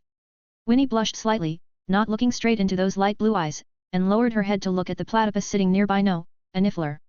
It seemed bizarre, her mind was spinning with odd thoughts. If only she could take a picture of Niffler and send it to the magazine, it would probably cause a sensation. Felix tapped on the table and Winnie immediately stared at his fingertips. A subconscious picture flashed through her mind. This was the hand that, with a mere wave, transformed a gilded letter O from the lobby display into a desk, and another letter K turned into a dark green banner embroidered with ornate floral patterns, as a beautiful banner was created in front of her eyes. If it had been in a knitting shop, it would have sold for a lot of money. But it is completely superfluous, Winnie thought. She found another place where magic and technology differed. Technology tends to converge, while magic diverges. Then she sighed. There is absolutely no way she could share these thoughts with someone. Felix noticed her wandering off again and snapped his fingers in front of her. Winnie was taken aback. You look a little nervous? Then I won't ask any more questions, just go straight this way. He pointed to the right. Winnie breathed a sigh of relief, then a little regret. Had she acted too poorly? A few steps away, she suddenly looked back behind her. The desk, along with the young man who was sitting behind it, the Niffler on the table, the bell and the people in line, were all nowhere to be seen. So that's what the people before had seen. Winnie thought. Hap 9 at your service. A voice suddenly said and Winnie was startled. She looked back at Felix. She asked excitedly, you're magically made. You could interpret it that way. Hap 9 said. Realizing the person in front of her isn't a real person, Winnie wasn't freaked out that much, and her nervousness considerably dissolved. She had seen many magic props that talked. Like the Quidditch team posters that shouted come on, the cups that urged her to finish her drink quickly, the mirrors that stuck to the wall that reminded her that she had some dirt on the tip of her nose. The strangest talking thing she had ever seen was an exquisite dressing table, with mirrors, perfume bottles, drawers, and standing lamps, each with their own ideas and would belittle each other's aesthetics, which, according to the shopkeeper, it had turned into something like this as soon as a particularly fussy customer tried it on. Winnie actively looked for a topic. So what have you changed from? Gilded letters, teacups, parchment, ink bottles, detergent. None of those, said Hap 9, I'm a memory. Winnie thought for a moment and lowered her voice, a ghost. No, just a temporarily constructed memory. My task is to guide you through some tests and get the magic inside you to move a little. The man who claimed to be Hap 9 said. Could memories exist on their own? Winnie couldn't figure it out. It obviously didn't have anything to do with technology, but well, it's quite magical, isn't it? She didn't really know much about magic herself, although she had read a lot of books, but being a squib, especially one who had gone to university, brought her attitude towards magic closer to that of observation, with a natural detachment like how she occasionally watched the other customers in the record shop. Hap 9 walked ahead of her to guide the way. Be careful not to run into other people's territory, he said. Winnie looked around and found that she is walking on a narrow luminous path, surrounded by what looked like a soap bubble-like membrane, that is being magnified thousands of times, and the contents inside are blurred, but Winnie can vaguely guess roughly based on the colors and shapes. She could see a quiet, deep forest river in one soap bubble. On her right is a beautiful garden, but she can't make out what flowers are growing in it. Then she saw a lofty castle, just the outline, and she knew what it is. Hogwarts School of Witchcraft and Wizardry. What are these? She asked curiously. Memories that you all find comfortable and pleasant, Hap 9 dutifully explained as Winnie jumped over what looked like a small puddle and accidentally poked her head into a soap bubble, and freaked out, worrying that she would ruin the dreamlike environment. But the quality of the soap bubble turned out to be better than she expected, and she sniffed a sweet and savory air, which was sweet enough to make her intoxicating. The place was full of chocolates and sweet delicacies. With just a cursory sweep, she found a dozen or so candy heaps, and at the top of one short candy mountain, a short, chubby male wizard weeping with excitement. There was also an identical Felix Hap whispering something without moving. The next second, she was yanked from outside. Told you to be careful. Oh, sorry. That's okay. Hap 9 said, pausing for a few seconds to fix the large hole Winnie had smashed out with her head. Until then, the sweet, intoxicating air had been blowing out of it. So the you in there, Winnie pondered how to define their identity. What number is he? 7. They walked for a few more minutes, and finally, Hap 9 stopped. We are there. Winnie found herself standing in front of a beautiful exhibition display cabinet that contained a shallow wooden disc with a silvery haze of smoke. She realized she is still in the ground floor lobby of Future World Company. What do I need to do? Memories. Hype 9 said, dig through your memories to find the strongest feelings you have towards magic, good and bad alike, but I recommend happy memories. Winnie searched her mind, and after a long time, she stared blankly at Hap 9. Can't find it? Hap 9 asked, did this girl have such a rough life? It didn't look like that at all. Too much. Winnie said. Then pick the one that makes you most comfortable. Hap 9 said with an expressionless face. Winnie thought carefully, being a squib, she tried to stay away from magic during her childhood and barely had a few memories related to the magic that are worth remembering. But when she went to college and took a psychology course, she gradually let go of her past experiences and was able to see things in a more positive light. So one day in her sophomore year, she walked into the Leaky Cauldron Inn with considerable nervousness. Hap 9 reached out his hand and pulled an ebony wand out of thin air. With its help, the visions in Winnie's head appeared in reality. Felix behind the desk looked up, his gaze piercing through one soap bubble to gaze at the small, old pub. The scenes changed rapidly from the Leaky Cauldron Inn, to what looked like a tourist guide to Diagon Alley. The wall behind the pub slowly opens up to form a wide arched bridge that connects to a curving, cobbled street at the other end. That is Diagon Alley. The sunlight pours down and many shops come into view, ranging from cauldron shop, pet shop, apothecary to bookshop. Finally, they arrived at a junk shop, which was littered with a dozen wooden crates containing all sorts of second-hand magic items, tattered wands with unicorn hair peeking out of the core, old scales that wobbled and never aligned, old cauldrons stained with poison, old patched cloaks with suspicious blood stains that never seemed to have been cleaned, books with loose spines and missing covers. A spell book with a spine so loose, that even the cover was missing. Winnie took a deep breath, a wave of relief coming out of her every pore. Felix, sitting behind the desk, wondered a little, but he did feel a positive, vibrant burst of vigor and joy, and the thin magic in her pulsed a little in his magical perspective. He jotted down a few symbols quickly on his parchment. You like it here? Hap 9 asked. Yes. Winnie said cheerfully. Have any exciting stories happened here? Oh, well, it was just for me personally. I got my first spell book, my first cauldron, and my first wand here. She said with deep emotion, it cost me 9 galleons and I still couldn't use it. It supposedly cost the same as the first wand Ollivander sold to a young wizard, but I'm an adult, so it would have been more expensive. You can get that sum?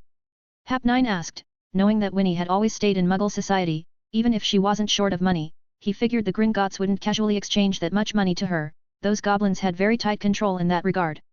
I have a good relationship with the owner of that junk shop, Winnie said, you know those London antiques market streets? I sometimes pick up some interesting trinkets and bring them to the owner of the junk shop. Right. Hap 9 came to the bright realization, yes, there are many squibs in the market, working as a broker of a sort.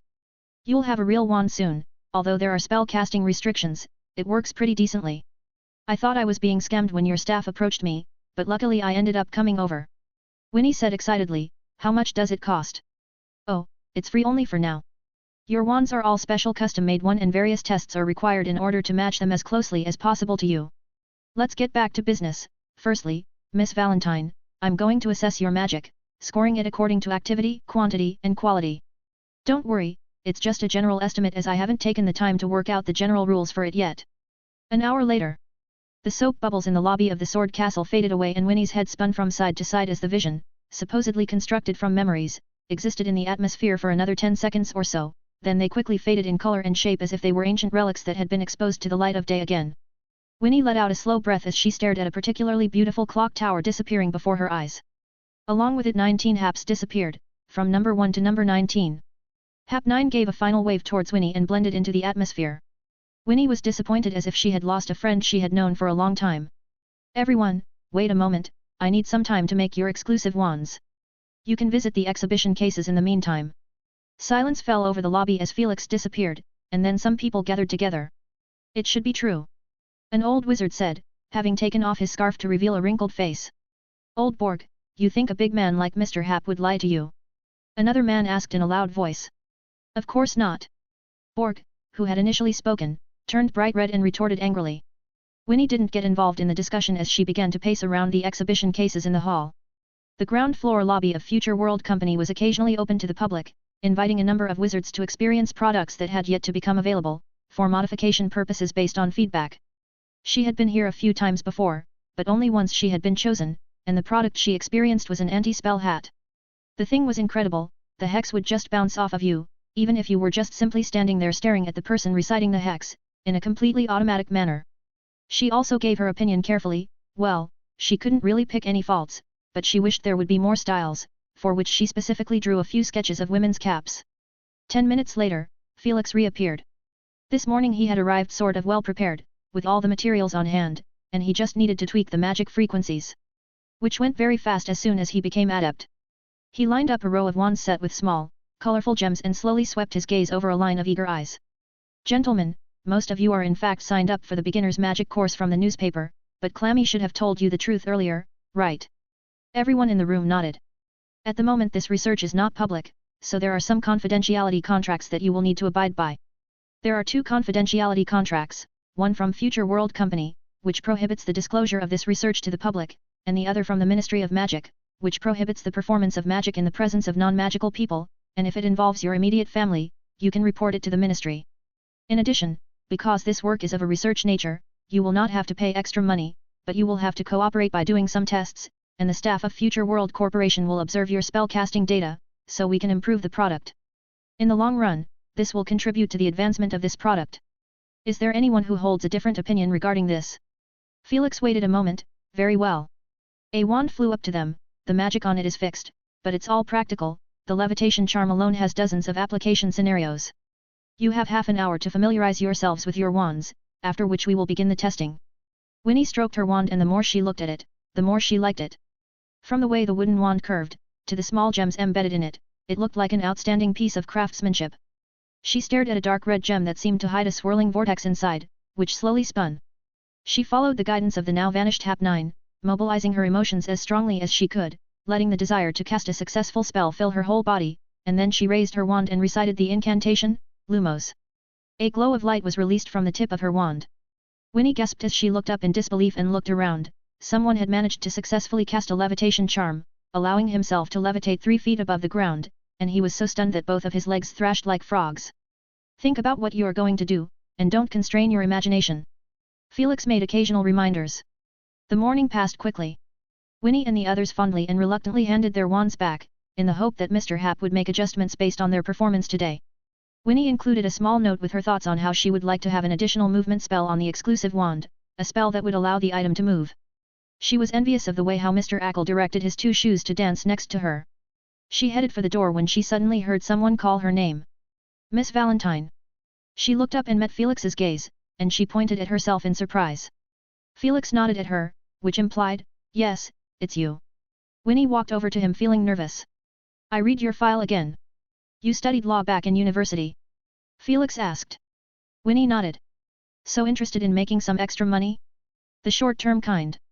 Felix asked gently, and Winnie stared at him. I have a few properties in Muggle society, not many, but I kind of need some advice from someone with a professional background. Read 50 days or 100 chapters in advance on Patreon.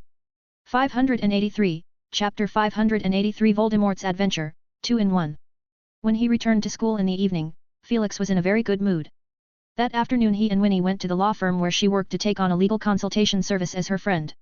Winnie's boss, a middle-aged man in his early 40s, readily agreed to assign this business to Winnie, who is still a practice assistant, after learning that the consultation fee would not be discounted. The work is not that much of a challenge, but it's a bit of a menial job, and it takes time to travel around. Winnie's boss stated in a low voice, I'll check your progress regularly. Understood.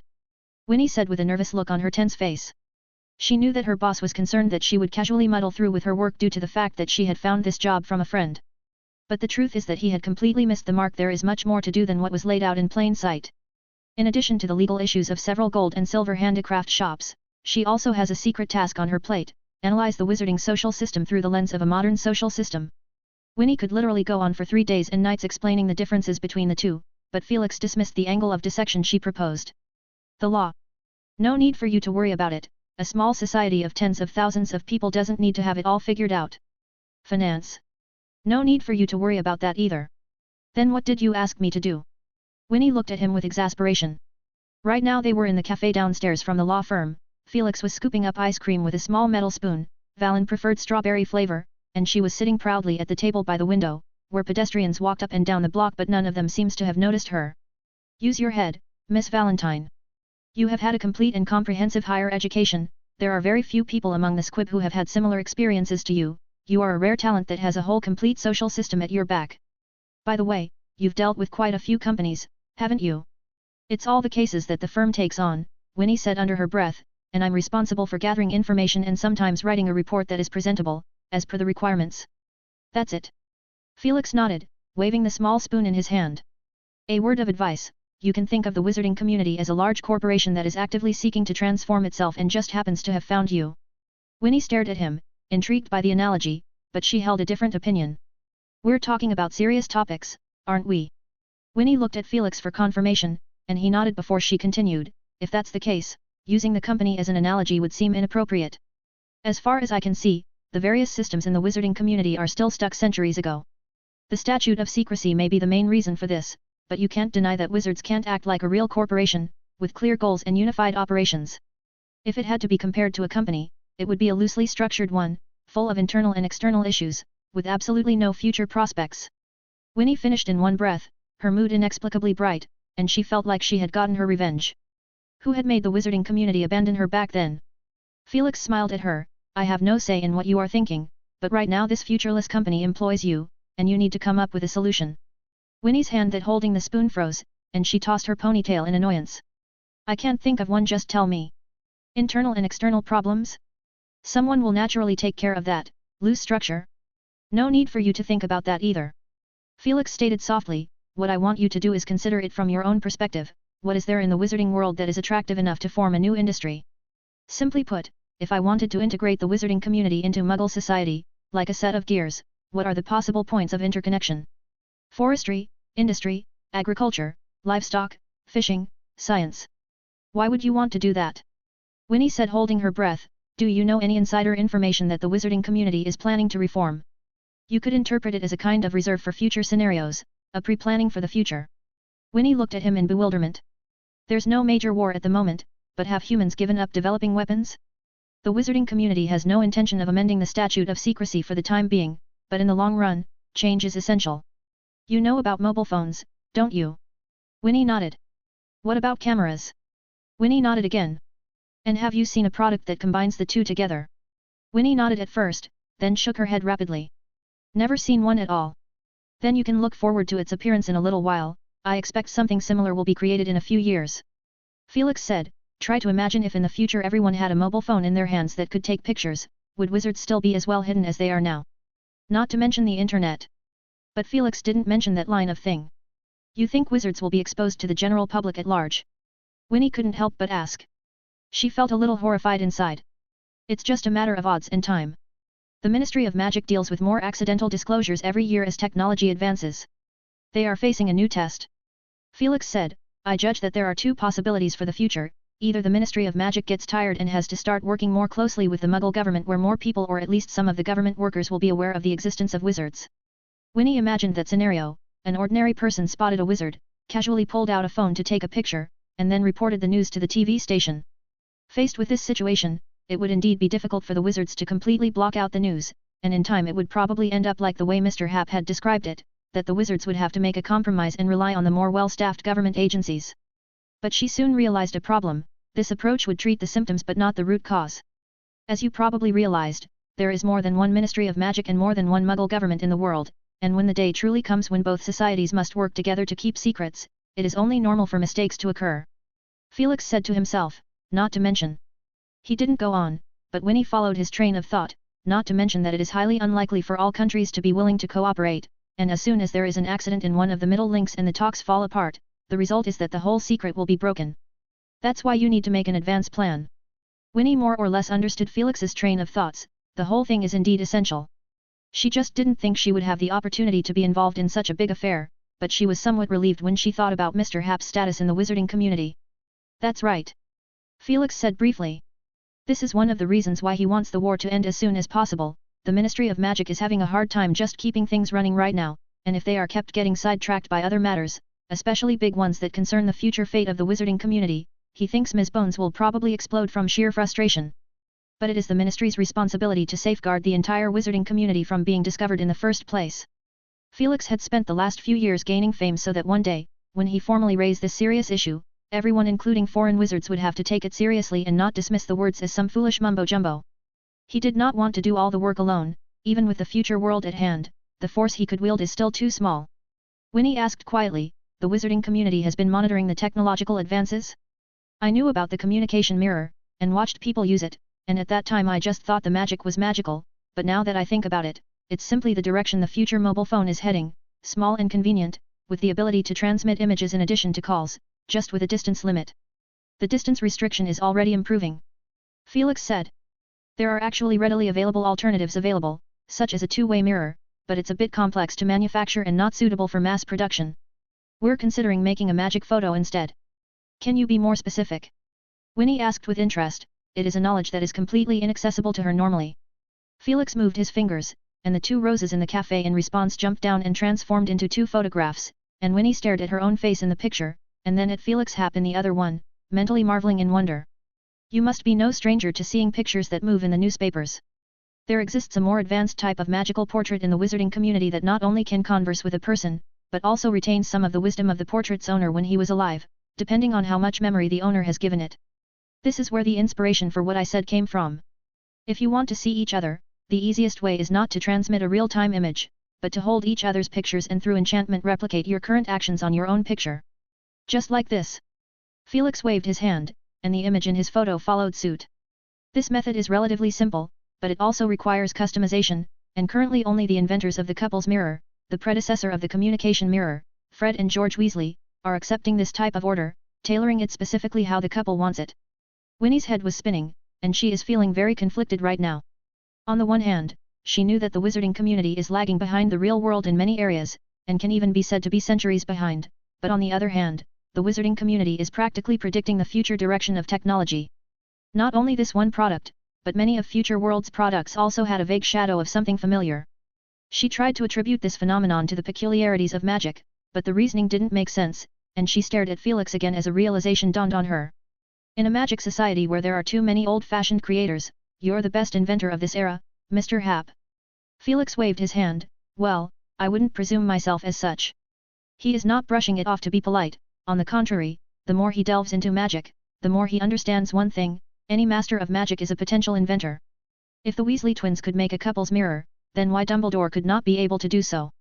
As far as he knew, Dumbledore had been able to exchange alchemy ideas with Nicholas Flamel when he was young, and he had made some useful magical tools himself, but Dumbledore had never thought of starting a company or converting his intelligence into money. Dumbledore's approach is actually quite a typical representative of those brilliant wizards throughout history. It is true that those people did not have much business thinking in their heads and were bound by the traditional ideas of wizardry, but they were also not short of money in the first place, so it was enough for them if they could satisfy their own needs and those around them. Another example is the pure-blood families who would rather hold on to their ancestors' magical notes and let them rot and be lost than willingly let any of those knowledges pass on to the outside world. After Valentine's Day, Felix returned to school as usual. In the ancient Rune classroom. Welcome back, everyone, Felix said unhurriedly as he walked around the classroom. I trust you had a good weekend, and yes, the Valentine's Day package at Madame Putafoot's tea shop was a good deal, and the collapsed mountain in the outskirts was enough of an eye-catcher. I even heard that a quick visit to the Hog's Head Inn had become a new trend. The students exchanged glances with each other for a moment, and Harry saw Hermione quietly mouthing, "Bollocks." He grinned. "But I want you all to take it easy. There are less than 2 months till Easter, and you'll be receiving career advice after the holiday, but it might actually be a bit late at that point."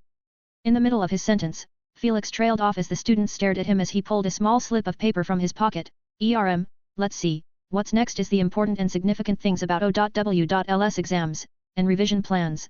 These things can be a real headache. He dryly dropped the small piece of paper, turning it into a paper plane before it made its way to the floor. The students stared with strained necks at the paper plane as it flew out of the window. "Okay, that is what I recorded during the professor's meeting. I was simply trying to show you how bored I was. Felix strides back to the podium and addressed the jaw-dropped students at the bottom. Let's talk about something practical. If you are going to enter 6th grade, what kind of things will be taught in the Advanced Ancient Rune class? The students listened intently to the professor's explanation. Firstly, the content of the course is not fixed. The subject is currently changing day by day and new things are constantly being presented. If you are interested, you can go through the magazine New Solutions to Rune from cover to back. There are many articles that are either cutting edge or interesting, many of which you have also written and published yourselves. I intend to spend a couple of years to sort out a clear context for it, but in any case, the advanced class will focus on the teaching of practical runes, there is no doubt about that. I'd like to say something in addition. In 5th grade, and especially after the career advice, you will have to think carefully about your future. I can bring you into the thinking classroom and let you learn hundreds of translational runes in one lesson, so logically each of you can get a distinction on the O.W.Ls. Felix said calmly, yes, I can do that. Grades aren't the issue, interest is the key. In the advanced class, the demands I place on you will become higher and higher as the ancient rune subject continues to improve, and the content of the teaching will vary from person to person. You will spend a lot of time on more advanced topics of study, and the process can be very torturous if you are not really interested.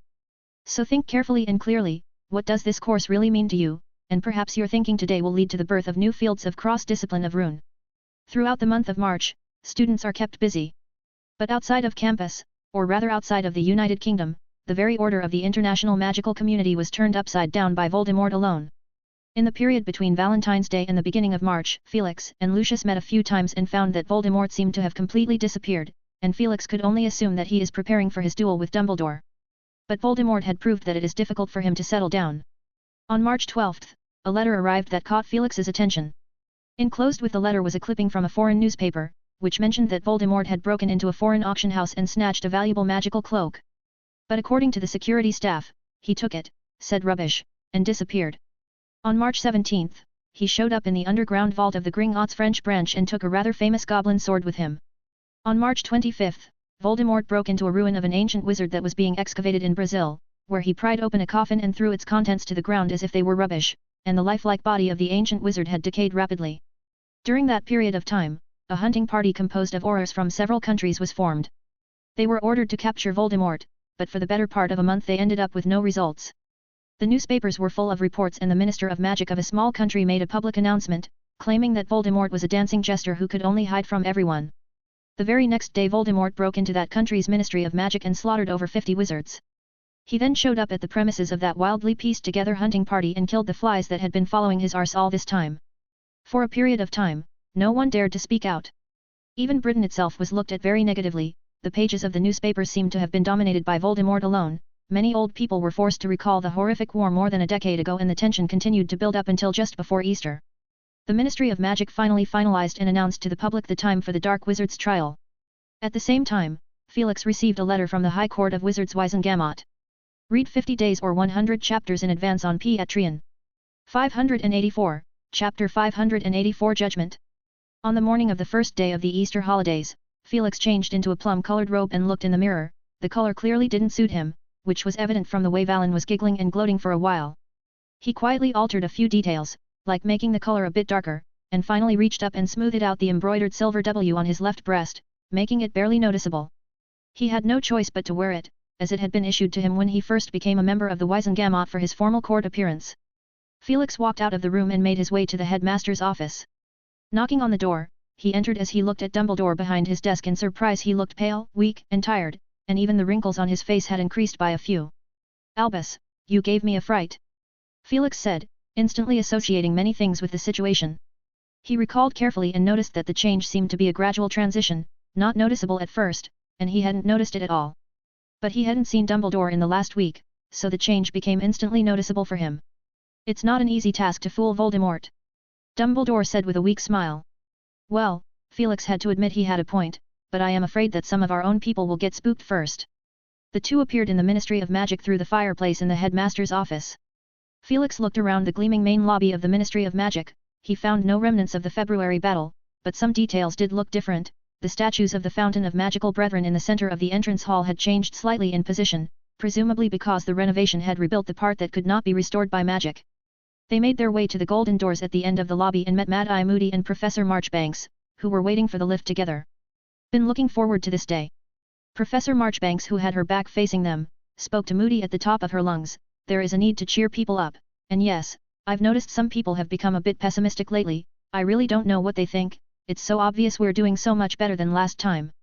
Moody tugged his ears and said gruffly, "You're right." Felix silently slowed his pace, allowing Dumbledore to walk ahead. Dumbledore. Professor Marchbanks' attention shifted away from Moody as she stared intently at Dumbledore's face. "Your face looks bad." "No wonder, the you-know-who has been causing trouble out there lately. As Supreme Mugwump of the International Confederation of Wizards you must be troubled to no end." Dumbledore smiled and agreed. They took the lift to the 9th level and headed down a dimly lit corridor.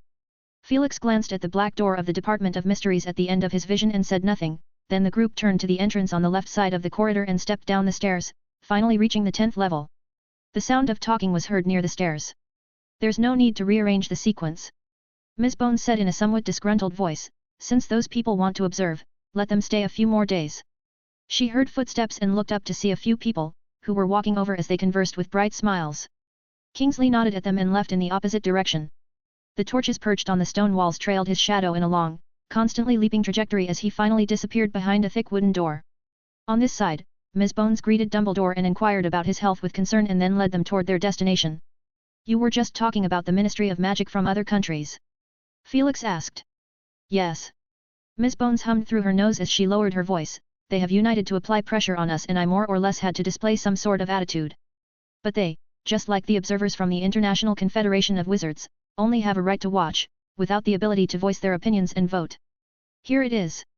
She stopped in front of a grimy black door and twisted the metal knob, and a cacophony of talking sounded out of the dark room.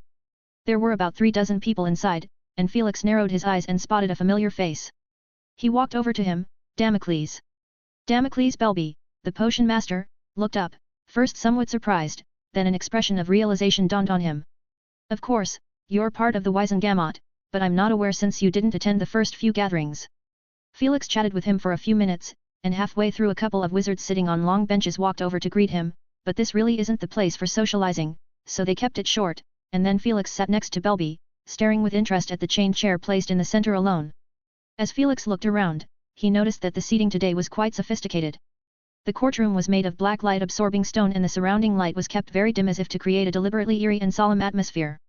The overall layout of the room resembles a sunken alcove.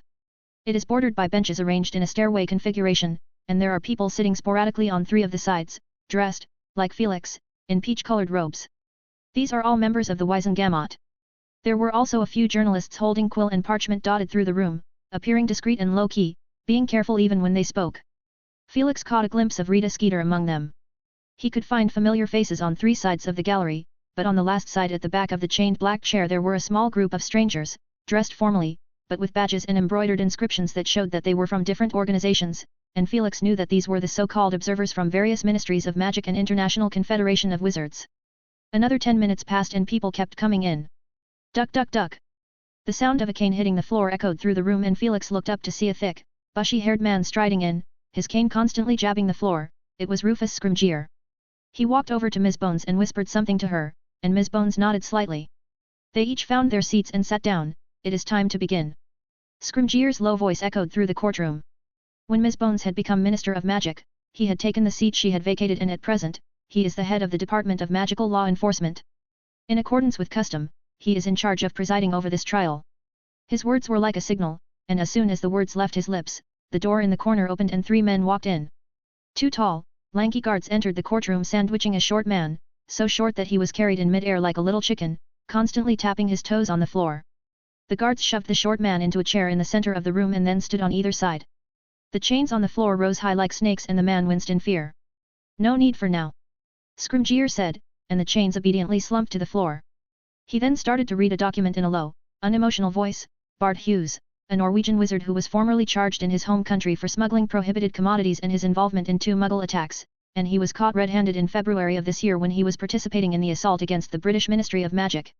The evidence is strong and conclusive, and your conduct was deplorable. Do you intend to refute these charges before sentencing?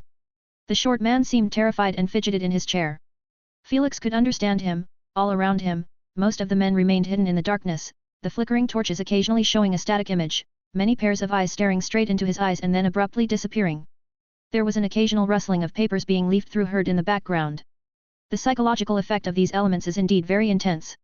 After a few more seconds. If there are no objections. Wait, wait.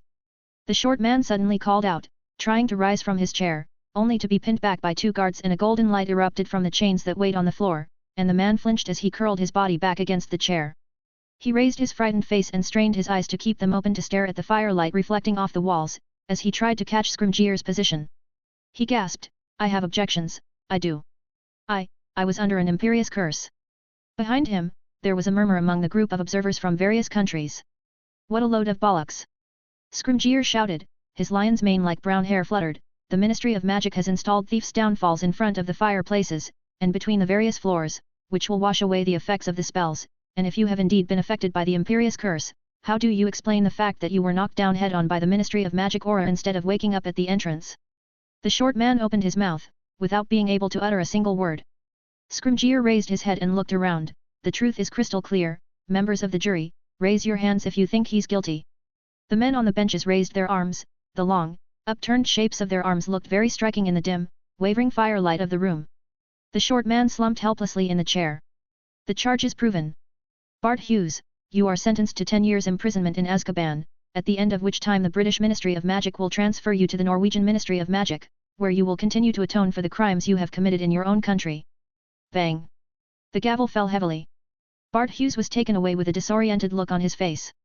After a brief exchange of words, the guards brought in several black wizards one by one. They were obviously the same group that had attacked the Ministry of Magic, and there was barely any delay before they, like Bart Hughes, were pronounced guilty. It was near noon that the main show began. Two men who looked somewhat alike were brought in. Robistan Lestrange, Rodolphus Lestrange. Scrimgeour's low, seething voice trailed off as he said, had teamed up with Bellatrix Lestrange and Barty Crouch Jr. to kidnap an Auror couple at the end of the First War and used the Cruciatus curse to force them to reveal the whereabouts of the you-know-who. The crime was so heinous that they were sentenced to life imprisonment. A year ago they escaped from Azkaban and have since resumed their role as minions and accomplices of the you-know-who, and were suspected of being involved in numerous turmoil after that. In February, they were ordered to attack the Future World Company in Diagon Alley by you-know-who, and were caught red-handed with conclusive evidence. The two men looked pale and the slightly fatter one pulled the corners of his lips as if he wanted to say something, but he only managed to get a muffled quiver out of his mouth. Scrimgeour didn't let the jury raise their hands this time, his yellow eyes without a hint of warmth fixed on them. There is no doubt, ladies and gentlemen, that these two men will be sentenced to life in prison, and their memories will rot there with their bodies. More people were brought in. Mulciber and Selwyn, Jugsun, and Not, you are as guilty as the Lestrange brothers for escaping from prison, murder, and causing havoc, and in accordance with the law, you will be sentenced to life. Wait, wait! A voice suddenly exclaimed. The gavel that Scrimgeour had lowered remained frozen in the air. Selwyn? Do you wish to defend yourself, or plead for forgiveness? After all the evil things you've done. I confess, I am guilty.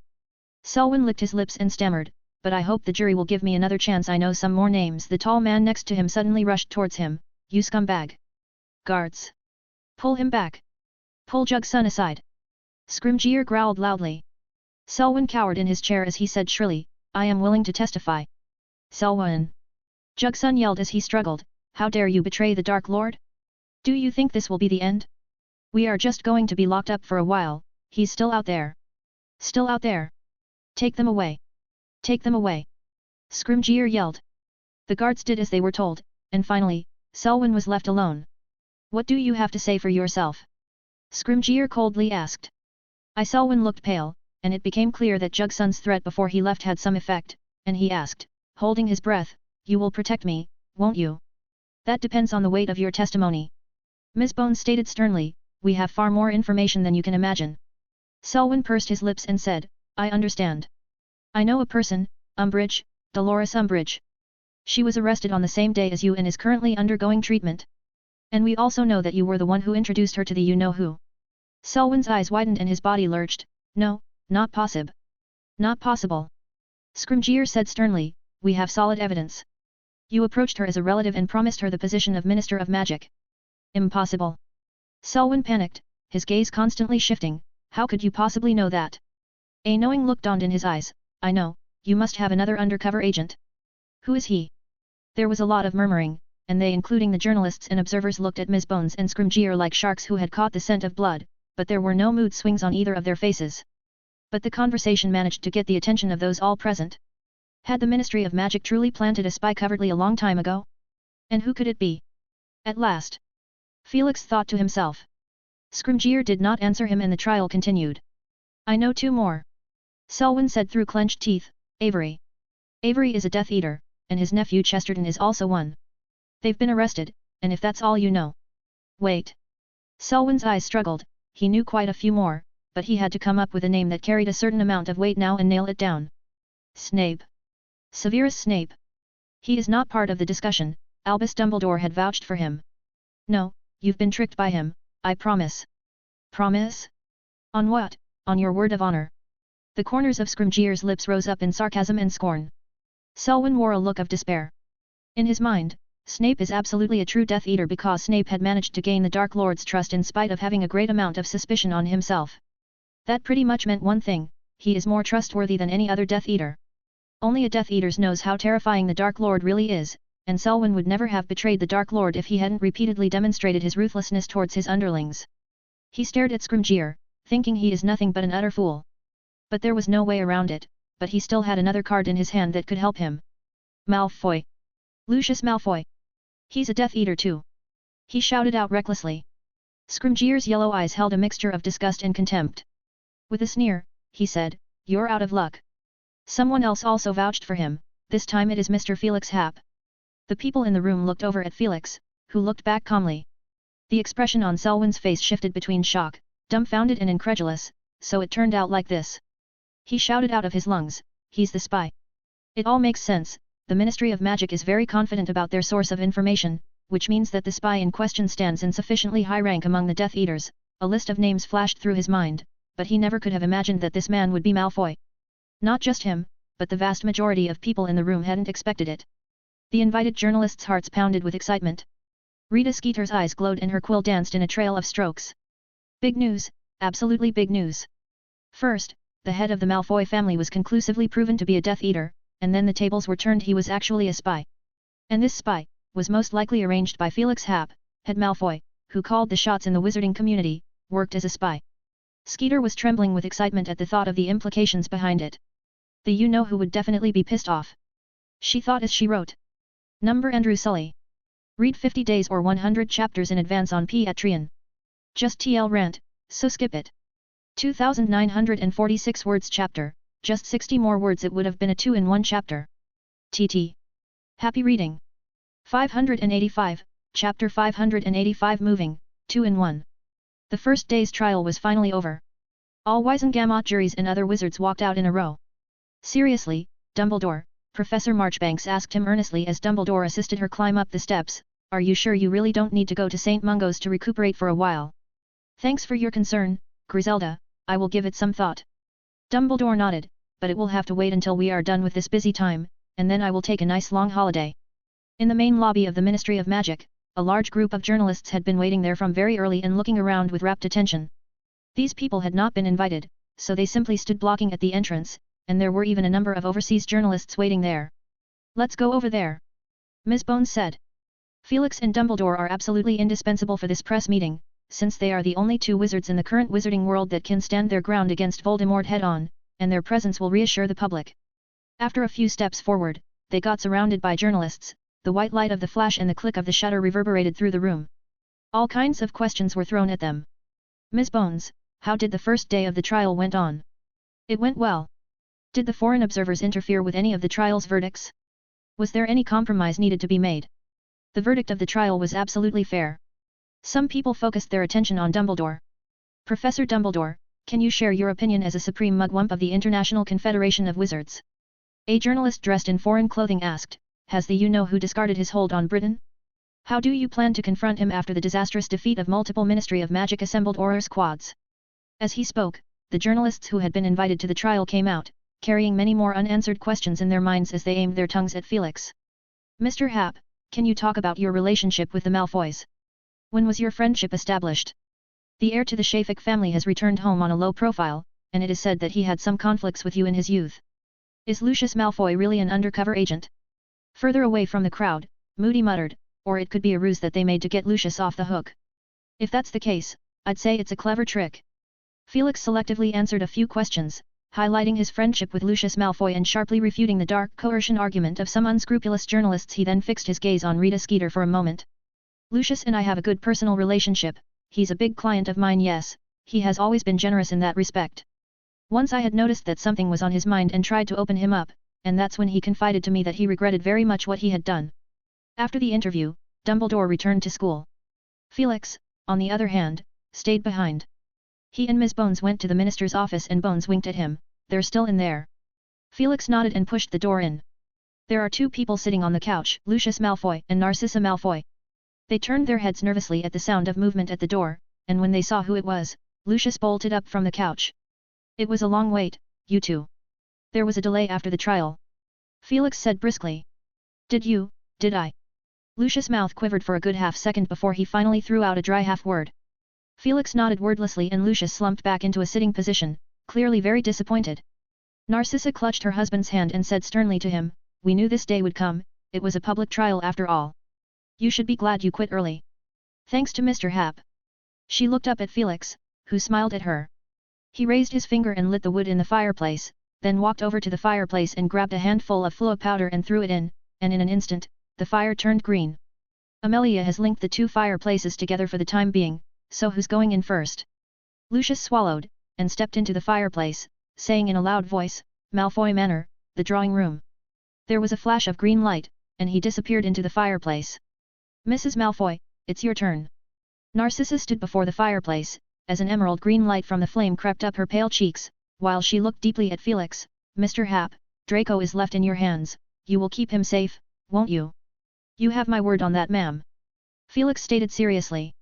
The green flames danced and her figure disappeared. Felix followed into the fireplace and a minute later, Ms. Bones walked into the office, which was empty. As if nothing had happened, she picked up the papers on her desk and reviewed them carefully. Malfoy Manor. Felix emerged from the gilded fireplace. The spacious drawing room was stacked with large packages and Lucius and Narcissa stood next to each other. "Is it all packed?" "Still a little short of the last bit," Lucius whispered. He had been looking very depressed since he knew his undercover secret was exposed. "Then let's get a grip, who knows where Voldemort is hiding right now, he might be lurking around the corner nearby." Felix finished, and looked around with interest. "Mind if I walk around?" Lucius muttered, "Of course not."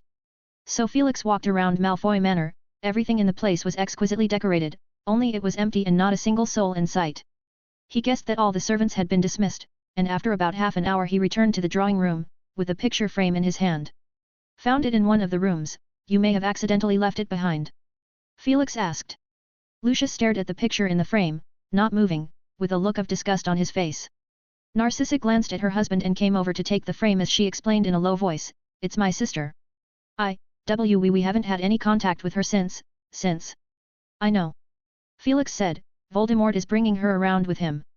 He looked down at the large packages that stacked up like a small mountain and occupied half of the drawing room. Some gold and silver ornaments and utensils were crudely stuffed in the bags like rubbish, showing the absent mind of their owner. "There's a bit lot of stuff," but he stared at the emerald ring he wore on his left hand. "Luckily I came prepared. It needs some relocating though, I've saved a lot of stuff before I even realized it." He began to shake his left hand vigorously, and from the tiny ring came a low clatter and lots of stuff unrelated to the ring's size dropped out, "And the new little ones, I need to make some room for them, to make sure they are comfortable."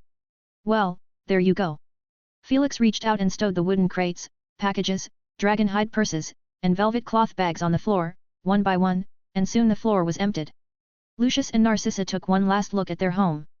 "When this is all over, you can still come back," Felix reassured them. "I am not going to be that optimistic," Lucius said moodily. "It probably won't take that long for this place to be turned into a ruin." 10 minutes later they appeared in a vacant plot of land on the outskirts of London. Felix handed the two of them a small slip of paper, and they read it over carefully when a small, beautiful detached house squeezed out of the air in front of them. "You should be aware of my relationship with Mr. Nicholas Flamel. This is one of his safe houses in the United Kingdom. After his death, the original Fidelius charm expired and the local authorities had intended to demolish it as an unauthorized building, and then I worked my magic to keep it here." The two of them surveyed the dusty house with critical eyes. It looked less than a fraction of the size of their original home. "The security is less of a concern. The house is under the Fidelius charm, and I personally act as a secret keeper. So you can feel at ease," Felix said, moving towards the door of the house. "Go in and have a look." Lucius and Narcissa were somewhat relieved that at least Felix Happ was intending to keep his word, and they didn't have to worry about him destroying the bridge after crossing the river. The Malfoy family's fortune through the generations except for the part that had been placed in the Gringotts is all in that little ring. It ought to be very tempting. They followed Felix over the steps of the front door and into the interior of the house. The interior layout is very plain, it appears to have been unoccupied for a long time and dust is falling all around. As they walked in, they made 3 clear sets of footprints on the floor. The conditions are a bit basic, not as good as your big manor house, but there are all sorts of facilities. The house has 10 rooms on 3 floors in total, and a small garden attached behind it. It's not bad for a temporary home.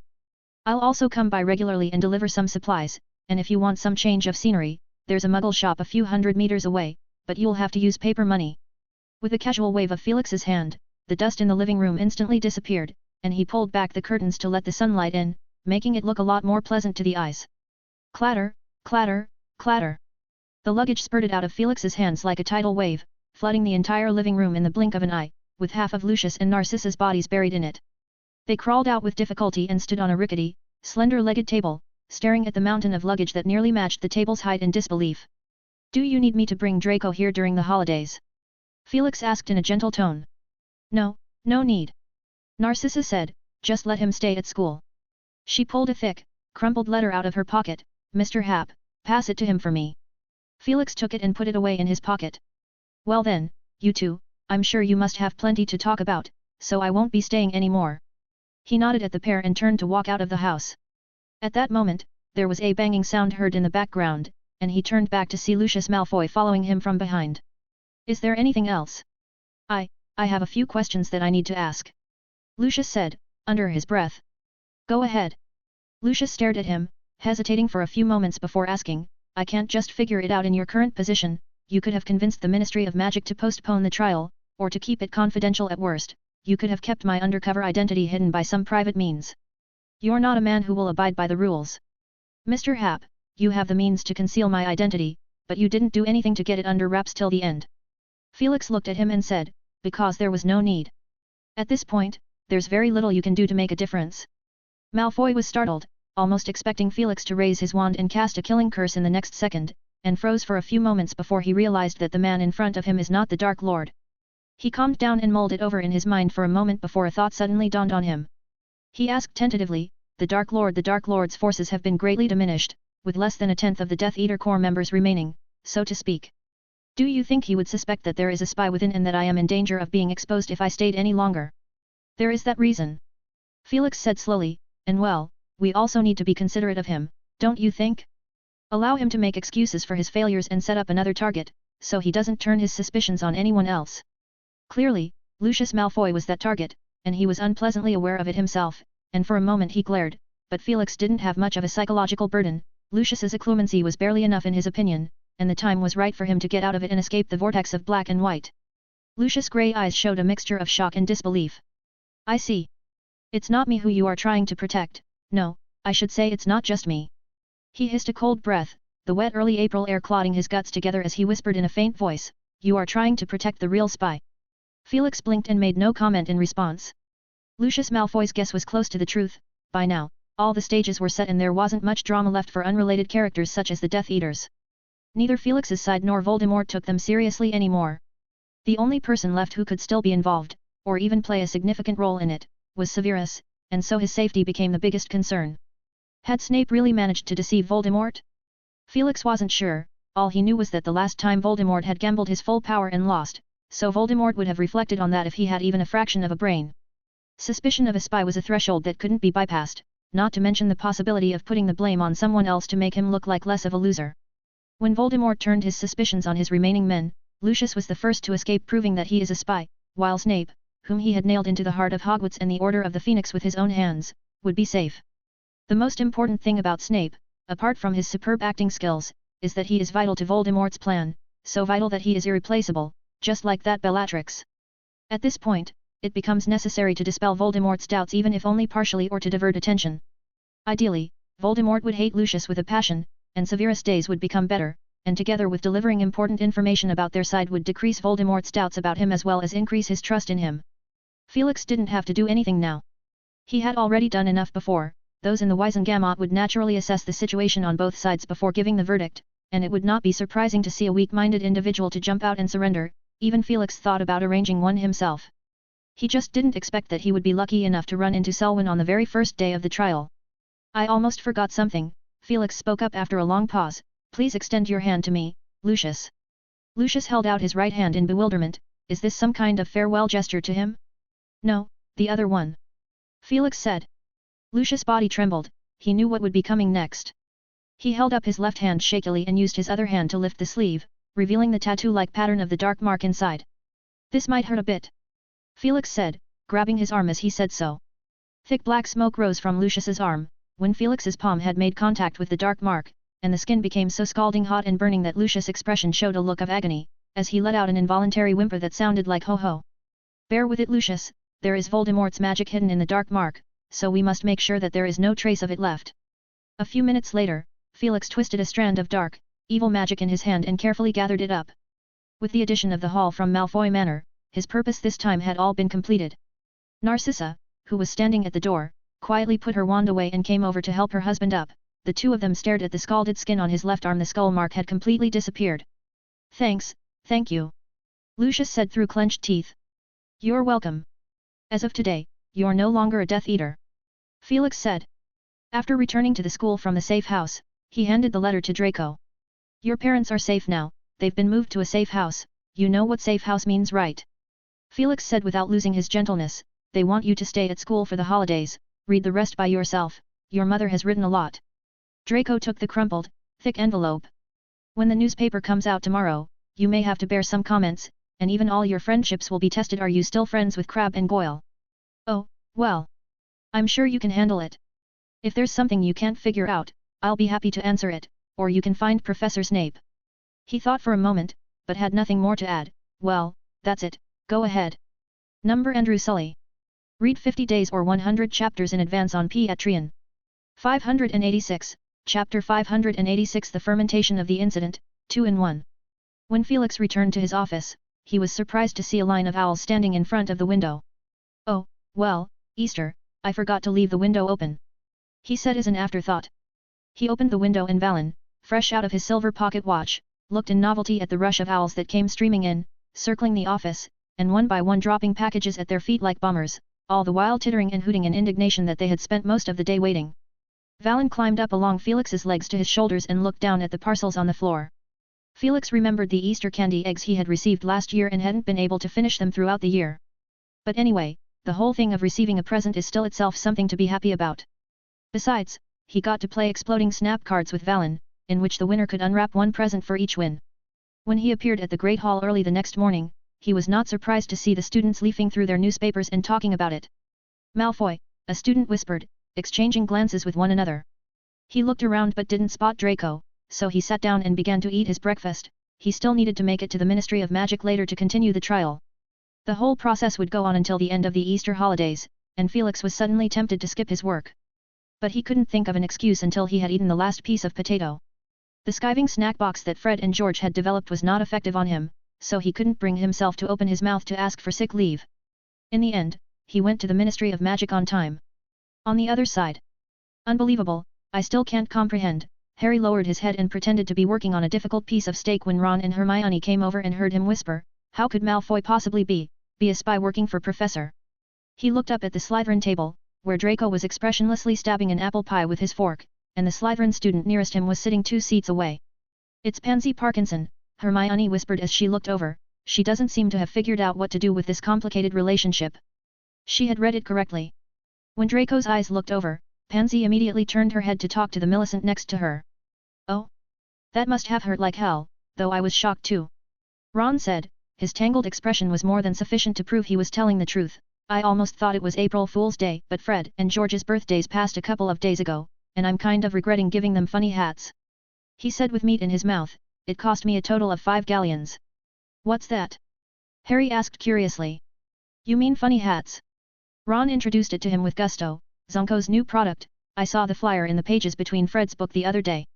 It basically stated that when you wear it your face can switch between a vampire, werewolf, and banshee, by growing some cute fangs, a silky mane, and stuff. Sounds a bit like the Emerald Crown from Future World, Hermione interjected, one for changing faces and one for changing clothes. Ron shrugged, Fred claims Zonko got his inspiration from the anti-spell hat and considers it as a big loss for him. But I thought it was funny. Professor Hap's birthday is coming up too, isn't it? Harry said, I think it's around the 15th. The 8th, we got it wrong last time. Hermione said. Isn't that today? Ron said in surprise, and Fred and George said they wanted to make a big splash. He said gleefully, oops, I was supposed to keep that a secret, so neither of you are allowed to tell them. Later in the evening, they let Ron's owl Pigwidgeon fly out of the Oloi with a package. It looks like it's struggling a bit. Hermione looked worriedly at the sky. It can't be helped, Hedwig doesn't want to go to the professors anymore, she feels ashamed. Harry said helplessly. They watched as the little piggy wobbled through the air like a moving pendulum and finally took a hard turn and disappeared from their sight. But they knew that by going over a few towers, if the piggy didn't have the misfortune of hitting one of the pillars, it would fly into the ancient Rune office. Do you guys think the professor would like that telescope? Ron asked, and without waiting for an answer, he muttered to himself, I was originally planning to send a pet rat to keep Valen company. To be honest, I think they look a lot alike. Unfortunately I was in a hurry. That telescope was something George asked me to do for testing purposes, but I never got the chance to test it, so it's supposed to be new. Hermione, what did you send? A potted plant. Hermione said. That's a good idea, I'll make sure to write it down. Ron's eyes glowed. Harry didn't say anything. He stared at the azure sky, his thoughts drifting away with the owl. A crazy idea had just crossed his mind and he thought he must be going mad, but he still pondered one question with unstoppable gusto, what day is Snape's birthday? Maybe, but the next second he left the thought at the back of his mind. Come to think of it, he told himself, it wouldn't be that much of a big deal even if Snape turned out to be an undercover now. Well, actually it is kinda a big deal, Harry thought reluctantly, he kinda admired him for that, and his mind wandered back to when he had faced Voldemort.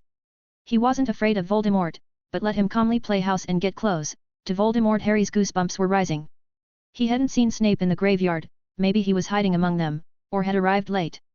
Harry thought about Voldemort's speech to the Death Eaters that night. He hadn't heard all of it, but he remembered the ones that were said at the beginning, Voldemort lamenting his rebirth while threatening the Death Eaters. One didn't have the guts to come back, and will pay the ultimate price. The other, I think, is leaving me forever, and of course, he will be executed. Now that he thinks about it, the former could refer to Karkaroff and the latter would be Snape. But Snape is still alive and well now, and Harry wonders how he managed to do it. He couldn't help but imagine a meeting between Snape and Voldemort, but his mind went blank due to the lack of references.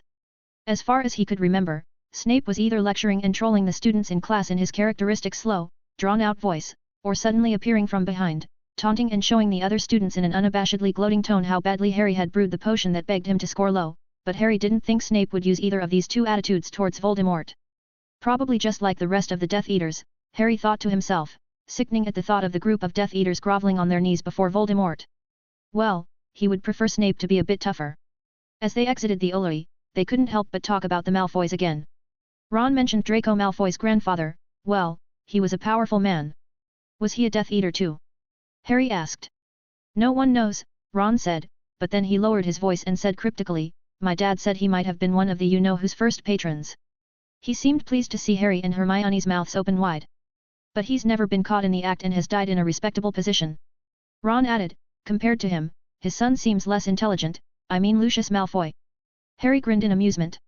Let's see, he counted off on his fingers one by one, claiming to be under an imperious curse after losing the First War, then becoming Fudge's walking moleskin pouch, losing his school board member status in our second year, oh yeah, and losing Dobby. Kneeling before Voldemort to confess his mistake a good 6 months ago, and now hiding somewhere and unable to go out yet, I see what you mean. They joked and laughed. Malfoy had always been at odds with them, and they were actually quite gleeful to see that family going down now. But as they walked into the common room they suddenly realized that Malfoy is now on the same side as them. I would have preferred him to have been a Death Eater. Hey, don't say silly things. They sat at a desk and rummaged through their book bags. The professors clearly had no intention of making the students comfortable over the holidays and tacitly left a bunch of assignments. This had led to a significant number of the fifth years staying at school instead of going home, sighing and yawning to catch up on their assignments. As Ron pulled parchment and quill out of his book bag, he exasperated, the lower grades are so noisy, I want to deduct points from them. But his exasperation vanished in the blink of an eye as the assignment for each subject was placed in front of him. Harry leaned down on the desk and casually tapped his wand at the revision plan timetable Hermione had given them yesterday, with each subject's assignments clearly marked out. I even added a countdown, Hermione said gleefully, it's in the top left corner. Harry stared at the number 59 on the parchment and had a sudden internal urge to rip it off. How on earth do you guys think Lucius Malfoy got involved with Professor Hap? He couldn't help but ask. Hermione pushed the newspaper at him. Ron, who sat next to him, said in disgust, "You believe that? Confided to me, bloody hell, how is that possible? If you ask me, he was probably out of luck when he was doing something illegal and got caught by the professor, so he begged the professor to let him off the hook." Hermione glared at him. Ahem, I mean, everything went well. The Death Eaters are made up of a complex bunch of people, Hermione tried to make sense of it, ambitious people, those who are cruel by nature, and there are those who rush to get a bit of glory, she added after a moment of thought, a few, were bewitched by the you-know-whose evil philosophies and empty dreams. Harry thought of Sirius Brother Regulus. We couldn't tell the difference when the you-know-who was in the ascendancy, but once he was in decline, Hermione gestured contemptuously at the newspaper picture of Selwyn on trial, we could tell what these people were made of. There was audible laughter heard in the common room, and they turned their heads. Harry and Ron were itching for something new when they saw Fred and George, each holding a fancy hat in their hands, putting them on at the same time as the onlookers started to cheer. The crowd erupted in shrieks and giggles as Fred and George spun around to display them, and when they turned to Harry's side, the trio finally got a good look at their faces. Harry was startled and almost thought he had seen a vampire and a banshee combination. Fred's face was as white as paper, his cheeks were sunken as if he had been malnourished for a long time, and his eyes were abnormally bloodshot, but it was his carved, sharp teeth that stood out the most. George's face was another horror. His hair had turned black and was dragging to the floor, and his face looked like a skeleton, with a greenish glow on its surface, more frightening than the vampire beside him. The two men let out a triumphant laugh as they played their tricks. After a while, the crowd dispersed and Fred and George came over and sat next to them. They are still wearing the grotesque mask, and Ron subconsciously leaned back his body as Fred and George grinned. "Don't you like our new faces? Not bad, you guys seem to like this hat," Ron shot back in a mocking tone. Who was it that said they weren't satisfied before? "Well, that's a different thing," Fred said seriously, "we just thought the hat turned up at the right time." "Yeah, it'll brighten up Professor Hap's birthday party," George said cheerfully. The trio looked at each other. Ron kept squeezing his eyes at Harry and Hermione to remind them to keep their mouths shut, and Fred and George looked at them curiously. "Is there anything we don't know?"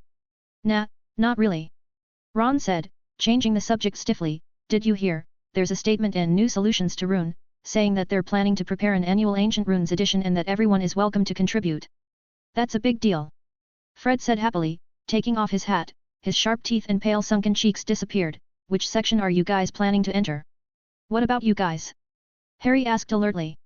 "The career dynamic," Fred said without thinking. "We've created a new profession, me and George together. The profession is named as Prank Merchant." He squeezed his eyes at Harry. "The requirements are high. Ancient runes, basic alchemy, transfiguration, charm study, and a sky-high imagination. And a roaring heart," George quipped, half-truthfully. "That sounds like a boast," Ron muttered. "Have you tried that punching telescope yet?" Fred suddenly asked, staring at his brother's face as he did so. "Not yet, I gave it away." Ron tried to be vague about it, but Fred was staring straight at him, and he was close to spill out the truth. "Give it away? To who?" Fred and George shouted in unison. "A punching telescope?" "Punch." Harry caught the key word. Ron suddenly looked horrified. Fred and George stared at his expression and laughed. "Well, we won't ask," Fred said with faint generosity. "Anyway, I'm sure we'll eventually find out," George added. "Come on, that thing, Merlin's beard!" Ron shouted, "What the bloody hell that thing can do?" But Fred and George just looked at him with regret, as if his life would soon be over. Ron panicked even more inside, and all he wanted to do now was run to the professor's office to get his present back and get a new one, but the thought of Crabbe and Goyle's unlucky appearance dispelled that notion. "Speak up! Now!" he yelled. Ron lunged up and shook Fred's collar as hard as he could, and Fred insisted on keeping his mouth shut with a look of amusement. "Do you really think that they would accept a name like that?" When it was quiet, Hermione asked, "I've heard that the reviewers are all very old except for Professor Hap." "It never hurts to try," George eagerly said. "I figured, they're looking for talent right now and are desperately trying to expand their territory. It also mentions that once the profession is officially recognized, it will receive all sorts of support in addition to being included in the Ministry of Magic's occupational list. After the war is over," Hermione said. "What?" Fred asked. "It does have that clause you mentioned, but it won't be fulfilled until the end of the war," Hermione murmured. "Why, I didn't see it." Fred and George froze for a moment and yelped in sync. "It's on the last page of the most recent issue of New Solutions to Rune," Hermione said. The two men couldn't sit still, and they left in a hurry. When they had disappeared, Harry and Ron looked at each other and Harry muttered uncertainly, prank merchant. Sounds good. But could there really be such an additional profession in the future? He had spent some time studying the pamphlets handed out at school describing various careers, and although he figured that he would become an aura in the future, it didn't stop him from reading with interest about the requirements for other professions and discussing them with his dorm mates late at night before going to sleep. If pranking will be recognized, why not create a new profession of my own? Ron muttered disgruntledly. So you've got an idea? Hermione asked intrigued. Ron's jaw dropped and Harry, knowing he was speaking as he pleased, hastily asked, Hermione, do you know how to make the 9th amulet? It requires the flame rune and the protection magic rune, Hermione subconsciously answered. You have to combine them together in a way that equates to 2 sets of loops.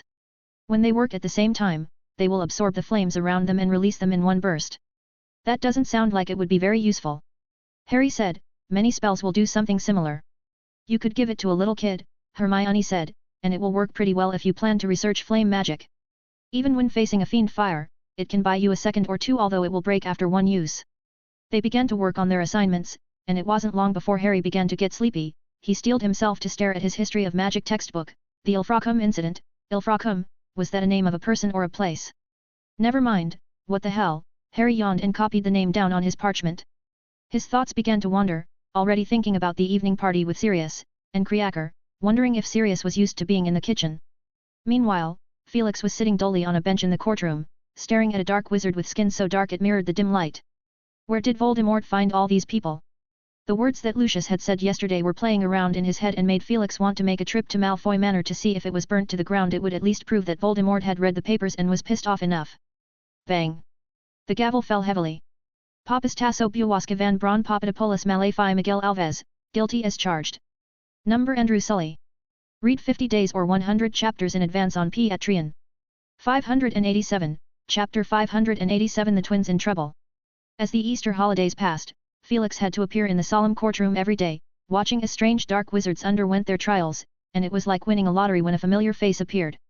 Of course, those acquaintances usually end up quite badly. As a Death Eater, they basically ended up with a life sentence. The foreign observers who were seated opposite to his side didn't exactly act as statues either. They provided a wealth of identifying information, and Scrimgeour didn't seem to have any trouble reading out completely irrelevant offences to the case as background information before the official verdict. As soon as this happened, Felix's mind began to wander. Valen hadn't followed him in the last few days. She had gone off to settle scores with Ron Weasley again. Felix was rather taken aback. When had Ron taken up the hobby of his 2 brothers? But there was really no real harm in that telescope, just a scare, and well, it scared a Niffler. And then there is another thing according to Felix's research. The thing is supposed to imprint a black eye on the face and make it look like one has been punched in the face. But when you use it on Valen, the effect changed from a black circle around the eye to a mushy mess that is plastered against her fur and skin. Felix had a good laugh. He even wrote about it in a letter to Grindelwald. I will introduce you to each other sometime. Of course, these are just interludes. He spends a fair amount of time describing how times have changed. After all, you've been isolated from the world for so long, it's understandable. And part of his own plan, when the war is over, I'll pick the right opportunity to throw out some questions, with the various products of the Future World Company as a base, and they'll be able to more or less understand the level of Muggle technology. At that time, they themselves will realize the extent of the problem. Given the poor attitude the old man had shown in his past letters, Felix had also deliberately used his experiences back then as a comparison on several occasions. This way, they will value my opinion instead of branding it as heresy. From the replies, Grindelwald was quite excited and the quills scratched several parts of parchment. Of course it might be due to old age or something. There is also the fact that Dumbledore's disguised look of exhaustion was spotted by a sharp-eyed journalist the next day, and when he was interviewed about it, he used the excuse that he was playing 10-pin bowling till early morning and looked much better after that day, so there was no rumor based around it in the eyes of the public. Dumbledore would indeed do something like that. But to some well-informed people, his inconsistency seemed like a cover-up. At the end of the 5th day of the trial, Felix was keenly aware of someone's presence when he took his customary walk around Malfoy Manor, and he followed the trail to the gardens, where he saw the formerly ornate and beautiful fountain melting into a puddle of foul-smelling sewage. Voldemort had been there and had left in disappointment. The rest of the days were uneventful, except for the night of the 15th.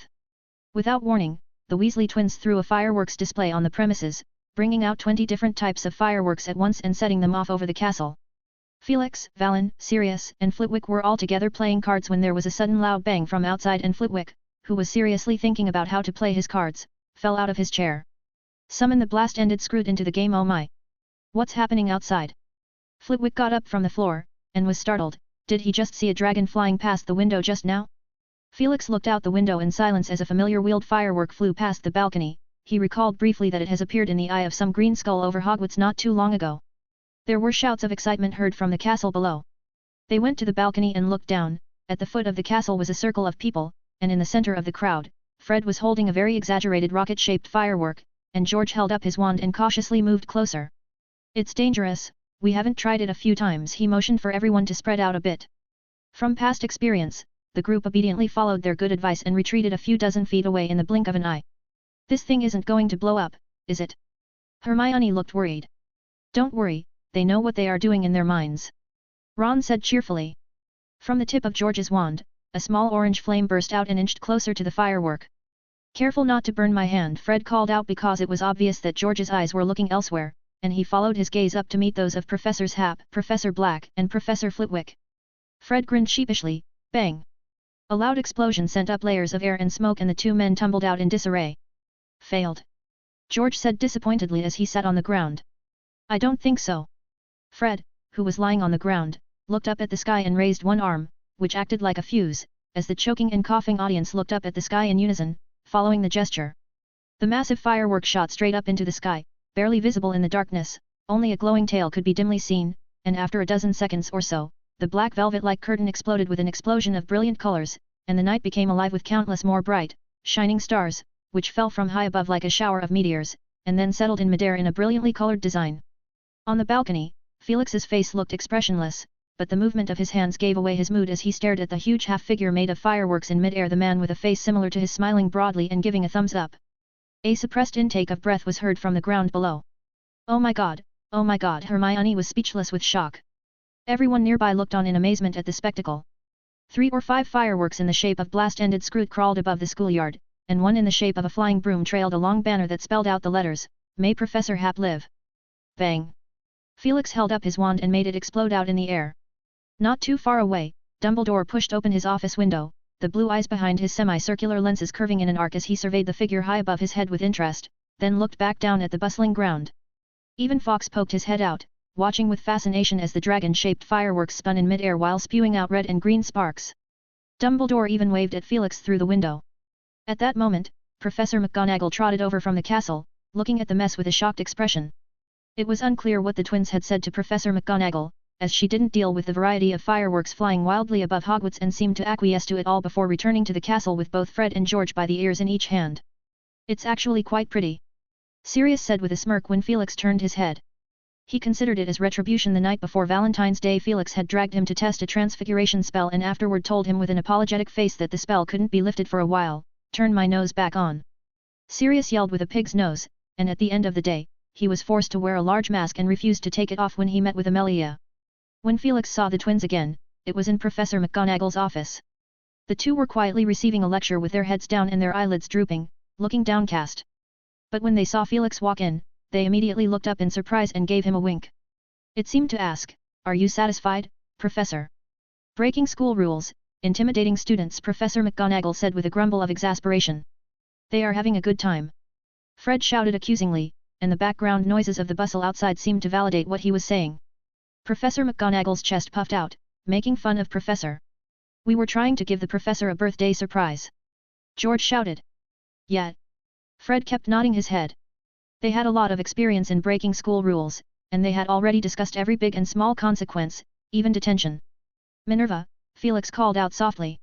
Professor McGonagall frowned and said, they must be punished. I totally agree. Felix said, his 2 hands placed on each of the twins' shoulders, and the two chuckled audibly, before noticing that the professor is growing taller and taller. No, they are the ones who are getting shorter and shorter.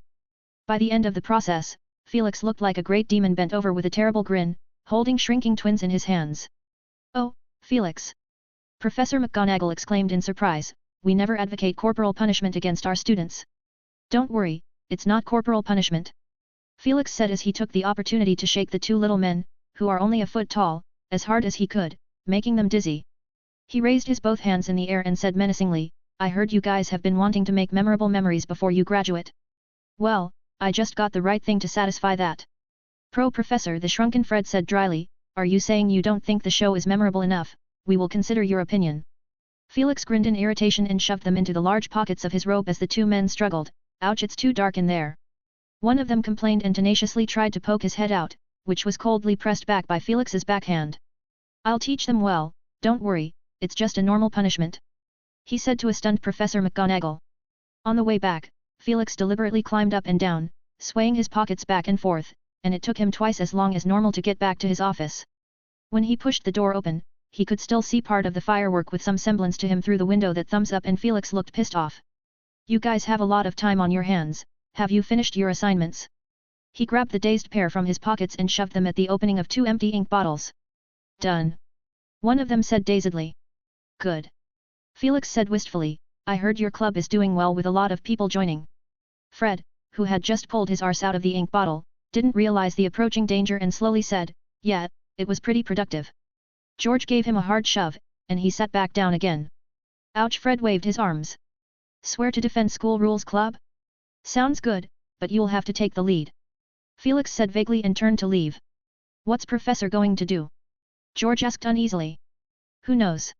Don't you think the show was a huge hit today?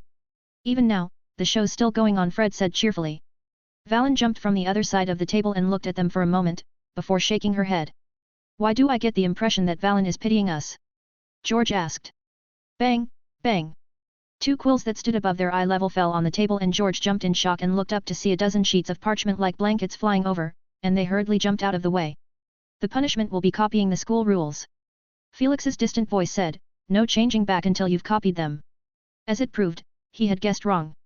The twins' thought process is completely different from normal people's, and their first reaction was not frustration, but excitement as they looked at each other. I've wanted to do this for a long time. It's a deal, Professor. By the look on their faces, it seemed that it was not a punishment, but some kind of preferential treatment. The two spent the next few moments trudging through the parchment with gusto, as they evaluated each other's work as they wrote. Your W is horrible and difficult to read. Why don't you look at that letter O? How perfect, your letters seem malnourished. Nonsense. Felix held out his finger and cast a mufflieto charm near them, and the office finally fell silent if you ignored the excited shouts of the students outside and the whooshing sound of exploding fireworks. He ultimately did not use his magic to wipe out the fireworks overhead. Ignoring the twins who were playing and scribbling sentences, Felix sat in the armchair behind the table, twirling a strand of dark magic in his hand and examining it carefully. The wisp of magic itself radiated a strong aura of contaminant. It was the magic he had extracted from Lucius' dark mark that belonged to Voldemort. The more Felix studied it, the more he felt that the magic energy had gone too extreme into the negative side. He even doubted if Voldemort could still use the positive and righteous spells. But when he thought about his own recent research into Patronus charm, he wasn't that certain. As he pondered, there was a brisk knock at the door. Felix waved his hand and the door opened automatically, and Harry, Ron, and Hermione rushed in. He wasn't really surprised, they might have come to plead for the twins. But what he didn't expect was the presence of Draco, who was standing behind them. When he also entered, Felix was just about to speak when a fifth person walked in, a somewhat confused-looking Luna, who seemed to have gotten lost and had followed them on a whim after seeing Harry and the gang. She was followed by Ginny, Neville, and then Daphne and Astoria squeezed into the office, with Cedric and Cho Chang behind them. Felix was completely baffled as for why all these people had arrived together. The people who had just entered were also a little dumbfounded, their jaws dropped as they looked at the twins squirming around on a stack of parchment on the desk. Because of the mufflieto charm, they hadn't realized what was happening. Read 50 days or 100 chapters in advance on Patreon. 588, Chapter 588 Their respective problems and gains, 2 in 1. I don't remember an invitation being extended, the Magic Rune Club's activities are suspended because of. Felix looked at them. Luna nodded and said, participation in the trial. Yeah, that's why. He said. I saw the picture in the newspaper. Professor Dumbledore, Ms. Bones, and you. Luna said with great interest, Dad mentioned in Quibbler that you are one of the 3 most powerful wizard in the world. I saw that article too, it was very amusing. Felix said with a poker face, especially the bit that envisaged us joining forces against the wizarding world. He turned his head and looked at the others. They looked at each other, averted their gaze, and hesitant to speak. Well, come and sit down, all of you. He used his magic to conjure up a couple of soft chairs, at which point Fred and George at the desk stopped, and ran out of the spell's reach, standing on the edge of the desk eyeing the situation while waving their arms for attention. Hey, someone, we can't get down by ourselves. Let me do it. Ron called out, as if afraid someone else would grab this chance from him, and only when he had finished speaking did he look at Felix. Is that okay? Before Felix's head could nod down completely, he rushed over to the desk, bent over to look at his two brothers, and said in a gloating tone, "Look what I found, flower fairies who lost their wings? I've never seen a flower fairy so big and fit. Come on up, brats." He held out his hand with a wide smile. Fred and George subconsciously took a step back, they didn't have the upper hand at the moment. But there was no room for compromise. Fred tilted his head and stared carefully at Ron's face. "From this angle, your face looks like a disaster scene, pockmarked. Those are freckles. You two have them too." Ron exclaimed irritably, as he grabbed his two brothers and shook them in his hands. "I haven't settled the score with you yet, for that punching telescope." He gave them a warning look and led them over to the couch in the office, and threw them smoothly onto the couch before sitting down. Fred and George screamed and avoided Ron's body as he slowly sat down. The two crawled up and down, and eventually leaned back against the arm of the couch, patting their chests heartily. "That was a close call, almost got murdered by my own brother. Just the thought of being crushed to death by his arse, to be honest, would have killed me." Harry looked squintingly at the two men, who seemed to be having a good time. So Felix watched this interaction between relatives with interest as the rest of them stifled their laughter, then he sat down on the single sofa and asked, "What sort of coincidence brought you together?" "Potter." Professor," Colin saw Harry trailed off, staring at Felix's pocket and then at the twins who are still jostling at the couch, unsure of how to describe it. Is he supposed to say that Colin Creevy saw the image of the professor bouncing up the stairs while pressing Fred, who was poking his head out of his pocket, back in? That would be too weird. "I see what you mean, that's what all three of you have in mind." Felix looked at Harry, Ron, and Hermione. The trio nodded in unison and Felix turned to the others. They rattled off their words. "I had some study queries," Cedric said, pulling a notebook out of his pocket. "I tried to write a book like this, in imitation of a magic rune booklet, but it always seemed a bit vague. Cho is accompanying me here." He gestured to Cho Chang, who seated quietly at one side.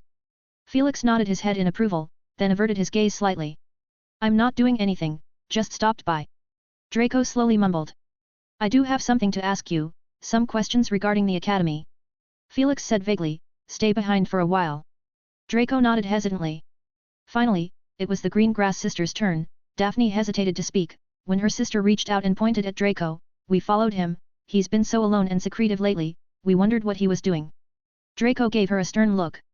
That caught Harry's attention, and he stared at Draco's face as if trying to see something. He thought about the recent rumors about the Malfoy family head turning against the Death Eaters and guessed that the Malfoy who is in the midst of the rumors got quite affected. Only Neville, Luna, and Ginny remained, and Felix looked at Neville.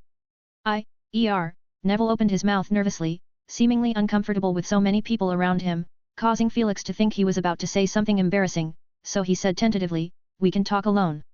No, Neville said, "I'd like to ask about," he paused, "potions." "Potions?" Felix asked in surprise. Even the others looked at Neville strangely, which caused the flush on Neville's face to increase as he swallowed and said, "The school distributed pamphlets on various careers over the holidays, and I saw that Auror's leaflet demanded that applicants should have at least 5 N.E.W.Ts certificates, with no grade lower than E in each subject." Harry and Ron drew in a soft breath. They had long identified themselves with the Auror job, but they didn't give it much of a thought and just assumed they would just wait for the start of the school year to speak to Professor McGonagall and listen to her advice. And a whole series of rigorous personality and intelligence tests prepared by the Auror's office. Harry and Ron's faces turned pale as Neville finished his sentence, which appeared comparable to Draco's skin tone. "Oh, I see." Felix smirked. "You were told that you had to get a certificate in potions class to enroll for Auror and were worried that you wouldn't be able to meet the requirements and had no idea how to proceed further." Neville nodded. "No wonder, many students who want to enroll for Auror have gotten stuck on the potions hurdle, who asked Professor Snape's advanced class to only accept students who take outstanding in O.W.Ls exams." Felix said, looking slightly amused. "Requires a potions class certificate?" Harry asked, in bewilderment. "And get an outstanding?" Ron shouted in despair. The two men looked bloodless by now in their minds. Getting outstanding in the potions exam would be a miracle. Harry felt his heart shatter like glass along with the dream of becoming an Auror. To be a good Auror, you at least need to understand how to detoxify the poison, right? Felix said, sort of explaining the problem the two had. Of course, the reality is much more complicated. He thought about it and said to Neville, "If it's just a matter of simply improving your grades, that is, getting high marks," he looked uncertainly at Neville, who nodded repeatedly, and smiled, "There's a way to do that, so wait a minute, and we can talk about that." "Professor?" Harry asked anxiously, "Can we stay and listen together?" "Yes, Professor, we're wondering the same thing as Neville," Ron said busily, "as long as we can get high marks." Professor Snape wouldn't be happy about that, Felix shook his head, looking amused at what he seemed to have thought of. Still, there's no reason for him to reject some kind of little trick. Unless he wants to deny himself. His last words were low and inaudible. Felix's eyes darted between Luna and Ginny before his gaze eventually settled on Ginny. This time he guessed wrong. Ginny nudged Luna with her hand, who was staring straight at Fred and George. "Oh," Luna sobered up, "I have something to tell you," she said seriously. "What's it about?" Felix asked. "Have you ever read the Tales of Beedle the Bard storybook?"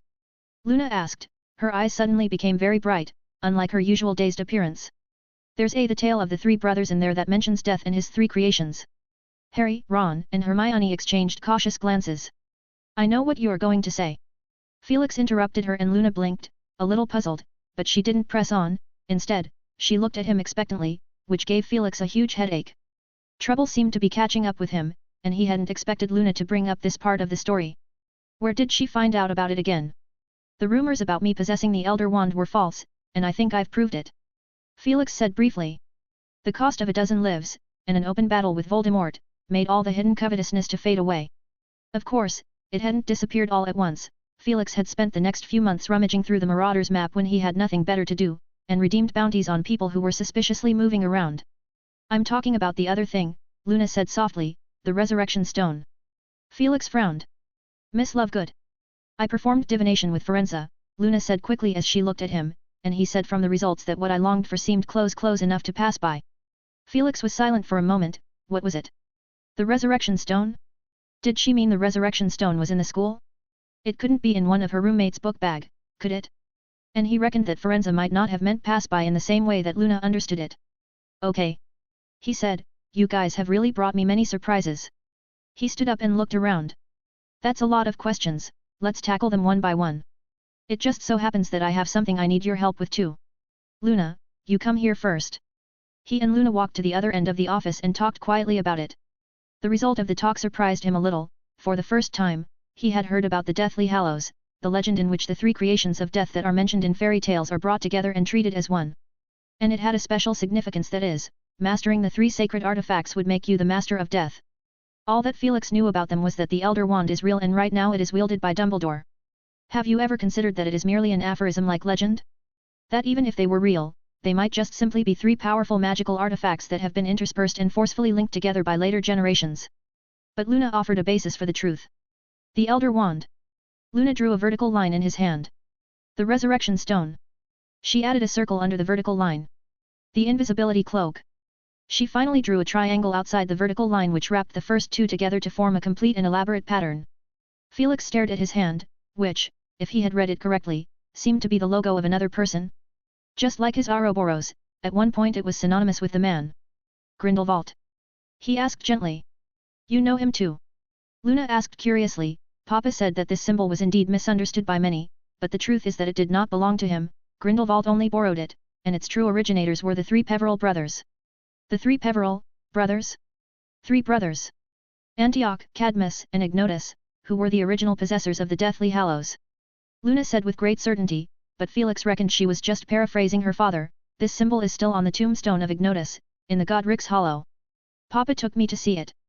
It's the coat of arms of the Peverell family." Felix bowed his head and seemed to be talking to himself. "So, whoever knows the symbol should also know the meaning behind it." On the other end, the few people sitting on the couch couldn't help but look repeatedly at Professor and Luna, who had been talking for a long time, but they were too far away for them to listen, or maybe it could have been a spell. "The professor is so kind," Cho Chang said. She clearly dismissed the whole thing as a responsible professor guiding a young girl with a brain full of fantasies. "But who is Forenza?" she asked. "A centaur," Harry said. "So it's not something she imagined?" Cho Chang asked with interest, looking at Luna in the distance, thoughtfully. "I'm 2 years apart from her, but I still heard of her nickname Loony, you know." "She's not crazy," Ginny said coldly, "just a bit weird in a weird way." Ron nodded sagely. Ginny glared at him. "Oh," Cho Chang said apologetically, "you guys are friends."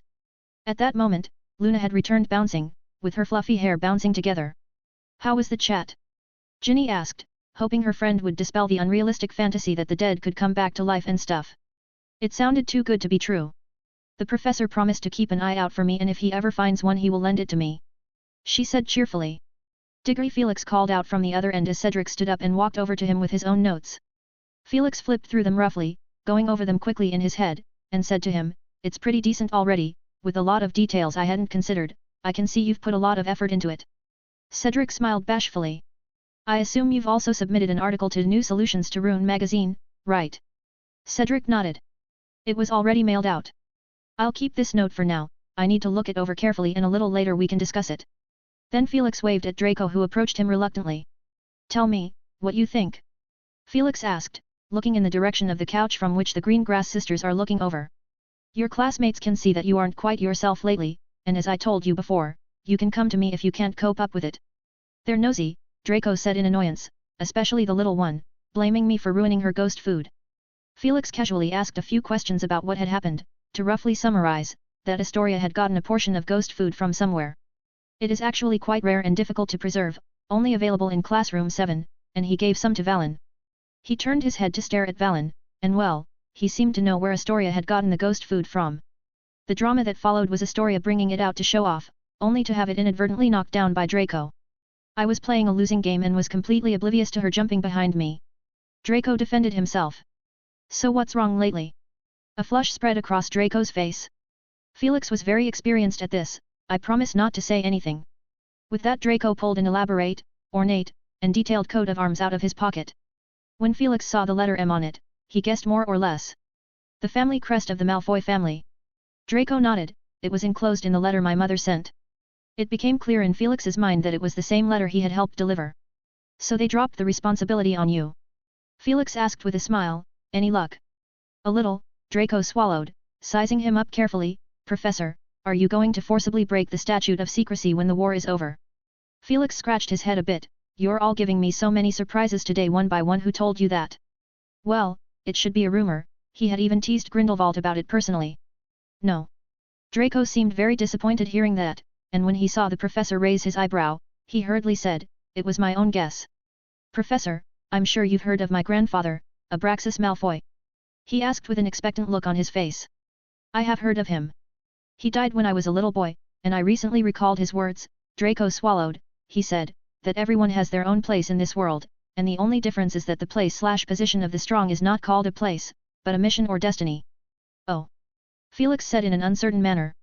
"I thought I could help out if that is your intention." Draco stammered, "You told me before that my wand is suitable for medical magic, plus I've been looking up information on this recently after the start of the academic year, for career advice."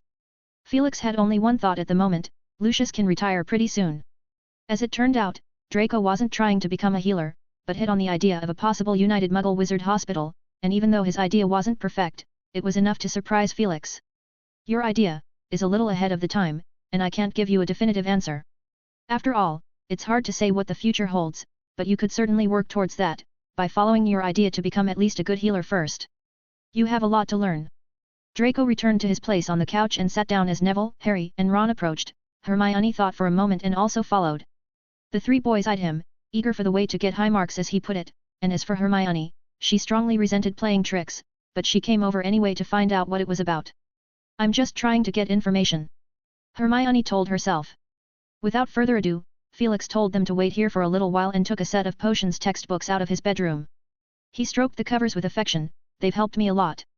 "Are these your potions textbooks from school?" Harry guessed. How can I put it? You guys don't think I could afford a new textbook when I was at school, do you?" Felix said. "The school's financial support fund was very limited at the time and one had to be careful with money. I could only afford second-hand books and old robes, but what's the saying, if you think about everything one step further, you can be better than you are now." It wasn't long after school started that I discovered the school had a storage cupboard that's dedicated to store used textbooks, and I spent a bit of time picking out the best of the best. I can't believe how some of them were near new with just a single name on them." Harry stared down at the set of textbooks in the professor's hand, torn and tattered, edges flying, seemingly having suffered terrible abuse. "It does not include this potions textbook. This set was handpicked by me, and you will find that it is wonderful beyond its appearance. Read 50 days or 100 chapters in advance on Patreon." 589, Chapter 589 The Will of the Leader, 2-in-1. Felix continued to address them. "Professor Snape should have told you that potions is a delicate study where attentiveness, discipline, patience, and just the right amount of wand wielding are all that matters. In the curriculum, the difficulty of learning will gradually increase, and each potion you concoct will be highly distinct and often involve subtle manipulation. Harry, Ron, and Neville, as well as Hermione, looked at Felix in a daze. None of them ever thought they would have a day like this, listening to the ancient rune professor explaining the puzzles of potions to them, although all their minds were filled with thoughts of how to trick and get high marks. But this wonderfully odd feeling lingered in their minds. If you want to go further in the field of potions, Harry, Ron, and Neville shook their heads, and Felix sighed it's best to learn it in the proper way. But he cleared his throat, his tone no longer that serious. Yeah, I was thinking pretty much the same thing as you guys, equally uninterested in delving into all the deep theory and subtle boiling steps, he said softly. To me, getting into the advanced class was just the easiest way to master the method of brewing the potions I was interested in. As for learning the finer points, I didn't really care. Harry listened more carefully. This was also what he wanted from potion class. He could hardly imagine himself enduring the loneliness later, holed up in an airtight basement for years, staring into a row of steam-emitting cauldrons. Felix patted the textbook in his hand. The original owner of this set was adept at this. There are many tips and easy methods, but of course, you will find notes on more than just potions. There are also some interesting little hexes. He hesitated. There are a few spells that are dangerous, and I want you to promise me that you won't use them on your classmates. Given the professor's very serious expression, the 4 students took the promise seriously. So next it's time to talk about my methods. Felix's expression returned to calm. Standing on a somewhat higher viewpoint, you will see that the O.W.Ls exam is just a test for your past learning rather than an examination for originality and innovation. Theoretically, if you memorize all the material and become proficient in the maneuvers mentioned in the book, getting an outstanding is an easy and natural thing to expect. Now even Hermione couldn't help but stare at him. She had always gotten an outstanding, but it definitely didn't have anything to do with the word easy. Work out the theory yourselves. For the practical work, my suggestion is to compile a list of how to concoct each potion, pick out the steps that are tedious and difficult to perform and try to simplify them. There may be dozens or hundreds of steps in boiling a potion, but if you group them according to purpose, they may only add up to a dozen or so steps. You ought to have your own insight, don't you? But from the looks on their faces, it seemed that Felix had asked a very superfluous question. But he could only assure himself that it was in no way his own question. At least the set has been written along with similar lines, and I've included some of my personal insights. Well, that's all there is to say. Felix handed them the books. Luna, Cedric, and the others were still waiting there as the professor had said earlier that there is something he needed their help with. Harry and Neville placed the books they were holding on the small square desk and looked at Felix as they sat down with Ron and Hermione. You've all mastered the Patroness charm, haven't you? Nearly all of them nodded. Even Fred and George, who are only about a foot tall, did the same, but the reason I said nearly was because there was still someone who wasn't in that range. I haven't. Astoria shouted, I am just a third year. Although Draco on one side didn't say anything, he didn't look like he had mastered the spell either. You can watch, eat some biscuits, or go outside and play.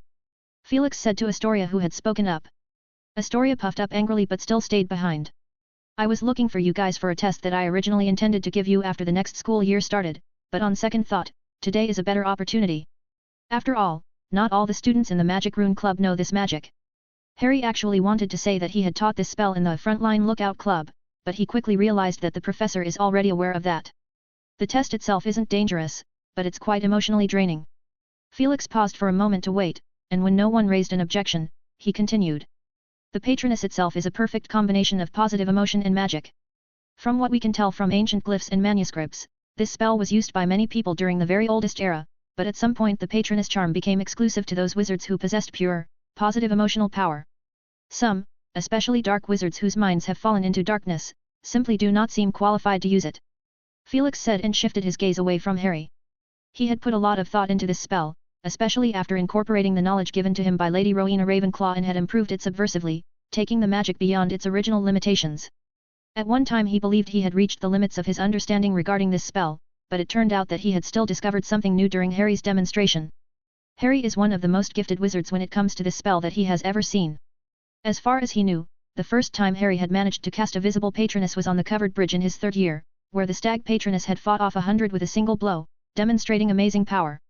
Since then Harry has mastered the art of using the Patroness to deliver a message without a teacher, later incorporating an ancient rune to give it a physical form, and demonstrated excellent practical skills when hunting down Umbridge not long ago. He has gone ahead of the vast majority of wizards, but Harry is still unable to incorporate runes that represent other emotions into the Patroness. Because the Patroness itself is built from pure to extreme positive emotions, mixing in any other emotion is simply mixing ink in the water and making the magic less pure. That's why Harry was never able to pull it off. The difference between Felix and Harry is that his patroness Rain Swallow was reconstructed with memory nodes and became very stable. Even if he mixed in other emotions, he was able to force them together under his superior control. Felix even took this level of difficulty for granted. But Harry's experience had taught him that perhaps it was just his deeply ingrained escalation mindset in action. He went back to his Ravenclaw notes and parsed the construction of the Ravenclaw diadem, then combined it with a mishmash of knowledge from various sources to try to put together a clear framework for emotion magic. The results were phenomenal. He created a whole series of patroness magic. But this thinking did not stop there. I need you to pay attention to a few words: pure, positive emotional power. This will be important in the rest of the discussion. Felix said, all you have used your happy memories when learning this magic. Is that right? Most of them nodded.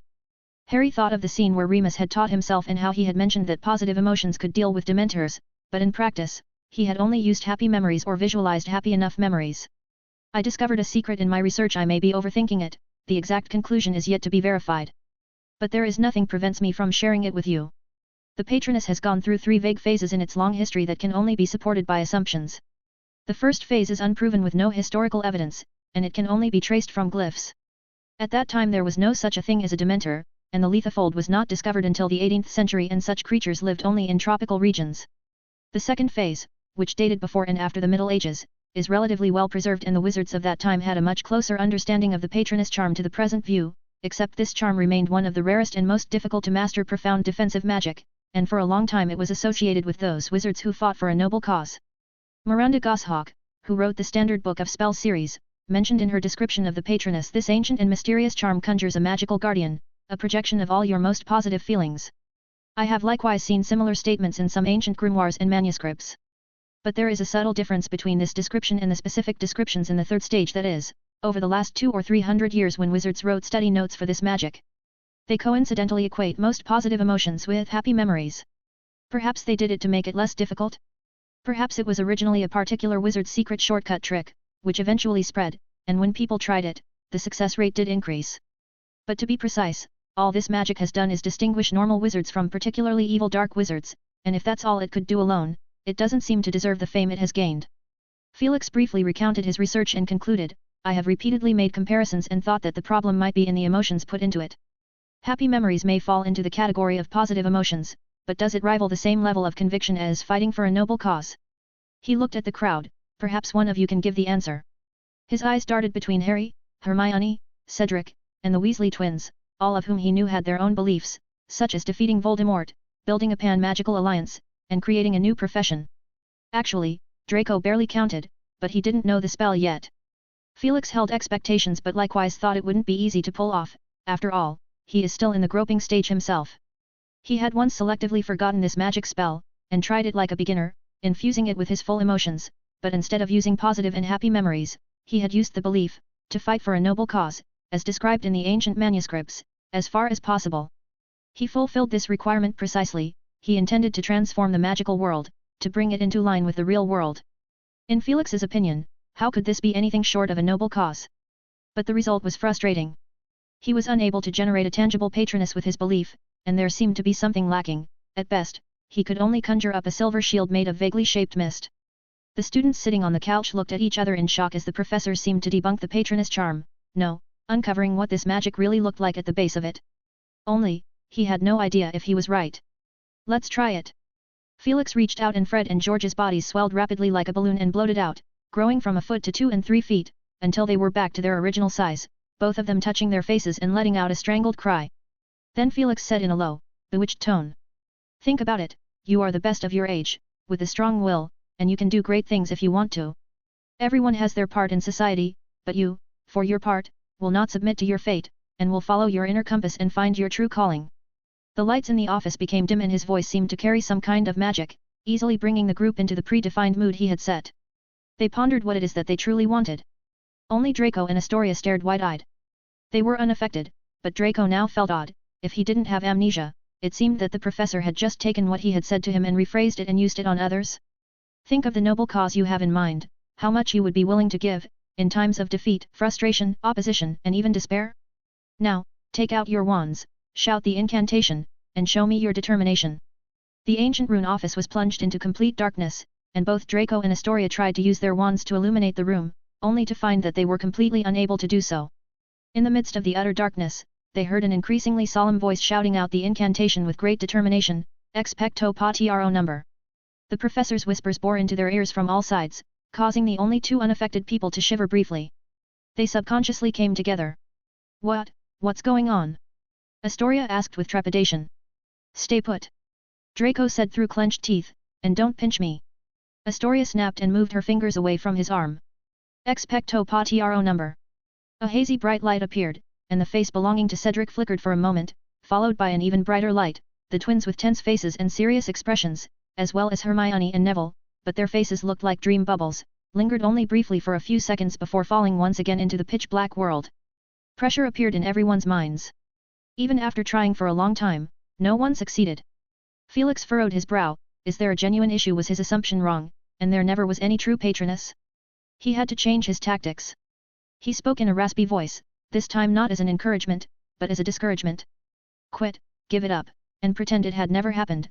Bury your dreams in your heart and accept the reality. Honestly, there is no shame in that. How can one person stand against a whole world? One will always have a chance later. A deeper darkness descended, so dense that it became impossible to see.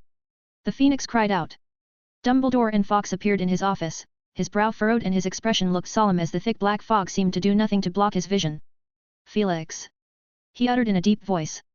Albus, you're here. Felix replied calmly. As he spoke, a few silver moon-like lights extinguished again, but others struggled. Dumbledore's gaze swept over the students present, quickly became aware of what is happening, and he observed silently before finally setting his eyes on Harry. Harry's face flushed, his eyes red and his teeth clacked together. What exactly did you show the boy in his vision? Dumbledore asked. Nothing I could control. I just added more layers upon his vision, putting him into an even more desperate situation. Felix said, waving his hand to get some of the students to wake up from the darkness before they were really overwhelmed.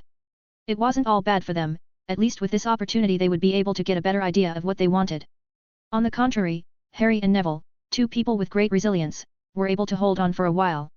Harry at the moment fully immersed in the fantasy he had constructed, dead, everyone dead.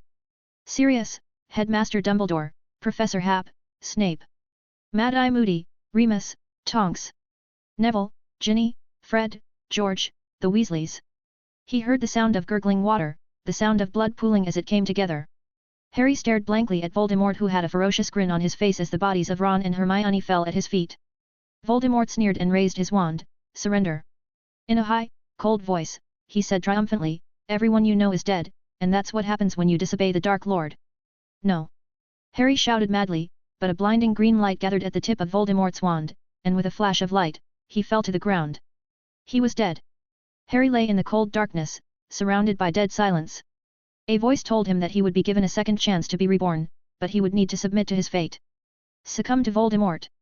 The voice did not retort, and Harry gritted his teeth as he rose from the cold ground. That was when Voldemort stepped out of the darkness, followed by the dark, haunted figure. Harry took a deep breath and raised his wand. But there were many voices sounded behind him as well, and Harry jerked his head around as those who had died earlier seemed to return. He stared blankly at the familiar faces, who seemed to have been corrupted by the darkness, repeating a coward speech over and over like clay statues. Give it up, Harry. Hermione said. We're utterly defeated and the Dark Lord is willing to spare our lives. Ron said bitterly. Given for now. Professor Hap said simply. The Death Eaters and Voldemort's dark minions pounced, overwhelming those he valued, leaving only a circular gap, like a ring made of flesh and blood. Voldemort stood in the ring and surveyed him with mocking eyes. You are the last one. Die like this, or submit to my rule. Harry responded by raising his wand, the voice in his head urging him to use the Patroness charm and call upon the Patroness. A large, majestic stag leaped out. It stepped between Harry and Voldemort like a true giant with its foot on the earth, and the green light pierced through the darkness. The people in the office surveyed Harry's new Patroness, the silvery glow collecting and merging into the stag like liquid, and as the vision cleared, the silvery shiny fur of the stag was clearly visible, making it look like a real creature in reality. Its eyes are both cloudy and emotional, but also calm, determined, and unrelenting. Like its owner, when it stood, everyone, whether illusory, existing only in Harry's imagination, or students under great psychological pressure in reality, felt their courage multiply, their conviction strengthened and their bodies filled with endless strength. It was as if they too shared that heavy dose of courage and conviction. Felix looked at the transformed Patroness, and he finally knew what he had lacked, though he would not necessarily correct himself, as it's a fact he is certainly aware of. Dumbledore's blue eyes misted with a thin layer of moisture. He fumbled for the black jeweled ring in his hand and the biggest stone in his heart fell to the ground. The real plan could begin. His mouth quirked and his voice turned into a thread that burrowed into Felix's ears. Voldemort asked me to meet him last night. After sharpening his skills and waiting for a long time, he seemed to have finally confirmed my condition. A duel time was set. When? 2 months from now. Read 50 days or 100 chapters in advance on Patreon. 590, Chapter 590 Potions. Dumbledore had left early, just as abruptly as he had appeared, before the students on the scene can focus their attention on him. Felix knew that the school is riddled with counterspells that prevented ordinary people from performing apparition in the castle, but there was no doubt the headmaster is privileged. Felix could see, though, that Dumbledore had borrowed the power of the Phoenix this time out of his haste to ascertain the sudden burst of magic in the castle. There are at least 2 ways for Felix to do the same thing. The first would undoubtedly be using the innate talent of the magical creature. There's no need for him to even perform magical creature shape-shifting, as all he needed to do would be converting a talent similar to apparition into ancient magic, which would help him bypass the prohibitions placed in the castle. The second is somewhat more tricky and requires the help of a part of the castle's magic system, the Room of Requirement, to achieve it. This magical room is ingrained with the castle's magic by Lady Ravenclaw. When Felix had cracked part of the secret, he was able to gain access implicitly. Theoretically, he could use that room as a transit to jump around the castle as long as the Room of Requirement responded to him. The students in the office seemed hyper and mentally active. Felix brought out an assortment of desserts and biscuits to reward them. There aren't any canary biscuits in this, right? Fred asked, somewhat sheepishly. You just reminded me of that. Felix said, waving his hand as nothing happened, but Fred was visibly stunned, staring at the snacks on the small square desk, not daring to reach out for them. Luna picked up a ginger salamander biscuit, took a bite, and said, I don't think this one's enchanted. She seemed to be reassuring him, but everyone else including Felix thought the comment had backfired, and Fred was noticeably more warier. Did Headmaster Dumbledore just come by? Harry asked uncertainly, I seem to have seen him. Came and went. Felix said briefly. Professor, Hermione couldn't help but ask, is there some trick behind the reason why Harry's patroness has become completely different? The others looked over, curious about the answer to the question. Harry wanted to know it too, and he looked at Professor Happ in the same way. Felix thought for a moment and said, earlier I suggested a conjecture that the patroness had another use. Some of you, his eyes flicked between several of you, may have equally strong ideals and a conviction that you will not give up in the face of difficulties, but the truth is that those difficulties have not really happened, and your firmness is also only a figment of your imagination. The difference between Potter and you is that his conviction did not come out of thin air, he has experienced those cruel dangers and blows, and when he remains indomitable, that courage speaks volumes. The crowd savored the words in silence. Harry blushed a little as he listened, and he could only pretend that he was also thinking, when in reality his mind was blank. Cedric asked, Professor, can I understand it this way? Thinking you can beat the odds can only bring you false courage and conviction. This courage and conviction are only real if you have proved yourself. The former may also be worth encouraging, but it is like a castle made of sand. Felix smiled and nodded at him. Think of how many vows we've made in our lives, and how many of them have yet to be fulfilled. He said with emotion. Few of the men who have achieved great things in history have had smooth sailing, they have had to eat the same bitter medicine of failure as everyone, but the choice they made after their failure is what separates them from the common man. Gosh, if all those people were wizards too, the patroness probably wouldn't be that rare. In the evening, Felix put his pen on paper to write to his ill-informed pen pal. He started with I have a student, and described his newfound discovery of the patroness charm in a broad manner, then he turned the script and introduced the concept of the Deathly Hallows with I have another student. I am certainly not mocking you for stealing someone else's coat of arms, it is just simple curiosity. Has no one among your followers raised an objection? As a scholar, I must point out the risks involved. Although the Peverills were among some of the oldest families that disappeared, it was only the disappearance of the paternal line, and the descendants of the 3 brothers are probably spread out somewhere. What emotions will they have in their hearts when they see that the coat of arms of their ancestors has become the symbol of some organization with an infamous reputation? Nermengard Castle.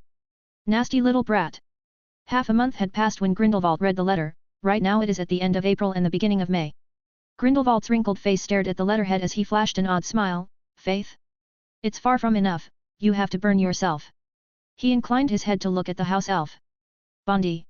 Grindelwald called out softly. Gr. Lord Grindelwald. Bondi, the house elf, stood away from the hard bed and bowed his head humbly. Why do you fear me?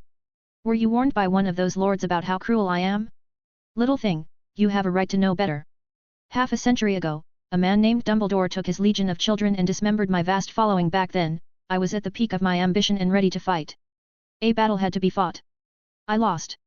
Forbidden to cast magic, to lose my birthright to cast spells, unable to use even one single decent spell. Imprisoned for half a century.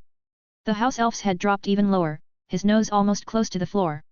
Bondi couldn't remember how many times Bondi had been warned by the Lord Wizard from the International Confederation of Wizards, and thus Bondi made up his mind that if the gentleman in front of him tried to get Bondi's help to break out of prison, Bondi would turn and apparate without waiting for the wizard to finish his sentence. In a trembling voice he said, "Lord Wizard, if you don't want to write back, Bondi will." "No, no, no, Bondi." Grindelwald murmured softly, stopping him. "Your master was once very faithful to me. Remained faithful even when I made it into this place. Wouldn't you like to know why you were sent here? And why those lords of the Confederation acquiesced to your existence?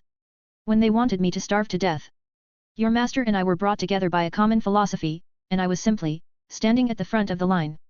Grindelwald held out his hand and Bondi hesitated, indecisive, but he was convinced enough to move slowly closer. Finally, the two hands clasped together. Grindelwald smiled, and it was impossible to distinguish his once youthful appearance from him anymore. His cheeks were thin, his eye sockets were sunken deep, his teeth had nearly fallen out, and he looked like a skeleton. He said to the trembling house elf, "Look, isn't it easy? Even though I am not your master, I suppose you have been asked to make me as comfortable as possible?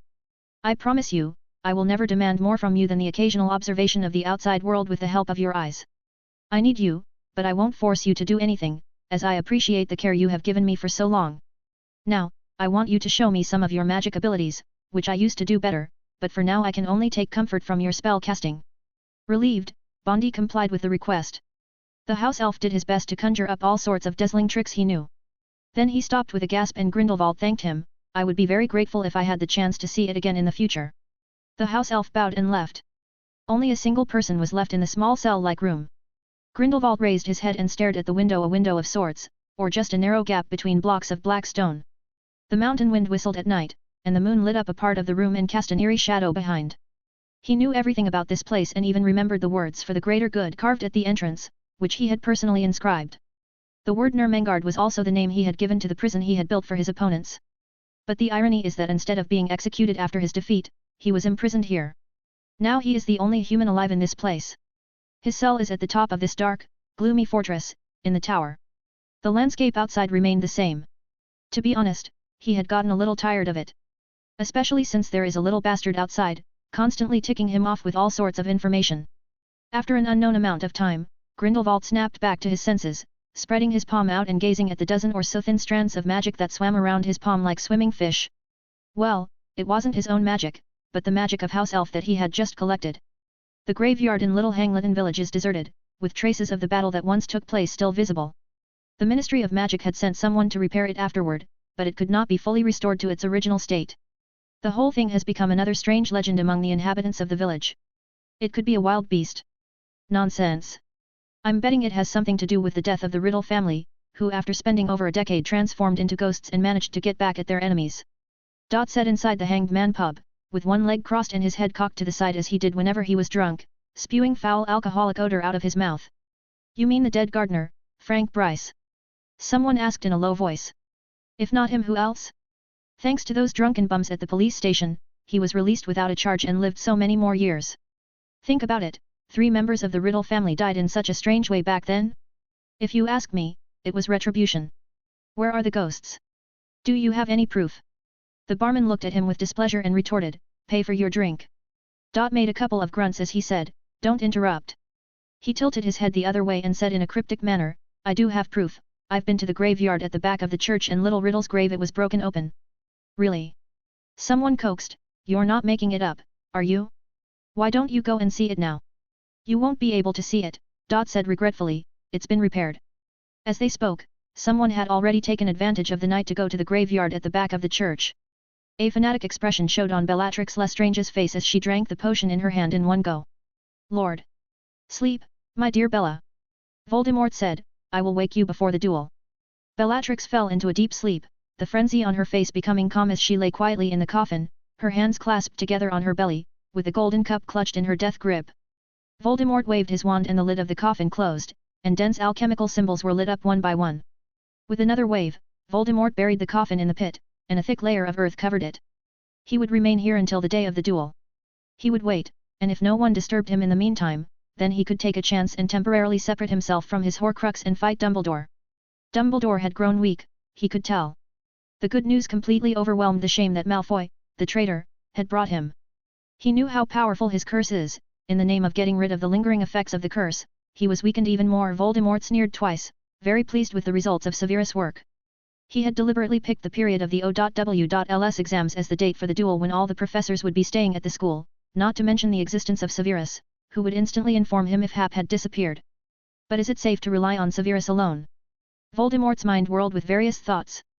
By all accounts, he is a loyal Death Eater, carrying out his orders perfectly. But Voldemort never put his trust in anyone, just as he had never told the secret of the Horcrux to any of the Death Eaters who had remained faithful to him. Maybe he should have done more preparation. How about using those examiners from the Wizarding Examinations Authority as eyes and ears? Using Imperius? No, there's Thief's Downfall to guard against that. He had to find a more subtle way. He didn't need any assistance, as long as they could make sure Felix Hap remained at the school. There is also the Ministry of Magic Horrors. Voldemort began to work out all sorts of evil trickery. Once school started, especially after the first week of career advice, there was only one thing left for the 5th year to do. That is to prepare for exams. Felix noticed, almost visibly, that the students had become more conscious and harder working. The reasoning is not difficult to understand. After the career advice, each student had a goal or two in mind, as advised by their respective heads. What's more, almost every professor in every subject had continued to explicitly and implicitly state how important his or her subject is. At some point, simplified procedures for brewing potions began to circulate in the school. At first, the young wizards didn't believe it. According to the usual practice of previous years, what was popular at this time of year would have been amulets, Baruffio's brain elixir, dragon claw powder, and other such stuff. But the facts speak for themselves and a series of amazing coincidences emerged. Neville Longbottom, who had been hovering in the lower middle of the potions class, had risen to the top, and even Harry and Ron, who had below average grades, had excelled. Naturally, this unusual behavior had caught the attention of the students and a certain professor, who had been staring behind the few like a ghost in the potions class during one class. Harry's head was sweating. He hadn't performed any procedure for a full 10 minutes and the daisy roots were on the verge of being chopped up. When Snape disappeared, he immediately flipped open the potions textbook, which held a parchment with the heading Vitality Potion. The handwriting on it was dense, but Harry knew that the potion could actually be broken down into 7 major steps and 3 distinct stages. He quickly read what was on the 5th step, which had something like an outline, enhances the effects of fire salamander blood. He read on. The original textbook contained a cumbersome 5 steps, whereas the new and improved method is brief: strain the residue, stir twice counterclockwise, then twice clockwise, and slowly inject the magic. Harry grinned. It was almost equivalent to a combination of Professor Hap and the Half-Blood Prince. He recited a soft incantation and a piece of parchment on the table quickly morphed into a filter. He raked it twice and then stirred it counterclockwise and clockwise and infused it with magic. The potion had turned a light blue color. Harry looked around. Not many people had made as much progress as he had. He lowered his head in excitement and continued to read the following content. When Potter. Snape's cold voice was heard and Harry nearly jumped out of his seat in fright. Read 50 days or 100 chapters in advance on Patreon. 591, Chapter 591 Advanced Potion Making, 2-in-1. In Potions class, students stopped what they were doing and their eyes focused on Harry and Snape. What are you doing, Potter? I'm looking at the steps. Harry stammered. What's that in your hand? Bring it to me. Harry showed a clear sign of rejection and his hand clutching the parchment subconsciously went behind him, but Snape walked over and snatched it away. Then he began to read the writing on it. Harry looked furious. He hadn't done anything wrong, and he wasn't banging the cauldron like Crabbe and Goyle, which was a serious breach of classroom discipline, so why is he only bothering him? Soon Snape's expression turned suspicious as he glanced back and forth between the parchment and Harry, sizing him up with a gaze that made Harry uncomfortable as he subconsciously used a clemency. A mocking smile tugged at the corner of Snape's mouth. A wave of quick relief rose up in Harry for no apparent reason. He was actually expecting Snape to find fault with him and ask him where he got all this information, so he could say I got some help from Professor Hap and the Half-Blood Prince, and frankly, I think they are teaching me better. He didn't care about the fact that Snape had published a number of dissertations about the new material blast-ended screwed mucus some time ago or about the published comment in some newspaper that says he was just one recommendation away from the Order of Merlin. All he knew for sure is that he and Snape hated each other, and every time that hatred waned a little, Snape had a way of blazing it up with a word or two, or even a look in his eyes is enough to push the hatred back to new heights. In Harry's mind, But Snape ignored Harry. He circled around to the other side and reached out to take the textbook off the table, and Ron and Neville let out a faint groan from their throats as if they were being choked, but Harry shook his head at them, and they immediately relaxed their nerves. Hermione grunted softly through her nose. Snape flipped through the textbook, but it was just a very ordinary textbook, except for the 2 more sheets of parchment he had retrieved from it. Neville didn't need to look at them to know that Harry had recorded the simplified moderating and reinforcing procedure for the potion ingredients on them because he was the one that had tucked them inside the book. Snape read them carefully, and only the gurgling sound of boiling potion from the cauldron was heard in the classroom. Pretty soon white steam began to fill the room, but the students in the class seemed to forget to look after their own work and stared at their side with rapt attention. Snape lowered the parchment, his hawkish nose disappearing in the steam. "I underestimated you, Potter," he said calmly. "Apparently, once again, you've gained something that doesn't belong to you by virtue of your accrued fame. Perhaps I should go through the list of members of the Harry Potter fan club, the names on it might surprise me." "That's interesting, you check it out," Harry said through gritted teeth while waiting for him to ask the question, "Where did the contents on it come from? He can't wait." "You should call me sir, or professor," Snape said coldly, as he turned through a blurred layer of fog and returned to the podium. "Harry Potter, how many points should I deduce for tampering with the textbook, breaking the rules, and talking back to your teacher?" Despite not being able to see his eyes, Harry could feel an unkind gaze fall on him. Gryffindor students scowled at Snape all at once. "I thought normal professors would reward the innovative ideas that meet the specifications." A pinched voice echoed through the fog. "Who?" Snape shouted angrily, but the voice died away. He waved his sleeve and the window burst open, the classroom drained of its pearly white mist in the blink of an eye. The students below stared at him in silence and Harry noticed Seamus quietly remove his hand from near his throat, and he is certain there must be a wand hidden inside that broad robe. "No one's going to admit it." Snape said slowly. The students were immediately taken aback, and it was clear that Snape was quite pleased with the state of the class as he pulled a slip of parchment out of nowhere, spread it out, and nonchalantly picked up the quill on the lectern and dipped it in full ink. "Let's see, Gryffindor each gets a 5 points deduction." "Wait!" Harry shouted, feeling he had to do something. Snape paused cooperatively, his eyes displayed the sophistication and cunning of a hunter chasing his prey, which let Harry know that all his struggles would be to no avail, when a flash of light went through Harry's head and the memory of when Professor Hap had pulled out the textbook popped up. Harry shouted, "You can't deny this method unless you want to deny your own." At the words, both Harry and Snape froze. Hermione froze too as she thought of something and inhaled softly, looking at Snape incredulously. "Shut up, Potter," Snape said. "Sit down and you guys, I'd like to see what sort of crap you are going to produce in this class."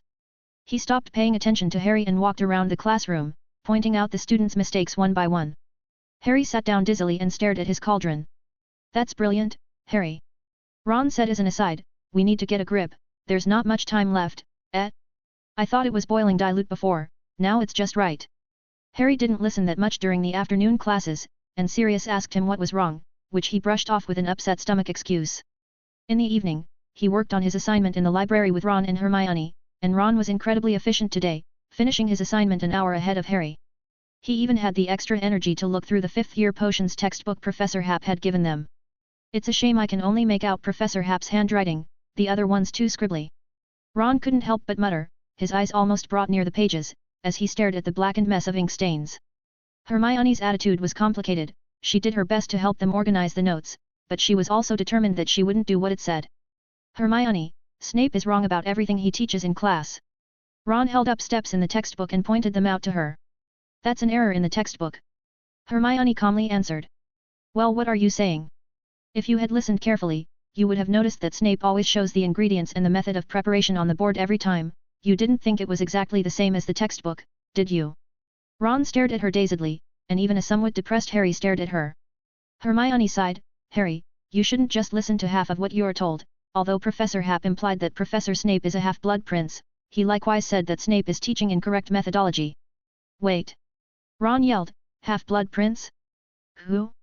Did you say Snape?" "Him." He stared at Harry and Hermione's faces and managed to get some sort of evidence. "You guys, know all about it. When did this happen? Why am I not aware of it?" He threw out a series of questions in one breath, but neither Harry nor Hermione answered him. Harry was in a depressed mood and didn't want to answer, while Hermione was packing up her things quickly, stuffing the parchments, ink bottle, and textbooks into her book bag in one go, zipping it up and getting up to leave hurriedly. "Where are you going?" Ron shouted. "Of course, I am running away as fast as I can, and for a reminder, Mrs. Pants will appear in about 10 seconds. She dashed off on her feet and slipped away. Harry and Ron froze for a few seconds, then yelped in unison and quickly gathered their things, and sure enough, a few seconds later the grim face of Mrs. Pants, the librarian, appeared, brimming with anger. Yelling in the library. What's that? Scribbling on a book? A gross blasphemy. A despicable act. It's my book.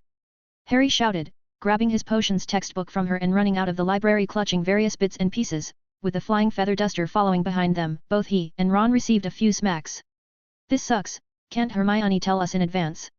Ron rubbed the back of his head indignantly, it's bloody swollen. When they got back to the common room, Hermione was reading a book while sitting elegantly. Ron immediately became furious and snapped at her, which made Hermione's eyebrows arch as she listened. Harry also had some complaints, but he had other things on his mind, so he used the Muffliato charm to interrupt Ron and asked, Hermione, have you thought about Firenze and Luna's recent prophecy?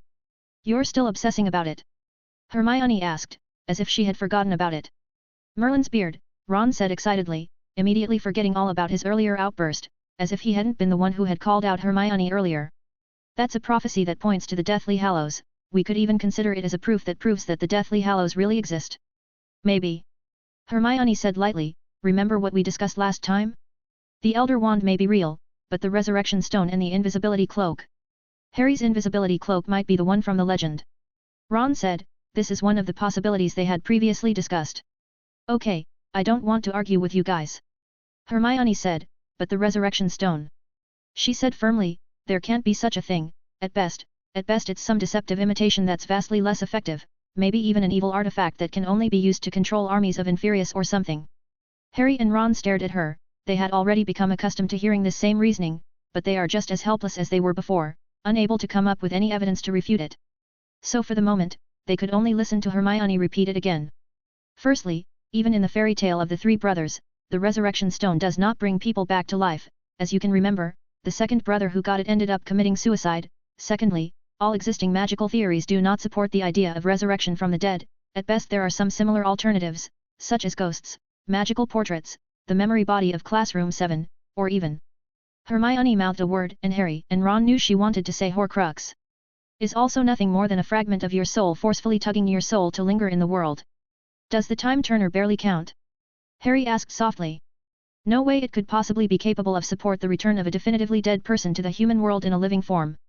Hermione said firmly, remember Ms. Grey, as long as the dead person chooses to go on, there's nothing anyone can do to stop it. And finally, I don't know if you noticed, but Luna's prophecy, let's just assume it's a prophecy, says that she passes by the Resurrection Stone, which means that she won't be able to get it in the end, or use it to fulfill her wishes. After a moment of silence, Harry asked, Hermione, maybe you're right, but it doesn't prevent the fact that Luna's prophecy mentioned the Resurrection Stone or a similar artifact being in the school. If that's true, who would have it now? Headmaster Dumbledore.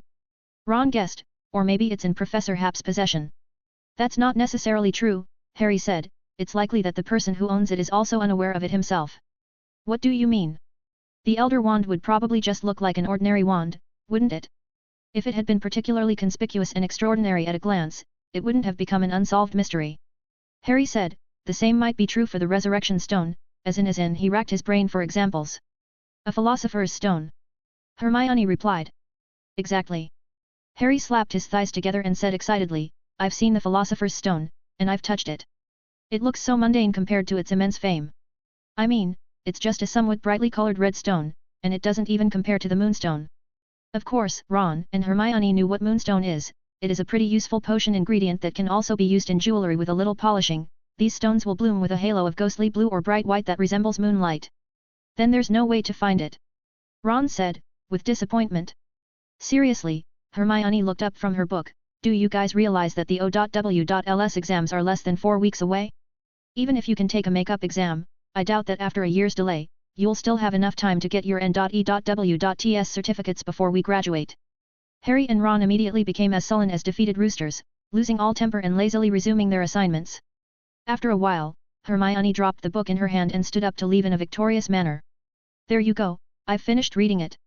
Everyone was studying hard as the exams approached, and despite Harry's constant yawns, he struggled to read the words in the textbook. This was when the advanced potion-making book Hermione had left behind became very attractive, and Harry had been wanting to see the description of the polyjuice potion in it. How did you do that? He rubbed his forehead drowsily. What? Ron asked, reading the history of magic textbook with avid interest, which seemed incredible to Harry. If there is any time Ron looked at it for 5 minutes without dozing off, it means he is acting abnormal. It's like you're on steroids. Harry yawned again, wiping the tears from the corners of his eyes as he said. What's a steroid? Never mind, it doesn't matter. I did drink something though. Ron looked around and sneakily pulled a small vial of potion out of his pocket. Harry stared at the glass vial in shock, recognizing the contents, after all he had just seen it in potions class today. Vitality potion. SHHH. Smuggled it out of class, Ron said, handing it to Harry from under the table, and Harry instantly understood why Ron had been so energetic all afternoon. Ron lowered his voice and said, we need it, and it's just right for us. Harry suddenly felt a little tempted. The potion worked by temporarily boosting the user's vitality and giving a boost of energy. How does it works? Harry asked in a whisper. He felt he had to ask this because a few weeks ago their grades were hovering between passing and failing and he just didn't have the courage to drink the potion that Ron or himself had personally prepared. If only Hermione had prepared it. She is absolutely trustworthy in this area, Harry thought as she had managed to successfully brew a polyjuice potion in the second year, with an hour-long duration of effect. And this is advanced class content. But on second thought, if Hermione learned about it, she most likely would exercise her prefect powers immediately and confiscate the vial from his hand. Works like a charm. Ron said, pointing to himself. For the next 10 minutes or so, Ron enthusiastically promoted his potion. While Harry hesitated, he seriously doubted that this enthusiasm of Ron's came from the side effects of the potion, but it certainly isn't unacceptable, so he took a small sip. How does it taste?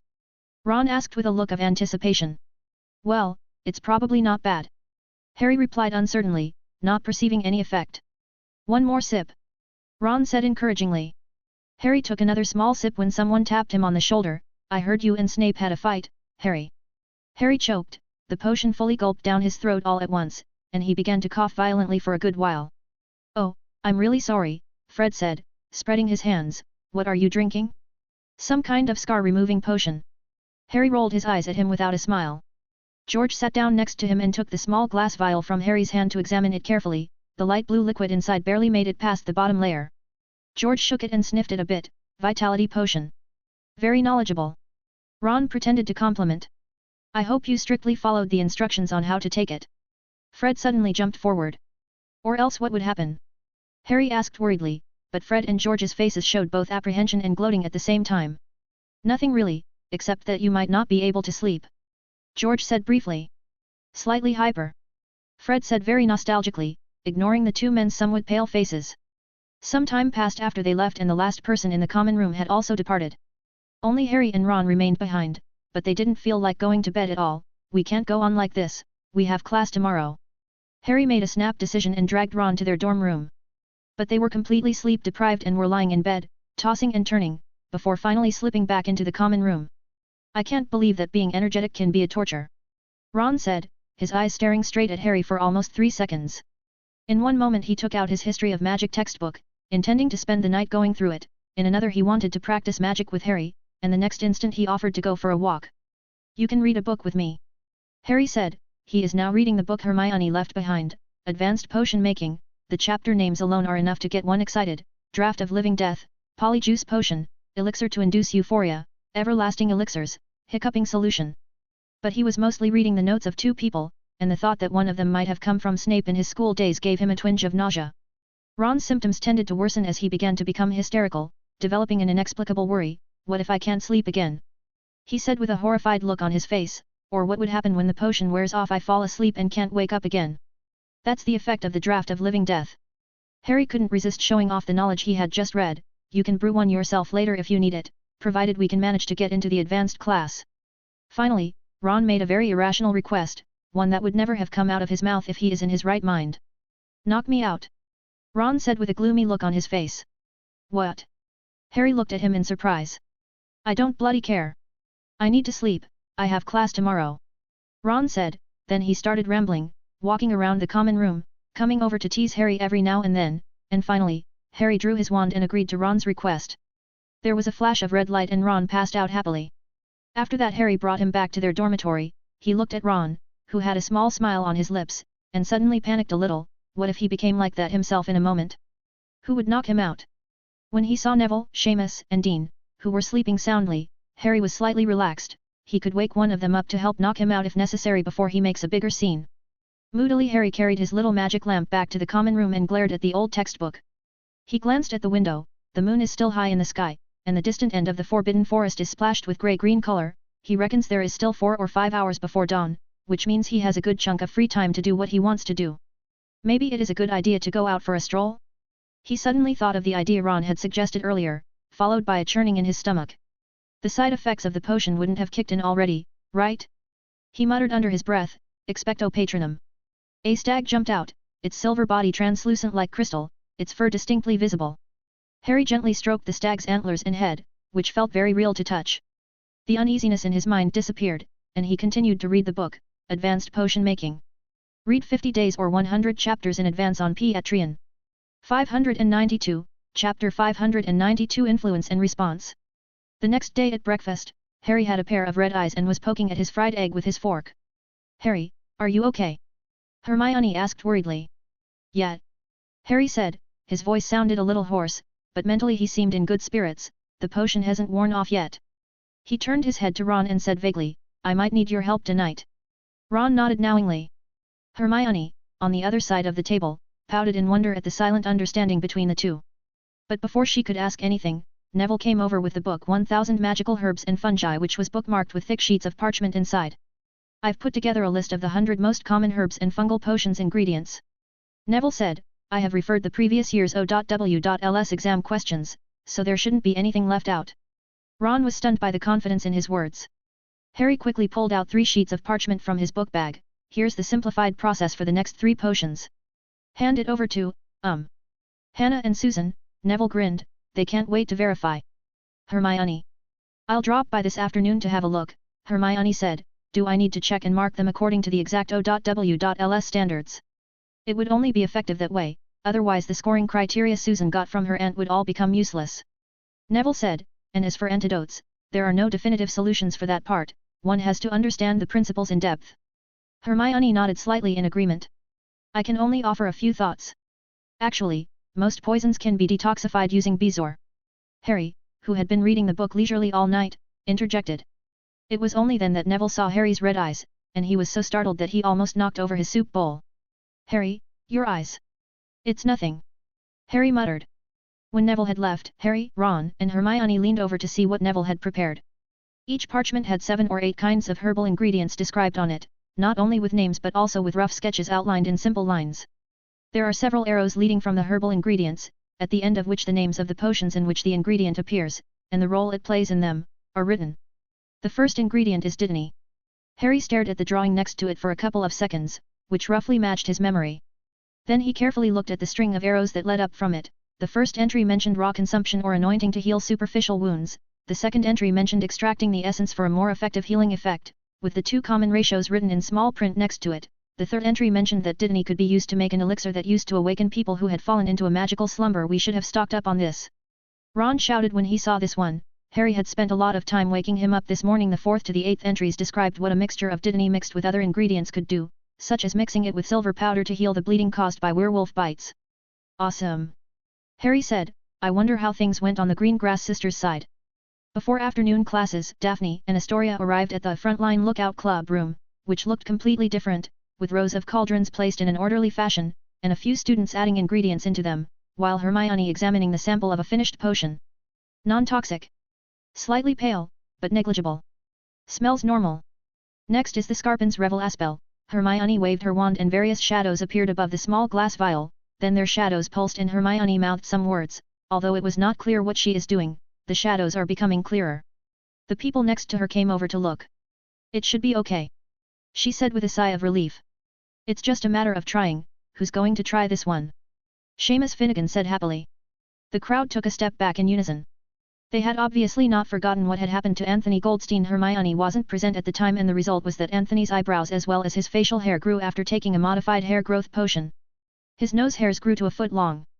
After that, Hermione became an integral part of the testing and identification process. And she also knows the many versatile and seemingly pointless spells that can change an accident from very bad to average bad. "I'll do it." Justin Finch Fletchley stepped forward, despite the quiet objections of his friend Ernest Macmillan. Harry stared unblinkingly at Justin, his eyes more redder and visibly tired, but he will be cured soon with the help of sleeping draught he got from Madame Pomfrey some time ago. Boy, you really should have come earlier. She said sternly. O.W.Ls exams do force a lot of people to. It was just an accident, Madame Pomfrey. Harry hurriedly said. Only after repeated assurances that he would not abuse potions again, he was allowed to leave. He noticed someone tugging at his shirt from behind, so looked back, lowered his head, and spotted Astoria. Astoria waved at him, gesturing for him to follow her out. Did you bring the stuff? A vial of dragon blood, half a unicorn horn, 20 secondary unicorn tail hairs, rune spore skin, ashwinder snake eggs, thwooper's feathers, dragon liver, scarab beetle, and lethe river water. It's all here. Daphne said as she patted her pockets. A shriek sounded from the side. It was from Ron, who had tried to reach for it and was smacked by Daphne with her wand. There are conditions. Daphne said with a stony face. What conditions? Harry asked sensitively. Daphne glanced reluctantly in Hermione's direction. She's the only one who can use these materials. It was unanimously agreed. Wait, how many people are there with you? Ron asked. 15. That many? Harry exclaimed in surprise.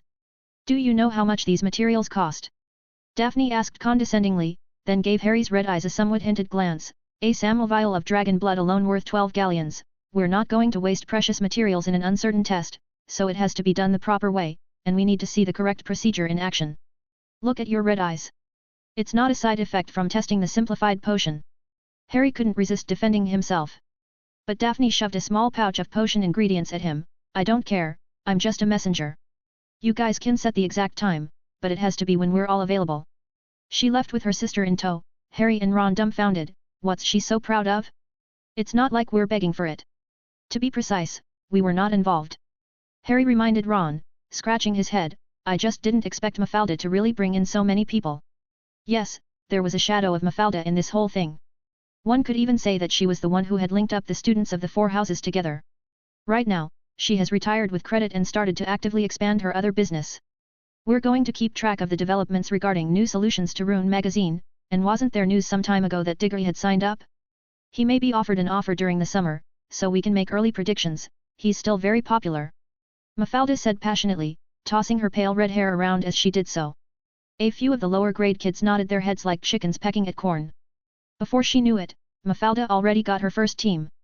Towards the end of the short meeting, she pulled out a brand new little notebook and looked down at her outfit repeatedly. Well, isn't it perfect?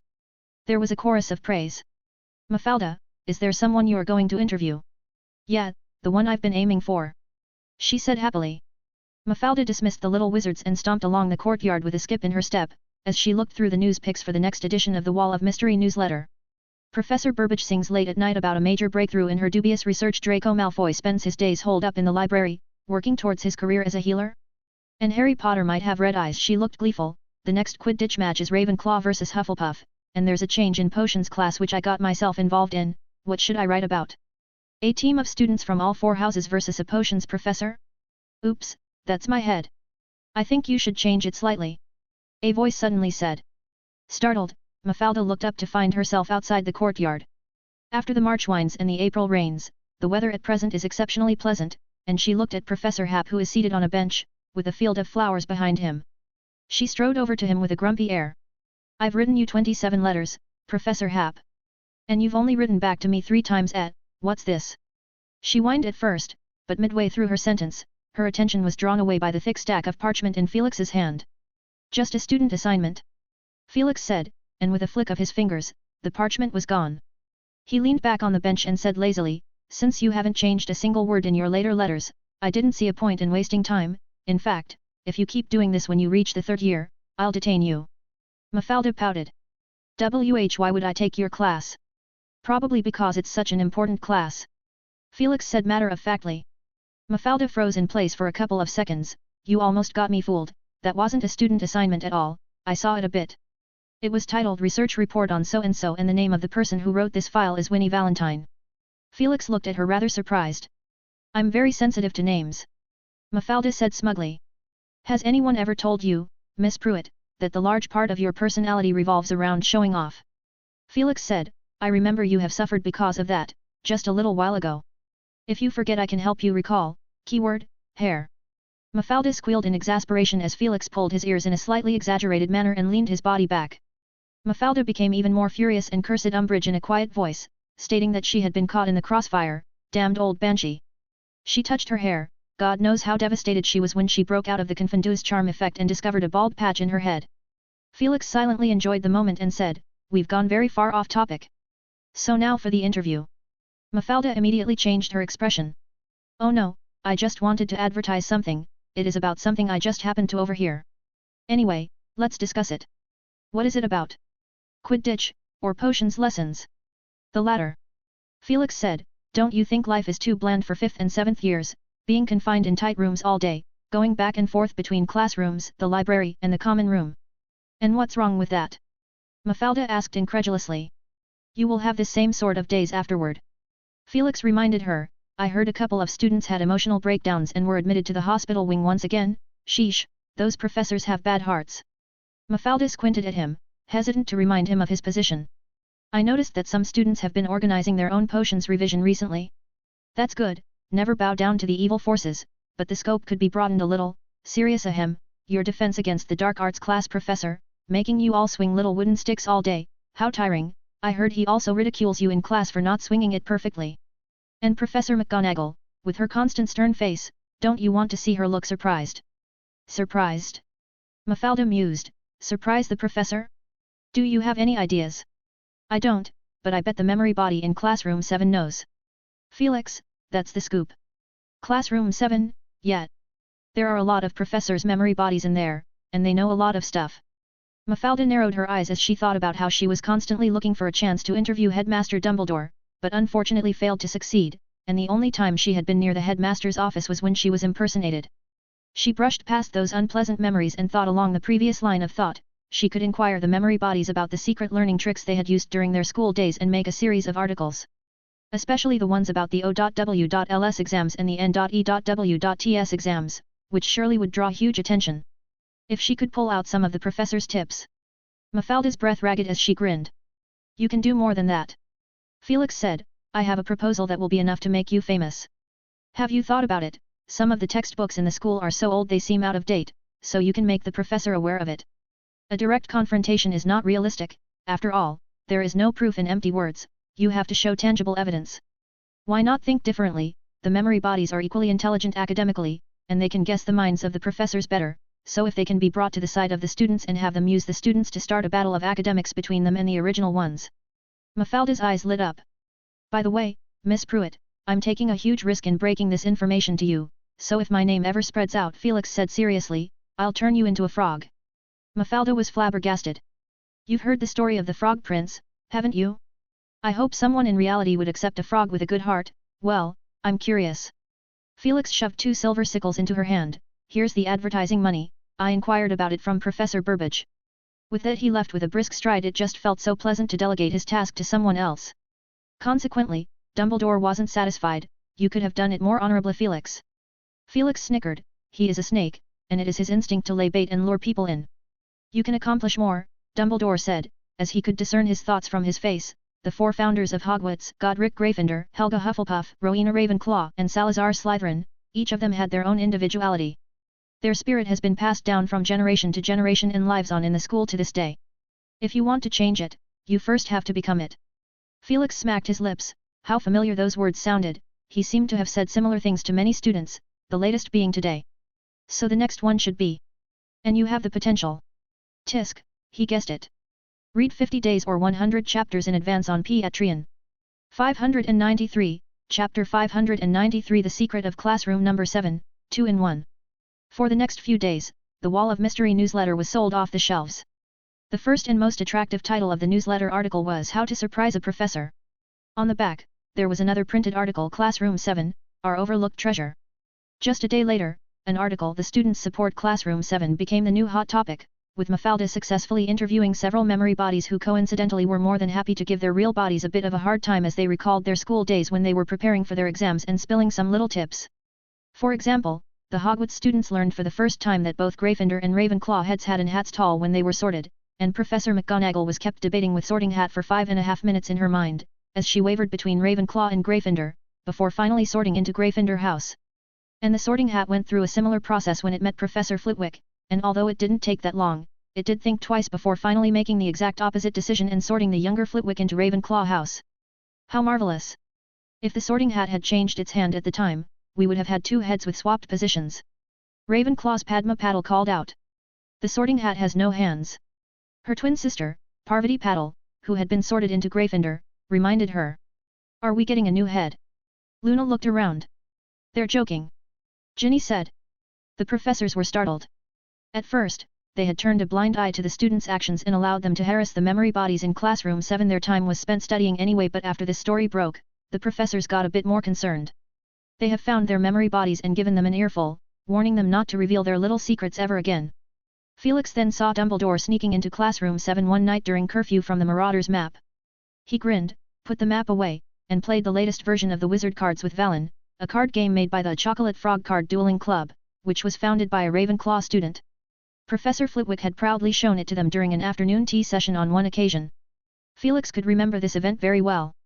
Since it happened on April 15th, not long after that happened, the Weasley twins made a big commotion. Key. Don't cheat. Valen grumbled, clutching a handful of cards in her hand. Felix slapped a card on the table, a distraction. All my attacks are considered twice as powerful when this card is present.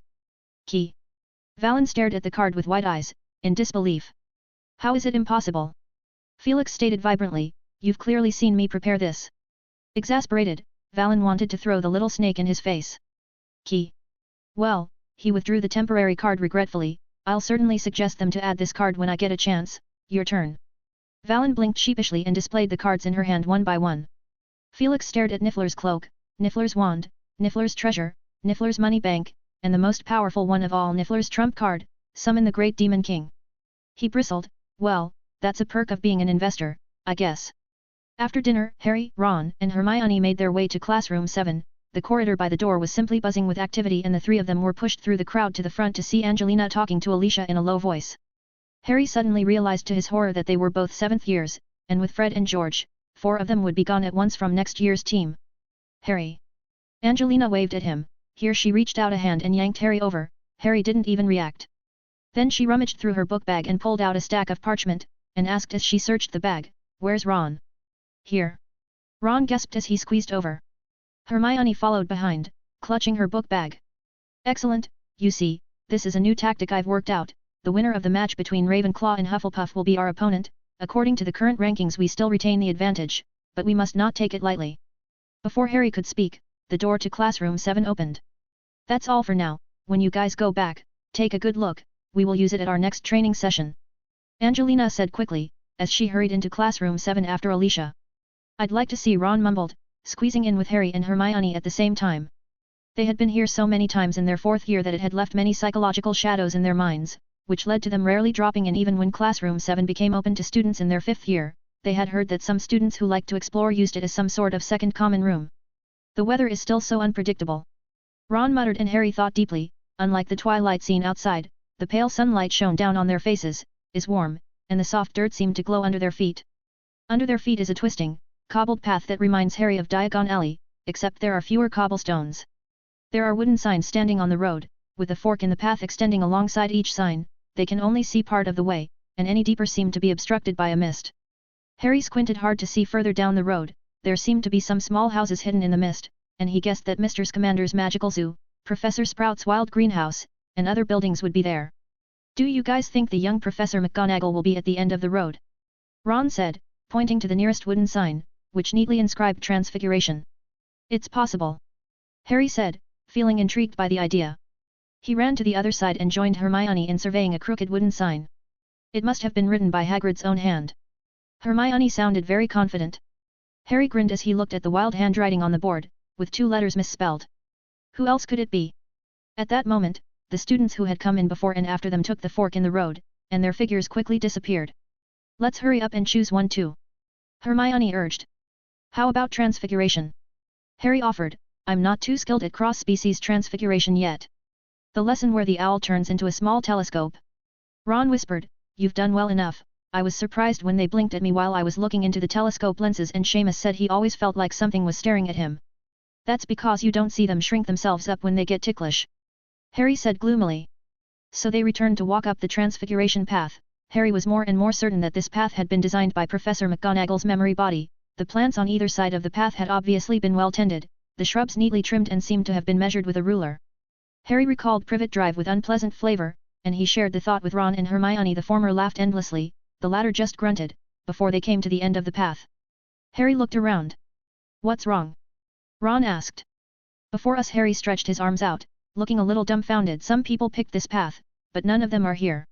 As soon as the words left his mouth, 3 doors appeared in front of them. "So they're waiting inside," Ron said, and the 3 of them looked at each other, before each picking a door and walking in.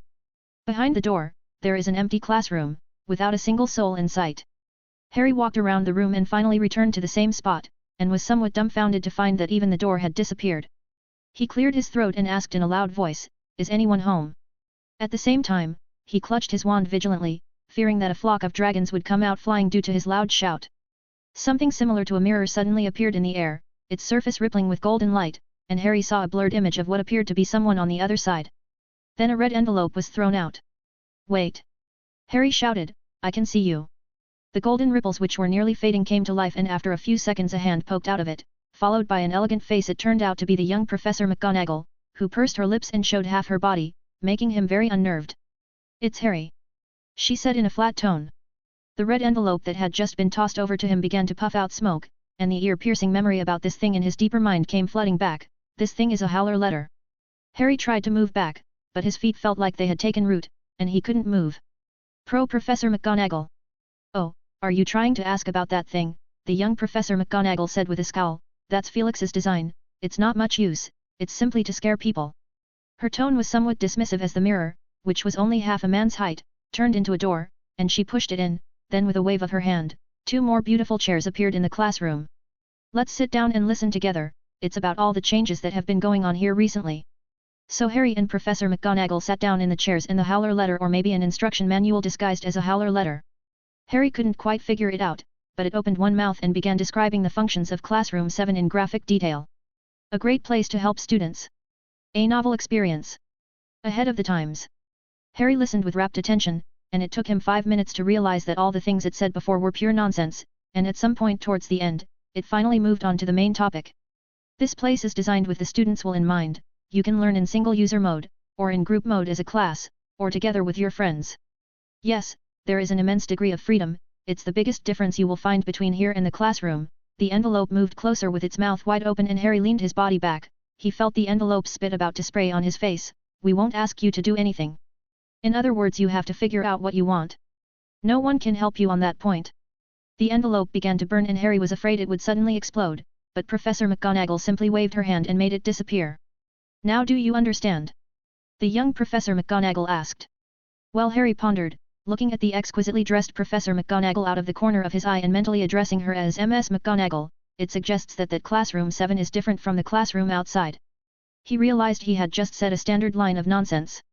"We want the two to complement each other, the classroom and Classroom 7, the professor and the memory body," the young Professor McGonagall corrected, "and, well, I can learn whatever I want to learn." Harry guessed, and Ms. McGonagall smiled at him. "Limited to transfiguration, yes, you're right." Harry breathed a sigh of relief.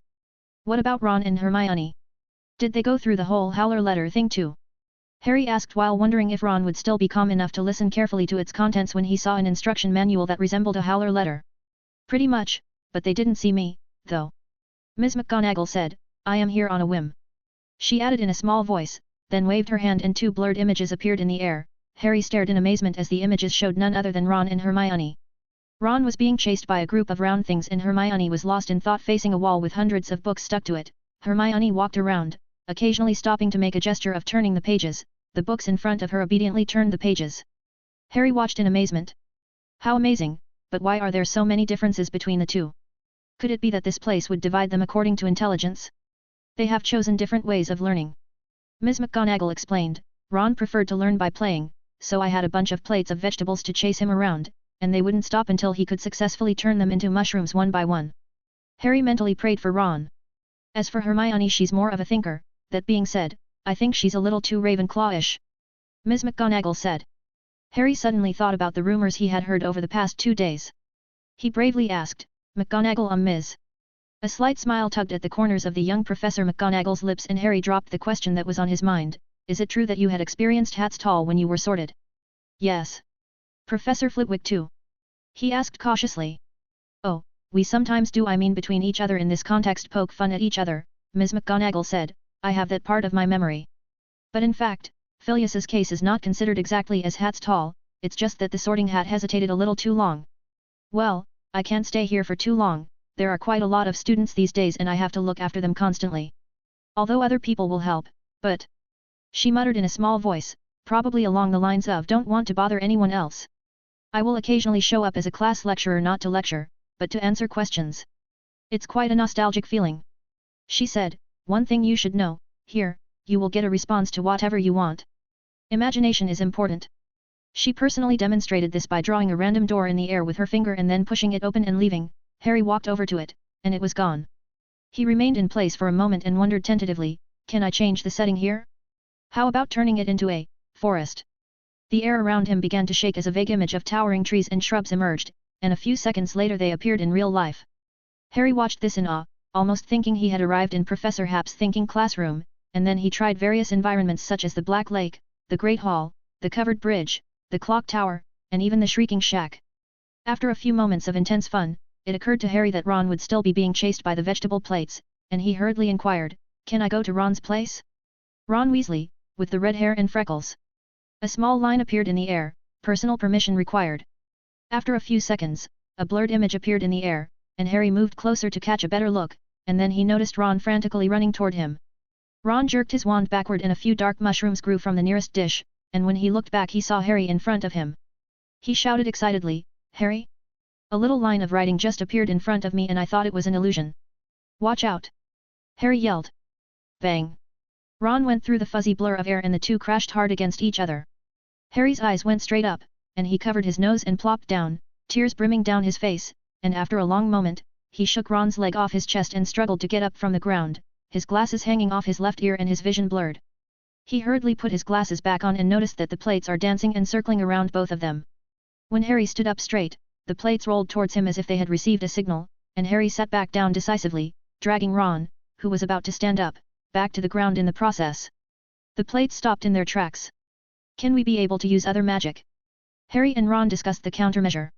No, Ron said with a frown, I'll show you. He fired off a stunning spell, only for the spell to go straight through the plate. I reckon they only react to transfiguration.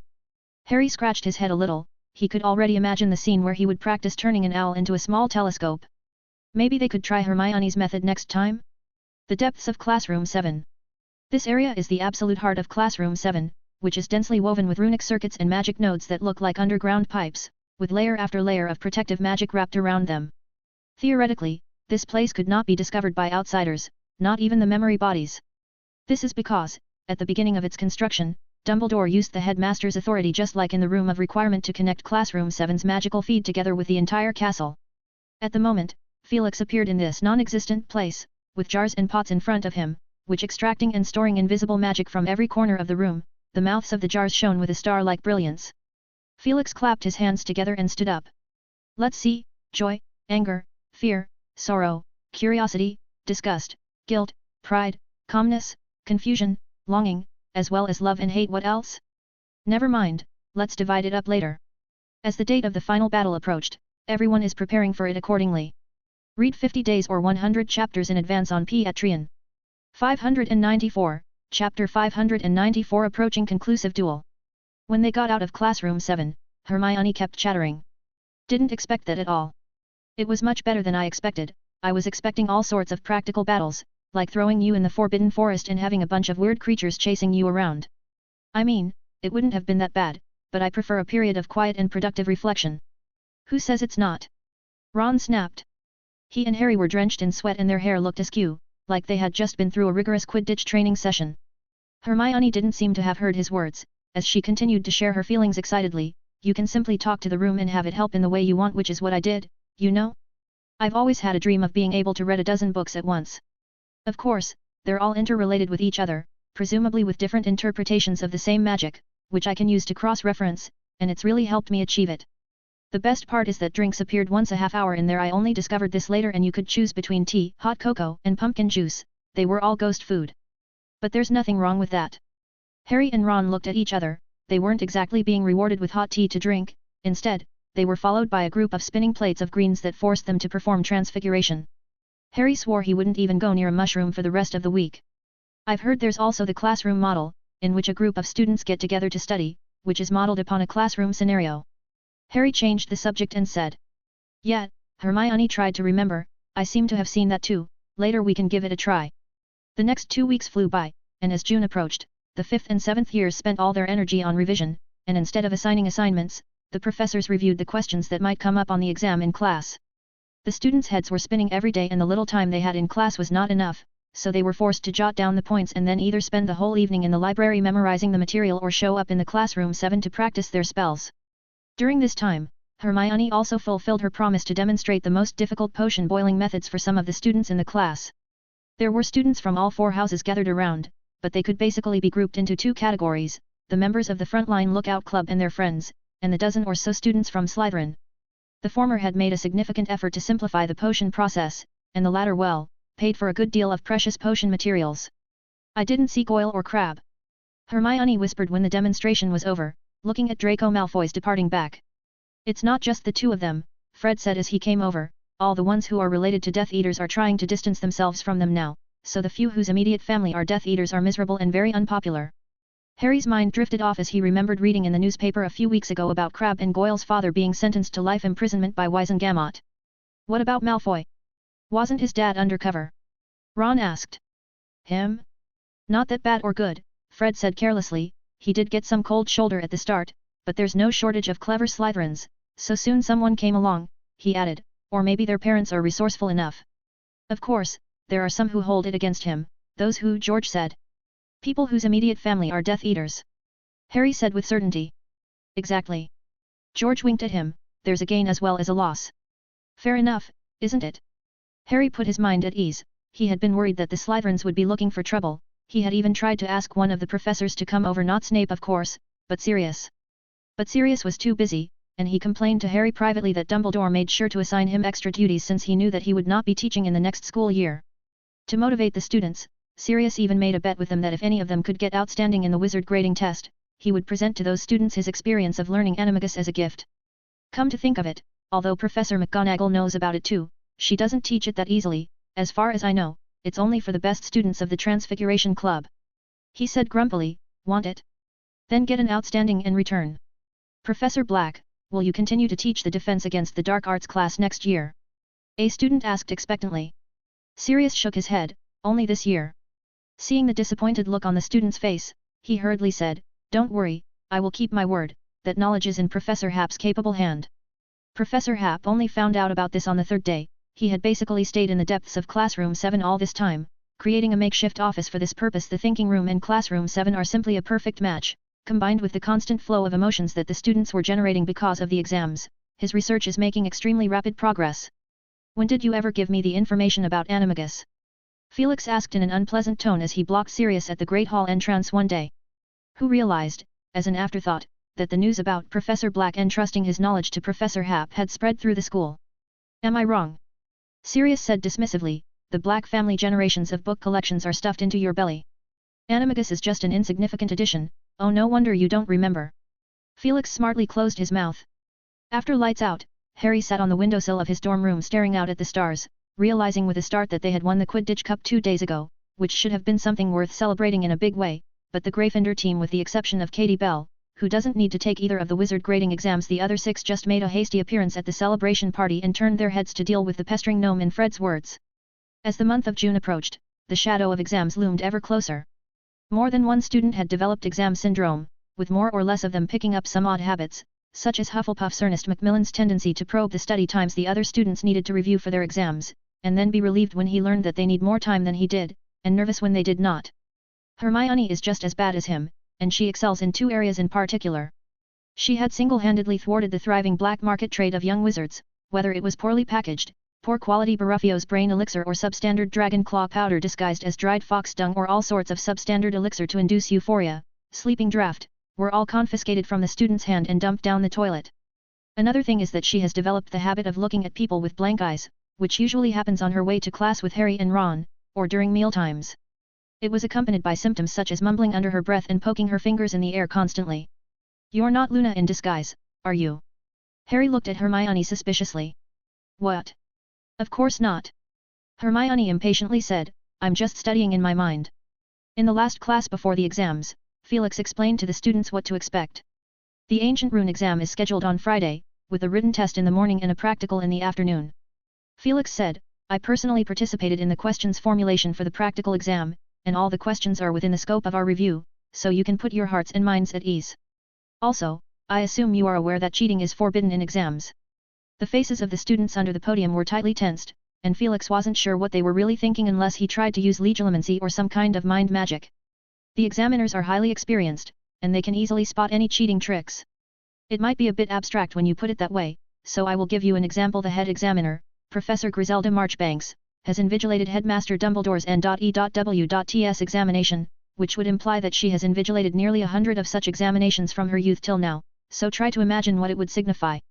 Harry inhaled softly, he had never thought about it in that context before. He looked around the room and the others had pretty much the same look on their faces when Professor Happ used an example that is too unreal to be true and showed them how difficult it would be to cheat. Things like auto-answer quills, remembrall, detachable cribbing cuffs, and self-correcting ink, all sorts of potions. These things are all banned. I spent 2 days at the Wizard Examination Authority, and believe me, figuring out anti-cheating magic is just an all too common part of their daily routine, and the variety of weird and bizarre trinkets I saw in those 2 days was breathtaking. My personal advice for you is to ask Madame Pomfrey for some sleeping draught, to get plenty of sleep, plus chew a couple of mint leaves to refresh yourself before you go into the exam room. Yes, mint leaves are allowed. At breakfast on Sunday, Seamus stumbled into the Great Hall and shouted, "The examiners are here." The original buzz instantly reduced to a low point as a 7th-year girl suddenly bawled her eyes out and a circle of people around her reached out to comfort her. Harry had one eye on the suddenly hysterical girl and the other on the entrance to the Great Hall, trying to spot the examiners and nearly ending up with food lodged into his nose. Just as he was in the process of coughing down, he heard a neat intake of breath from his left and right, and he jerked his head up to see Dumbledore assisting an older woman walk through the entrance. "It's Professor Marchbanks." Hermione sounded out of character. "I heard she and Neville's grandmother are good friends, do you think we could?" Ron mumbled hopefully, then he saw the stiff expression on Neville's face and sighed, "Alas, it seems not." On the other side.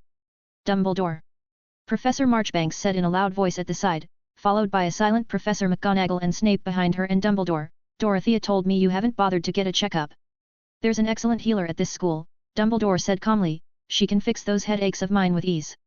The last night before his exams, Harry lay in bed tossing and turning, unable to sleep.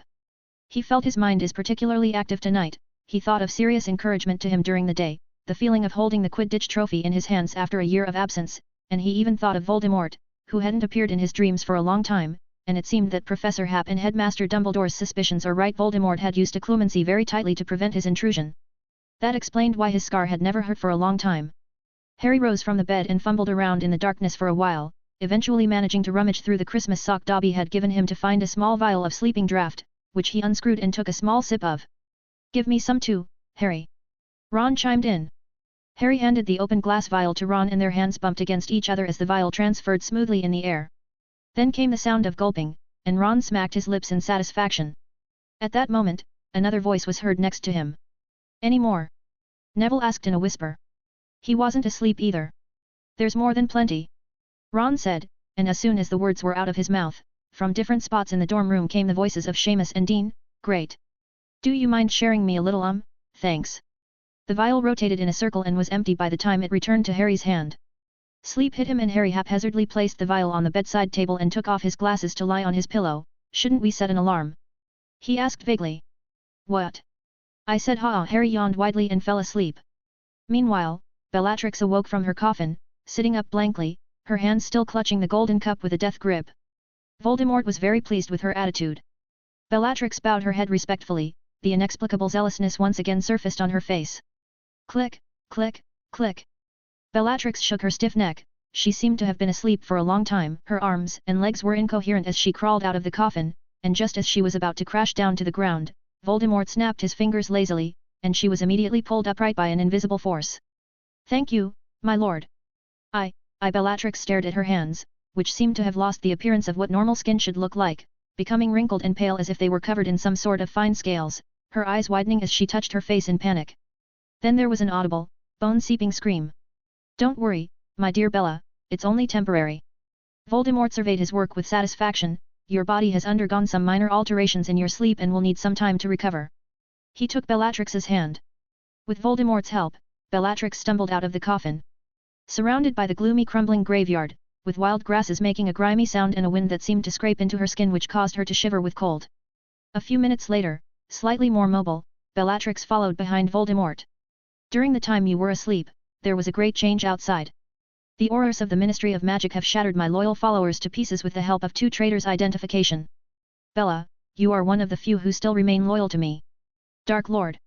Bellatrix said gratefully, thank you for being magnanimous and not taking my sister and brother-in-law into account. Voldemort's eyes cast 2 dangerous red lights, and she snapped her mouth shut as the air fell into dead silence. After a long moment. Not accounting? Voldemort asked softly, and Bellatrix bowed her head as Voldemort walked around in front of her. What makes you think I would forgive the betrayal of anyone?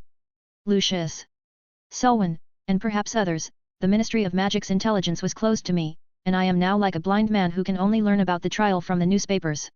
Since when does my name not seem to hold up the weight as it used to be? Do you know what is now being discussed in the newspapers? Voldemort asked, and without waiting for Bellatrix to answer, he muttered to himself, Dumbledore, Hap, Potter, and even that woman. Amelia Bones. The wind was chilly. They're talking about the Dark Lord's nemesis, and there's more than one. Voldemort raised his voice and Bellatrix's body shook as if she had been whipped in the face, and she fell to her knees. Voldemort ignored this, his mouth twisted with an evil grin. I seem to be nothing but a clown to all these people. My lord, you are the most supreme Dark Lord. Bellatrix wailed, seemingly saddened by this dwindling honor. Things aren't nearly that bad. Voldemort sneered twice. Of course, things are not that bad. He said coldly, but it has reached a critical moment, so my mind became sensitive. My duel with that old man Dumbledore is almost at hand, and my greatest fear is about that Felix Hap fishing in the muddy water. Is this a trap? Bellatrix asked, holding her breath. No, Dumbledore wouldn't dare lie to me, he can't afford to do that. Voldemort said in an icy tone. Bellatrix fully grasped the blood and gruesomeness in those words. The location of our duel is a secret, and I will also place intruder charm on the surrounding perimeter. It's something else I'm worried about. He'll come after you. Me? Bellatrix muttered, both surprised and thrilled. Voldemort stared at her pale face, making Bellatrix nervous as she became more and more careful and reverent. Bella, Voldemort said softly, you have been loyal to me, and now it is time for me to reward you in kind, he said as he took Bellatrix's hand and with a gentle touch of his long, pale fingers, he picked the golden cup from her hand and examined it carefully for a moment. I will share the secret of my immortality with you. Read 50 days or 100 chapters in advance on Patreon. 595, Chapter 595 Time. The atmosphere in the cemetery was eerie, and the faint lights of the little hamlet and town in the distance, were dotted like ghostly fires instead of adding some life to the atmosphere, acting as some kind of ghastly element common in horror stories as Voldemort and Bellatrix conversed in the background. Voldemort, draped in a loose black robe, with his bare skin reflecting the ghastly white moonlight, spoke in a soft whisper as Bellatrix's head bowed lower and lower, all the while her eyes glowed in the desolate graveyard. Yes, my lord, I have been looking forward to this moment, Bellatrix said in a flattering tone as best as she could muster. They would never have anticipated it. Tonight is destined to be an uneventful day. Dumbledore, something is wrong with you. Felix said with a stern look, his eyes turning into a pupil less grey-white like Thestral, as he unabashedly looked up and down at the older man sitting behind the long-legged table. Dumbledore smiled and lowered his head to gaze at the bizarre silverware in front of him. Felix guessed that this silverware had been personally crafted by Dumbledore, like the lamp extinguishers he had previously demonstrated. At least Felix assumed that their function would not be merely to spew out a stream of smoke in a jubilant manner. The two men did not speak. Halfway through the proceedings, Dumbledore removed the glove from his right hand and examined it for a moment, then placed the dry, charred hand in the smoke, the jet-black color of his palm becoming less pure, like some kind of old, mottled paint beginning to peel and fade.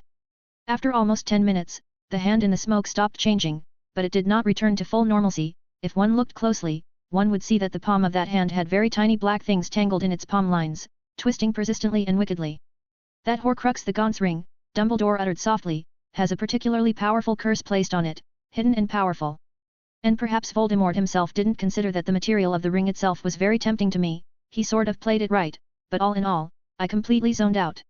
Perhaps it was fate that I carried the Christmas present you gave me during that time. He smiled and complimented it once again. The design was so cleverly thought out that it made me want to study it. It's just a detector. Felix quipped.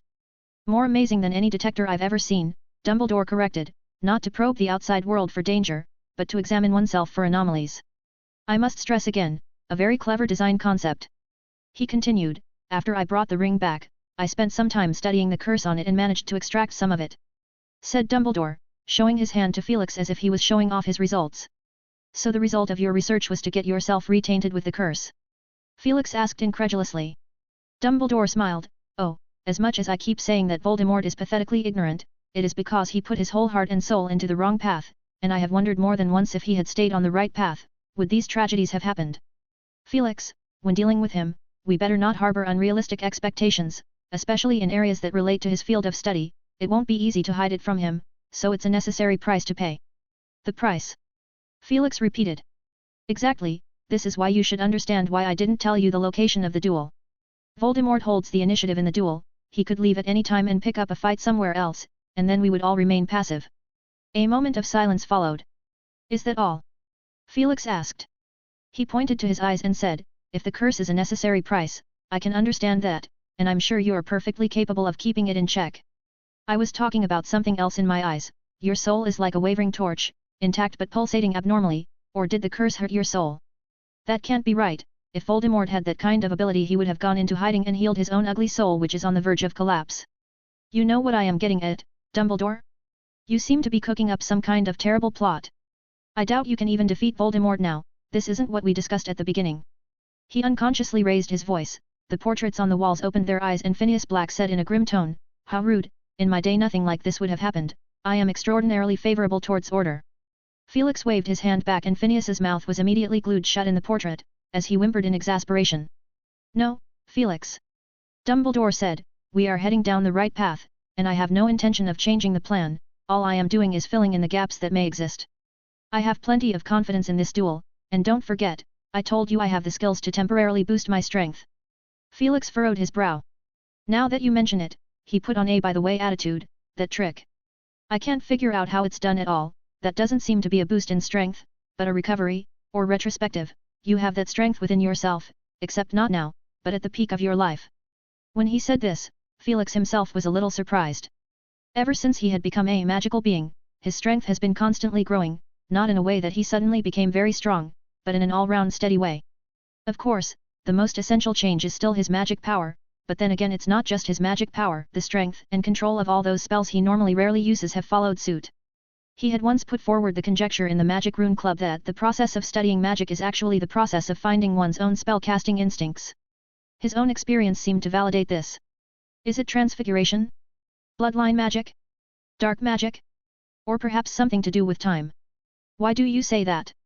Dumbledore crossed his arms and rubbed his chin, looking at Felix with interest. You mean time? There are many clues that suggests that you are by no means a stranger to Time Turner, and of course, all Time Turners are passed through your hands to Minerva, who in turn gives them to those good students. You have had ample opportunities to study Time Turners. Even that. Felix paused, with a strange look in his eyes, as a thought suddenly occurred to him, and that was, had Dumbledore ever been to the Department of Mysteries?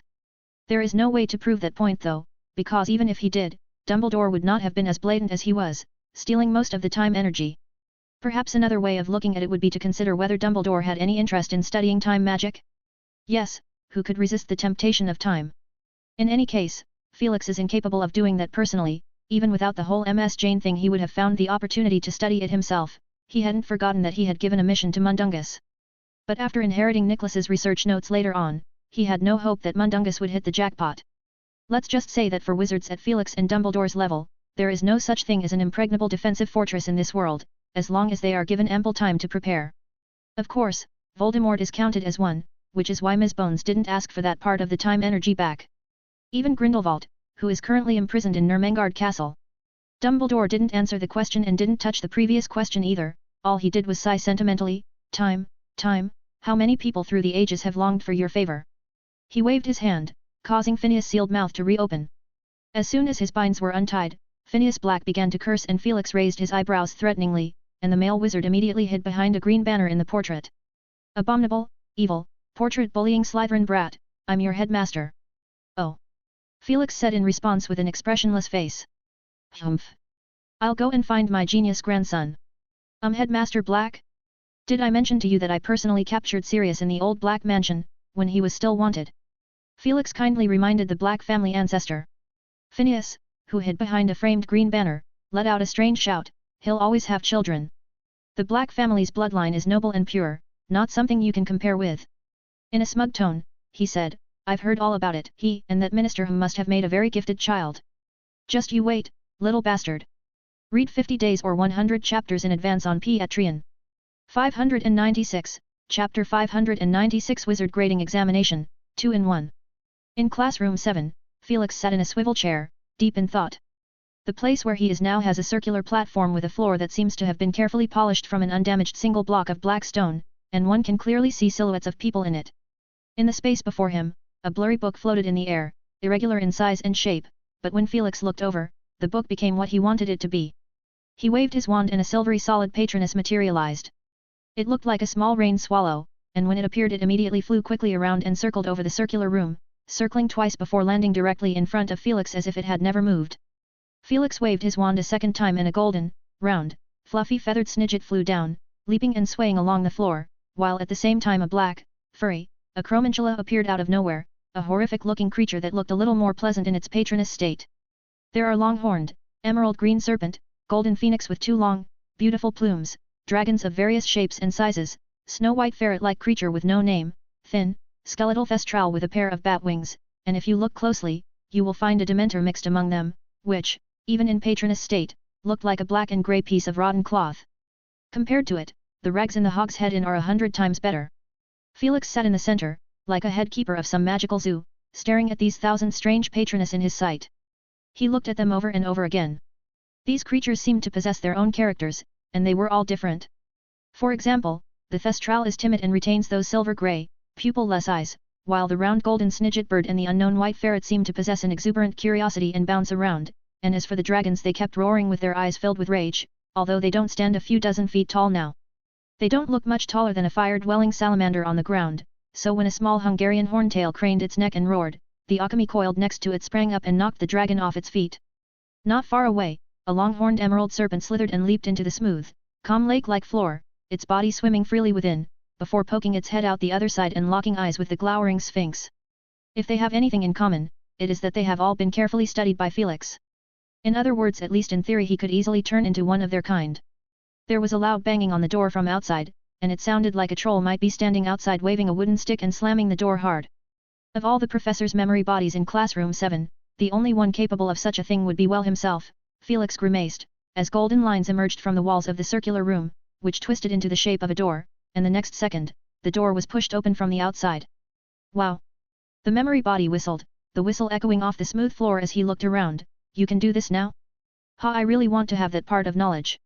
With that he turned his body into a silvery transparent state as well, his two legs covered in mist, as he pretended like he is a patronus too.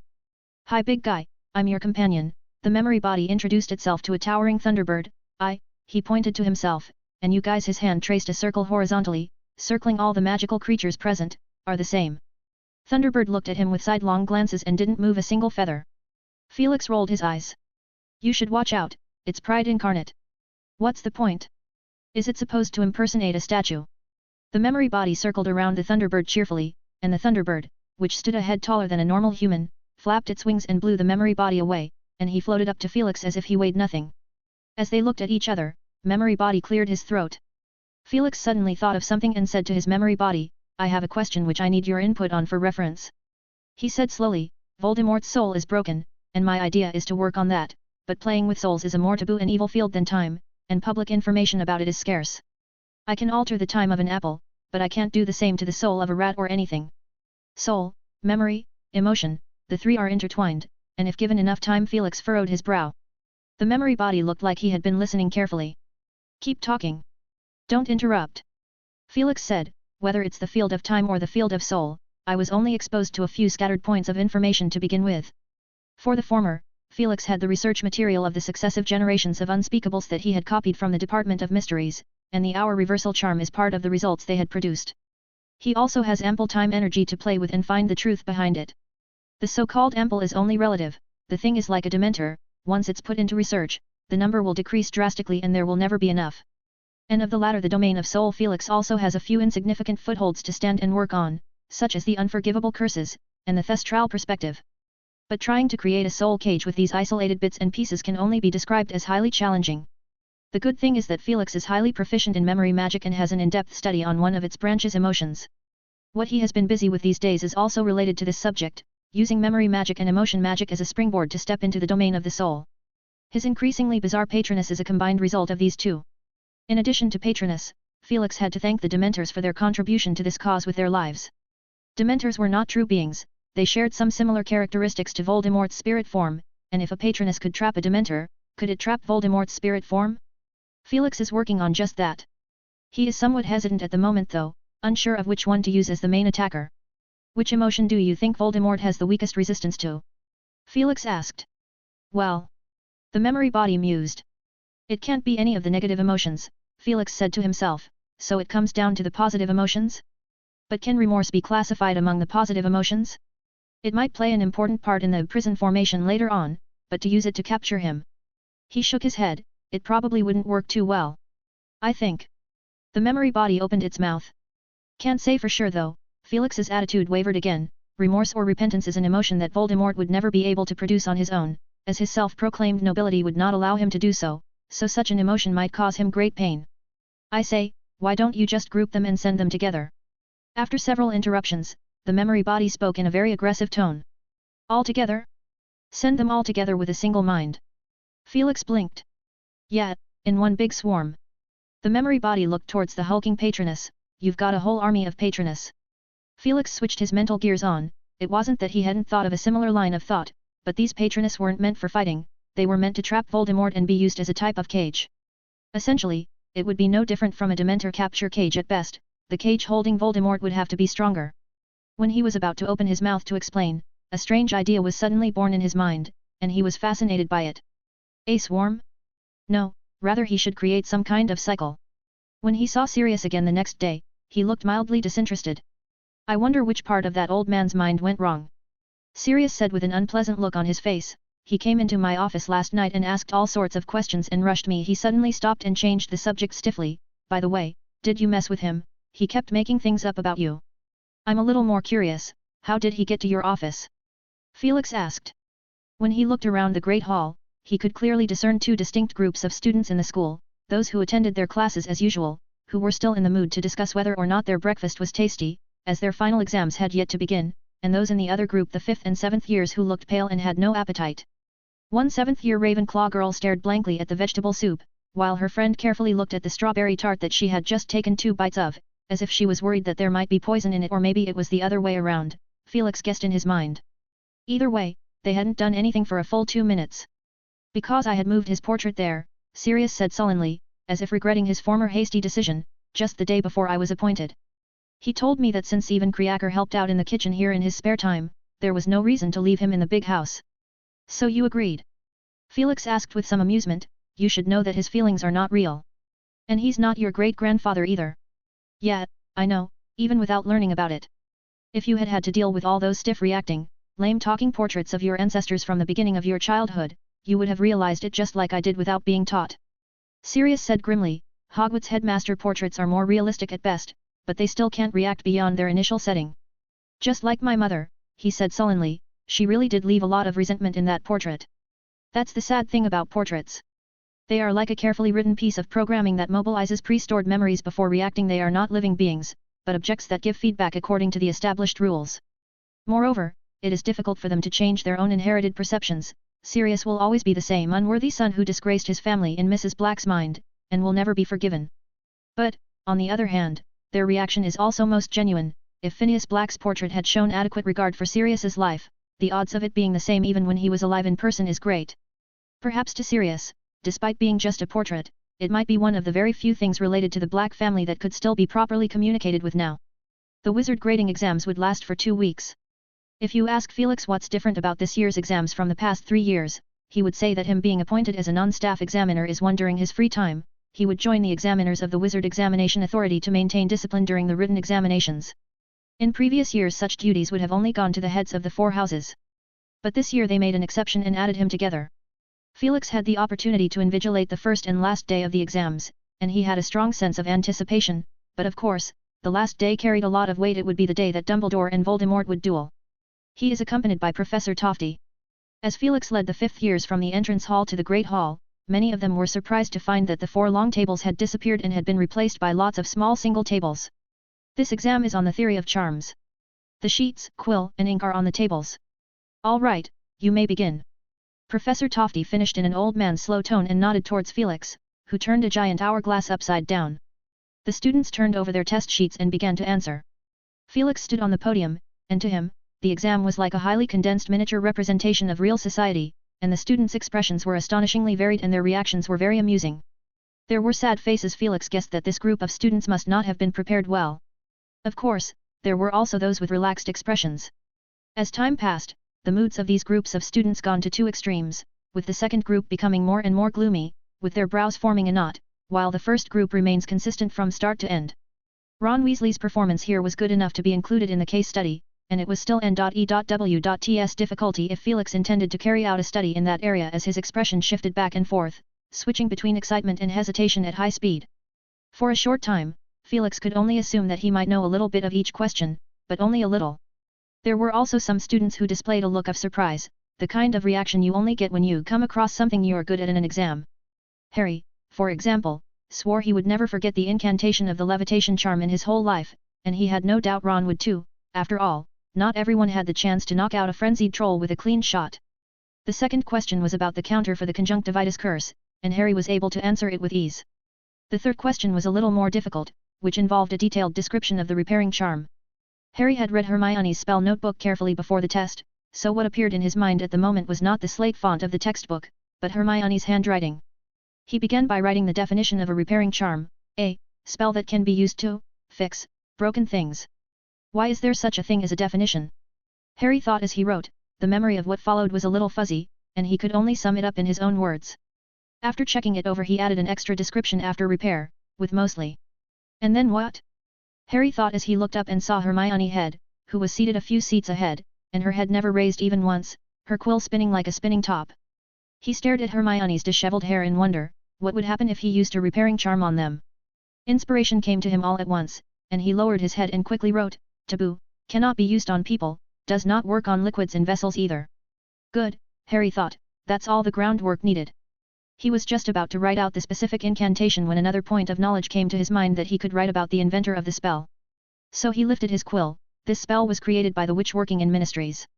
Harry paused. All he could remember about the spell is that it was invented by a witch in the Department of Magical Law Enforcement, but he couldn't remember exactly which office she was in, and he tried the elimination method. It was unlikely to be the office where Mr. Weasley is working, because Harry couldn't figure out how this spell could be associated with muggles, maybe because wizards couldn't figure out those increasingly complicated muggle tools? He didn't end up using that line of argument because he hadn't heard a similar kind of story from Hermione. So he crossed out those words and simply summarized them as this spell was invented by a witch at work in the Department of Magical Law Enforcement. After writing it down, Harry stared at the 2 words at work. He wasn't really sure, but he thought it was something worth the risk. Next, he wrote out the incantation and casting action for the repairing charm in rapid motion, and described his feelings as he cast the spell at no small length. Harry continued to answer the questions. He particularly liked questions 7, 12, and 15 as they were all about summoning charm, and Harry had had some successful experiences of summoning a broom, like when he had summoned it from his dorm room in the castle to the Forbidden Forest when dealing with a vicious Hungarian horntail. The 20th question was about the Patronus charm, and Harry wrote a large volume about it, eventually filling in all the space he could. By the time he came out of the exam room, Harry was slightly more relaxed. He felt he would at least get A exceeds expectations, and from the look on Ron's face he had answered well too, but neither of them was interested in comparing their answers with Hermione. "I know we made mistakes and missed a lot of points, but let's embrace some sense of satisfaction for the moment when the results are yet to be issued," Ron told her firmly, and Harry thought Ron sounded like a convict awaiting the outcome of his trial. Even Death Eaters, I'm sure, wouldn't discuss their crimes with their fellow convicts before being judged. Harry thought.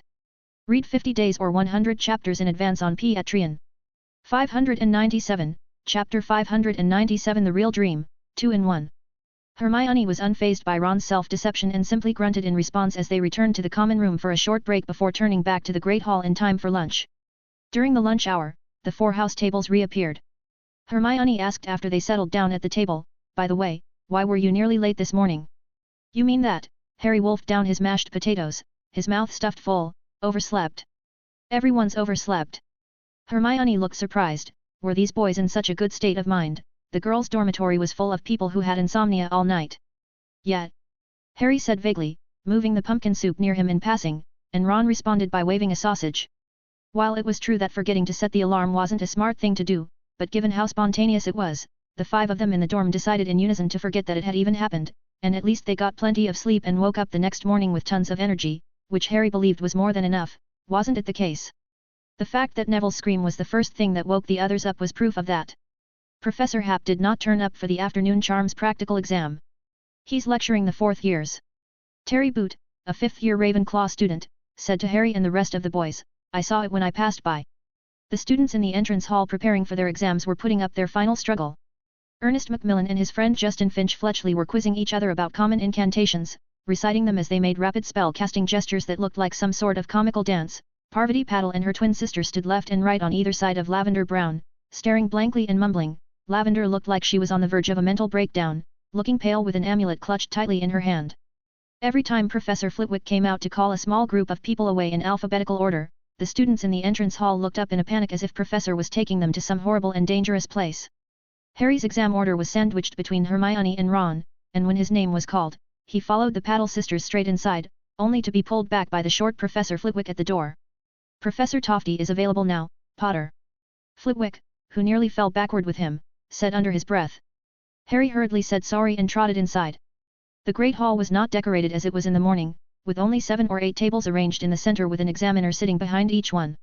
Harry knew Professor Tofty, he had just met him in the morning, so he walked up to the old male wizard with the least visible hair, and Professor Tofty lifted his wide glasses from the roster to scrutinize Harry. Is that Potter? The famous Potter? Now, I'd like you to make this egg cup to do some flips for me. Outside the Great Hall, Ron and Dean came together to chat in whispers. They were both fairly far back in the alphabetical order by name, almost last in the group, and neither was in much of a mood to look over their notes as the crowd continued to decrease. I wonder what will be on the test? The people who went and never showed up again, it's really strict. Probably some basic spells, levitation charm, summoning charm, make a teacup grow legs, that sort of thing. Dean glanced quickly from side to side to make sure no one was paying attention to them before he lowered his voice and said to Ron, I've heard that, you can get extra points for good performance. Ron's spirit perked up, tell me more elaborately. I'm not really sure, Dean said uncertainly, I heard from someone else, that if you master any particularly advanced magic, you can take the initiative to show it and the examiner will give extra points at his discretion. Ron sighed and said pessimistically, that's a privilege reserved for good students. True, Dean agreed, and looked at Ron sympathetically, hanging out with Harry and Hermione must be a lot stressful in general, right? Yeah, wait, what do you mean? Ron turned red. Oh, Dean, who realized that he had slipped a tongue, held up his hand and whispered soothingly, you actually do better than most, it just doesn't stand out since you're always with Harry and Hermione, one is first in every subject from the year 1, and the other one can't find a rival in practical class. Ron's face calmed down a little, and he grunted, actually I'm not that good, cough. Despite saying this, his eyes glowed with excitement, and he looked at Dean expectantly, as if silently urging him to say more. The pressure now shifted to Dean's side, and he changed the subject stiffly, by the way, do you think illumination counts as advanced magic? That's ancient magic. Ron looked a little disappointed, but he couldn't force Dean to compliment himself. He shook his head, it probably doesn't count, everyone in the Magic Rune Club knows illumination, remember the day the army of Inferi attacked the school? How many balls of light were above our heads then? He lamented. It would have been the case 2 years earlier, but now? I bet there are at least 100 students in the school who know this magic. The 2 men became even more downcast as Ron finished. There weren't many people left in the entrance hall now, and they stared at Zacharias Smith, who was talking loudly in front of the Hufflepuff House hourglass. Some moment later Dean looked away and said, I wish I could punch him in the nose. Ron grinned, man, I've wanted to do that for a long time. Zacharias Smith, of course, was unaware of Ron and Dean's prickly comments, he was speaking rhetorically in an arrogant sarcastic tone, oh come on, is this test even difficult? Damn it, he hasn't even mastered the patroness charm. Ron said contemptuously, looking at Dean, whose expression had suddenly become rigid, so he asked curiously, what's wrong? You just said Dean asked in an extremely weak tone. What? Ron was puzzled over the comment, when a silvery magic spread out from the Great Hall, a huge pillar of light completely engulfing the students still in the entrance hall with a sweeping momentum. He saw Dean's mouth open wide in surprise at first, then the pessimism that still lingered on his face was swept away. Ron reckoned he had the same look on his face. "It's Harry's super patroness," he said in a somewhat exaggeratedly perky voice, pivoting on his toes as he peered into the great hall, which appeared very quiet, and just as Ron was surprised that the patroness charm had failed to garner the full attention, there was finally the sound of chaotic commotion heard from inside. "Looks like the patroness works after all," Ron said contentedly, listening with pleasure to the exclamations from the examiners. "I almost forgot, I know this magic too. The exam was interrupted for 10 minutes because of you," Ron said to Harry, who had left early, in the common room after that day's exam was over, "but also thanks to your patroness, I was in great shape for the exam." He furrowed his eyebrows halfway through the sentence. "Too bad that bugger got a dose of it too." "Who are you talking about?" Ginny, who was preparing for her final exams, asked. "Zacharias Smith," Ron said without thinking. "Oh, him." Ginny pouted as she remembered. "He's been pestering me and Luna about a few club events, asking questions with a condescending attitude and making fun of Luna's adornments."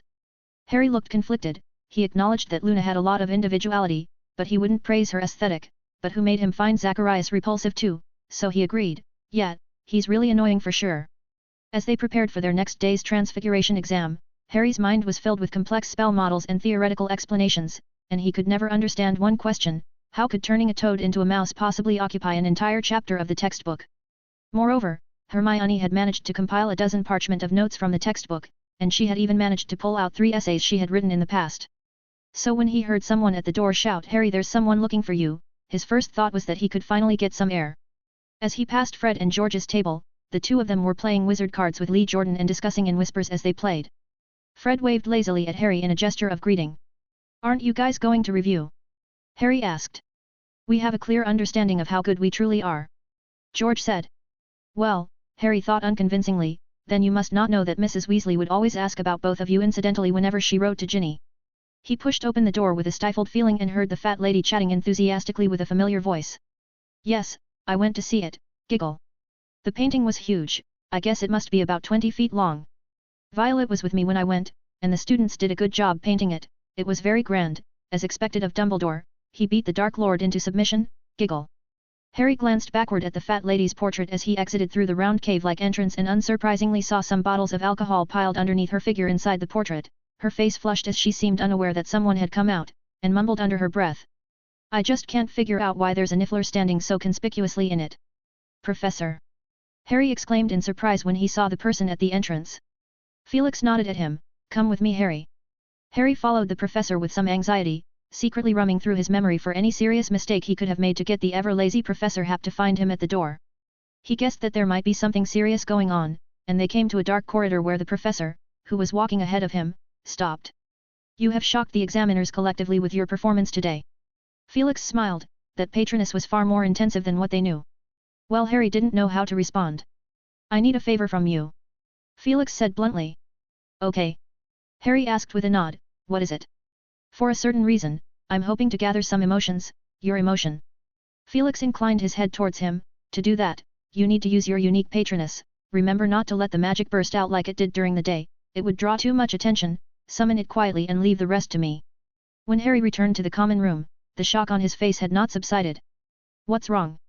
"You look like you aced an exam," said Ron. "That was Hermione," Harry retorted subconsciously. Hermione raised her eyebrows and glared at him, and Harry immediately corrected his words. Slip of the tongue. Ginny and Ron burst out laughing. "It was Professor Hap who called me." Harry described to them what had happened when they had settled down. "He said he needs my patroness." The few of them listened quietly, and after he finished Ron asked incredulously, "You mean Professor Hap put your patroness in a glass jar?" "Shhh. Harry said hurriedly, "keep your voice down." "Didn't he tell you why?" Hermione asked. Harry shook his head. "No," he said honestly. "That's odd." She rubbed her head softly with one hand.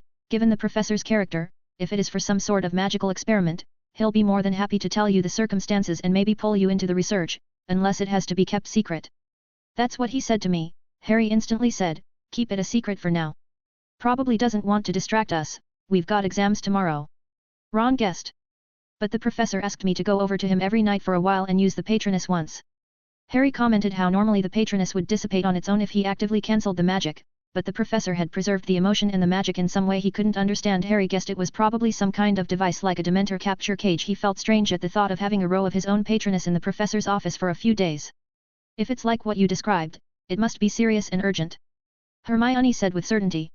They spent a bit of time guessing the reason why the professor is doing this, but there were too few clues available at hand. Could it be something to do with the person who must not be named? Ginny interjected in a whisper. Harry's heart pounded, but there was little support for this speculation, and they ended up going back to their boring revision, Harry yawning as he flipped through Hermione's transfiguration notes, the clarity of mind that had been brought on by witnessing Professor Hap scooping up his patroness using a wide-mouthed bottle reverting to hazy state. After the transfiguration test, the third day was devoted to herbology, followed by defense against the dark arts. Sirius stood at the door cheering each of them on. What if we don't do well on the test? A student asked timidly after giving Sirius a high five.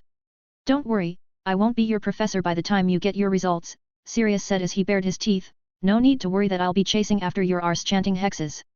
After Friday's ancient rune exam, Harry and Ron talked privately and both agreed that they would get at least 2 outstanding. One in defense against the dark arts and one in ancient rune. That's a good start, I'm sure you'll be more confident for the next week's exams. Hermione said calmly as she leafed through her book. Harry and Ron were playing wizard cards, which they had borrowed from the Weasley twins. The wizard cards had been modified by the two, and when Harry used a disarming charm card, an illusory red light sent Ron's knight's armor flying. While Ron was drawing his cards, Harry leaned forward and took the exam timetable from the table. Let's see what's on the schedule for next week. Monday, potions, Tuesday, care of magical creatures, Wednesday, that's a bit of a tough day, with an astronomy theory exam in the morning and a divination class exam in the afternoon, and it's not over yet. There's a practical astronomy exam at 11 p.m. I've always wondered why you guys haven't given up on divination class yet. Even if Trelawney can make prophecies on extremely rare occasions, there's no denying that what she usually teaches is rubbish. Hermione asked pointedly. Listen to me, Hermione. Oh, weather-modifying charm, Harry, you are lost. Ron said after a moment of silent reminiscence of victory, we made up nonsense for 3 whole years just to score a spot to the divination class O.W.Ls exam. Seeing Hermione trying to interject, he said quickly, if you're in luck, this class will add an O.W.Ls certificate for you even if you didn't know anything about it, I seriously mean it. Harry hadn't expected Ron to make some sense out of it, and he thought hard for a moment. A large part of the reason he was still taking divination class was due to habit, and another small part was because he had personally heard the prophecy that Trelawney had made. Despite the low probability, Harry had a glimmer of hope. What if he could hear another real prophecy? But if there is a next time, he hopes that Trelawney will be more precise in her descriptions, without being too vague, such as giving the exact date of Voldemort's death. The days passed and the students finally went to their last exam. Harry opened the History of Magic test sheet on the single table and skimming through the questions according to his usual habit, his head immediately buzzed. The stack of History of Magic notes he had borrowed from Hermione in the morning was desperately trying to slip away from his mind, and he didn't bother to look at the back, as he tried to write a few more questions before he forgot all the complicated names and dates.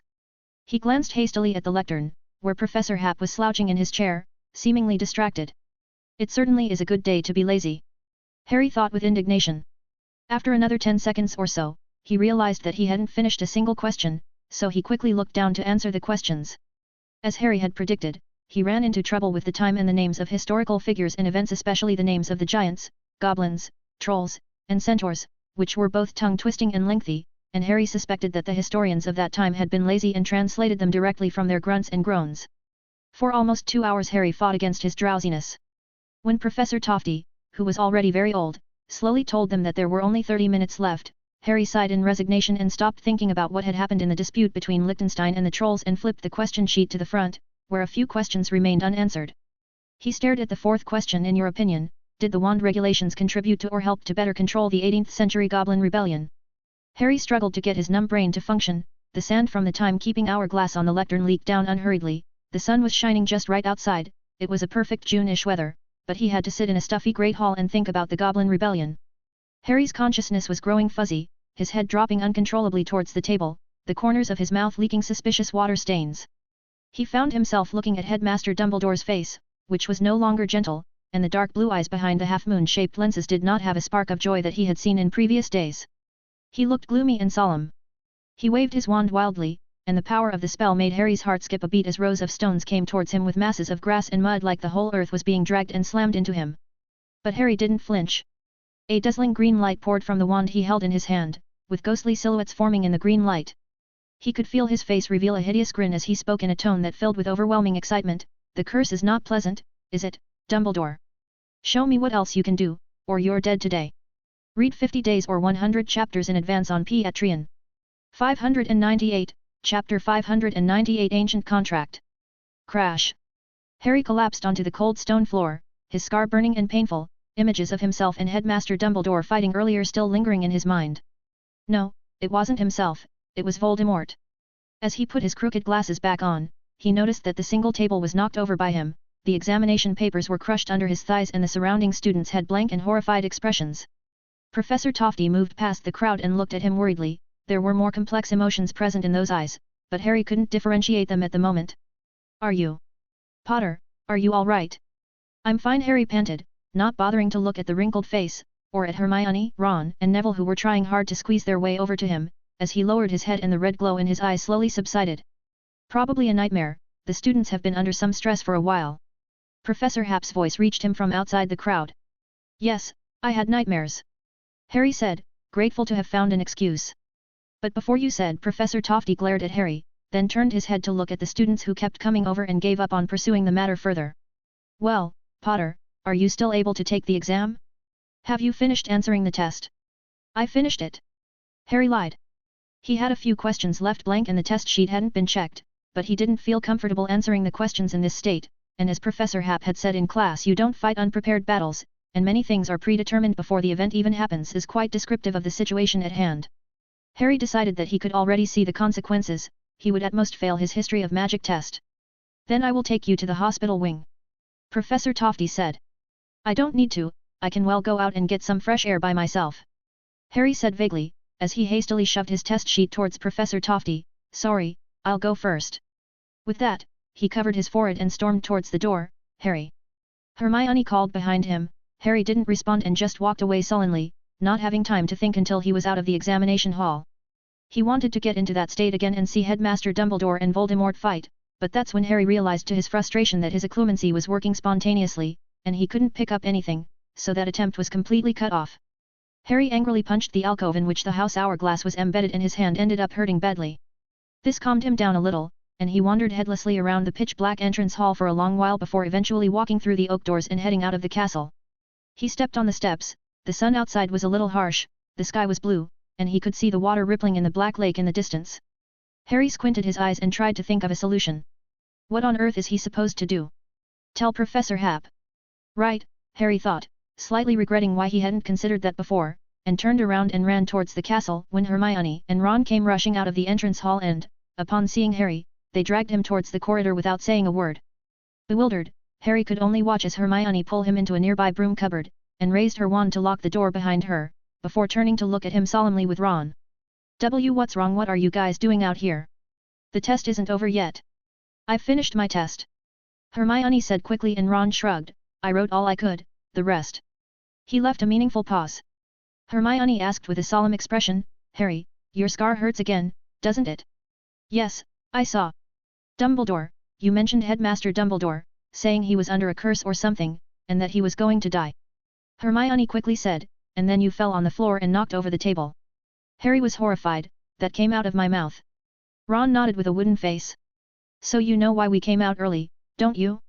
We have to come up with a decent excuse before the rumors spread. I saw Headmaster Dumbledore from Voldemort's point of view, Harry said in a somewhat hollow voice. He was dueling Voldemort and seemed to be on the losing end. Hermione and Ron's eyes widened at the same time. Oh, right. I'm going to find Professor Happ, I have to tell him about this. Harry said anxiously, not even knowing why he had delayed this again. Wait, Harry, Hermione managed to sober up, do you think Professor Happ wouldn't know? He was right there in the examination hall just now. Harry stopped and looked back at Hermione for a moment, not understanding what she meant. Only after a short while did he stammer, you mean Professor Happ knows? It's a duel that was arranged in advance. Patroness. Hermione was just about to speak when Ron suddenly spoke up, Harry, your patroness. What oh? You mean Professor Happ had gathered it from me these days? Harry showed a bright look of realization as the past half a month of reporting to the ancient Rune office after his daily exams surfaced before his eyes. Well, you think this has something to do with today's duel? I don't know, Harry, but the professor obviously has no intention of involving us. Hermione whispered, there really isn't anything we can do. she added. Harry walked around the narrow broom cupboard, kicking the broom that was in his way aside. He was trying to rationalize what was going on, starting with the fact that Headmaster Dumbledore might be fighting Voldemort, right now. And Professor Hap seemed to know about it, but he hadn't gone over to help. Why? There were signs that he did know something, and the helpless Patronuses in glass jars were proof of that. Harry, did you just say that Headmaster Dumbledore was on the losing end?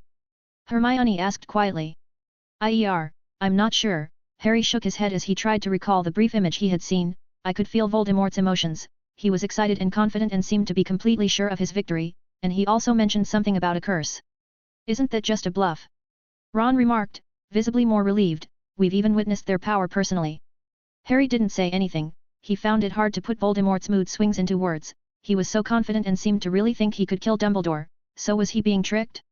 I think Professor Hap is comfortable staying at the school because he knows the curse is bogus. Ron said calmly, we can confirm this with the professor. Oh, not now, there's still 20 minutes left before the exam ends. Can you still see them dueling now? Hermione asked as she picked up the crucial point. No, Harry said sullenly, it was cut off by the occlumency. Well, that was a really bad thing. Hermione and Ron looked at each other and Ron put on a light-hearted face. That's okay, we should trust Dumbledore. Think of the first 2 battles, he has never lost against the you-know-who. He's the most powerful white wizard of all time. By the way Harry, I think you may not have realized that the O.W.Ls exams are over. It's over. Harry repeated blankly, his mind still wrapped around the issue.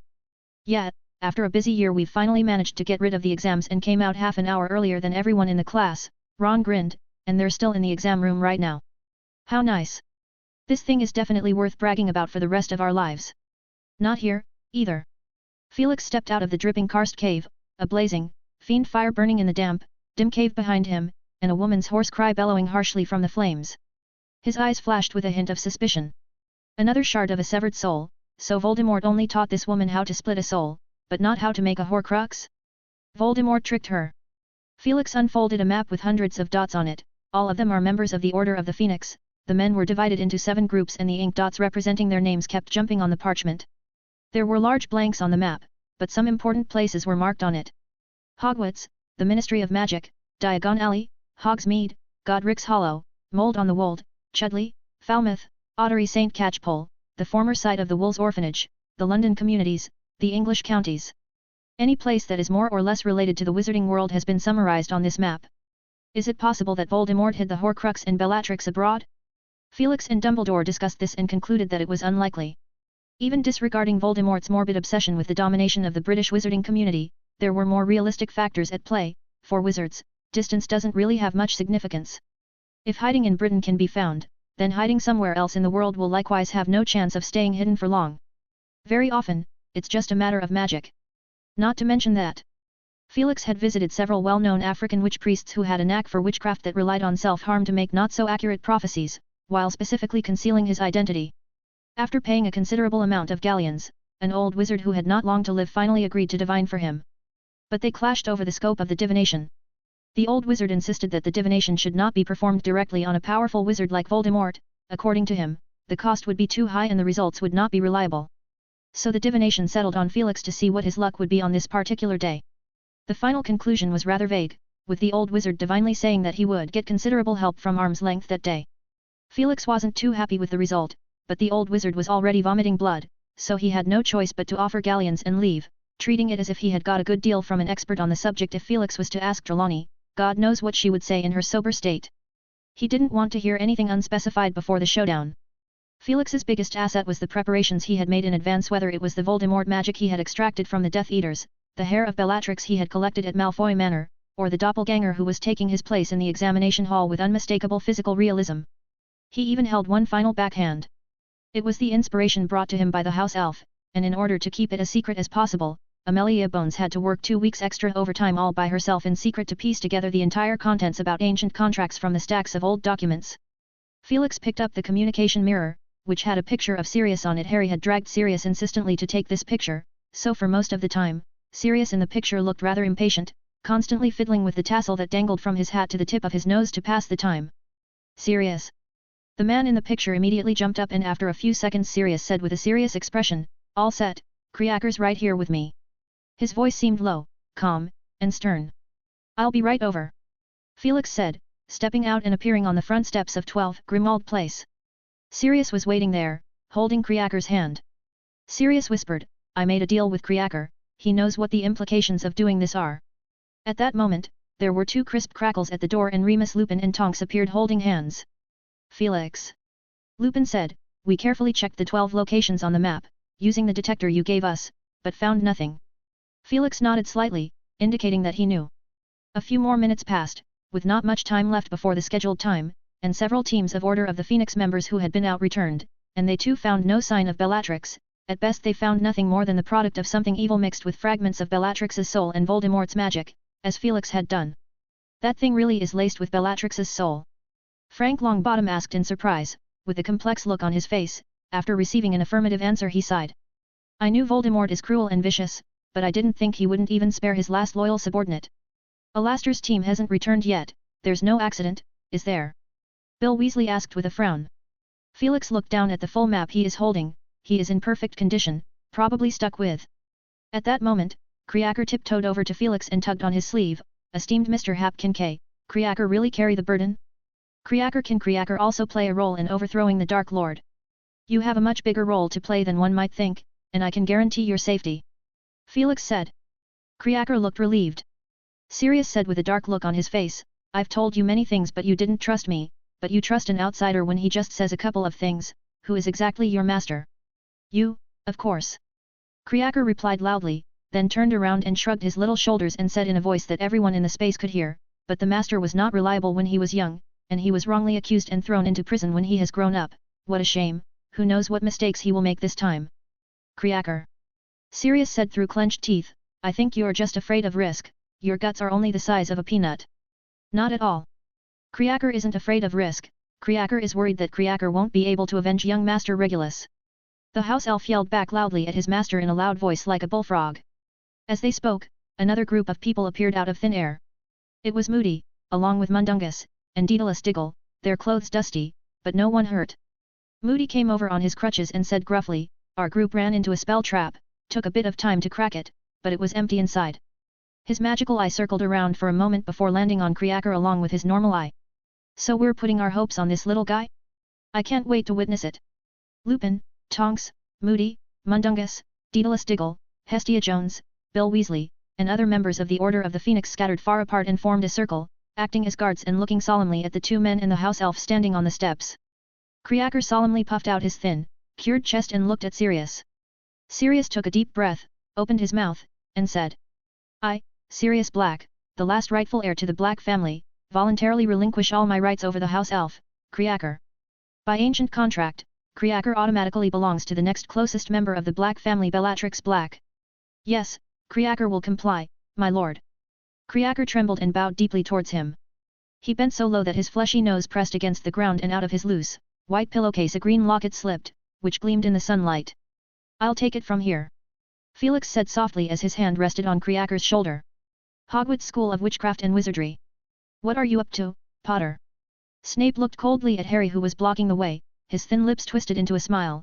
I heard you walked out on your last exam? What a crazy decision, but it certainly seemed like something you'd make. His eyes moved away from Harry and lingered slightly on Ron and Hermione. Once again the Iron Trio has been assembled, and are you ready to save the world once again? Tell me what's it all about this time, Savior Potter. Harry mentally fumed. Snape had this knack to successfully provoke him with a word or two, and he also carried his hatred for Draco Malfoy. Harry hadn't forgotten who had come up with these nicknames Savior Potter and Scarhead. I'd like to ask you a favor. Harry tried his best to keep his tone less aggressive. I mean please, sir.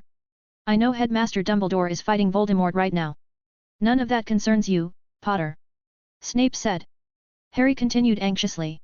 I know you're good at occlumency and legilimency. Yes, I know, Professor Hap mentioned it inadvertently.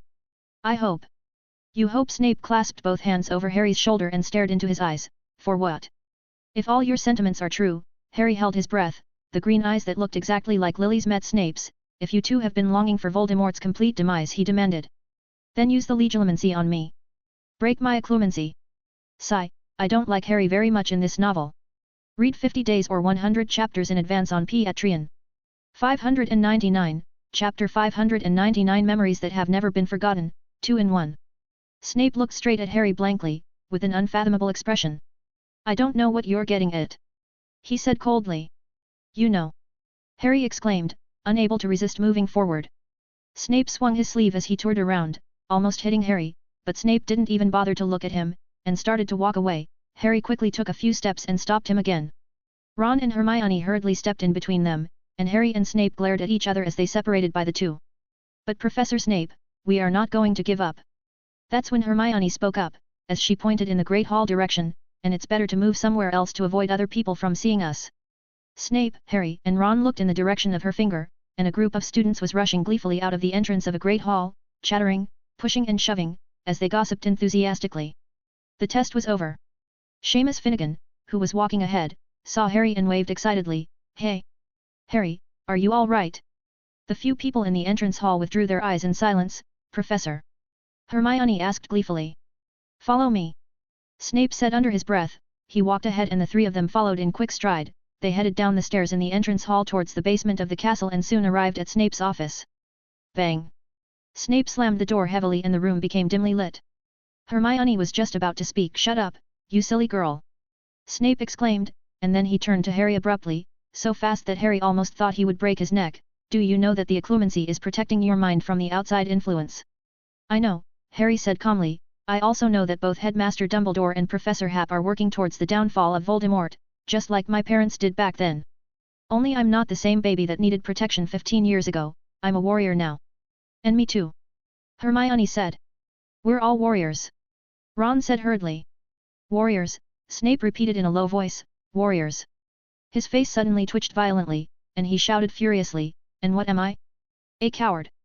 "You're an undercover warrior," Harry said. "That would require even greater fortitude and prudence, as well as equal parts of wisdom and courage combined with it. That's why we approached you, trusting that you would be able to judge the situation at hand."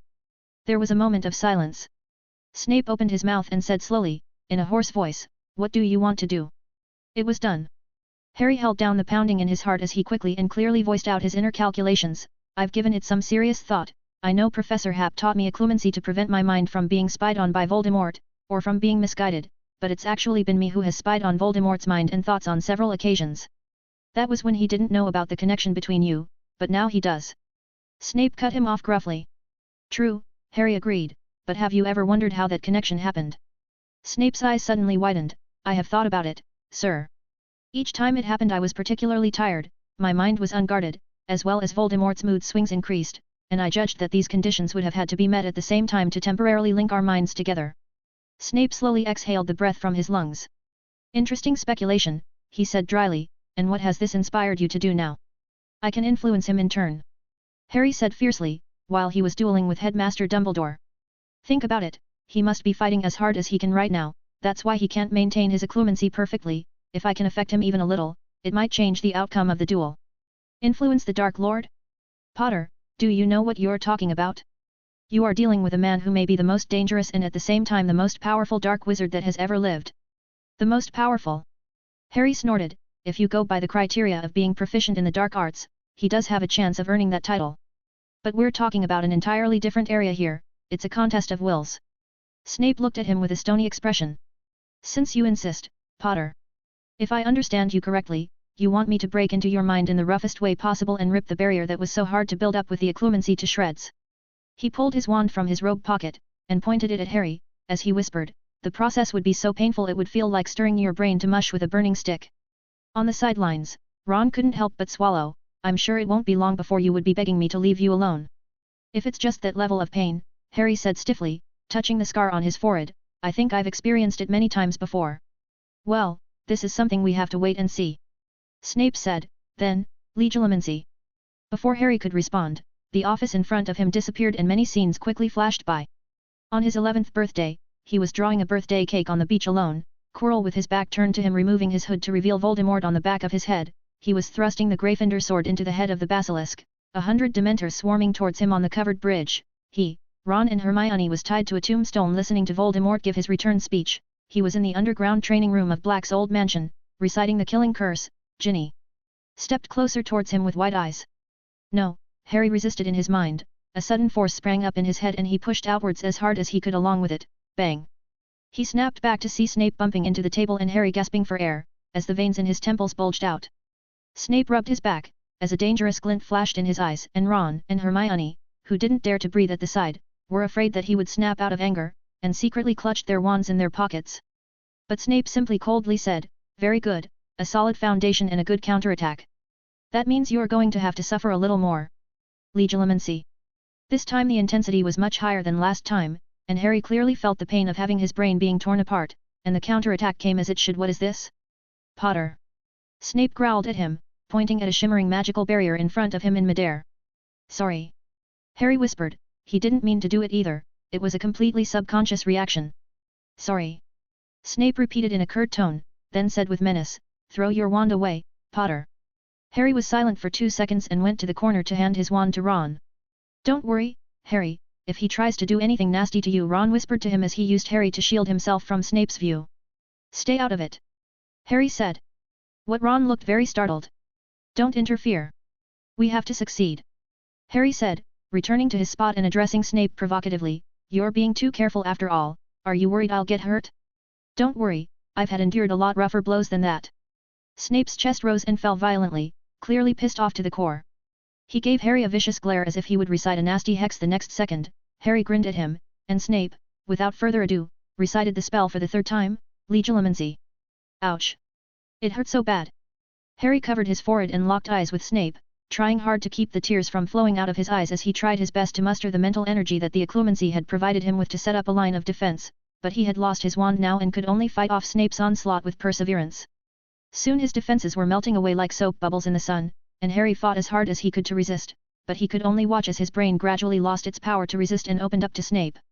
Harry was forced to remember more distant memories, his life as an invisible person in the Dursleys. The dark, cobweb-covered cupboard, the big old clothes he wore all year round, the transparent eyeglass glued with duct tape, being frightened by Aunt Marge's dog and climbing into a tree, being stuffed into a rubbish bin by Dudley and his friends. No, even further back than all that, he saw a green light, he saw Voldemort, he saw his mother. Lily Potter, who was begging Voldemort to spare her child. "No!" Something shouted, like a wounded beast howling wildly. Then Harry found himself in a new and strange world, and before he could react, a flood of memories came flooding back. It was Snape. He was younger than he was now, kneeling amidst the ruins, grief-stricken, holding a woman, and next to him in a coat, there was a baby sleeping with a lightning-shaped gash on its forehead. Then the scene changed. On a desolate, cold hilltop in the darkness, a conversation was taking place that no one will probably ever know about. That prophecy, Trelawney," said Snape, as his face paled. "Ah, yes, how much did you convey to Voldemort?"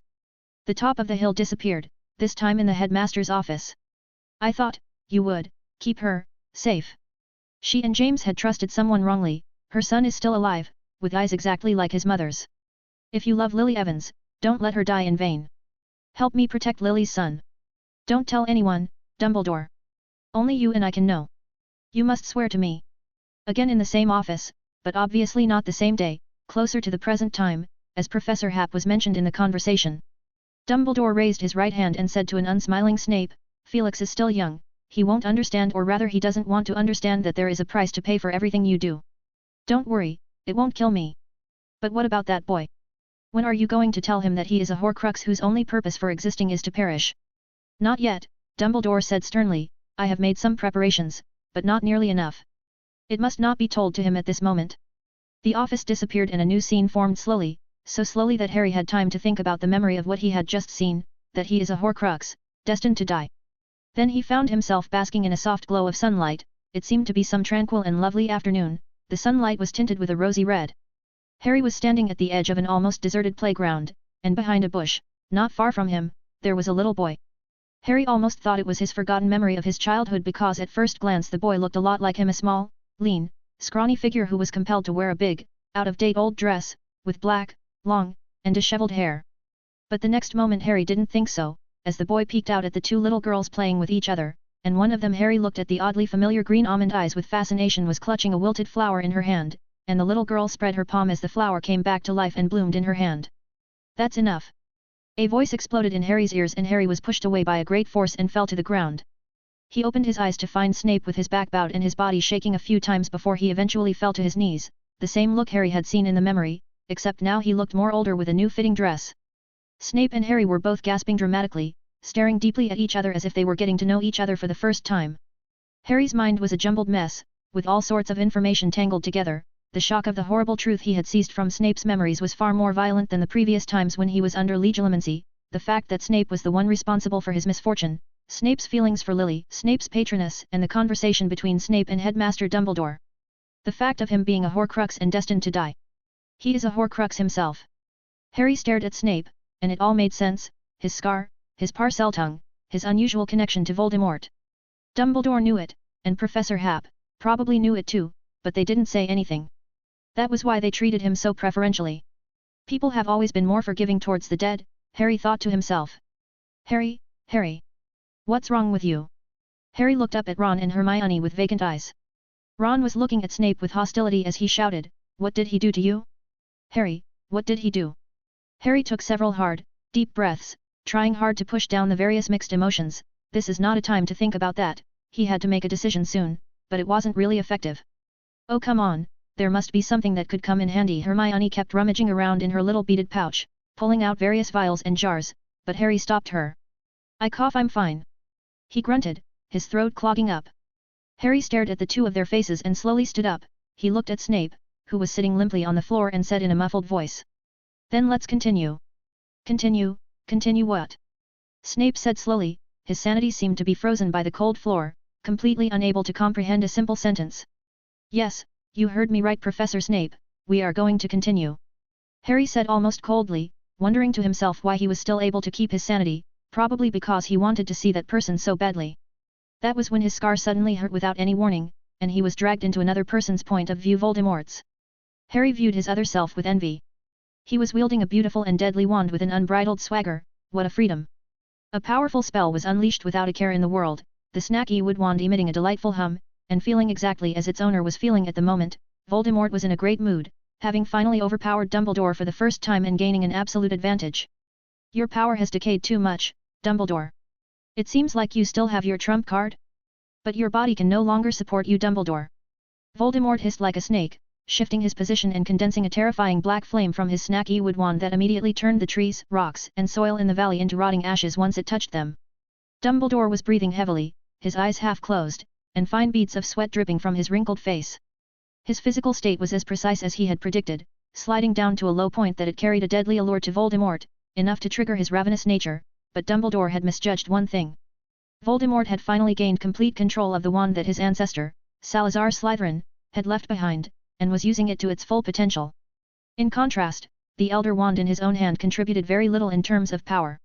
As Voldemort had said, he did have some trump cards, but the process of unleashing them would require a little time. He swung the Elder Wand calmly, even with a hint of grace, to ward off the powerful spells that continued to wail from all directions. But both Voldemort and Harry, who was hiding behind him, could notice that the old man seemed to have really aged and become sluggish. The exhaustion on his face was not faint and his reflexes were not as sharp as his opponent's, as he appeared to be struggling against the continuous onslaught. Why hadn't he summoned Fawkes? Harry thought without emotion, as he, and Voldemort, stared at Dumbledore, watching him plunge into a decline. Was this the man in front of him who had contributed to everything that had happened so far, changing their fate permanently? He had went into a great length just to give him the deserved death.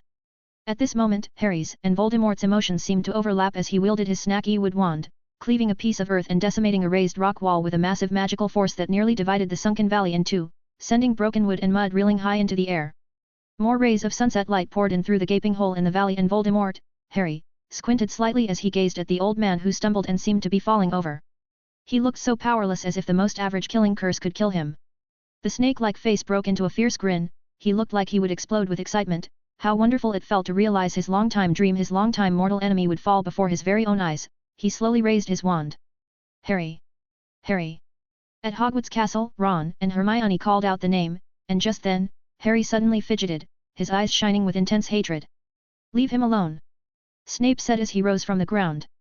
But Hermione looked at Snape and then at Harry helplessly, before moving out of the way. When Snape finally looked at Harry's state, he drew a sharp breath as Harry's green eyes clouded over with a bloodshot hue, and his pupils gradually mutated into a pair of snake eyes. "Harry! Wake up!" Ron yelled into his ear without a care in the world. Harry ignored it as he raised his right hand. Even though there was no wand in that hand, he made the motion of firing a spell. "Harry!" Ron and Hermione shook him in desperation, not knowing exactly what was happening, but they knew that the state he is currently in is extremely dangerous. Harry's jaw opened and closed as his lips quirked. Hundreds of kilometers away, someone who connected with his mind was doing the same thing. Avada Kedavra. Expecto Patro number.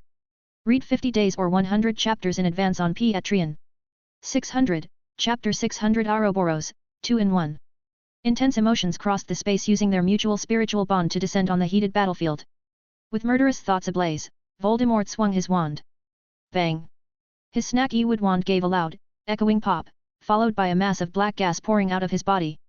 Harry Potter! Voldemort exclaimed incredulously. He was quite sure he had heard that boy's voice and was not hallucinating. He looked around at the smoke and dust that had not yet cleared as if a person would suddenly jump out of there. But that was by no means possible. Before the official duel even began, he had arranged an intruder charm throughout the valley.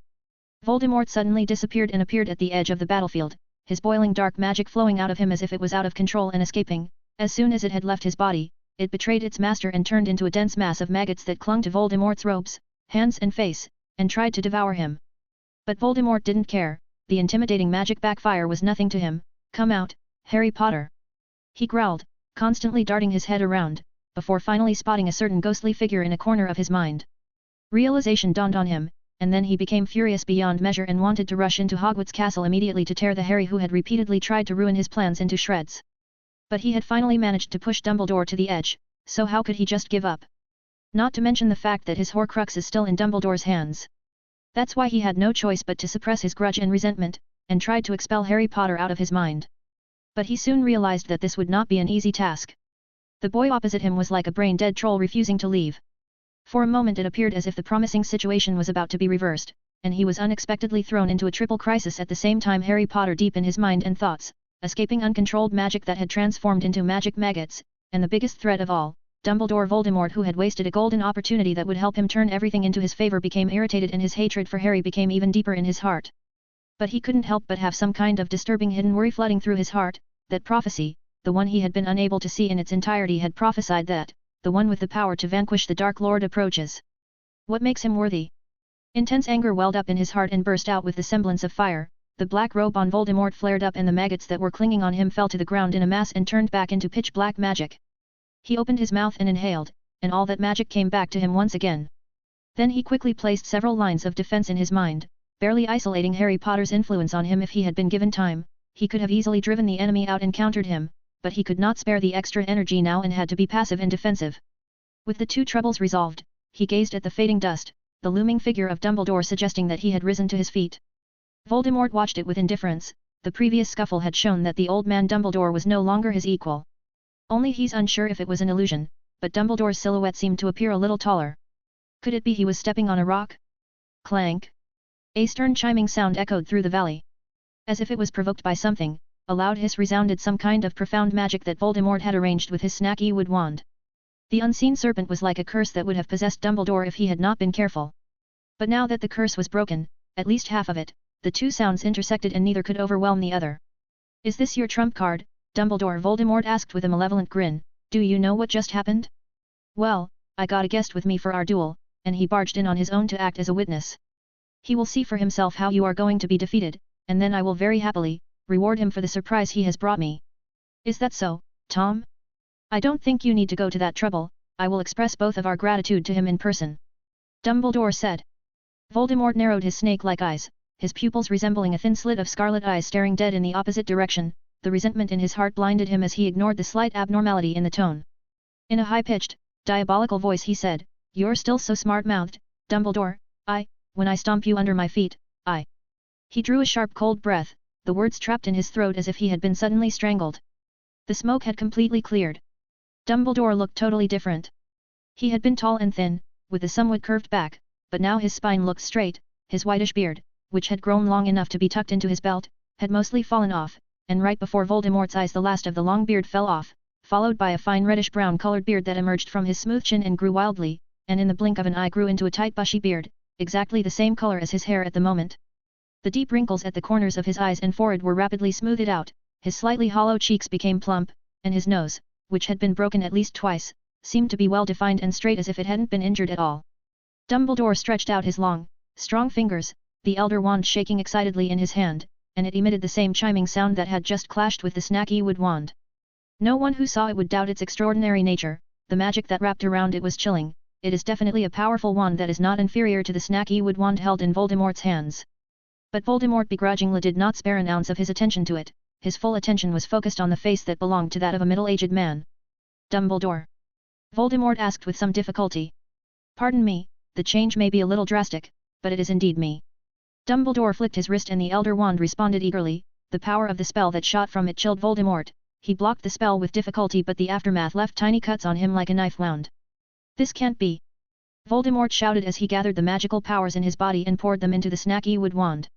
But Dumbledore suddenly appeared in front of him, grabbing the snaky wood wand with one hand, while the tip of the Elder Wand morphed into a sharp half-edged blade with a cold gleam, and he plunged it towards Voldemort's chest. Blood splattered everywhere. Voldemort turned into a black mist and materialized in the distance. The confusion and shock in his eyes still didn't fully dissipate, it was too fast, Dumbledore had attacked far faster than he had ever imagined, and the change was almost as if they were two different people. No, they were two different people. One in his old age, the other in his prime. Not many people had seen Dumbledore in his prime in this day and age, but Voldemort had come across him today. He looked up in a panic as the sky was surrounded by clouds and fog, gathering a huge mass of magic. The air became thick, pressing him from all sides, and he felt like a small bug that had fallen into the resin, making it difficult to even move out of his current position using apparition. There was no time to react, so Voldemort used the Fiend Fire Curse, and a snake made of fire formed. Dumbledore waved his wand and the soil swirled and sank like a water wave, acting like a weir, as the snake struggled while sinking deeper and deeper, and eventually completely disappeared. Dumbledore looked at Voldemort, his azure eyes sharpened, which seemed to say, "This time you will not escape." Voldemort was a little stunned, he had never seen Dumbledore in this state before, but he was reluctant to leave just like that since he could tell that this state would not last that long. Maybe he could stall for a time? No, he refused to believe that Dumbledore could overcome his killing curse. Avada Kedavra! Voldemort put his best foot forward. The dazzling green light gathered like water, and the killing curse took on a solid form, coalescing into a green-robed Grim Reaper wielding a scythe, a reflection of Voldemort's inner self, who prided himself on having conquered death and being able to master it, and could there be anything better to show off his status than to command it? The green-robed Grim Reaper swung his scythe so violently that the deep valley was illuminated with a ghostly light. The birds which had been fleeing from the valley in terror fell helplessly. All living things, trees, birds, beasts, even rocks, dirt, and dead leaves lost their original color, as if they had been brought to life for a short time and then granted a total death. The green light from the Grim Reaper's scythe seemed to melt away everything, and the area where the two were fighting continued to sink. But it was still blocked. The clouds in the sky were literally torn off and pulled down as they encircled Dumbledore, and underwent a complex series of transformations. Dumbledore waved his wand and the lustrous clouds of fire were unleashed like a magic spell, solidifying into a red light that wrapped around the green-robed Grim Reaper, along with its scythe. "You want to use this against a Reaper?" Voldemort snarled, frantically pouring magic into the wand. A green chain connected from the tip of the wand to the green-robed Grim Reaper, providing it with a constant stream of power to help it break free. The green light intensified, growing so forcefully that the cloud of fire wrapped around the green-robed Grim Reaper made a sizzling sound, but then a burst of golden light erupted, like an eclipse in the sky at the moment, which branded the chain formed by the cloud of fire, with mysterious golden patterns. It wasn't transfiguration, at least not entirely, and very few people seemed to be aware of Dumbledore's other identity, the Master Alchemist. Then Dumbledore pushed all the clouds surrounding him into it, and the gold and red chains clattered and twisted as if they were alive, finally breaking off a chain that extended from the Grim Reaper and trailing along the magical connection between the green-robed Grim Reaper and Voldemort on the opposite side. Voldemort's eyes widened as the golden red chain made its way towards his snaky wood wand, and his wrists tightened abruptly. He is losing. It was time to go. He tried to apparate away but found he could not move a muscle. Voldemort lowered his head, his feet tangled by the insanely long green grass, the magic and flickering magical symbols that surged from the blades of grass made his heart sink a bit. The golden red chains of the burning clouds held Voldemort in place, tightening as the magic inside him slowly became silent, and eventually, he was forced to let go, dropping his snaky wood wand to the ground. The green-robed Grim Reaper, which had lost its magical support, dissipated little by little. Voldemort fell to the ground and looked at Dumbledore, who had a calm face, albeit his face looked totally different from his usual one. "What are you going to do next? Kill me?" Voldemort asked menacingly. Dumbledore didn't say anything, and took a few steps back and sat down in a makeshift, long, thin-legged chair, and stared at Voldemort with weariness. His face was gradually creeping back with wrinkles, becoming all wrinkly and losing its luster. In just 2 or 3 minutes, a century had gone by. Voldemort seemed to have forgotten that he was lying on the ground, that he was defeated and captured, and watched the scene in complete tranquility. Was it worth it? Worth it? Dumbledore said in a very soft, but firm tone, "I am much older, much more experienced, and much less valuable than the others. Besides, I am unavoidably responsible for your actions, not all of them, of course. I am not nearly that arrogant, but it is true that I brought you into the wizarding world. Hypocrisy. Voldemort scoffed, at which point there was a distant whistling sound. Oh, someone's coming, let me guess, from the Ministry of Magic? Unlikely, you can't trust them, the Order of the Phoenix? Those people are no match for me, is it Felix Happ?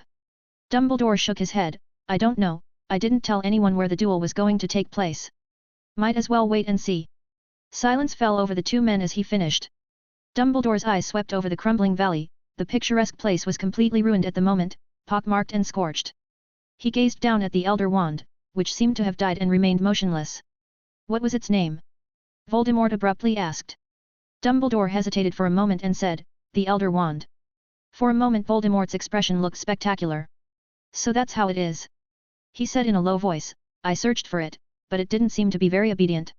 It craves for blood, it craves for strife, and I can't satisfy it. Dumbledore explained. Voldemort's gaze shifted away from the Elder Wand as he stared at the loathsome calm old face in the chair and said wickedly, you're wasting your life, you know that, Dumbledore. I have an exact opposite view from yours. Dumbledore said briefly, shifting his body down to sit more comfortably. Won't you give me a chair? Voldemort asked playfully. Dumbledore amused, you seem optimistic, but I don't think that's necessary, you'll be moved to a new place soon. Don't tell me it's Azkaban? I don't believe you're that naive. Voldemort asked tentatively, licking his lips. I'm not naive, I just have expectations for humanity. Dumbledore corrected, I have wondered if I had shown you more concern and less vigilance, would you still be the same? After being somewhat stunned, Voldemort scoffed without emotion, and you are claiming that you are not naive? Dumbledore, are you going to preach to me one more time about the most mighty power in your imagination, love? I realized the importance of power when I was very young, and that was before I met you. It will earn you reverence and the submission of the weak. You can't kill me, Dumbledore, I'll make a comeback. Just in the middle of our chat just now, I figured out something that has to do with our guest, my little friend Harry Potter. He suddenly closed his mouth and raised his head as a figure descended from the sky. It was Felix, who landed on the ground and looked around like a traveler who had strayed into this place. Then he walked towards the two of them, with a brisk step in a rather good mood. Felix Happ, here you are, Voldemort said hoarsely, greeting him like an old friend. And we were just talking about you. Oh, thank you, I'm honored. Felix said, walking around Voldemort, who was on the ground, and pressing him back down when he struggled to sit up as he passed. Then he walked right up to Dumbledore, looked him over carefully for a few moments, and asked, are you all right? I have never been better. Dumbledore said jokingly, as his eyes remained on him, or rather behind him, as he looked at Voldemort, and a small grin spread across his lips as if he had found something interesting. But Voldemort interpreted that smile as mockery, and his face twisted up. Happened to stop by, Felix seemed to be explaining why he appeared, with Creaker, but I didn't let him come over, he's in a bit of a foul mood. Is that? Oh, I see. Dumbledore blinked and whispered. Speaking of which, Albus, Felix subconsciously furrowed his brow, is it an illusion that you look quite a bit older again? There are a few more wrinkles than when I last counted. You even counted them? Dumbledore asked curiously. Of course, that's a wrinkle on Albus Dumbledore's face. It's an important piece of information. Felix said in mock seriousness, Voldemort's red eyes turning malevolent and cold. The two men's disregard for him made him feel intensely humiliated. I originally had some more things to say, but that doesn't seem to be necessary. He said in an icy tone. Yes, I should have thought of that. Dumbledore said solemnly. Voldemort glared at Dumbledore, he certainly wasn't going to admit defeat easily. Even if all his magic was now shackled and his snaky wood wand was lost, there is at least one thing he could do. He smiled coldly and gazed deeply at Dumbledore and Felix, as if to carve the faces of the two men into his soul, then he closed his eyes and waited quietly. It would not be long before he would be reborn, because soon he is going to die. Dumbledore and Felix looked at him, not making any movement. After a few seconds, Voldemort's eyes widened, and his snake-like pupils quivered. What did you do? Dumbledore shook his head gently and waved his wand, and the restraints on Voldemort disappeared. But Voldemort was not free, there was another force binding him. He hung his head laboriously, examining the dark green snake's tail that ran through his chest. It seemed illusory, inflicting no physical damage, but it was this very thing that locked his soul and trapped him in this body. A sea of emotions surged through him. Then Voldemort was pulled up from the ground and suspended helplessly in midair, like a disheveled dementor with its hood removed. He struggled to look up and saw a hideous, huge serpent's head approaching him, the edges of each dark green scale pulsing with different colored arcs of light. Pata Patronus. Felix nodded at him. The giant serpent opened its bloody maw and the next instant Voldemort's eyes went black. Dumbledore and Felix watched as the giant serpent swallowed Voldemort in one gulp, and incidentally swallowing its own tail, it circled and spun through the air like a kitten or puppy chasing its own tail, forming a classic ancient Ouroboros snake pattern. Number Walter Lebron. Read 50 days or 100 chapters in advance on Patreon. 601.